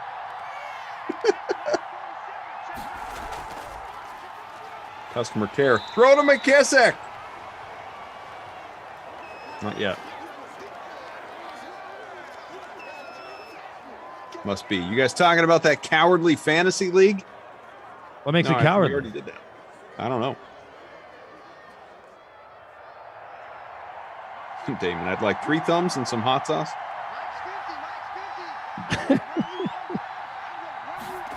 Beat on Walker Jayhawks. From the 24, Washington. KU, what's going on? Trying to, Am I missing something? The beat on Walk solid on KU? I don't know. Jayhawks to Big Ten is definitely a rumor that's out there, which I'm fine with. That's a good thing about having a really great basketball program. They may not even let us field the football team in the Big Ten. Oh, this is a shirt you want, Cock. It's the Ghostbusters. What's that called? The Ectomobile or something? Huh? The Marshmallow Man? No, the vehicle. Oh. Ectomobile. That was called? I don't want the shirt. I just want the car. No, this is a shirt that has. Oh, yeah, I'll just show you. It's got the Ectomobile car on top of the A-Team band, on top of Doc Brown and Marty McFly's. Oh. Do you know in the original script for Back to the Future, and it wasn't even called that, instead of a DeLorean, the time machine was a refrigerator? It's hard to get that to 88 miles an hour. Well, I don't think that was part of the thing at the time. Yeah, how do you built up to that? You could just generate 1.21 gigawatts. I guess. There you go about it. You There's a turn it all the way up Netflix there. actually just, I think today, put out a documentary on John DeLorean. Oh, yeah. Well, so there's that movie from a couple of years ago that, like, is Sudeikis in it? Yeah. I didn't finish that movie. I was watching it up in the mountains. We were up there for Mother's Day, and I didn't finish it. I'm like, I need to watch this whole movie. I honestly don't remember. Is it streaming somewhere? I don't remember if I remember the movie, but I don't remember if I ever I don't even remember the movie. It was just the on. trailers. It was just on. I'm like, oh, I need to watch. And I saw I didn't get the very start of it, but I happened to be watching it kind of early. And then I wanted to watch with, like, my wife went out with the 14-year-old for dinner, and I watched the little ones.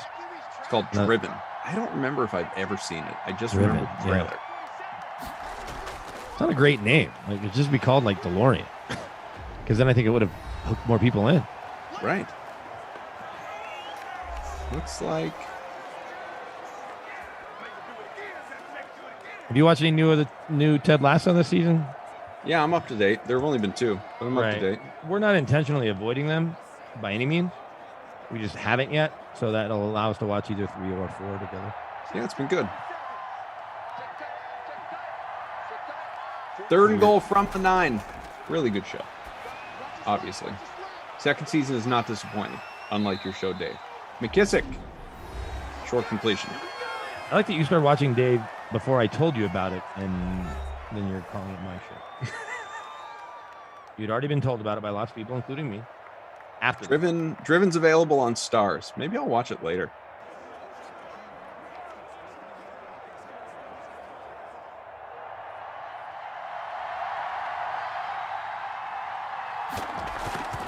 Fourth and goal. What a day for Hopkins. Another field goal. 10-point game again.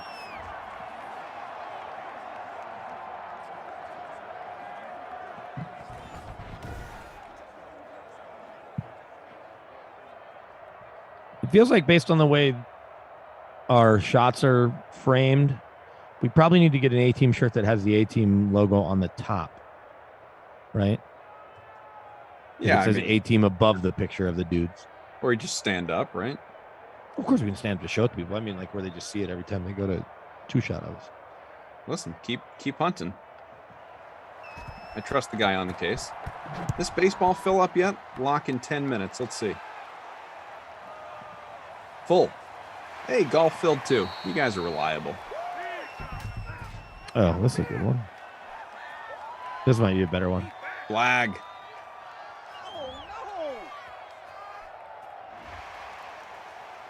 Oh, and you can change colors? Give out some awards soon. Michael mentions Hopkins as potential player of the game, and this shirt has the van in it strong too. case. Surprisingly, he's not in the leading lineup. I'm looking at my leading lineup. He's in the second one. Man, 13 points, only 13% owned. What place are you in? 90th. Oh, you're so much better than me. I'm 106. DJ Chark in the captain spot.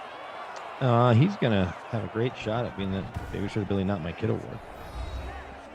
And by great shot, I mean he's winning it. You mean... Unless he scores a touchdown here. Unless he scores a touchdown here. And then McKissick in the captain spot, 85% owned. Well, it was good enough to be the captain for the winning team, so it's hard to go against that. Check out this shirt I found, Toff. You can change it to like 50 colors, so we could have different color backgrounds if you want. Mike does note he's in the leading lineup with a larger $100 free contest, which McKissick is more meaningful. Hawkins. Oh, there you go. How about that one? Yeah, it's not bad. And you can pick the color, so I think I'm going to do red as a background.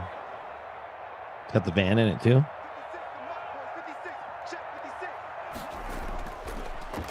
Get a little look. 2nd and 2 from the 6. Add to cart. My wife's going to be like, what is did this you buy at new order? tpublic.com? Like, don't worry about it. Don't worry about it. This is coming out of my side account. Yeah, absolutely. I guess I could just pay for it out of that account with PayPal. Yeah, see, you don't even have to worry about it. Are you going to buy it? I'm buying it right now. I'll take a look after the sim. No, you have to buy it right now. Okay, I guess we can wait after this. Let's watch DJ Chark score a touchdown here. Just kidding.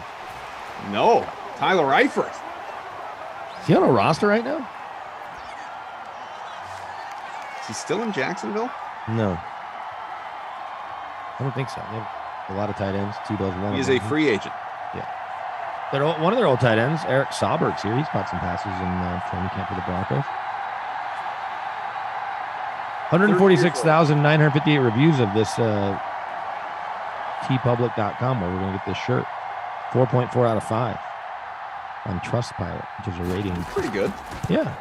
150,000 people almost. That's. Oh, I got to read you the review of this hotel that I'm staying at because I don't know when we all do again the rest of the week. I think we're on tomorrow. Oh, okay. I thought I'm with Glash tomorrow night. Madden After Dark. Oh, yeah, we're not tomorrow. No, Mind you, there's not a lot going on. We're together on Thursday.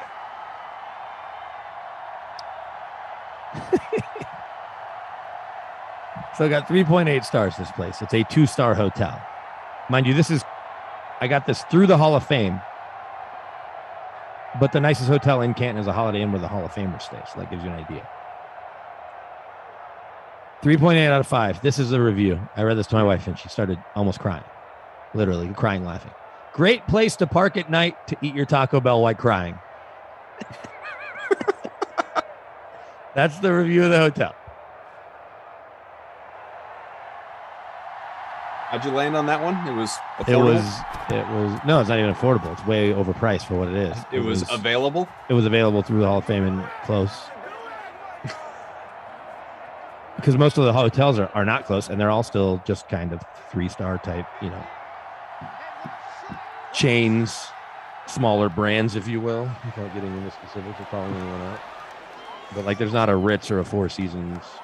Mike Bizzle on the Eifert touchdown says farewell tour for Vultures here in Madden 21. Simlane's turning into a senior NCAA game.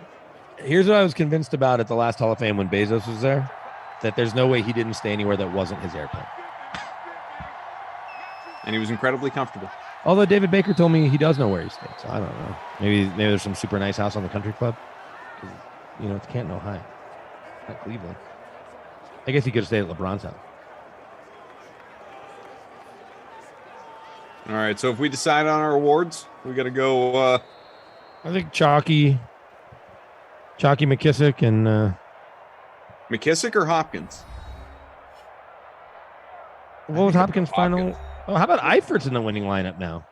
27 points in the flex. That's a good point. 73 yards, 5 catches. I'm gonna give it to Eifert. He needs some love. He didn't even have a job. All right. And then Chark is 50% owned in our contest. 4 points in the flex, 6.15. And I'm giving it to my captain, Chark. Let me down. Yeah. He is the main reason I lost him and my other 5 players. Tough day. BB Craig is the projected winner, but a ways to go. Obviously, manual scoring, so do be patient before things are finalized here. Hanging on by 0.1 points. So coming up later on tonight, here's what you got. We are done. You have the unique pairing, especially at nighttime, of Tom Carroll and Taryn Asak. You mentioned TL. She will be on with Tommy. Panthers, Bucks on Tom Brady's 44th birthday, by the way. 8 o'clock. Fun. Prime time, 1 hour from now. And then Giants and Chiefs, Madden After Dark, those two together again. So it will be Tommy and TL getting after it. For Well, the next 2 seconds. I know Tommy made lineups or contests, and after finishing 106 out of 120th, I have to redeem myself. So I'm going to fill out a lineup. Not me. It's just been. I know when to walk away. Carolina, Tampa. In the baseball. We'll see. I got you for the first 2 tomorrow, which is my son's birthday. See, first Tom Brady, then tomorrow. Me? I got you for the first. No, that's Thursday, dude. No, I am on for the first 2 tomorrow. Sure. I'm with you on Thursday. Yes. You're on Madden After Dark tomorrow. Right. But I will be on for the first 2 tomorrow with Christian for both. Tara Lynn, 3-person booth will join for the Nooner contest. So we will have a good time. But thanks to June, DC, getting it done in ops. Mike, our producer. Tom, undercover boss, our technical director. Coming up next here, before you get along to the primetime contest here for Madden, you will have the Emery Hunt joining Ross Tucker Football Podcast, ranking the top prospects in the Big Ten Conference. That is coming up here on the DraftKings Dream Stream. Thanks again, everyone in the Sim Fam, for watching. Enjoy. And your A-team says, see you later. Pour yourself a cold one. Let's strike 'em, huh? And listen to Ross Tucker break down the top college prospects on another tasty edition of The College Draft.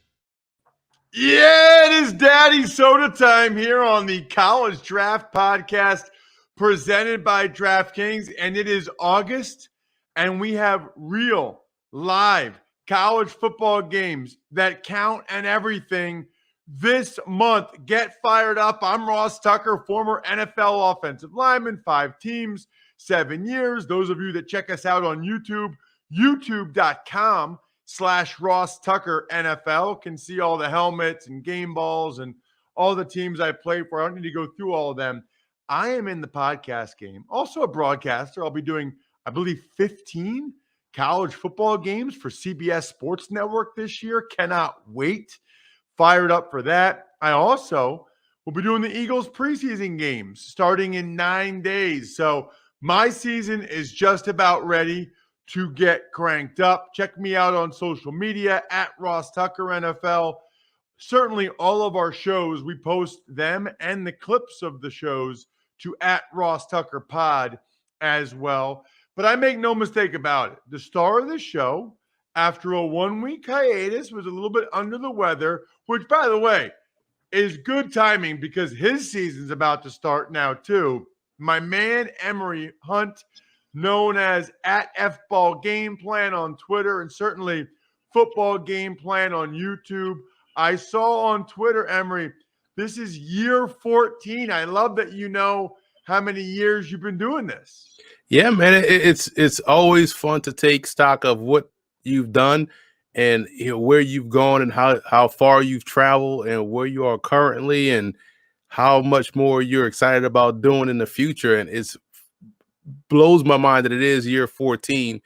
I'm excited about what we have coming down the pike. Some big announcements coming soon, and also stuff that we're building blocks for in the future. So I'm just happy, man. It's 14 years and still growing. That's a good thing.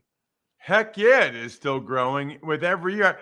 I say it every week. This guy is going to be a star on everybody's TV or whatever very, very soon. I think he already is, to be honest with you. Especially with how big YouTube's getting. Again, Football Game Plan on YouTube. We are youtube.com/Ross Tucker NFL. Today, we're going to dive into the Big Ten, which I think is interesting because you got your top 10 prospects. Now, you got to tell me if it's your top 10. Is it your – we'll start there. Is it your top 10 prospects ranked, Emery, or your 10 favorite? I'm just curious. it's just 10 favorites or like 10 guys out of the Big Ten that folks should get familiar with. Because again, if I did a ranking right now, people will be locked in on that. And, obviously that stuff changes over the course of a season or as you get more tape and dive more into the film. But this is just initial, almost like a watch list. 10 guys that you think everybody needs to make sure they're aware of going into the season. I get it. It's just what jumped out to me. There's no Penn State guys. I was like, oh, okay. And so, but that's fine because I can actually add a couple of names of Penn State guys people should be aware of. And then you don't have like Garrett Wilson, the wide receiver from Ohio State, but you do have Zach Harrison, Thayer Munford, Chris Olave, Haskell Garrett. So you do have a bunch of Ohio State guys, 4 out of the 10. So looking forward to diving into that momentarily. However, and the reason, just not to cut you off, but the reason why is that early on, and I don't think a lot of people do this, although they should, especially early in the process. I tend to tilt heavily toward seniors, because you want to show, you want to give those guys that are going to be graduating and know that are going to be in the draft, they're just due. So that's the difference between Wilson and Olave. Olave, I believe, is a senior, and Wilson is still an underclassman technically. Exactly. That makes perfect sense.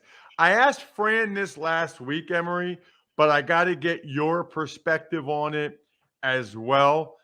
Huge news in college football. And I should remind everybody, once the season gets started, I mean, not only are we talking about the biggest games, we're talking about the best players in the biggest games, and Emery's giving you his picks against the spread. So this is like a college football podcast, a college football betting podcast, and an NFL draft podcast all in one podcast. We're getting 3 for the price of 1, and the price is nothing. All you do is listen or watch. So that's good value. We know good value. But I do have to ask you this, Emery. Texas and Oklahoma going to the SEC. I'm giving you a blank slate, blank canvas. What's your reaction and what does it mean in your mind for college football and maybe college football scouting, NFL draft moving forward? I'm a traditionalist, Ross, and I miss the smaller regional conferences. And I'm pretty sure in a moment of clarity, the ADs of all college athletics will tell you the same thing. They will rather have bus leagues than flight leagues, because it keeps everything regional, keeps costs down, and the rivalries just make sense. Now you have an SEC that's expanding to include more Texas schools, Oklahoma. When I think Southeast, I don't think Oklahoma. I think Oklahoma Southwest. They used to be in the Southwest Conference. Bingo, and that's my whole point, man. It's like, I don't. We had super conferences before. If you remember this, Ross, remember how the WAC was the first conference to go 16 teams, and then Conference USA went 16 teams. It's like, wait a minute, this is way too many schools in a conference. You got a conference that has UTEP and doggone a team out east and Old Dominion or somebody like that, or East Carolina. It's too far. But I think if we go back to smaller regional conferences, the rivalries mean more and the games be more exciting. We have gone a decade without watching Texas play Texas A&M. And it takes a super conference for that to happen when they are in the same state and they're a big time rival. So for me, I understand it's strictly a money move. And I just know we're trending toward more money type moves in the future. But I just hate the fact that we are now going to get a 16 team SEC. Everybody can't be in the SEC. When you add more teams to the SEC, it no longer becomes the SEC. And so I just wish we go back to a time where it was more regional. More conferences are good. It's because it's more regional and those rivalries get to be stronger. Yeah, I hate it. I'll just say it. I hate it. I understand why they're doing it. Look, certain teams move the needle in terms of ratings more than others do. So the SEC poached the 2 teams in the Big 12 that really move the ratings, Oklahoma and Texas. I get that. But what's the whole point of a conference? I mean, the whole point of a conference is to organize teams in an area so that makes sense logically to play against each other. So you have logical, natural rivalries. And some of these conferences where, the women's golf team is flying now from UConn to UTEP or whatever it is, it's just asinine. And I know they make up the difference in the money because of what football brings in. They can pay for the flights for the women's golf team or whatever it is. I'm just making it up. But how is that experience for those student athletes? Like, it's not supposed to all be about money, right? Like, these are still college athletes. It's supposed to be Princeton's motto is education through athletics. Like, how does it make sense to have them on a flight from Hartford, Connecticut to wherever for, however many girls or guys or whatever sport it is to play? It's so stupid. It drives me nuts. And there's enough money to go around if they just realized that there's a more effective way to do this. And the amount of class time that you're missing unnecessarily, it just doesn't make sense from a scholastic standpoint. And again, it's just far too fat, to be all about money. I just don't like it. And people keep saying, "Oh, the SEC." Nobody's checking for that, 7:00 Vanderbilt, South Carolina game. When people talk SEC, they're talking about 5 teams. And now with Oklahoma and Texas, they're talking about 7 teams. No one cares about to the same level about Vanderbilt football as they do about Alabama football. So people get it twisted and think, oh yeah, that's how good the SEC is. No, that's how good the 5 teams y'all always talk about are, juxtaposed to South Carolina, sometimes Tennessee in Vanderbilt and maybe Arkansas every now and then. Maybe you and I, Emory, should be the ones that run or are in charge of college football or the NCAA. I know this, the best place to hire people, LinkedIn Jobs. They have made it easier to find and hire the best candidates for free. Look, everybody knows I've got GoBigRecruiting.com, MyFrontPageStory.com. I've got RT Media, the podcast business. Hiring is hard. I get interns every semester. I just hired somebody full-time for MyFrontPageStory.com. Thank goodness for LinkedIn Jobs. 740 million professionals. That's crazy. They fill out targeted screening questions to get your role in front of the most qualified candidates. It's easier to filter and prioritize when you have 740 million people there. LinkedIn Jobs will help you hire the right person for your role. Did you know every week nearly 40 million job seekers visit LinkedIn? Post your first job for free at linkedin.com/draft. That's linkedin.com/draft to post your job for free. Terms and conditions apply. I don't need anybody else to co-host the college football draft. It's Emory Hunt because he's a stud and always has been, always will be. I like your number one guy here, Emory. I remember him from the U.S. Army All-American Bowl, George Karlaftis, the DN from Purdue. And he's one of those guys when you watched in high school, you're like, damn, this dude is solid. Like in the sense that he can come in and play right away, and then you start to hear the reports when he got on campus at Purdue, like, yeah, this guy is going to start right away and play right away. So he was college ready from the jump and just has good overall game, man. And you talk about someone that's a very good defensive player on both ends of defense, has a lot of technical skills. You worry about the injuries that he's had all throughout his career, but when he's healthy and out there on the field, he's a difference maker. And I just think that he's one of those guys that is going to have a long career as a pro player because he plays a pros game. He played a college game at the high school level, and now as a collegiate, he's playing a pro game. So I just love the prospect in Karlaftis. Yeah, relentless, really powerful lower body, really good with his hands. That was a big get for Purdue. Different body type, though, Emory, than the next guy, DN Zach Harrison from Ohio State. Yeah, and linear guy, but twitched up and ready to go, turn the corner. And you saw him just have, a lot of big plays last year. And to me, when you flash at the most important times, that to me has a lot of significance. I do that for quarterbacks. I call it having a sense of the moment, having that good timing. Okay, we need a play. He's the guy that's going to make it. Well, you need to stop defensively, or you need that pressure or that sack or someone to make a play up front. Harrison is usually that guy. And again, you're well coached by Larry Johnson, who's the best defensive line coach in football. We're talking about pro and college. And he's going to continue to add more tools to his toolbox as he makes the jump to the pro game.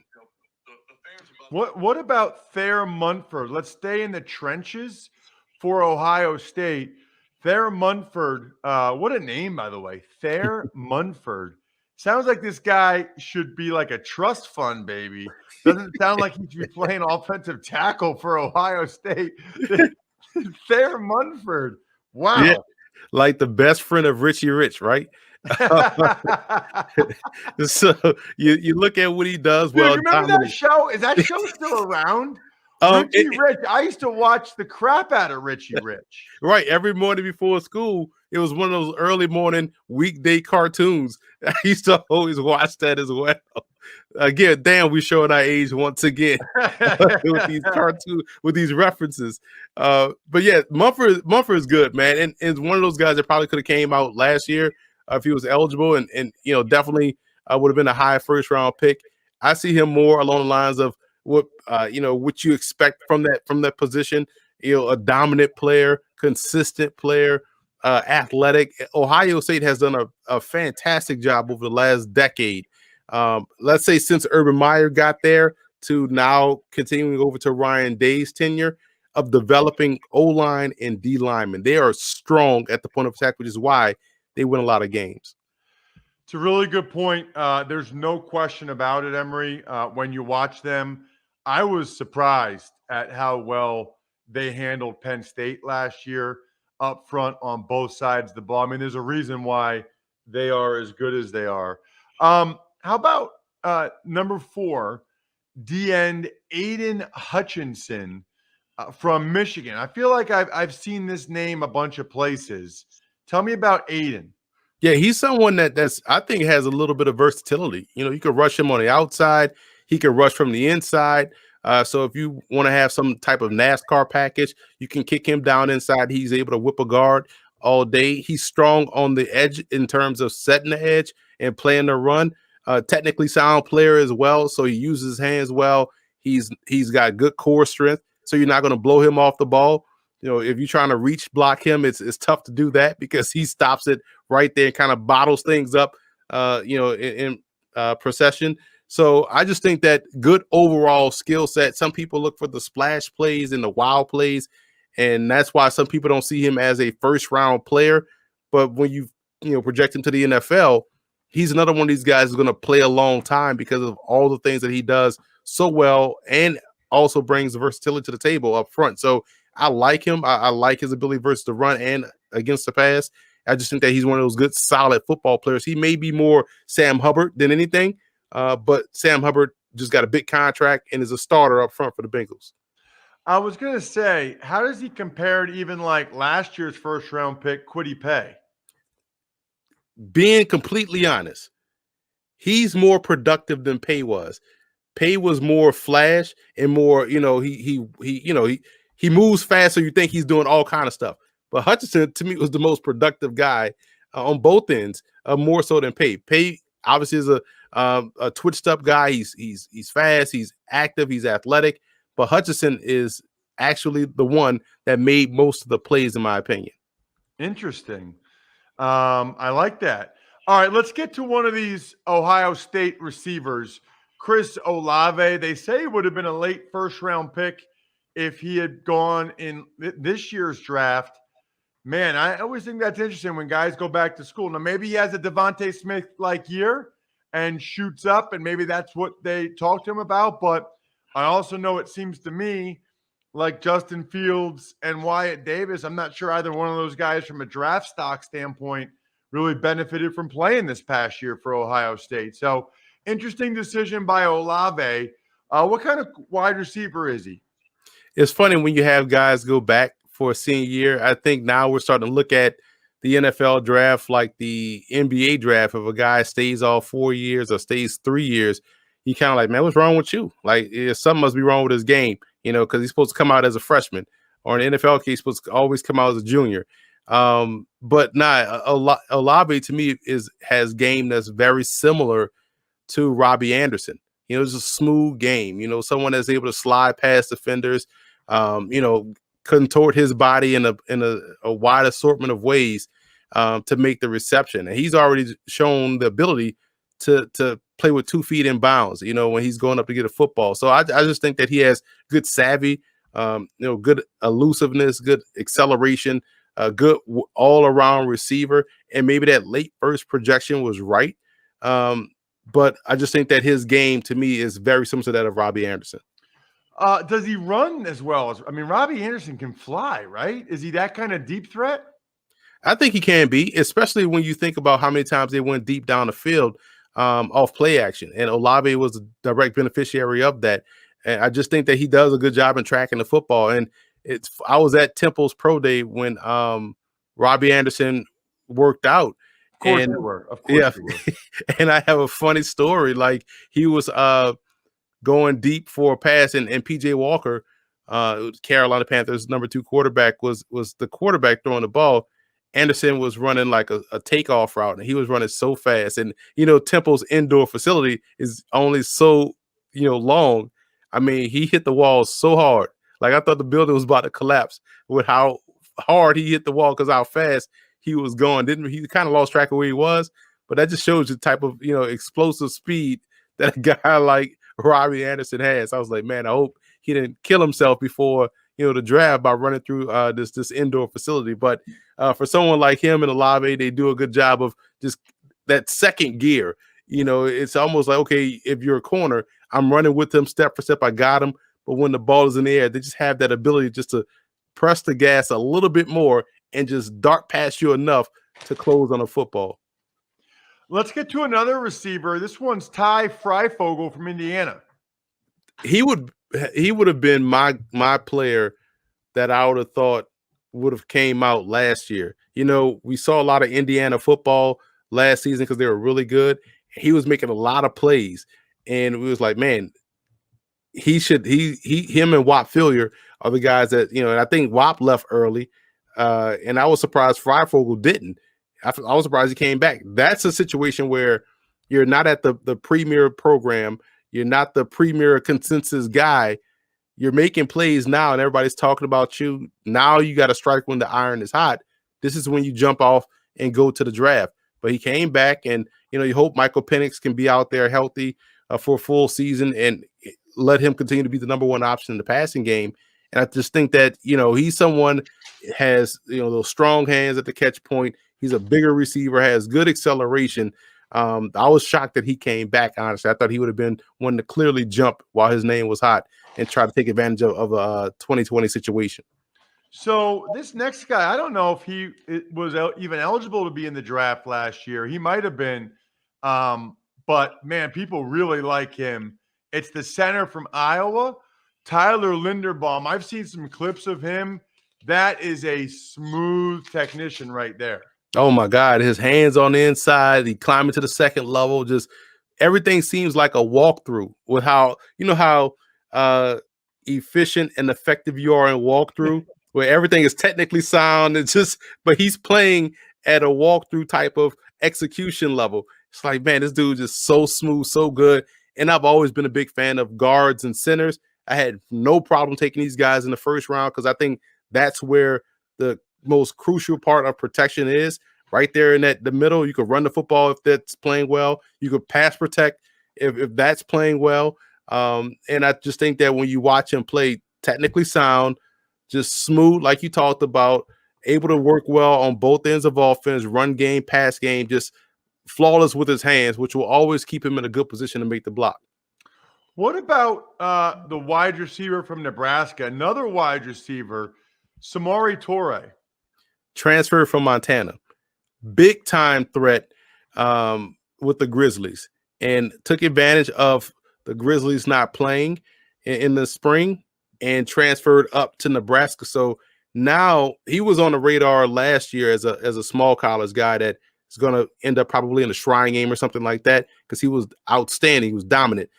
Speed guy, rack guy, run after catch guy. And now he goes into a situation at Nebraska where they lose a Wan'Dale Robinson. He transferred out to Kentucky.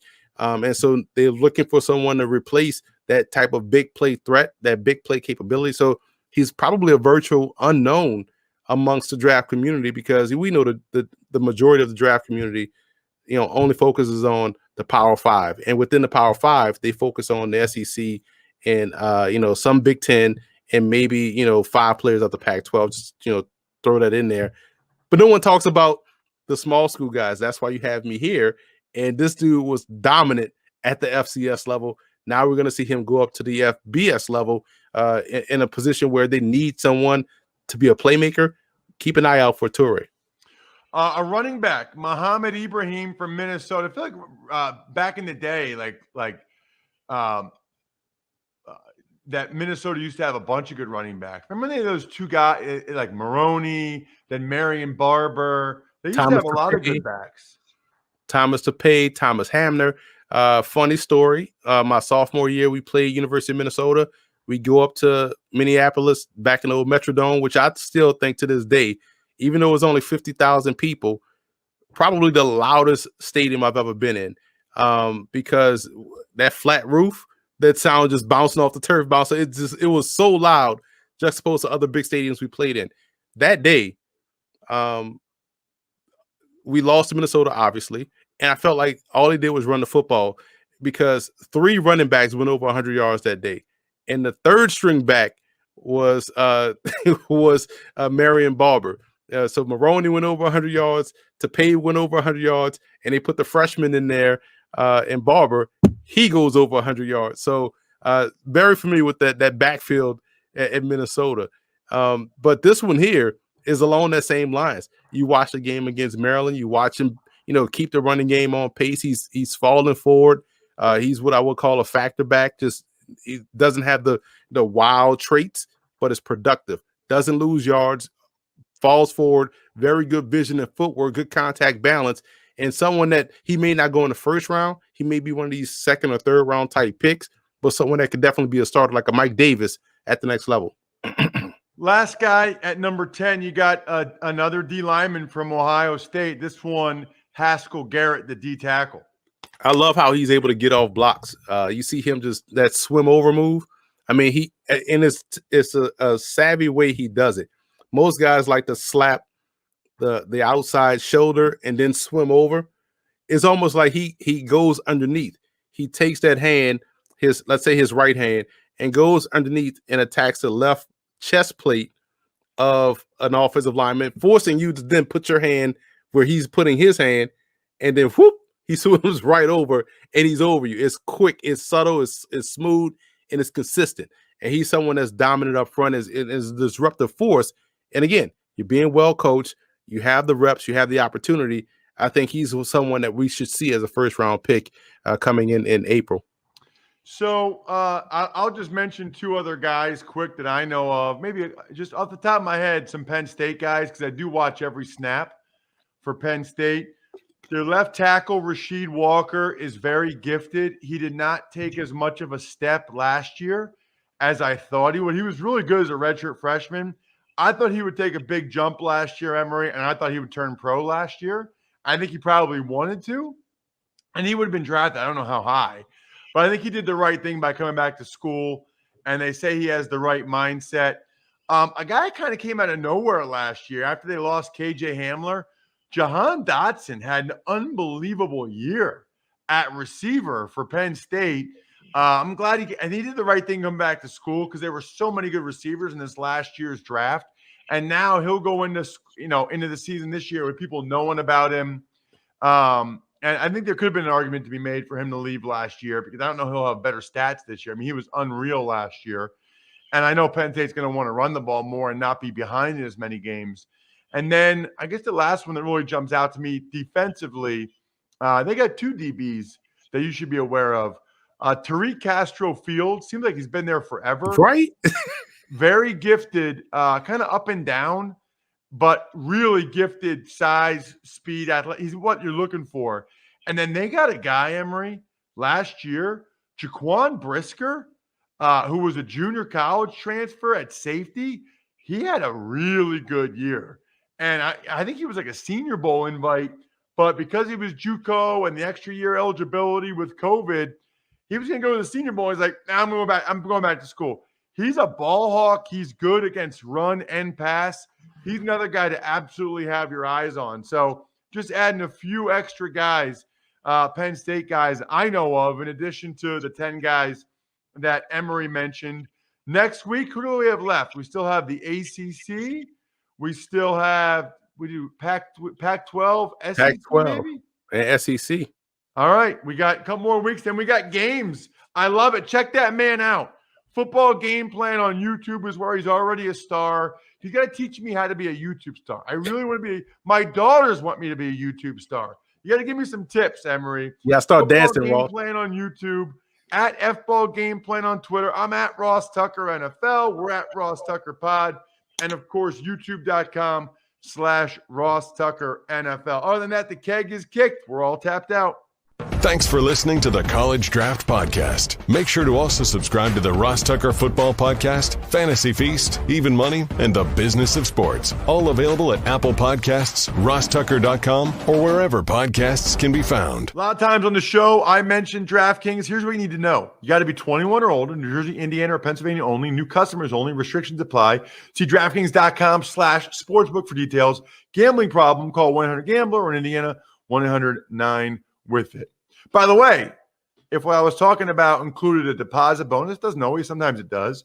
Deposit bonus requires 25 times playthrough, and deposit bonuses are paid out in site credit.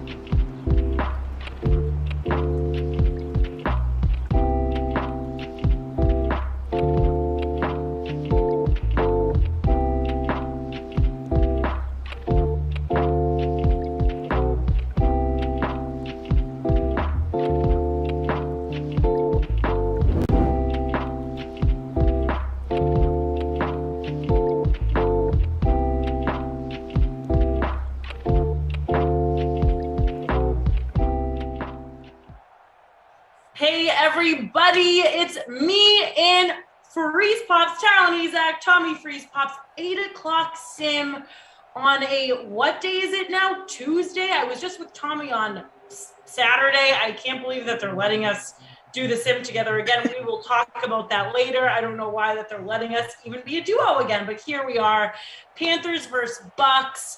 I'm feeling great. Tommy's back to normal after his 24-hour sim, and I'm excited. I actually got a lineup in tonight, Tommy, and I know you're going to be pumped about that. But let's hear it. Lineups have locked, people. Welcome to everybody joining in. We are happy to be here. Tommy, give a big hello, and then let's hear your lineup. Hi-oh! How's it going, everybody? Turned Up Tuesday with TNT, Tara Lynn, Tommy Freeze Pops. What's up? Let's go. I got Gronk in the captain spot because I wanted some flexibility here on a Tuesday. Then I got Robbie Anderson, Mike Evans, Chris Godwin, Christian McCaffrey, and the big leg of Joey Sly, one of the worst neck beards in the NFL. But the dude can kick. So there you go. That's my lineup. Wow. So I think all neck beards are disgusting. And honestly, if you have a neck beard, get out of my face. I want to dig in on this. Yeah, I'm not a big neck beard fan. Wait, so you're saying girls don't look for guys with sick neck beards? Yeah, girls aren't like, oh my God. His neck is so hairy. And Rebecca, do you see that neck beard across the bar? I hope he buys me a drink. No, we are barfing into our hands when we see a neck beard. Clean it up. Well, let's talk about my lineup, though. Sure. I thought you were going to say, let's talk about my neck beard. Let's talk about my neck beard. I don't have it right now. But for once, I have my lineup right in front of me. This never happens because I have 98 tabs. Game is underway, but let me just talk about it first. Captain, I got Moore. Then I got McCaffrey, my little ankle breaker there. Had to put him in the mix. Then I have Godwin, Evans, Fournette, who just gave me 3 rushing yards, and Bucks D. I'm feeling good about it. Okay, I like it. We have some crossover. You got both RBs in there.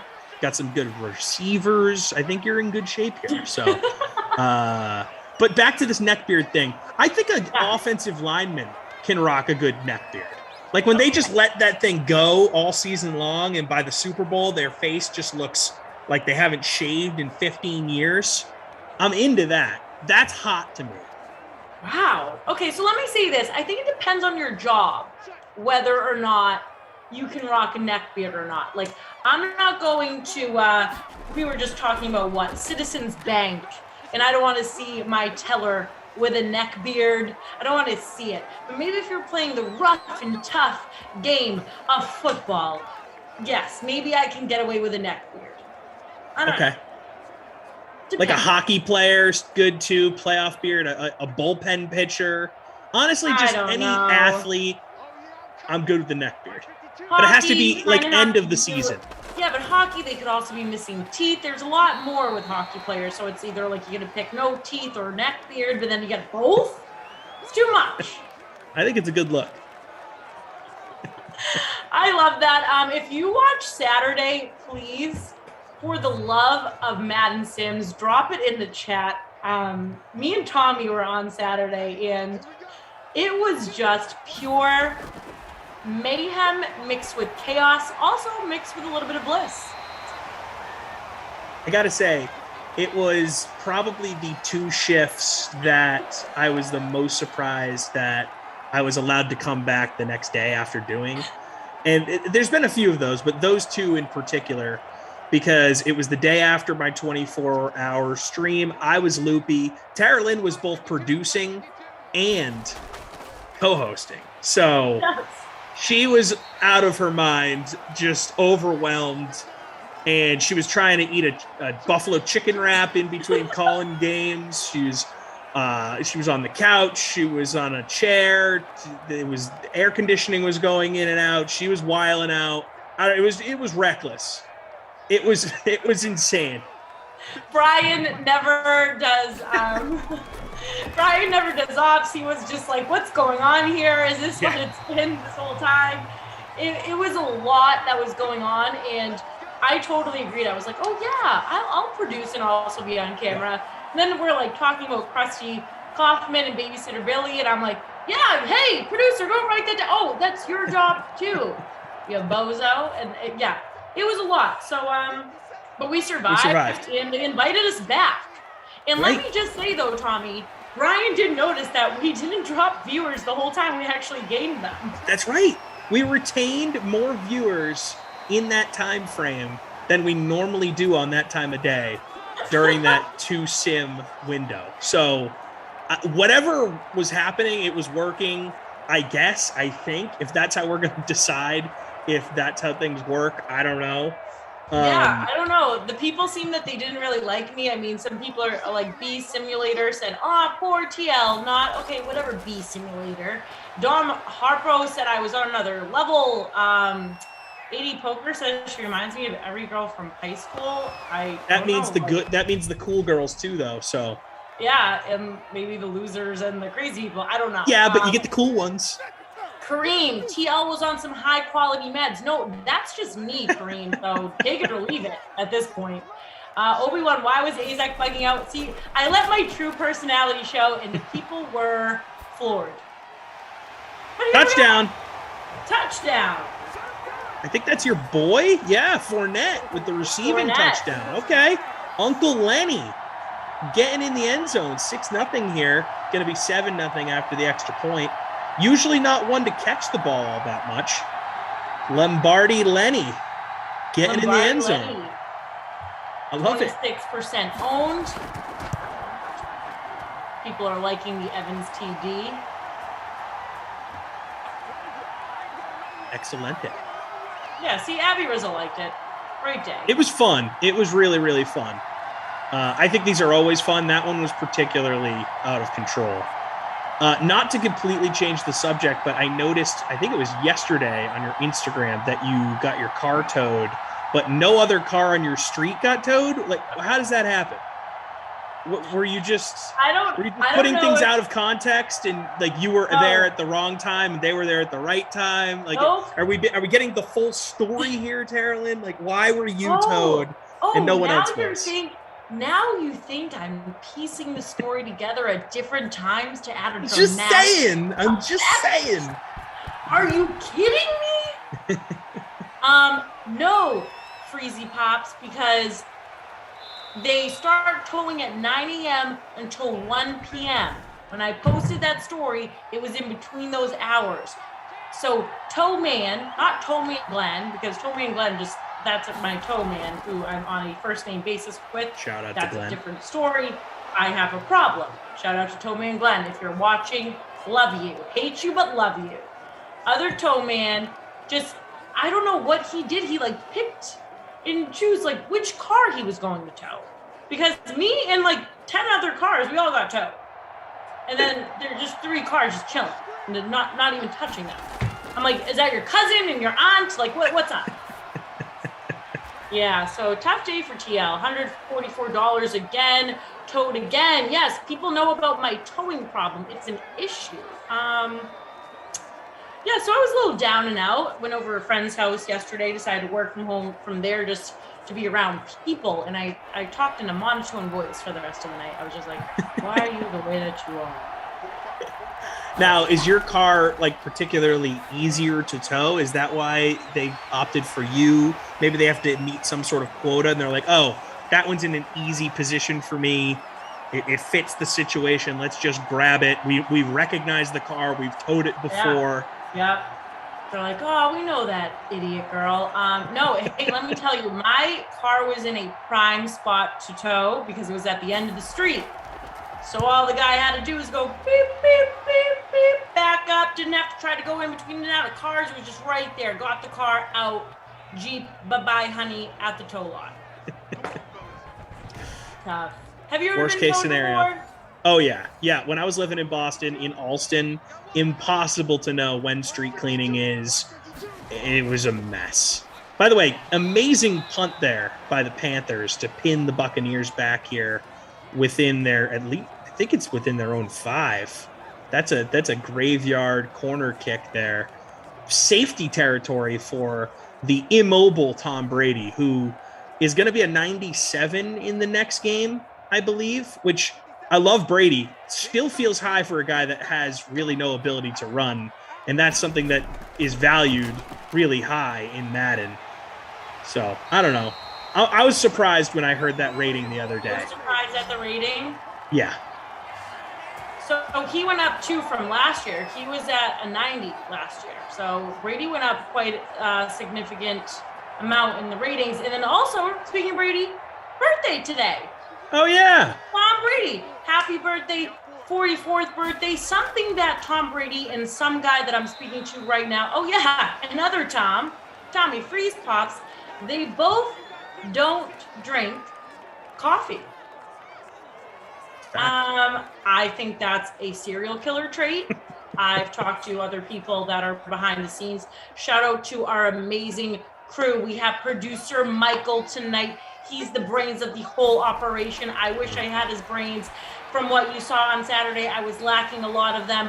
We got T, undercover boss Tom, whatever the guys call him. I've known Tom for years, so I want to say his whole name, but I'm not, so I'll just like Tommy on the ones and twos. TP. We got June and Zach behind the scenes, holding it down for us, making sure we do not sound like bozos, and if we do, that's on us, not on them.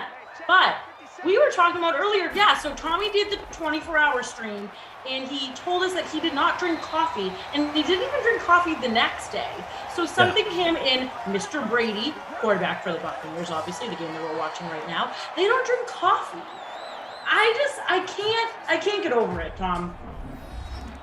It's not that I don't drink coffee. I don't dislike coffee. I just don't drink it regularly. Like, there's people that drink it every morning. I drink it occasionally. If I'm not feeling so hot after a long night of Diet Cokes, I'll crush an iced coffee. That's a must. Just iced coffee regular from Dunkin'. That's the spot, with maybe a bacon, egg, and cheese Sammy on a bagel. That'll do. Maybe an occasional hot coffee, but it's just not really my thing. I don't know what it is. By the way, Leonard Fournette with 4 rushes for 22 yards, but he has a receiving touchdown early on in this one. So Uncle Lenny paying off for you so far in your lineup, which you love to see 1 quarter into this thing. I love to see Uncle Len just coming through for me, you know? Absolutely.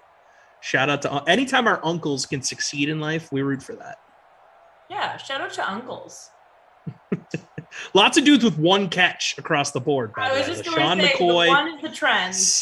It's just all ones. It looks like the Matrix. Samuel, Evans, Gronk, Johnson, Godwin. After Lenny, which is 1 for 1, McCoy, 1-0 touchdowns. Samuel, 1 catch, 0 touchdowns. Evans, 1-0 touchdowns. So it's literally the ones and the zeros from the Matrix just over and over again. We're not going to see that after the second quarter. Hot take. At least they're staying consistent. So stats have been updated. Yeah, so your go-to in the morning, a lot of people have to just jump right for the coffee. No, I'm a big ice water guy. Big old cup of ice water gets me going. That's me. Right. Wow. Yep. I don't know what it is. I think it's because when I was working early mornings, I was drinking a black coffee every day at like 3:45 in the morning. So not having to wake up at 3 o'clock and drink a coffee so early, I think this is my body's subconscious way of being like, you're good. Like, that's the only time you really need coffee. Then again, it didn't happen for me during the live stream, but I think a lot of that had to do with just running off adrenaline, because it was kind of a crazy thing, and I was so back-to-back with all of my guests. I didn't have time to think about how tired I was. I was just in go mode. I mean, it was 48 segments over 24 hours because I kind of split things up into half-hour segments. And I had very few breaks. I mean, I only went to the bathroom, I think, 6 times, and those were my breaks.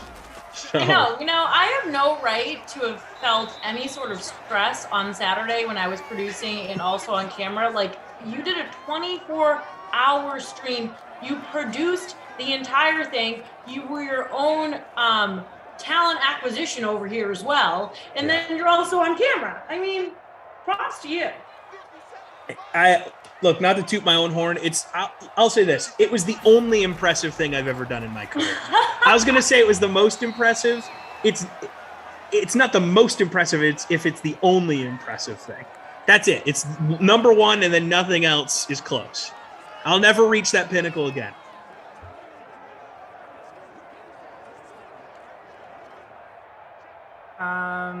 Yeah, some people are surprisingly, don't like coffee either. Or, well, not like you like coffee, you'll drink it, but some people in here don't like coffee. A lot of people are like, I need it. What are you guys talking about? Some people need it to survive. I mean, caffeine addiction is something that I'd say most Americans suffer from. By the way, Brady taking a horrible sack there to open up that second quarter for the Buccaneers. Gonna punt this one away. Did you ever think that we would see 44-year-old Tom Brady still playing in the NFL, Tom? Yes and no, because and I know that that's an opt-out of an answer there, but yeah, okay, let's keep moving here. So back to coffee. No, because like I never really saw true regression from him. That's a big gain there for the Panthers. I believe that is Samuel on the grab. So I never saw regression from Brady. So I always was from the mindset of, okay, he's just going to keep going until he starts to be bad. And he would say stuff all the time. I want to play till I'm 45. I want to play till I'm 50. I'll play until I suck. And like none of these things were happening. So if you listen to what he was saying, then this isn't surprising. But then there was the Tom versus Time Facebook show, and it was, I think, the day of the Eagles Super Bowl loss was the last episode came out, and there was a scene in there where him and Giselle were talking about the future and what comes after football, and he alluded to the fact that he wanted to play 2 more seasons. Right. So he didn't do that. This is now 3 seasons removed from that. So actually, is it? Yeah, this will be the 3rd season removed from that, I believe. 4th. So, like there's times where I was like, okay, he said this on a behind the scenes show. That's another big gainer there by Samuel. And his wife was sitting next to him. It feels like that's going to be what he does, but then he continues to be awesome. He won a Super Bowl after saying that. He's with the Pats. 2 years later, he wins another Super Bowl with a new team. I don't want to put a number on it, Like, let's just see this guy continue to get after it. I agree. Age is just a number. I'm sick of people being ageist, especially in sports. They're like coming in at a really old. Oh, can you believe that he's still walking? 31 years old and he's still taking that. I'm like, oh, it's crazy. It's almost old news at this point. Like it's always impressive to see this guy do this at this age. And McCaffrey is going to get stopped short of the end zone there after a nice gain. But we talk about it so much that I feel like it's not even worth mentioning anymore. It's like assumed. As football fans, we're like, yep, that's the 44-year-old guy. Move on. Like, let's not focus too much about it because we all know what's happening. It's like the commercial, I think it's Geico, where the guy tries to coach people to not be like their parents. And then it's like the guy the waiter has the blue hair.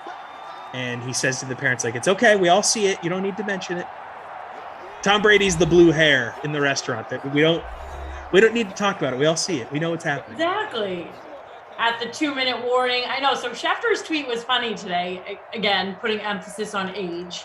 He put a big QB birthday today. Jets quarterback Zach Wilson turns 22. Tom Brady also turns 44, as many are aware, but that makes them exactly double the age of Wilson while looking practically the same age as him. And it is kind of crazy. Brady and Wilson do look like the same age. Yeah. Oh, totally. Now, look, I love Tom Brady, but has he had some work done? Not confirmed, but come on. I mean, that guy's had work done. Oh, also, come on. Look at his wife, Giselle. You don't think that Tom Brady's on a strict skincare regimen and a nightly routine? That man is definitely applying retinol every single night, and Giselle is like, Tom, you will not go to bed unless you put on the retinol. Exactly. And that man is getting little Botox in his 11 lines. I see him talk at press conferences. I know about Botox, okay? I look to see if anything's moving on his face, and you don't. Never. So let's not act like, okay, Tom Brady's just never. He looks great because he doesn't drink coffee, but he looks amazing. Yeah, he doesn't eat nightshades. We have a PFT commenter coming up on Great Game Nation in a few weeks, and he theorizes on the pod, and I don't know if he mentions this on his podcast. Pardon my take. I don't know if he mentions this regularly, but he was theorizing that Brady doesn't actually follow any of these dietary things. He just says it to intimidate people and make them feel like they can't eat strawberries, even though Brady's secretly eating all of these things. Right. I love the theory. I like that theory as well. And it is funny to see his Madden ratings too. In 2001, his Madden rating was 57. Ugh. Now 2022, it's 97. And Zach Wilson's 2022 rookie Madden rating is 75. It's so good. He's superhuman, man. Speaking of ages, though, I actually saw this earlier, and it's not football related, but I think our audience will appreciate it. Yeah, it's Tuesday, 8 o'clock sim. Anything goes in here. Duh. Well, so it's NBA related. They made some moves in that association over the last 48 hours. One of which, Carmelo Anthony going to the Lakers along with a bunch of other dudes. This is how the ages of the Lakers roster as of now shake out. Okay. Carmelo Anthony, 37 years old. Yeah. LeBron James, 36 years old. Trevor Ariza, 36 years old. Marc Gasol, 36 years old. Dwight Howard is 35. He turns 36 in December. Wayne Ellington, 33 years old. Kent Bazemore, 32 years old. Russell Westbrook, 32 years old. And that is courtesy of Arash Markazi, who's done a lot of stuff for a lot of cool places. Man, the league has gotten younger in basketball. We always talk about it. All these stars are so young. As every team zigs, the Lakers are zagging right now. And they're just going, I don't care what you guys are doing. We're going old, baby. We're going old. Let's run it back. The 30-plus team. Let's go. Hey, they got rid of their youngins. I mean, Kuzma is only 26 years old. See ya. Yep. And they brought in their vets. I mean, LeBron and Melo have such good chemistry, such a good relationship. You can tell what's going on in LeBron's mind over here. Yeah, he just wants to play with his boys. And I'm sure he's mad that the Chris Paul thing didn't work out, but he took that massive deal from Phoenix. Yep. Abby Rizzle saying, we brought Dwight back? Yep, Dwight we did. Coming back. Round 3, baby. Pretty incredible stuff. It's amazing. It's such an old roster for today's NBA. Even for yesterday's NBA. That's old. That's older than the Nets, too, right? Like, because Harden's only like 31. Yep. Kevin Durant is... How old is Kevin Durant? 32. Yeah. Early 30s. Yeah. But, I mean, they're kind of following the Nets and Sue, too. I mean, you have some real stars on both of these teams. Yeah. I mean, they're trying to win now. That's what that shows you. And I don't blame them. I mean, if you have advanced age LeBron, you're going to try and maximize that window. So you're going to bring in guys you know exactly who they are. They're not necessarily having to develop anymore. You know the players that you're getting, what they can do. And the Nets are clearly in win now mode as well, given the fact that they can't guarantee themselves they're going to have all three of these guys forever. especially with the way that they've all played their careers so far, jumping around. KD and Kyrie. Harden likes to stay put, generally. Godwin with the score. He's in my lineup.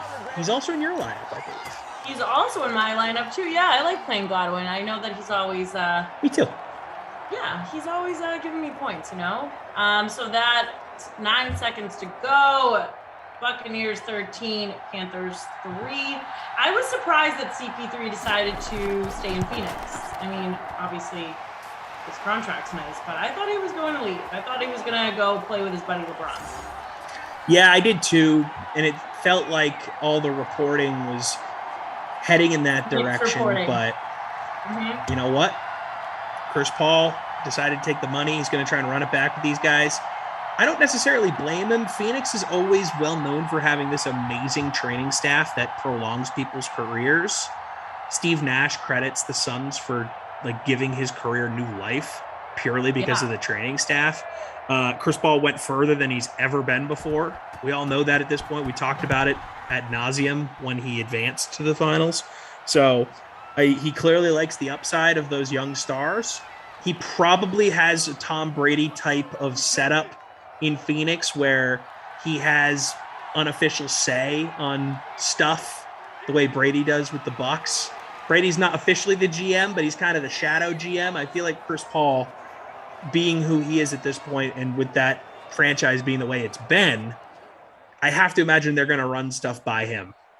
Yeah. Moving forward. So I bet he likes that. Whereas in LA, he's not the alpha. It's LeBron. We all know Chris Paul loves to be the alpha. And let me tell you, I'm excited for NFL season, but I love basketball and the moves that were made in the last 24 hours. I mean, just refreshing Twitter and keeping up with SportsCenter and everything that was going on, all the moves that were just made, I'm pumped for NBA. Oh, yeah. No, it's been a really cool week with everything that's been going on in all the leagues, for sure. Yeah. Let's throw to a sweat clip though, because we love our friends over there. So earlier today on the sweat, we had Nick Whalen, Stan's son, love him, and Kenny Ducey. He's okay sometimes. He discussed the trade of Kyle Lowry to the Miami Heat. So, guys, Kyle Lowry will be leaving the Raptors and joining the Heat. He's got a 3-year sign and trade deal worth $90 million. The move did improve Miami's championship odds from plus 3,500 to plus 2,800. So, Nick, maybe they aren't finals bound, but how far can the Heat go with Lowry in the mix next season?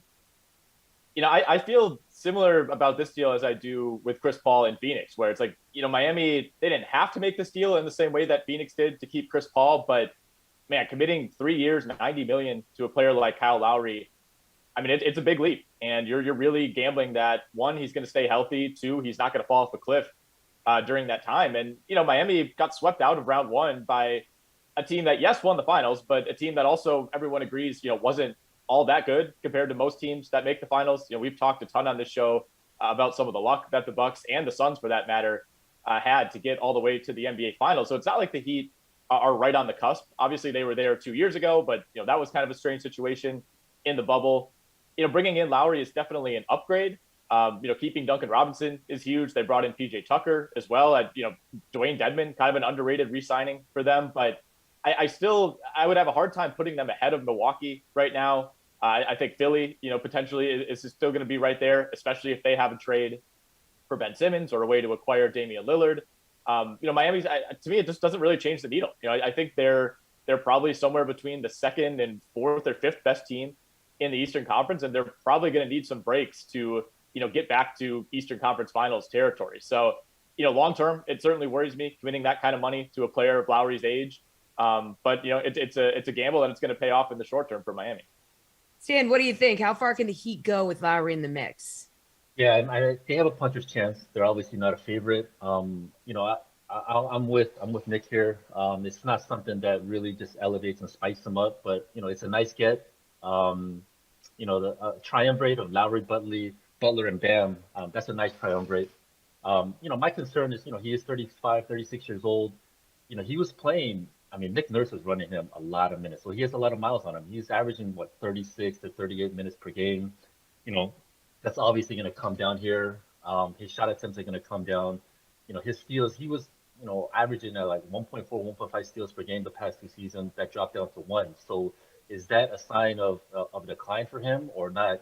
Miami, they were great team defensively. They were 4th in steals last game. So maybe the system helps him out a little bit here. But I do like him. I think his efficiency might increase here, especially since Miami, they run a lot of like dribble handoff offense and things like that. So he might get cleaner looks, but he's a good player. I don't think, he's a player that's going to really elevate him, into the upper echelon or above Milwaukee in the East. Kenny, what's your take? Not only Milwaukee, you have to deal with, plenty of teams. The Nets are obviously the biggest one. I think that the Heat could probably get to the conference semis here. This is a good team, and we, glossed over the fact that they did also add PJ Tucker. This I think is a team that's ready to compete. We saw what they did in the bubble. And I do think that there are some outliers of results in the bubble, but I do still think that, there is talent on this team. Tyler Hero and Duncan Robinson, very formidable duo at the shooting guard position. But I think when you just talk about the odds that they're going to win the finals or even get there, you have to consider, as Stan was talking about, the rest of the East. And I do think that this is clearly a team that's not in the top 2, and they might not even be in the top 3 because, as we've talked about all segment long as well, the landscape of the league is shifting. Wow, maybe it's not. Maybe we haven't talked about it all segment long. The Knicks could go out and trade for Damian Lillard, or another team in the East could. It's just something that could happen. The Hawks have gotten really good, and they weren't even fully healthy in the postseason. Could they be the 3rd best team in the league? It's possible. I do like Kyle Lowry. I really like this signing. I think that the Heat are going for it, and it's awesome because Jimmy Butler has been doing it all himself. And I do think that this is a team that's going to go to the Eastern Conference semis, but I'm really curbing, my bets here. I don't know if I really like them to win the finals. I don't know if I like them to win the East. But I'll probably take the over on their win total, or maybe, draft some of these guys in season-long leagues, target them early in DraftKings, because I think this is a team you want to buy in on.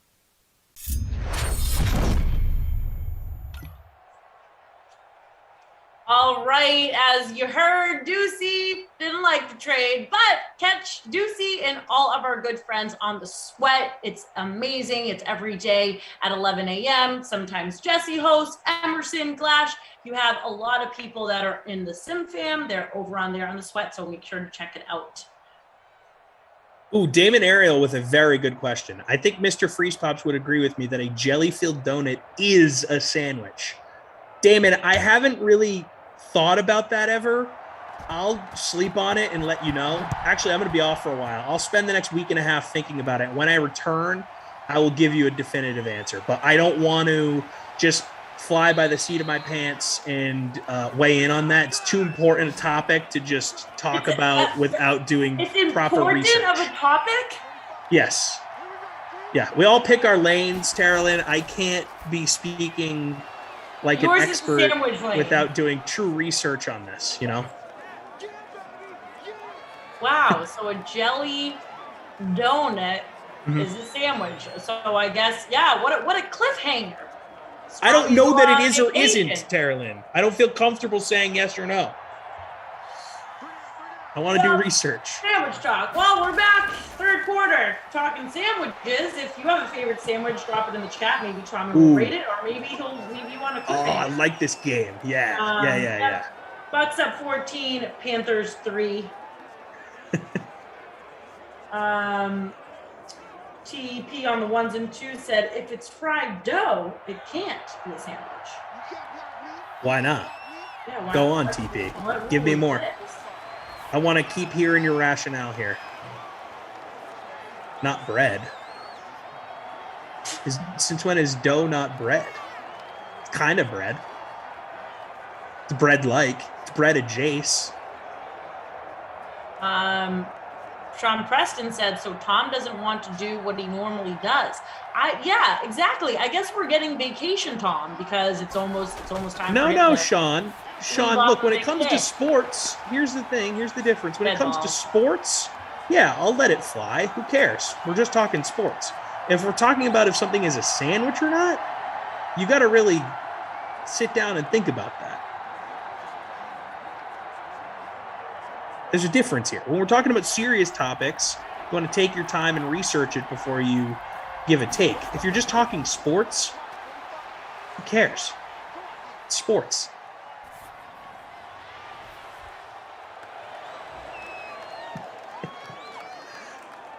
Mike Bizzle saying Tommy loves sweets. How dare you, Mike Bizzle? You know I'm not a big sweets guy. Mike Bizzle, I want to give a shout out to Mike Bizzle. All right, let's hear it. He was with me for 24 straight hours on the stream. Dude, no, every minute, every single minute. Oh, and I know he was because he commented like every 5 seconds. Bizzle, is this true or is my Tommy friends lying? were my friends were texting me like, dude, who is this Mike Bizzle guy? Because my friends would check in and out all day. They're like, this Mike Bizzle guy is relentless. I'm like, no, that's my teammate right there. That's my DK Sim Fam member. Biz Honestly, was I in. love that. Bizzle, thanks for supporting Freeze Pops. Who knows? I If love you it. weren't there, maybe he wouldn't have lasted the full 24. No doubt. No, Bizzle was a part of the, people drink coffee to make it for 24 hours. I had Mike Bizzle. I didn't need caffeine. Maybe Tom Brady has his own Mike Bizzle out there. We'll find out after he retires and when he's 95. He said, didn't comment the last couple hours, but I was there. I believe you, Biz. Yeah. I believe. I was also very busy the last part of the day. I kind of stacked my guests in that way. Needed to stay busy, distract myself from the exhaustion. Oh, Bizzle said Morton Anderson said my name. Is that true? True or false? I don't remember specifically, but it sounds like it could be true. Okay, so Bizzle, he's not definitely calling you a liar, but he's kind No, how dare you? I will never speak negatively about Mike Bizzle again for the support he gave me on the stream. Do not put words in my mouth, Carolyn. I believe you, Mike Bizzle. Mort said your name on the stream. I don't remember a lot of what was said on the stream. It was 24 hours. It was all a cloud. It was all a blur. But he was in the chat, so I'm sure Mort saw the comment and referenced it. 24 hours. It was still, just me thinking about it, I'm like, that man is crazy, but also brilliant at the same time. I want to shout out to everybody on YouTube kicking it with us tonight on the 8 p.m. Madden Sim, Bucks, Panthers, chilling with me and Freezy Pops over on Twitch. We love you too. We check you guys out. It's not like we leave you there just to talk to yourselves. What's up? And over if you're watching on the website too, shout out to you as well. We appreciate you kicking it and supporting us and making lineups. Speaking of lineups, how are you doing? Oh, that's a good question, Carolyn. I have not checked in a little bit. We haven't Let's see. even talked about it. You could be because it doesn't really make sense to check it early on. Yeah. Oh, I'm doing horribly. 124th out of 133. Wait, horrible. What? Repeat again. Go. 124 out of 133. Yuck. Awful.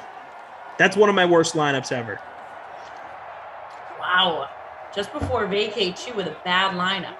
I really was confident about mine. I'm not doing that well. I'm 66. I'm doing way better than you. Oh, that's pretty good. No, I look, I think that's decent. Right now, you're in shouting distance. You could finish top 25. I have faith. I like it.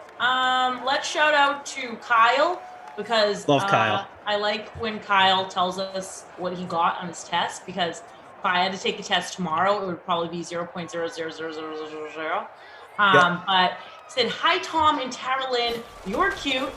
Thanks, Kyle. That's why you read the comment. Let's be honest. Yeah. Hey, Kyle. Thanks. I got an 88% on my last 2 humanities test, Tara Lynn. All right, Kyle. Let's do a little bit better last time, but I like the 88. 88's good. Glash and I did the number 88 as the buzzword last night in honor of Kyle's 88 on his test. I love that. We celebrate Kyle whenever we can. You know what? I'm feeling a touchdown on this play, Tara Lynn. Nope, not going to happen. I just had it. I felt it, but no, I was wrong. Anyways, Here's a fun comment. It's not as go fun. ahead. It's not as fun as Kyle's by any means. Nut 67 said, "Don't care about your lineups." Don't care. It's always fun to say that if your friend's in the middle of a long story, you just hit them with a "don't care." Don't care. Really breaks it up. Through Mike Bizzle saying that his favorite segment of the 24-hour stream was when Morton parachuted in on Rossi's interview with the gold jacket. That was hilarious. But he also says Tara Lynn's segment wasn't terrible. Hey, thanks, Bizzle. There you go. That's a compliment, I think. Yeah, shout out to Bizzle. I was late. Is it Down. TD, what's up? Scotty Miller. I actually had Scotty Miller in my lineup instead of Joey Sly for a hot sec and then made that switch. Wish I hadn't. I love when my coworkers say that. They're like, oh, yeah, he was in my lineup. But then He was. Got it. No, but then I said, you know what? I kind of want to get a neck beard in there because I think it'd be fun to talk about neck beards. And that was exactly my line of thinking. So I opted for the neck beard instead of Scotty. Got it. Hey, Miller, 35% owned. Now you guys understand. 35%. That's not including Tommy because I guess he was there, but he's not there.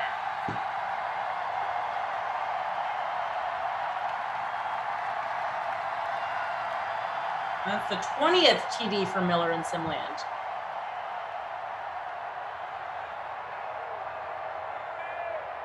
Damn, I missed it. Now I need to rewind this. TP on the ones and twos back here saying they did Brady dirty. Did you notice Brady trying to give a high five? Oh wait, yeah, that was great. I just saw it on so YouTube. good. That's hilarious. EA just crushing it. They did him so dirty. So dirty. 44th birthday, no less. You loser. When you go in for a high five and the person just doesn't go back, I mean, that's the worst top feeling. 5 worst moment, right? Oh, that is such an awful feeling. No one pounds. Awful. That's so smart by you. Yes. I'd venture to say top 3 worst feelings in the world. Losing a loved one, getting fired, and then someone not reciprocating the greeting with the hand. Like you go in for a handshake, they go in for the bro hug. You go in for the pound, they go in for the high five. Someone goes in for a dap, you go in for a handshake. Just absolutely miserable. It ruins the entire vibe of the situation. You could be meeting the person that you've wanted to meet more in your entire life than anyone else. Your favorite celebrity. Maybe it's someone you've been talking on Tinder with for a long time. Someone that you've been, you thought was catfishing you, and then you meet in real life for the first time. If you don't go in for the same greeting, terrible. Might as well not meet. Almost the end of the third quarter. Bucks 21, Panthers 3. I was just thinking about a time that I went in for a hug with someone. It was my junior year of high school, and the person was not going for a hug. Like they just totally looked in a different direction. So I just kind of played it cool, and I tripped over a cone at a football game to try to just go around it. I was trying to stay away and be like, oh, I wasn't going for a hug. I was just walking over here, and I tripped over the cone and I fell on the ground. That was that memory or nightmare haunts me. That's a nightmare. Honestly, I might have nightmares about that story. Just kerplunk on the ground. Kerplunk. You never want to kerplunk if you can avoid it. Yeah, it's basically like Flappy Duncan on the ground. Like you don't want to do it. Best iPhone game. Brady. Let's hear you read the stats over here. Brady's crushing it. I think Brady's crushing it on his 44th birthday here. 23 for 25, 223. Absolutely crushing. I'll be completely out. Break the fourth wall here. I didn't see how many touchdowns he's thrown. But he's doing really well. He threw 3. Thanks, TP on the ones and twos. Threw 3 TDs. 3 touchdowns. So that's why people. I knew it was 2 or 3. I don't want to give you guys wrong information. Lenny Fournette, 10 carries, 37 yards, no touchdowns. McCaffrey, 6 carries for 50 yards, no touchdowns. PO'd at McCaffrey. I thought Tough. Brutal. Scotty Miller, 5 catches, 67 yards, and a tud. That's pretty good for the guy that I opted for the neckbeard instead, purely for conversational reasons. Yeah. Hey, in the future, I will put the best roster forward instead of thinking about conversations. Probably not, though. Yeah. LaShawn McCoy, 4 for 26. Chris Godwin has a tud on 4 catches. Mike Evans got 4 grabs. Curtis Samuels got 4 grabs for 70. So B-word territory. Scotty Miller's kind of in the B-word conversation, but only a quarter to go makes it tough. And Lenny Fournette, his 1 catch was for 8 yards and a touchdown. So there you go. Those are the relevant receiving stats. Christian McCaffrey, 1 catch, 1 yard. So he is firmly in the babysitter Billy conversation. That's bad. I'm so mad about Christian's production on the field tonight. I thought CMC was going to be eaten tonight. Nope. Yeah. Awful. So there you go. Those are the stats. On Olivia Popo now. Like maybe his head's not in the game, you know? Stats updated through the 3rd. Yeah, look, it seems like they have a fun life together. They're on private jets. They're traveling all over the world. She Instagrams like crazy. Oh my God. Crazy. Talk about someone that loves Instagram. And then showing his crazy forearms. He's jacked. That dude is absolutely jacked. They have a cute dog. Shout out to the dog. Yeah, Seemed like a happy couple. He is usually he's noted as a superstar in Simland. Yeah. And this man tonight, no super, no star.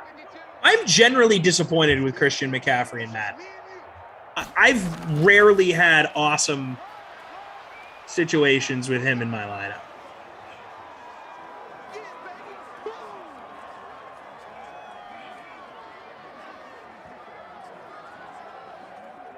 Got about over 300 of you watching on the tube. We appreciate it. We appreciate you all in the chat. If you have a favorite sandwich and you would like it to be rated, or if you have a question, you don't know if it could be a sandwich or not, we have sandwich connoisseur Tommy Freeze Pops over here, killing it tonight before he goes off to vacation. We got TP in the back on the 1s and 2s, holding it down. Producer Michael, as always, a shining star. Jude in ops, and Zach.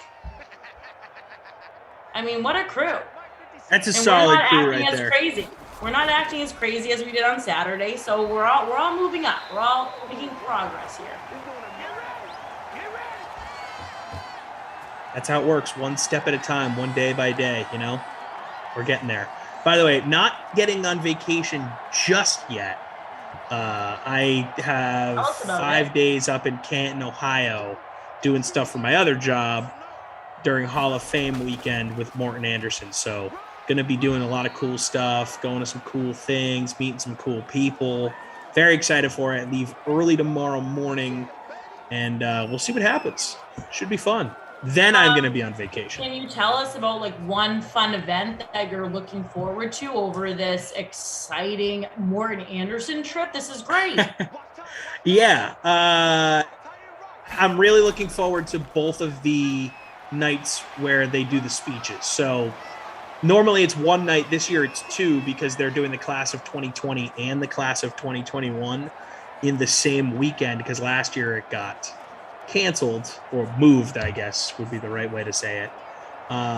So that's always a really special night. I always like watching it on TV, so it'll be cool to be there in person and see those emotions and see how the crowd reacts in the moment.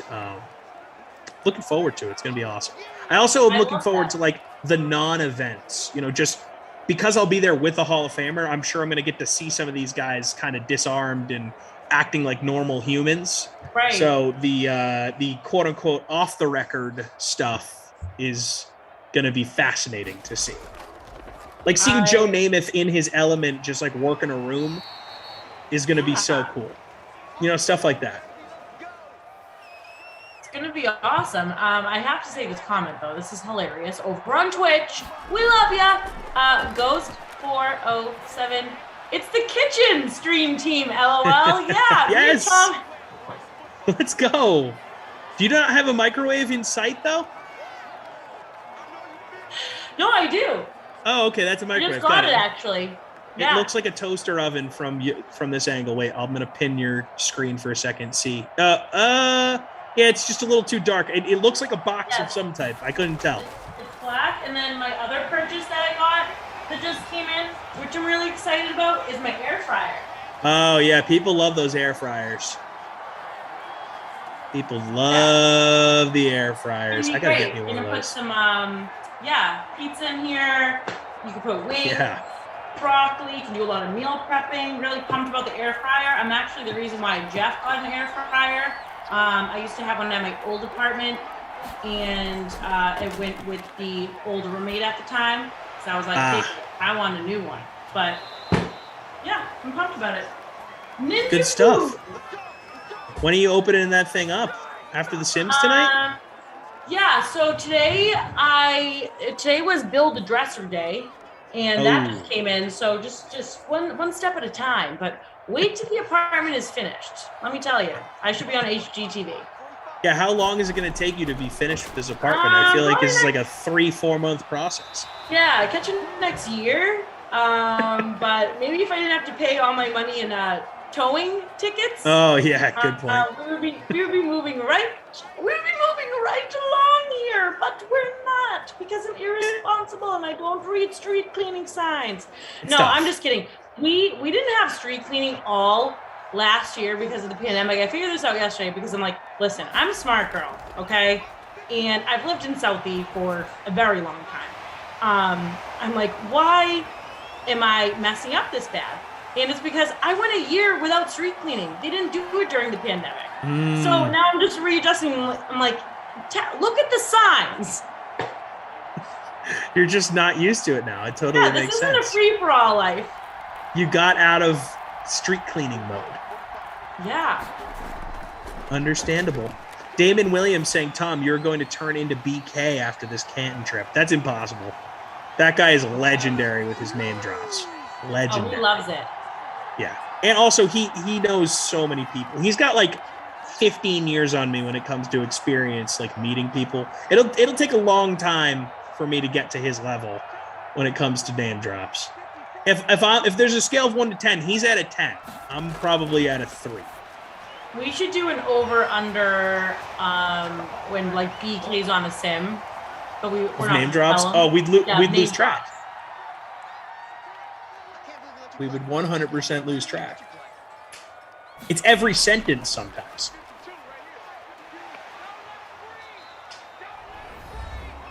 Two-minute warning. Bucks killing it. 21 and Panthers still at a 3. Bizzle, Tarlin, if I sent you a letter to DK, would it find you? I have backup QB cards galore. You're kidding me. But Bizzle rules. It would find me. My desk is still there. I actually popped in the other day. And yeah, I'm over there. So it would find me. And Do it. Yeah. Nate Leitner saying, Freeze Pops, you say legendary. I say pompous. I'll pass on BK. Harsh. I'm meeting BK in Canton. He's going to be the first DK broadcaster I meet in person. If you don't count me and Rossi meeting for 5 minutes 6 years ago, or me working in the same building as Koff, corresponding with him on the phone probably 12.5 times from different floors. Wow. If you don't count those two things, this will be my first meeting of a DK broadcast.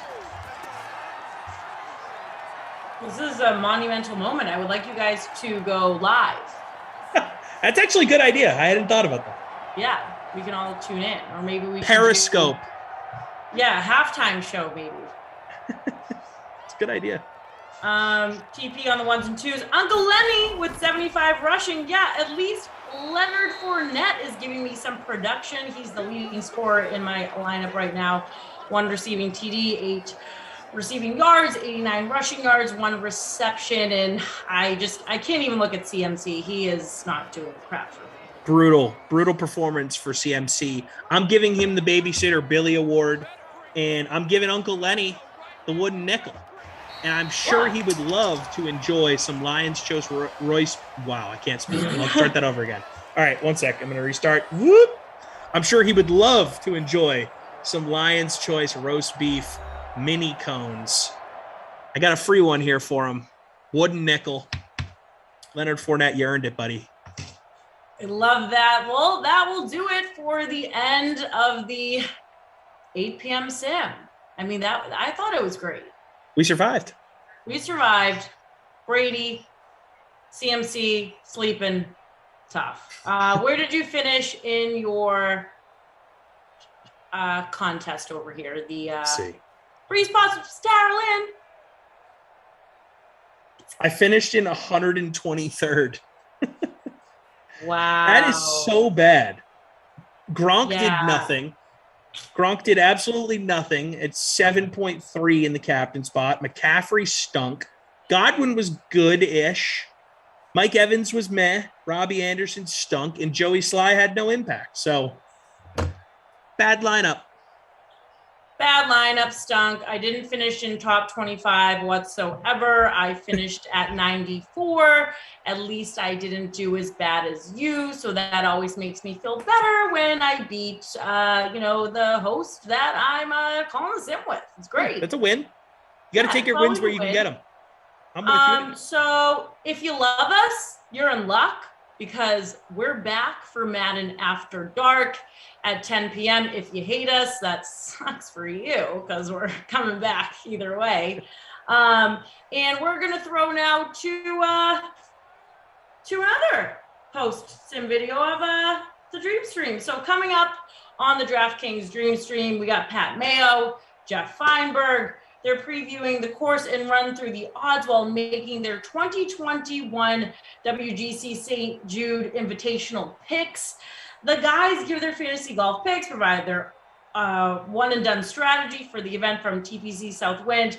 Plus, they also take a brief look at the Barracuda Championship. Anything else to say, Tom, before we go to that video? No, let's check it out. I love golf. Check it. Can I ask how you feel this course sets up for Bryson? Because I am fully anticipating before we wrap this sucker up, he is going to roar one more time this year, bigly. I can see that. It might be at Liberty National in 2 weeks. Also remember, the Wyndham is next week, then the FedEx Cup playoffs start. So this is the final tune-up for a lot of these guys because we will not see them at Sedgefield CC next week. But I know he's a different player, but he wasn't necessarily a different player a year ago. He has not done well at this course over the years. 30th, 48th, 30th, miscut, 45th. This hasn't been a friendly spot to him. So that's good enough for me to stay away from him. I mean, he's Bryson. He gained 10 strokes putting at this event last year and came in 30th.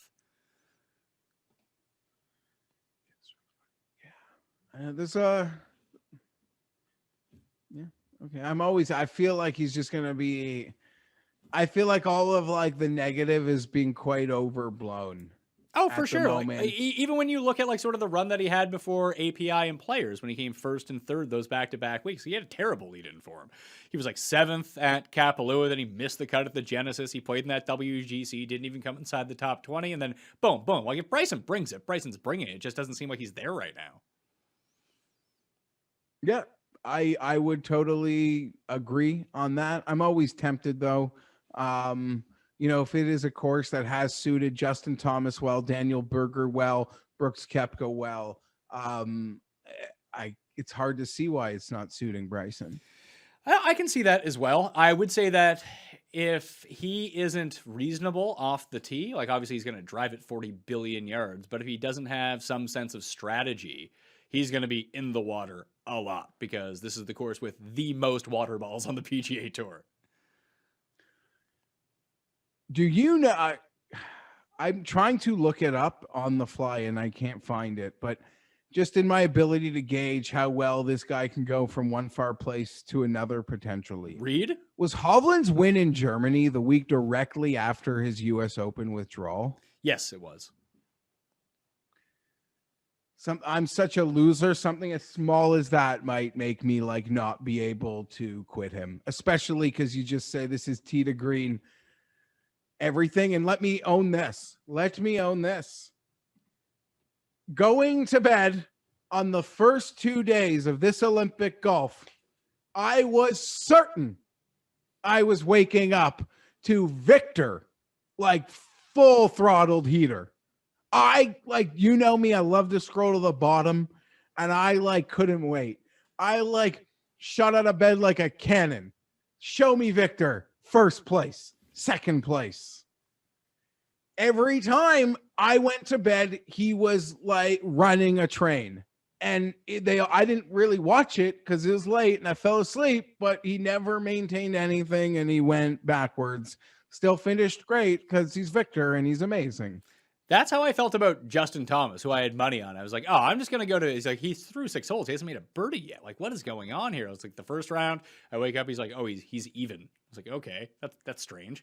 Then I do the same thing on night two. It's like, I watch him for the first little bit. I'm tracking him. He's even through 6. Like, when I wake up, he'll be like 8 under or something like that. And it just never materialized until the final few days. Should we be like, did he find something in those final 2 rounds? Because he's had a lot of success at this course himself. He's had a ton of success here, and I would argue this is like a perfect. If he wasn't, this is where I don't know what to make of the Olympics, because part of me was telling myself last night, Pat, that if Justin Thomas wasn't at the Olympics, this is where I would be back on for him to get back on, as Xander Brooks and Colin have sort of passed him on an odds board fairly. But I wasn't there at the Olympics and was like, this would be the time for me. But I don't know what to make of Tokyo. Although I'm just trying to convince myself that if I want, Victor still makes perfect sense. So I don't know. Justin Thomas, even as he struggles, I'm still like you, waiting for him to make like 7 birdies in 11 holes. And okay, here we go. Everything's fine. Gonna kill these people now.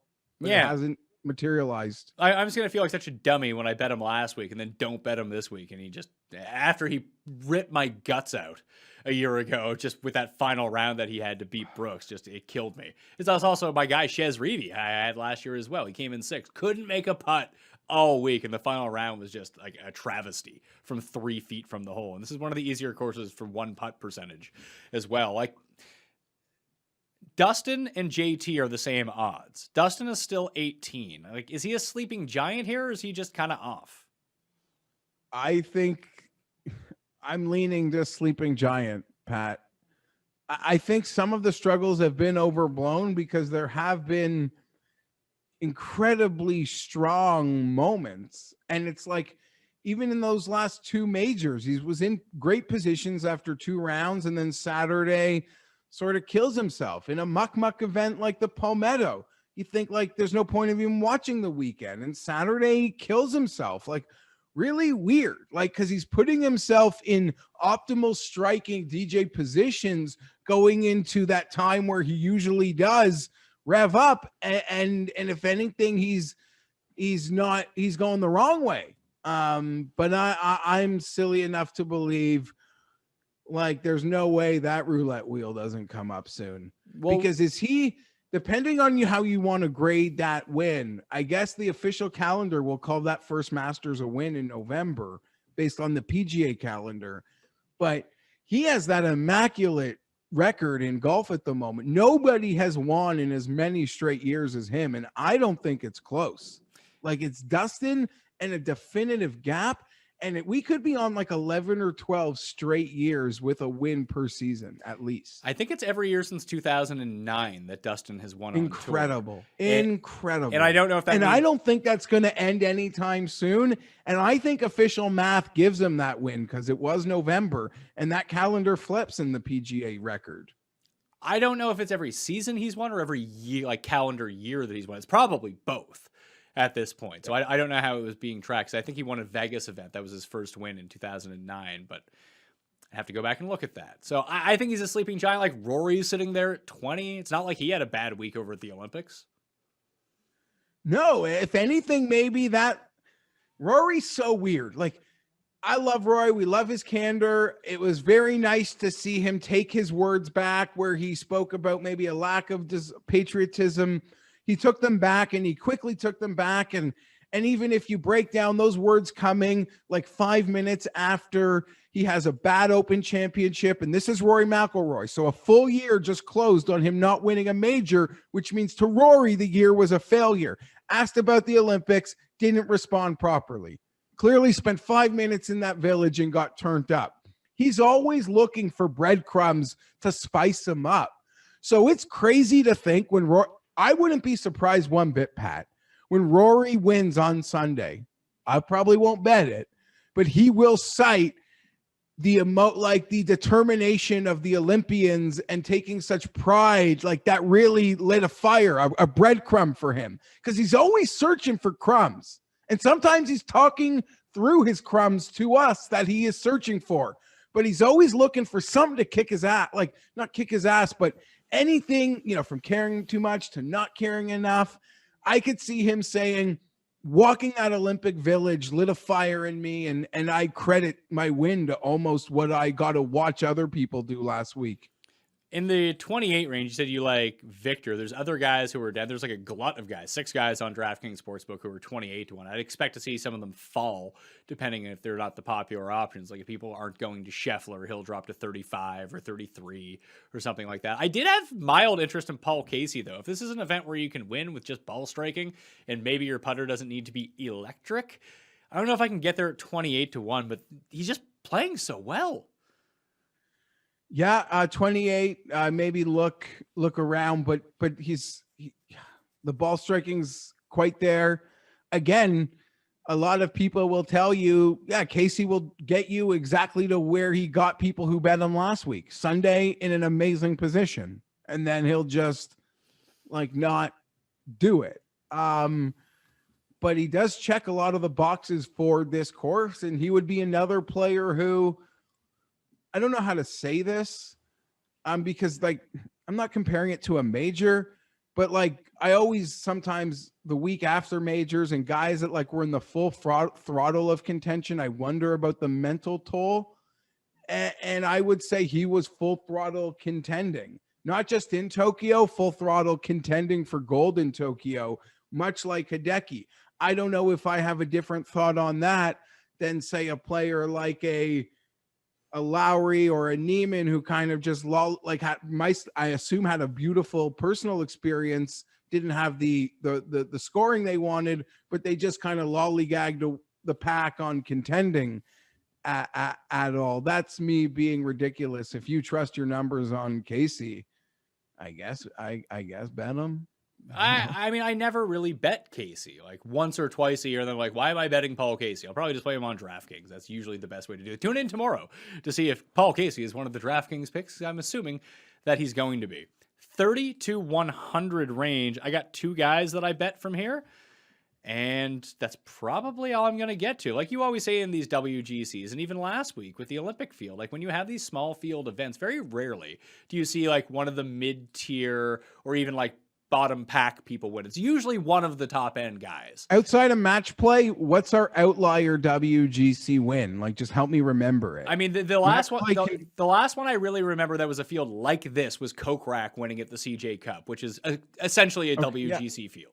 Yep. No, that's a good point. That being said, I remember, Pat, there was a 6-year window. You would literally read the last 18 winners of WGCs, and it was a cavalcade of superstars. Shane Lowry. Yeah, I will do it for you right now. We'll take the match play out because that's a weird event. So we'll just do this event, the one that was at Concession, and that is usually in Mexico, and then the one in China. So you have Morikawa, Reed, Thomas, Dustin, Brooks, Rory, Xander, Justin Thomas, Phil, Dustin, Hideki, Rose, Hideki, Dustin, Scott, Dustin, Shane Lowry, Russell Knox. That's dating back to 2015. Yeah. And so I don't see myself, I'll be building the card in front of the guys who can't win, to be honest. You will be talked into a number that I like, and there's a deep one that I think we're both on, and maybe something FOMO deep in the pack, but no, I see no, if I swing and miss and someone takes this thing, I'll have to accept the loss, but I will be taking my cuts at the good players. Yeah, I probably won't even be really doing that. Like I said, I'm in on Berger. That unless I get to Brooks, he'd be the one who I have the most interest in. It'll probably be 50-1 for the next guy. I just don't plan on investing a ton of money into this event. We're in that weird stretch of golf where, I hope to get lucky. I've run the numbers. I see a few spots that I like, but I'm not going to go like too heavy. Plus, I'll bet like Barracuda this week. I'll watch Sky and Tom on the European Tour show. I'll get sucked into some Euro bets. So I'll spread the wealth around. I already got money on Brooke Henderson for the Olympic women's event. I was going to say, I will have money on 4 events this week because I will pick Sky once tells me or tells the world to tail via Mayo Media. I'll have my picks here. I got a lady pick or 2, and I got Barracuda pick. So yeah, I'll have money on 4 golf tournaments. So better not like get crazy on one of them, or it can get ugly. Yeah, for sure. So the 2 guys that I like, you and I both like Sergio. I wrote up Sergio. He beat everyone at the 3M tee to green by 3 strokes. He happened to lose 7 strokes putting, which is not atypical for Sergio. Now, he has played this event 3 times. He has, in the past 10 years at least, he's gained putting in 2 of those events. So if he just continues to strike the out of the ball like he's been doing, and like I mentioned, you don't have to gain 8 strokes putting at this event to win it. You can be like around even if the ball striking is good enough. And his ball striking right now is essentially, it's Morikawa than Sergio in terms of the best players in the world and how they're striking the ball. So Sergio 75-1, I'm in each way. I love it. I wish Sunday I'll probably be wishing I played the each way, but I'm so greedy. I actually see an opportunity. After telling you guys only a good player is going to win, a really good player, I actually see a great opportunity with Sergio. I was on him like a lot of you. We both touted him for the 3M. I can't go off. I can't. His magic wand is on, and he usually keeps it in form. His irons, and let's just hope, like you said, we can get some semblance of life. And as you pointed out, historical data shows you can do exactly what Sergio does and win here, so long as you're not low with the flat sticks as he was in Minnesota. Can I ask you about Hatton at 50-1? How lost is he? Because for a strong event, this is as great a number. This is a pretty strong number, and something that's not a major for a guy that most people are usually willing to run to. Was maybe a consensus, such a popular pick for the Open where he emceed. Was he? Yeah, he was very popular. Yeah, I missed that one. He's just not playing a lot of golf right now. Like he played in this. Did he play? No, I don't even think he played in the Scottish. Like he's played the U.S. Open and the Open. That's basically been it. Interesting. He missed the cut at both those. I'll look up to see if he played in the Scottish Open. Maybe he did. Maybe he went on a little bit of a run there, but I mean, he should. And what about Kokrak sitting just in front of Sergio on these boards? Like, if there's any guy to trust in this range, I don't know. He seems to still be putting a lot of what he's been putting together all season every time he steps out. Hatton did play the Scottish. He came T18 this week. I agree with you on Kokrak. I actually went in a different direction. At DK Sportsbook, this guy is 35-1, but almost every other place that I've seen has him at 50-1, so I bet him.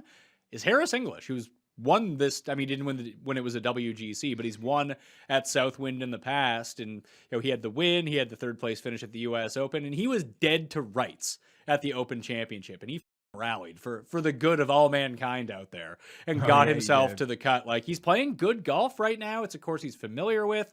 In his 6 tries at this course, he has a win. He has a top 10. He's gained putting 5 times. And if he's going to be putting and continuing to hit his irons like he is, I think that he's super live at that number. And we've seen him win a tournament like this already this year.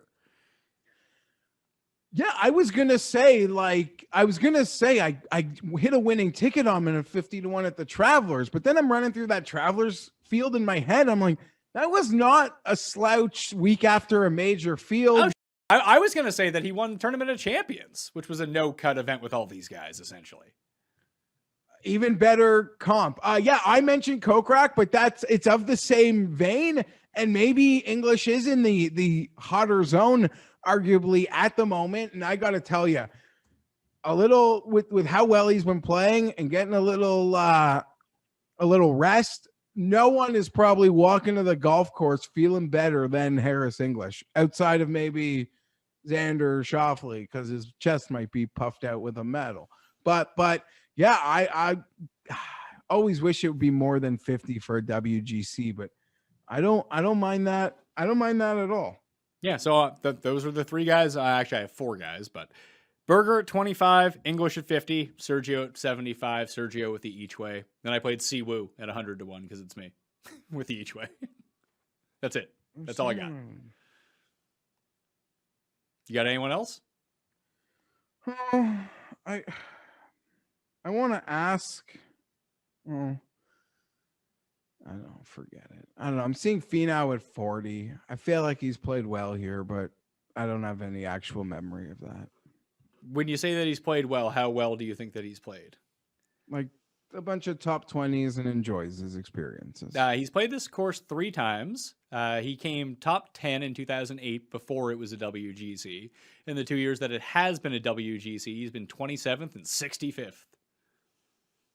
And he was playing horribly and kind of like got some things going at the Open. Never like really contending, but he actually played better than he'd played in quite some time at the Open. I don't know. He still seems lost with form though. Yeah, I mean, Webb has 2 top 15s in the 2 WGC years. Fitzpatrick's been 6th and 4th the last 2 years, which I thought was interesting. Sorry. Go for it.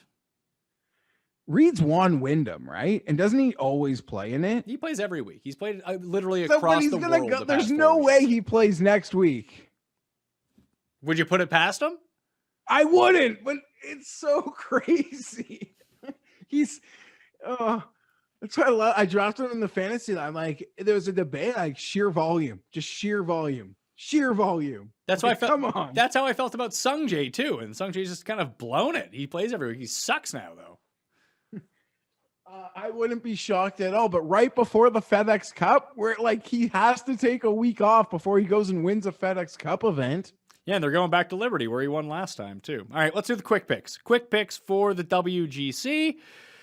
Actually, no, let's talk about Barracuda very quickly because I bet Gellerman 200 to 1 with an each way.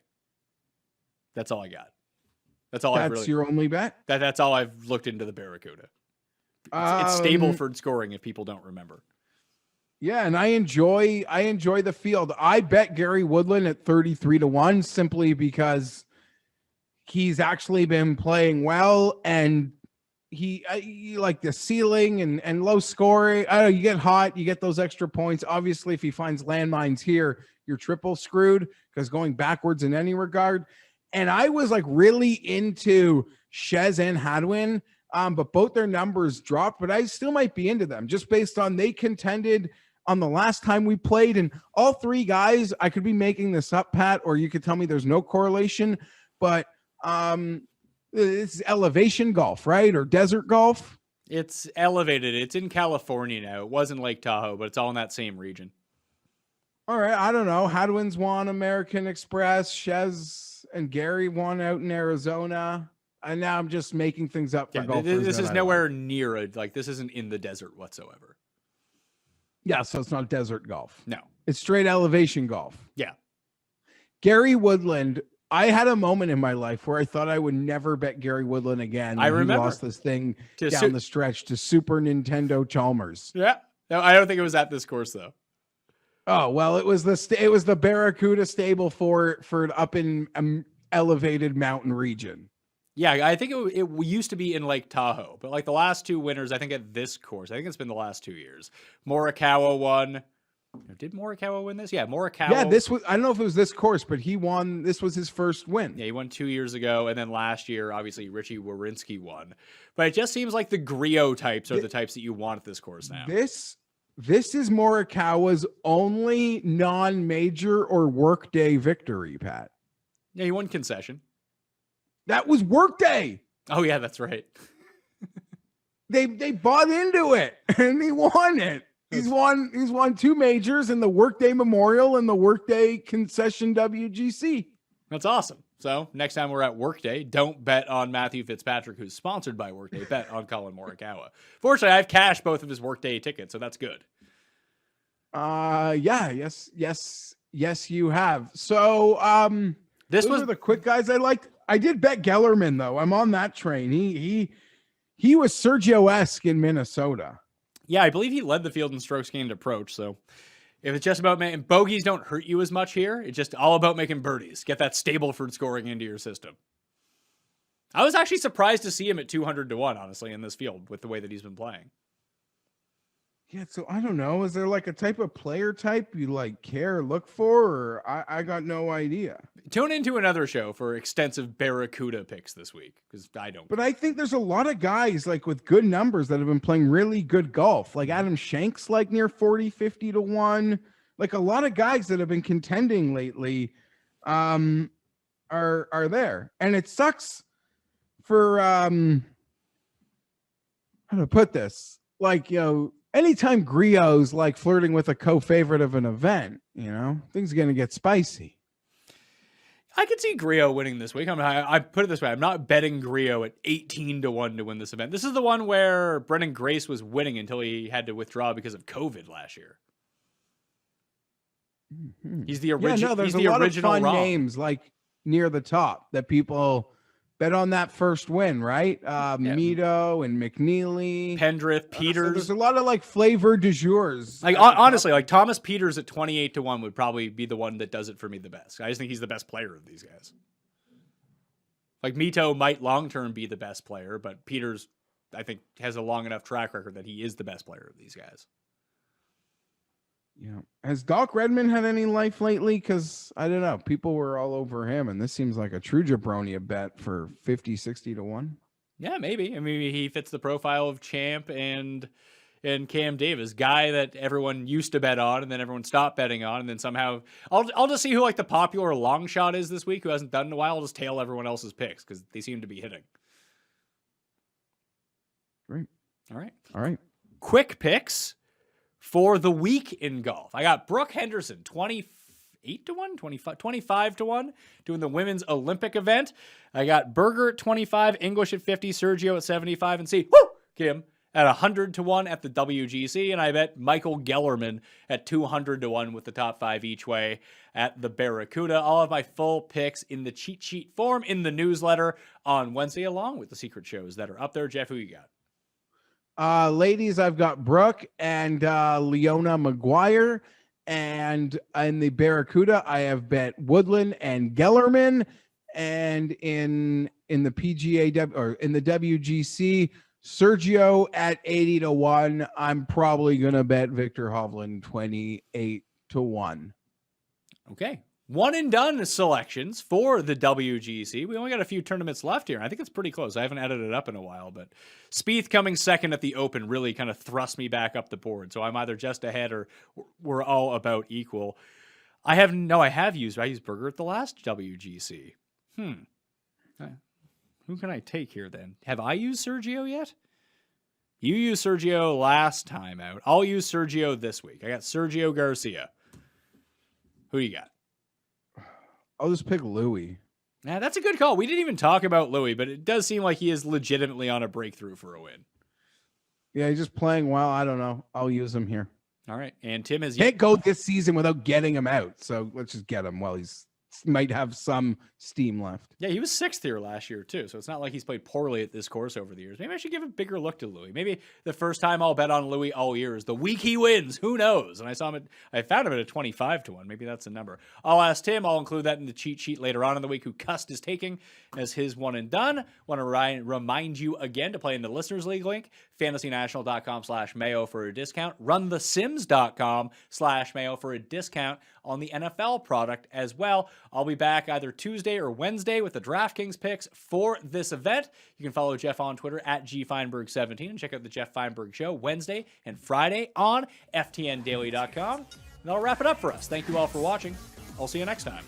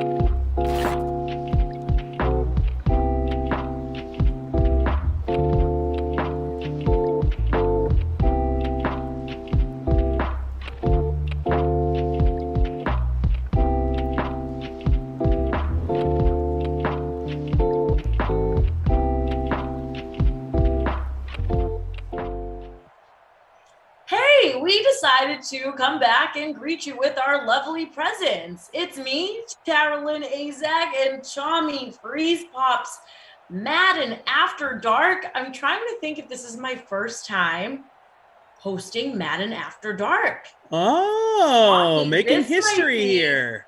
Breaking news. This is wild. And for Giants versus Chiefs, hopefully this game is more exciting than Bucks and Panthers. That game was, we wanted more production out of those guys. But did you get a lineup in? I mean, I know that you didn't care about me or anybody else behind the scenes because you just cared about the chat, which we love the chat. But just wondering if you got a lineup in and if it doesn't stink like your last one. So hopefully it doesn't stink. I actually feel really good about this one. I love the chat. Had to catch up with the fam. Had some downtime right before the sim started. Didn't realize my headphones weren't connected, so you guys were probably trying to talk to me. I was locked in. I was chatting Michael with the fam. I was. Tom. Yep, we all were. Okay, well, sorry about that.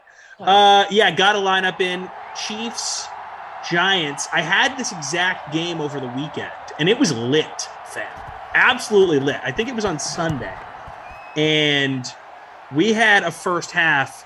I think there was 7 total touchdowns in the first half. I mean, it was insane. So I tried to use that game as a template. Got Tyreek Hill in the captain spot, Mahomes in the flex, CEH. So I paid up for all dem boys. Sterling Shepard, Robinson from the Chiefs. I think he's a good value play. And the Shermanator, $1,600, the punt play and the flex. He's had like close to 7 points the last 2 times out. So I think for as top heavy as my lineup is, I don't feel horrible with him in there. So there you go. Heavy Chiefs stack. Yeah, so you're feeling better about this lineup. Oh, for sure. For sure. Well, TNT, the Kitchen Stream crew, great minds think alike. My lineup sounds weirdly close to yours.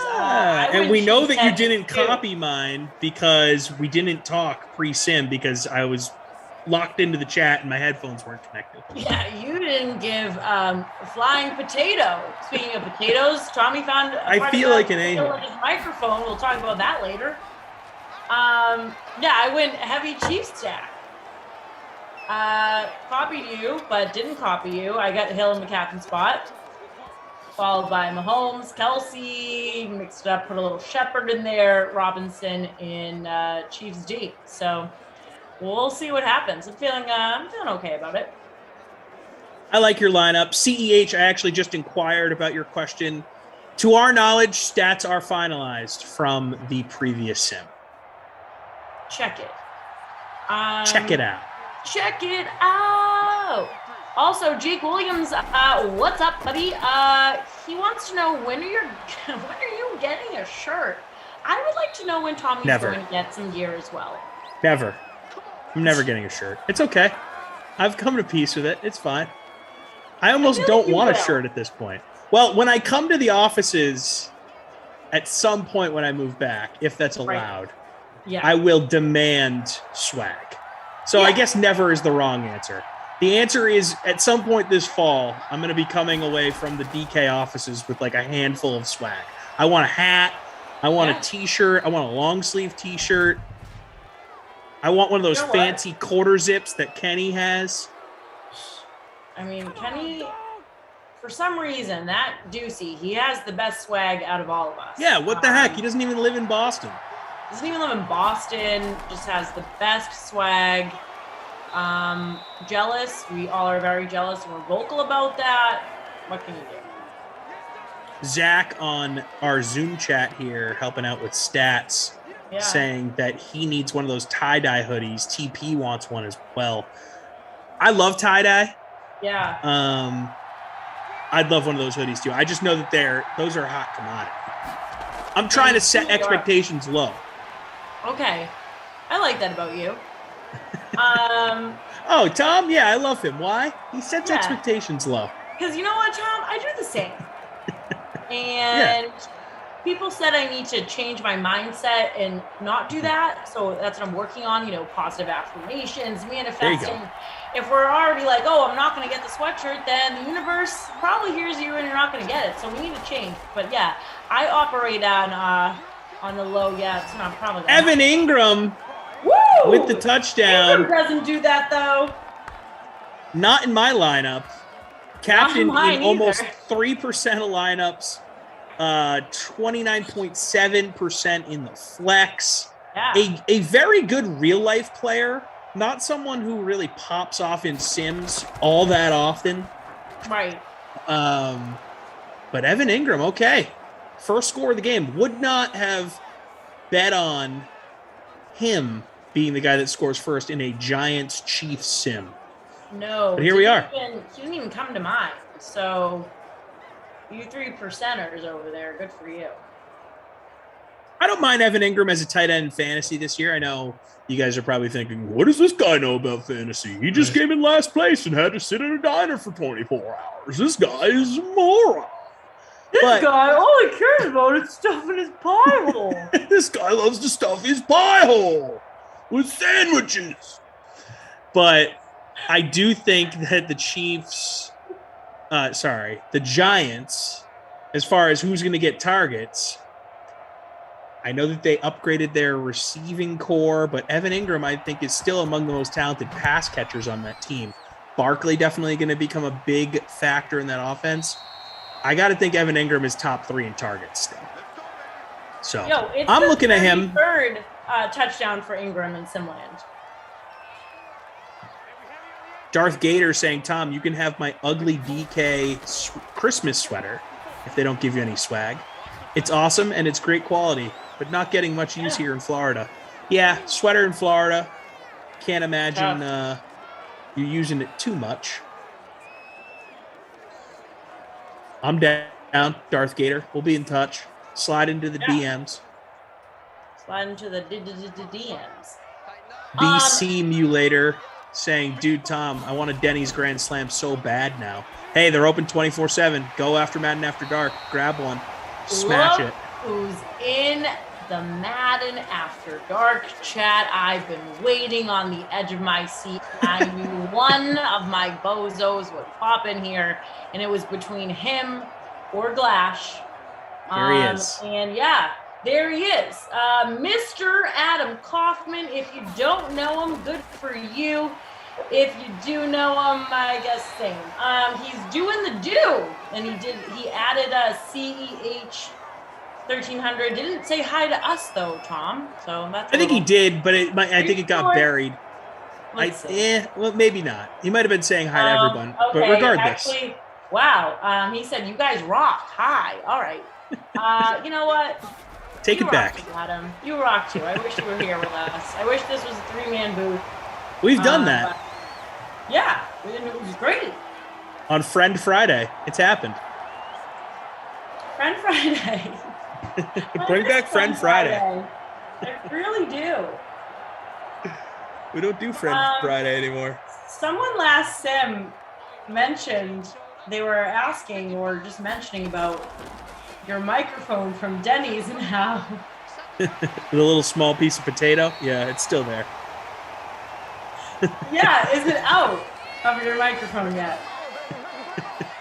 No, I'm still staring right at it. And producer Michael don't know what we're talking about. Yeah, Tom mentioned that at Denny's there was kind of an incident where a bit of a potato ended up in the microphone.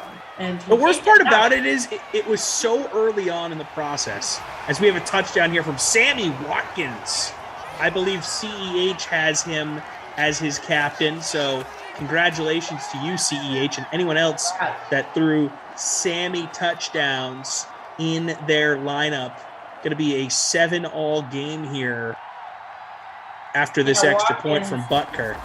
26.4% and 3.3%. Wow, okay. Got some Watkins lovers over here. Yeah, people like Watkins. I think he's good. He's good value. But yeah, it was the first interview of the day. I was talking with my man Morton. I was crushing a grand sandwich. Yeah. Had some hash browns on the side.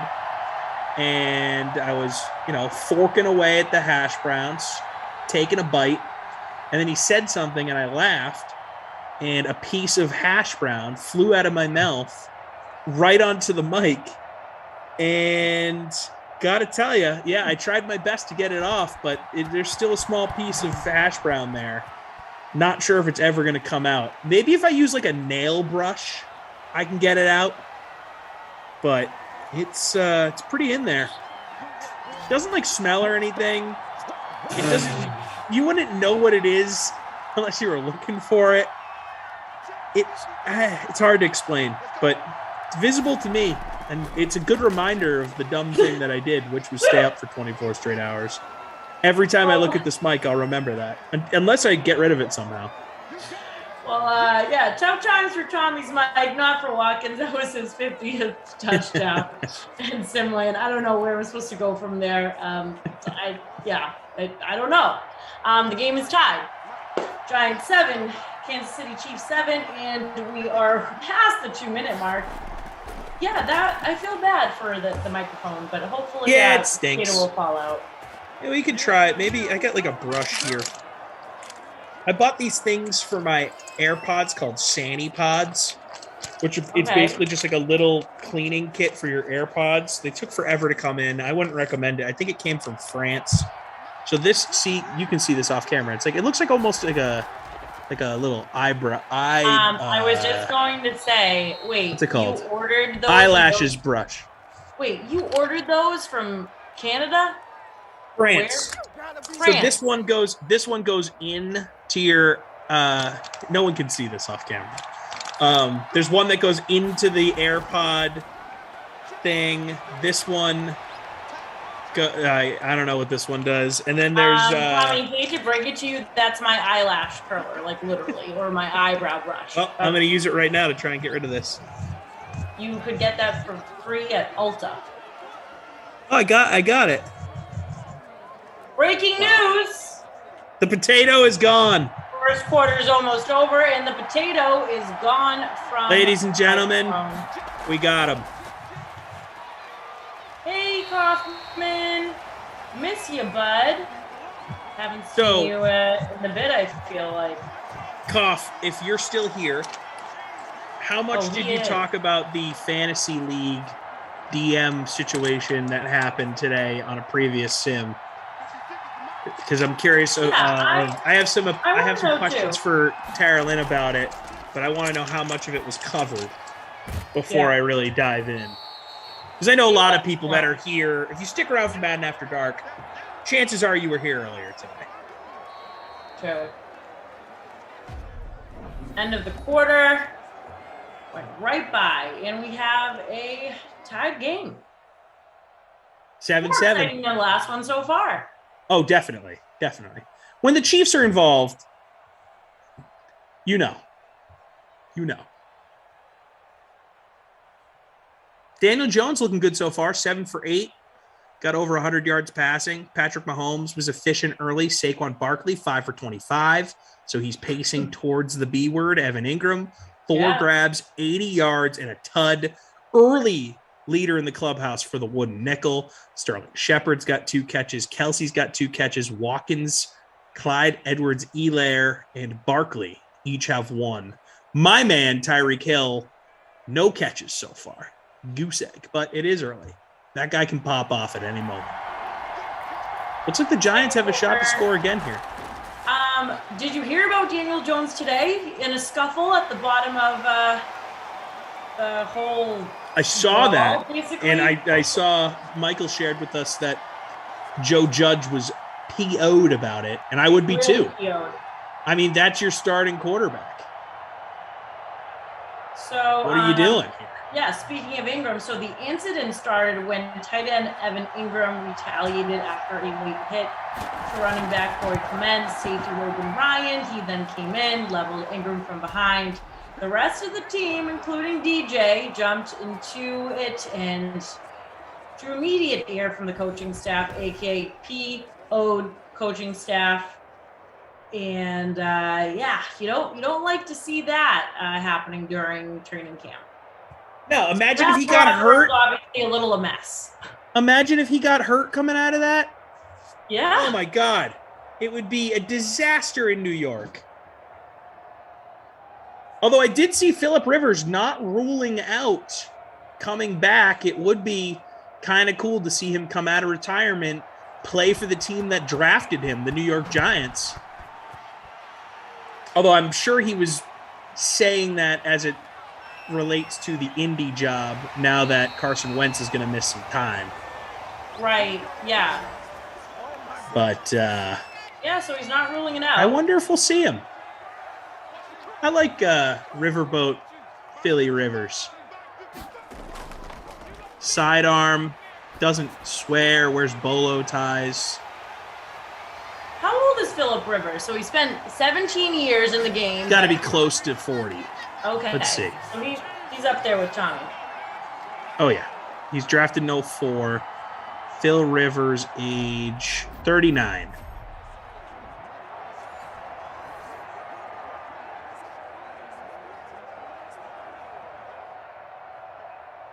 Did Kaufman ever get back to us if they talked about the fantasy league kind of? He actually just left a message. He said, Tommy, Clash and I hit it a little, not a ton. So here's the situation. Jeff and I were talking about this on a sim a few days ago.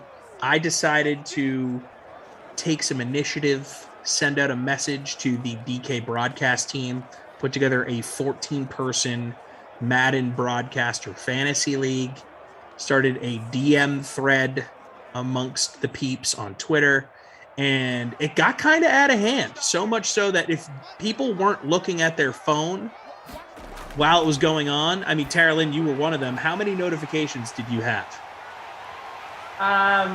Everyone, my phone. It was, I mean, you think Schefter works hard or Rappaport just firing off tweets? No, these bozos that I work with, it was constant. I was like, what is everyone doing? It was just one after another. Then they were fighting, and then they were playing nice, and then they were trying to figure out the logistics. I'm like, this is all going down in Twitter DMs. But at least we have the brains of the bunch, Christian DeAndrea, and he said, can we take this off of Twitter? And, you know, it's called Slack, and we're all on that, and this could be done probably more efficiently.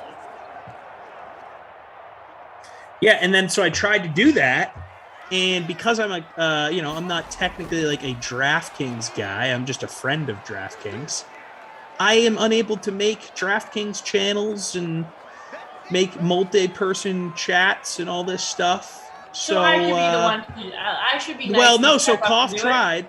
No. Okay. Koff tried, but they put a max limit on it because there'd be too many like friends of DraftKings involved in the chat. So we're gonna have to stay on Twitter DMs to everyone's dismay. Yeah. Brian Anderson saying he wants in the league. We'll definitely keep you guys in the know on how that league's developing. I mean, you know there's going to be arguments. Yeah, there's already arguments about what payout structure should be and scoring and, okay, should we do this? Should we do that? When is the draft going to be? Yada, yada. I mean, BK and Kenny were going after each other in the DMs today. It was quite comical to watch. I wish you guys could be there. Got to keep that stuff off wax, though. NSFW.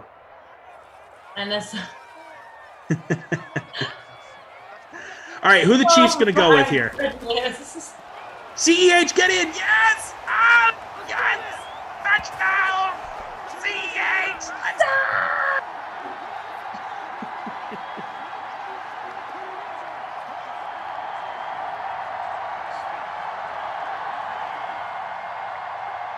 I love it! Wow. It's going to be a 14-10 game here after this Butker. PAT.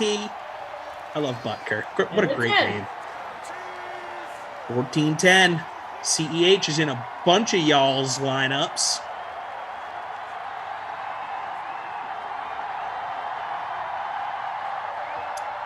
Daniel, our man, in the YouTube chat asking if we're adding production team folks to the league. He wants in. So, Daniel, As of now, no, but there was some talk of the production team. This is talk. So this will someone on the production side of things will have to get this going, of starting a parallel production team league, and then having our leagues play each other manually scored in a bracket style tournament. Or maybe it would just end up being the champion of our league plays the champion of that league. Fumble recovery. Wow. Scoop and score. Chiefs DST. Hello. Nice to see you. Yes. 21-10 coming after the Butker extra point upcoming here. Wow. Okay. Loose ball. Chiefs say, okay, yeah, sure, we'll take that thing. We'll bring that to the house. Let's get home with this thing. Let's bring sexy replay that was, especially if you have Chiefs DST like me. Let's bring these sandwiches home while they're still hot. Crush them. But yes, the production team league, I think the way to do it is you guys have a parallel league that ends the same week as ours, and then the final week of the season, week 18, we will manually score the winner of the broadcaster league versus the winner of the production team league, sort of like the World Series does. A little AL, NL, the pennant winners meet in the World Series. We crown the ultimate Simland champion.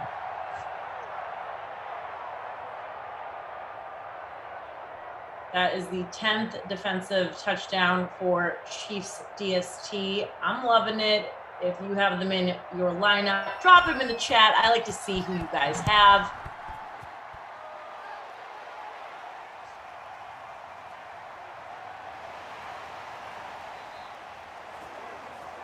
Sam, I also like to see that.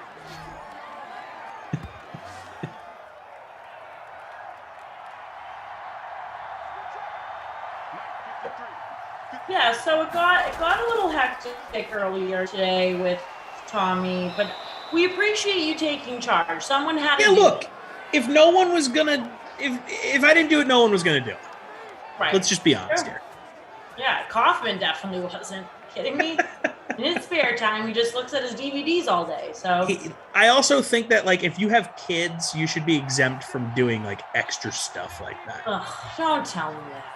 It's kind of true. I'm like, these people with the kids or my friends that are pregnant right now, I'm like, you gotta understand, you guys have the best excuse. I'm over here like, yeah, but then they have to like do parent stuff. True.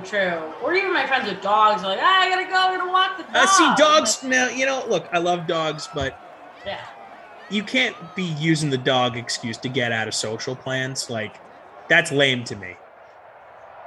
Don't base your entire existence around your dogs. Kids, you're fine, but you should be able to find a balance. Like, don't let a dog take away your social life. It's just tough. Like, so I'm dogless, kidless, pregnantless, and if I still want to do something, like I can't even say I'm tired. Just even working. True, you have no excuses. Yeah, I'm like, I guess I have to walk my imaginary ghost dog. Everyone, bye. You could just opt out of going out sometimes, Terrelyn. That's allowed. Didn't you do that last Saturday? That was your plan, at least. I didn't go out, and it was glorious. I got a Capo takeout, got a little pasta. It was awesome. Nice. There you go. A little takeout on Saturday night. Love that. Chicken parmesan. Hey. This is random, but I watched a documentary the other night. I think a lot of people in the BK Sim fam will enjoy. It was about your chicken parm. No. It's about the last blockbuster on planet Earth. It's a documentary on Netflix. I don't think it just came out or anything like that. I just stumbled upon it. Very interesting. And if you were a person that went to Blockbuster growing up, all the nostalgic feels, it's a great breakdown as to why Blockbuster busted up. Yeah. See what I did there? So go check it out. It's fun. Yeah, I need more stuff to watch. I'll admit, I watched everything. I mean, we were in a lockdown, so I watched everything possible, and with everything coming out so slow now because of the pandemic, I'm like, Jesus, you really had to just binge everything, you psychopath. But I just started rewatching. If you have access to Apple TV, I highly suggest Ted Lasso. I know some of the guys have talked about it, but I crushed it when it first came out last summer. It is such a feel-good, well-done show, and I am such a big fan of Jason Sudeikis as it is.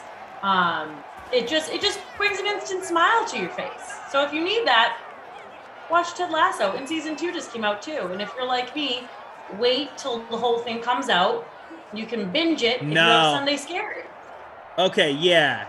I hate this weekly episode thing. I want it all at once.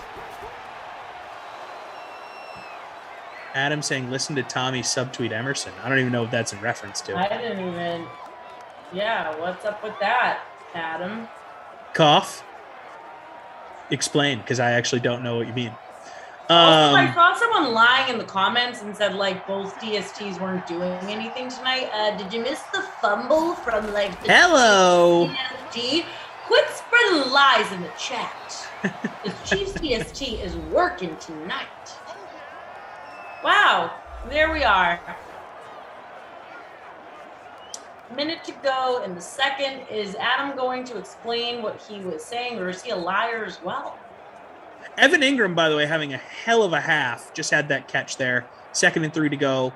Minute 1 in the quarter. Already at 90 plus. So we're on B-word watch. Beep, beep, beep, beep, Ghost Machine wants Slayton. Where's Daniel going to go? Oh, he almost throws a pick. What a terrible throw by Daniel Jones. Yikes. Quit fighting, Jones. Oh, the dogs comment. Well, is Emerson famous for using his dogs to get out of social plans? I know he's obsessed with his dogs. Oh, all the guys are. Even like Kenny is now jumping on that. Yeah, I'm the one that totally, I will say it. Emerson, Jesse, Kenny, Jeff doesn't as much. Like Pepper is. Yeah, just got the dog. Yeah. Pepper is my new favorite dog because Pepper honestly is like Jeff's real life troll. He just doesn't realize it yet. Pepper goes crazy when Jeff's doing the sim. It is great. Yeah, the other ones are like, oh, the dog, let's walk the dog, pet the dog. I get You're it. out. Yeah. Like, it's awesome that they have the dogs. I'm happy for all of them, but it's just a lot of dogs. Daniel Jones taking a sack on 3rd and 3, forcing the Giants to kick a field goal on 4th and 9. Graham Gano through the uprights. There it is. There it is. You're sick of the dog talk. I understand. Yeah, I'm sick of dog talk, but you know who I'm not sick of? The people that we have behind the scenes. What a crew we have tonight. I feel like it's such a feel-good. We talk about feel-good Friday. This is a feel-good Tuesday. You got TP on the 1s and 2s holding it down per usual, and then we got producer Michael always dropping the best knowledge in the chat. We got Zach, and we got Daniel back there. So shout out to all of them holding it down on Madden After Dark. I think this is my first Madden After Dark that I am a part of this fabulous duo. I don't know. I'm kind of geriatric lately, but it's a good one. This is definitely the first time I've had this combination with the ops in the mix as well for this late night. Like, this whole lineup is different for me. Like, at the end of the season when they're like, Brad Stevens used 90 different lineup combinations. This would be one of those.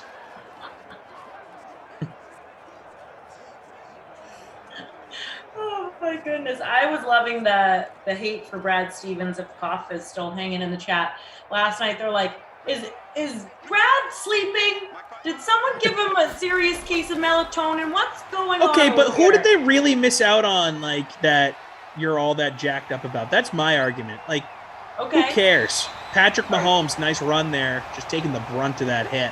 I mean, so you weren't expecting Brad to make any moves, or you? Not you anything major. Didn't understand the flat. Yeah, like, I think that no matter what, with the NBA, if a team doesn't make moves in free agency or the trade deadline, people are like, what are they doing? What are they, asleep? They don't care about a championship.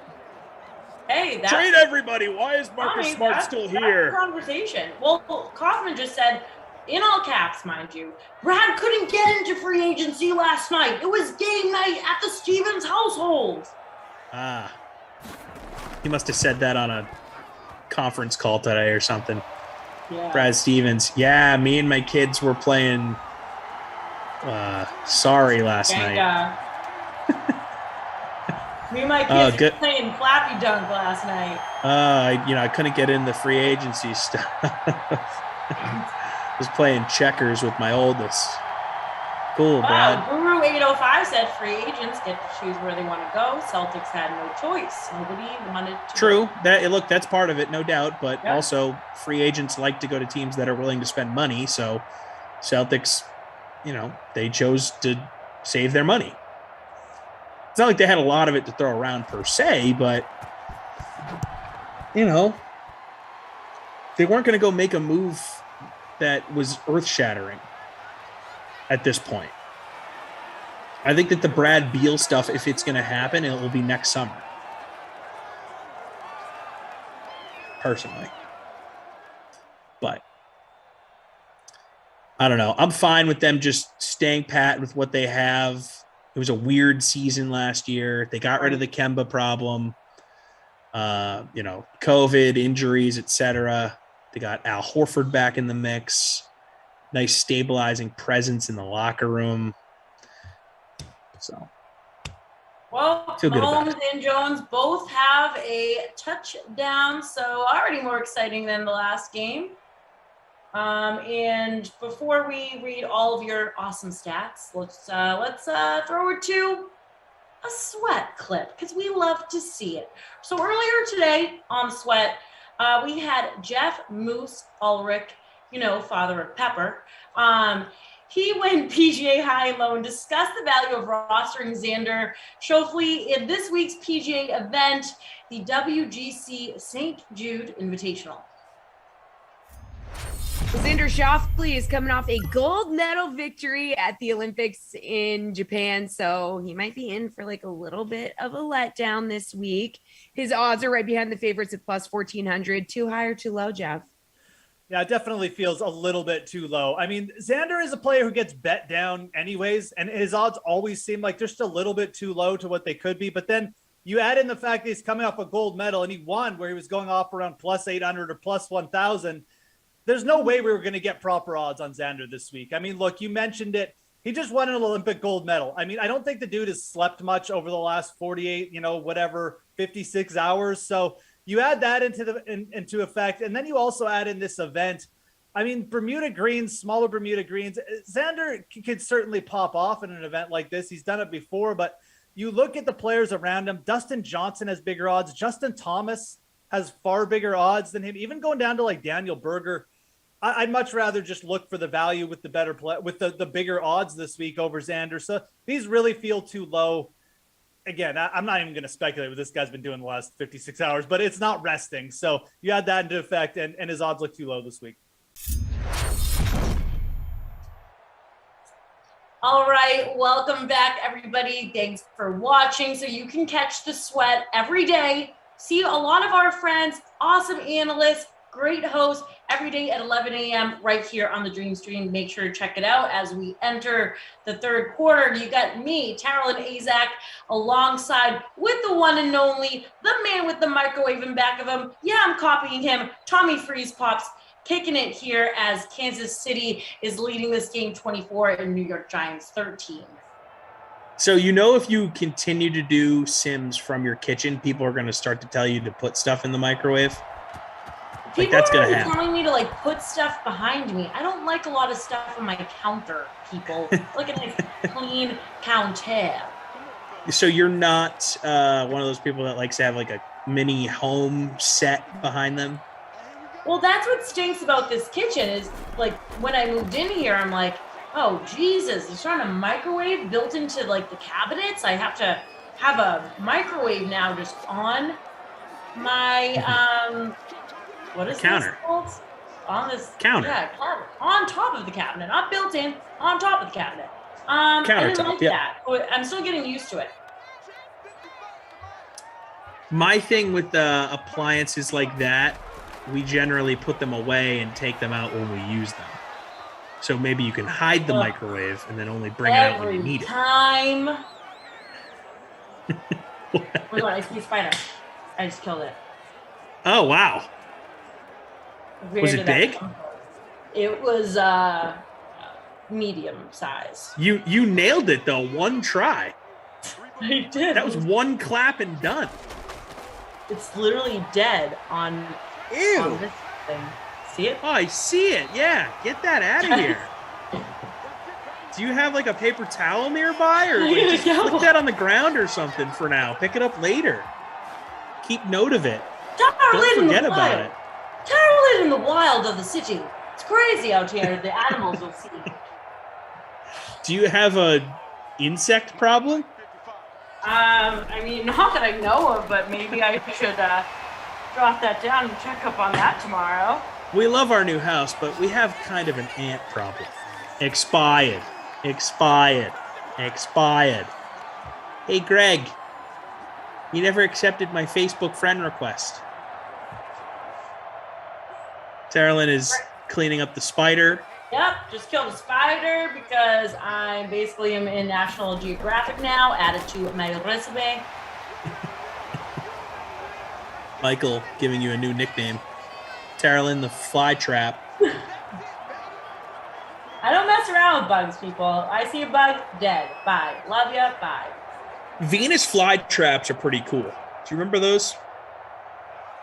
Like the plants that just eat the bugs. You ever seen a Venus fly trap? Yeah, those things. So I was in musical theater. Oh, what a move. I was in a Little Shop of Horrors, and when the plant ate everyone. So Venus fly traps always weirded me out. I'm like, oh, that thing's gonna grow huge and just start eating people. Scott Enright saying, when I get older, I want to move out of my mom's basement. Scott, we're pulling for you, buddy. Yeah. Hey, start saving up a little money. Universe. By the way, Tyreek Hill hits the bonus, 129 yards receiving. Evan Ingram is close to the bonus on his side of the ball. And that's Tyreek Hill hitting the bonus after not having a single receiving yard after the first quarter. The man can blow up at a moment's notice. That's what this Chiefs offense is built to do. Let's see if CEH gets in the end zone here. I'm predicting he gets stopped short. I do see. I'm wrong. Tud. You've been wrong a lot tonight. Oh, I'm wrong all the time, Terry. I live in the wrong. Honestly, the same. Once you accept it, it becomes much easier.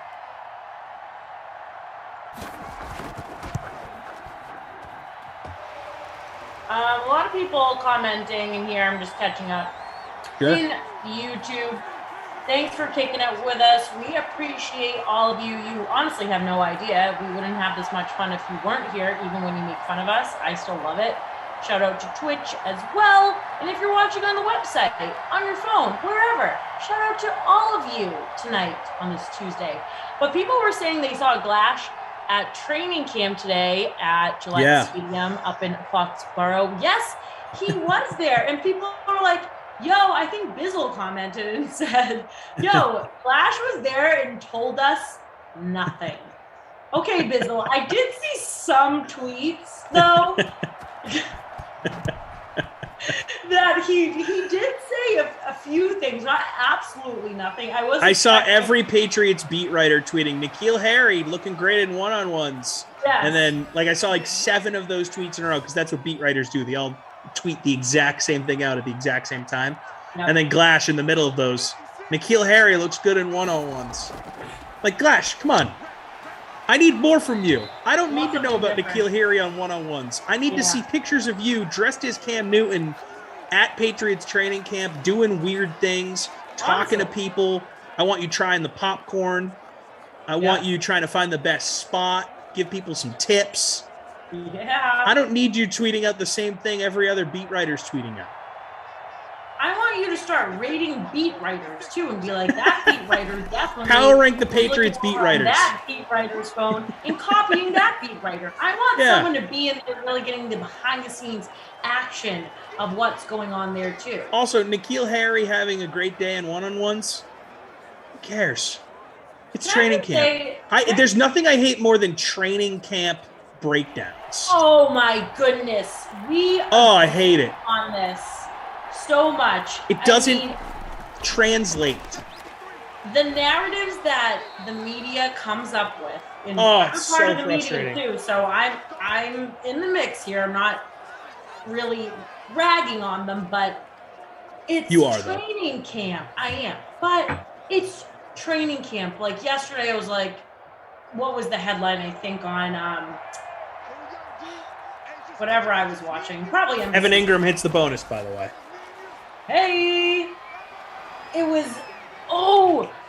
Cam was looking great in 11-on-11s. Right. And Mac Jones, not as consistent. I don't know what's going to happen here. It's like, guys, Cam. shut up. Yes. Like, honestly, I don't think Belichick's going to make any moves right now and kick Cam off to the sidelines. Cam's in the mix. We're going to see Cam. If he's not proving himself, I think week 2, we're going to see Mac Jones get in there. I mean, but they're just the training camp BS. No. Yeah, I'm out on it. Out on training camp breakdowns. CEH 1300 saying Tugboat couldn't carry Glash's jockstrap. Glash is my boy. All right. I love Glash. If he asked me to do that, I would. Glash is a near and dear friend to me. It's my guy. Michael Johnson, Glash, don't keep it. Will he know Cam Newton looks very good? Didn't understand that sentence entirely, but okay. And Jake Williams came out there acting like a dancing fool. Yeah, we get the man likes to dance. People love to rag on him for that too.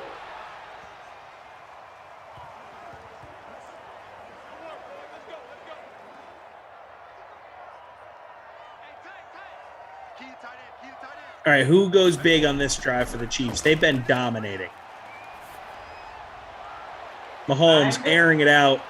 I'm happy moving. Oh, he comes down with it. Tyreek Hill with the snag. Woo!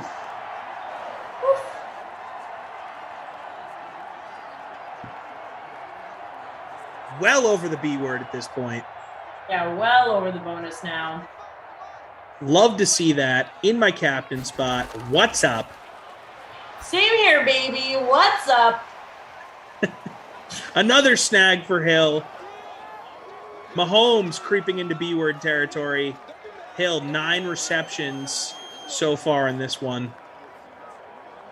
Up to 198 yards receiving. Ooh-wee!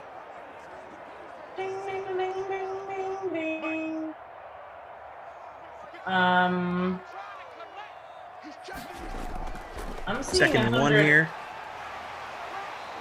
Here in the mix. I'm seeing 189 receiving yards. Yeah, but it may have just with that last catch. Are you sure? I don't know. I'm just going by what our friends on Slack are. Our friends on Slack are, in the know on these things. So. All right, they're way. Oh, yeah. TP. Yes, Madden glitched. It's 189. Okay. Tara Lynn for the win. She called the glitch. See, I trusted our man. I always trust. I trust TP with my life. Honestly, same. I was just saying that earlier. Trust that man with my life. Second and goal here. Yeah, second and goal. It's Madden after. Yeah, touchdown. CEH again. You'll love to see it. He's having a great game. Going to be 38-13 Chiefs after the Butker extra point. Mike Bizzle says, rhyme time, Terrellin for the win. Yeah, you see what I was doing there, Mike Biz. I love that. Brody Daniel, I don't like you. Have another drink, TL. Your voice is like nails on a chalkboard. Wow, I'm drinking that's not water. nice. Yeah, I'm drinking water, Brody, and I love my voice, and I actually get praised for it a lot. But everyone's entitled to their own opinion. So just thank you for being here. Sticks and stones may break my bones, but words may never hurt me. Oh my goodness. So sad. It's crazy.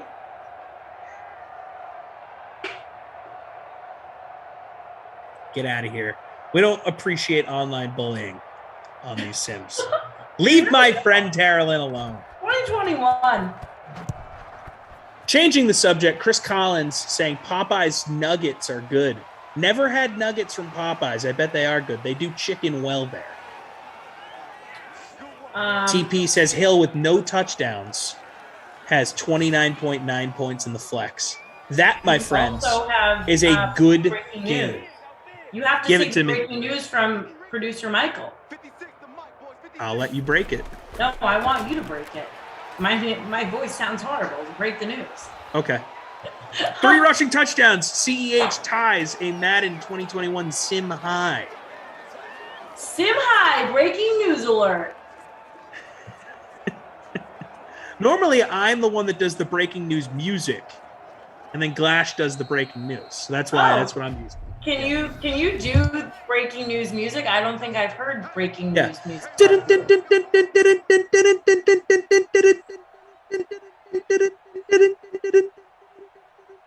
And then I fade out a little bit lower, and then he hits the news, and then we talk about the news. That's how it works. Honestly, I think you've missed your calling, and that was pretty impressive.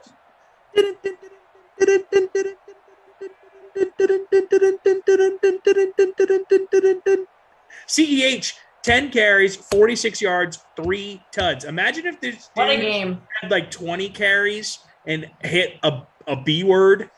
I mean, my man would be a hot commodity. He still already is. Tyreek Hill, 9 catches, 198 or 189. I don't. Which one is it? I don't know. Either way, he's having a great game. No touchdowns though. Weird. That is strange for him. Sammy Watkins with his 1 grab has 27 yards and a tud. Sterling Shepard, 5 catches, 53 yards. Saquon, only 5 catches. Not really doing a whole lot. Running the ball as well. I think he should be in the babysitter Billy conversation. Some people call him Kelsey. I personally think that when a guy like Barkley at that high of ownership has such a bad game, I don't even really care if other dudes get zeros or close to a 0. If my man Barkley, who's supposed to be chalk in this, gets like 10 or less or around 10, get out of here. You get the babysitter Billy from me. See ya. So We'll see how this quarter goes. And that brings us to the 4th. There it is, right on cue. Barkley. Oh, get off me, child's play. That's a first down. 16 yards receiving.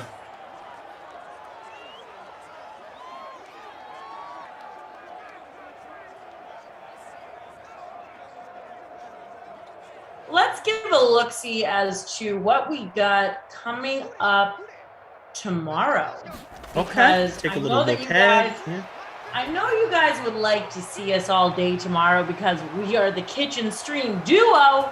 Tommy has other stuff to do. Tommy has to go travel. He has to see celebrities. He has to beat BK in name-dropping celebrities on the stream. So That's never happened. Go get those names this weekend in order to do so. So we will let him. That's never happened. It's never. No, I'm going to put it out there for you that it will, but we'll see what will happen. So tomorrow, Wednesday, August 4th, 11 a.m., The Sweat. You saw amazing clips from them tonight. Check it out tomorrow, 11 a.m., right here on the stream.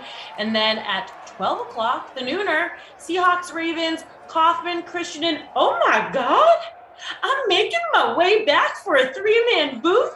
Yep, It's me, Kaufman, Christian, Terrellin. 2 Wow. p.m. Jets, Browns, Kaufman and Christian will take over for that one. And then 4 o'clock, Texans, Rams, Rossi and Zach. The slate right now with just Glash holding it down, so that's kind of exciting. And then 6 o'clock, Cardinals, Raiders, Rossi, Jeff. 8 o'clock, Packers, Bengals, Glash and Jeff. And for Madden After Dark tomorrow night, we got the Pats and Bills with Glash and Brandon. So a lot of Glash tomorrow. So that's always a good day. Love that. That's a great crew, great schedule. I'm going to try and tune in as I'm making my way around town.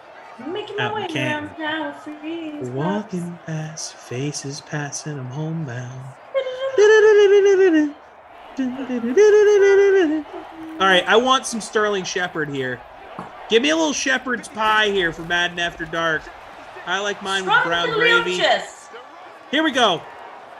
Did I get it? Yeah, baby. Give me all that. Sterling Shepherd, extra gravy, light corn, ground beef with my dad's garlic mash all day. Give me that. Take that Sterling Shepherd pie and shove it in your pie hole, Tom. Just gonna fill my pie hole.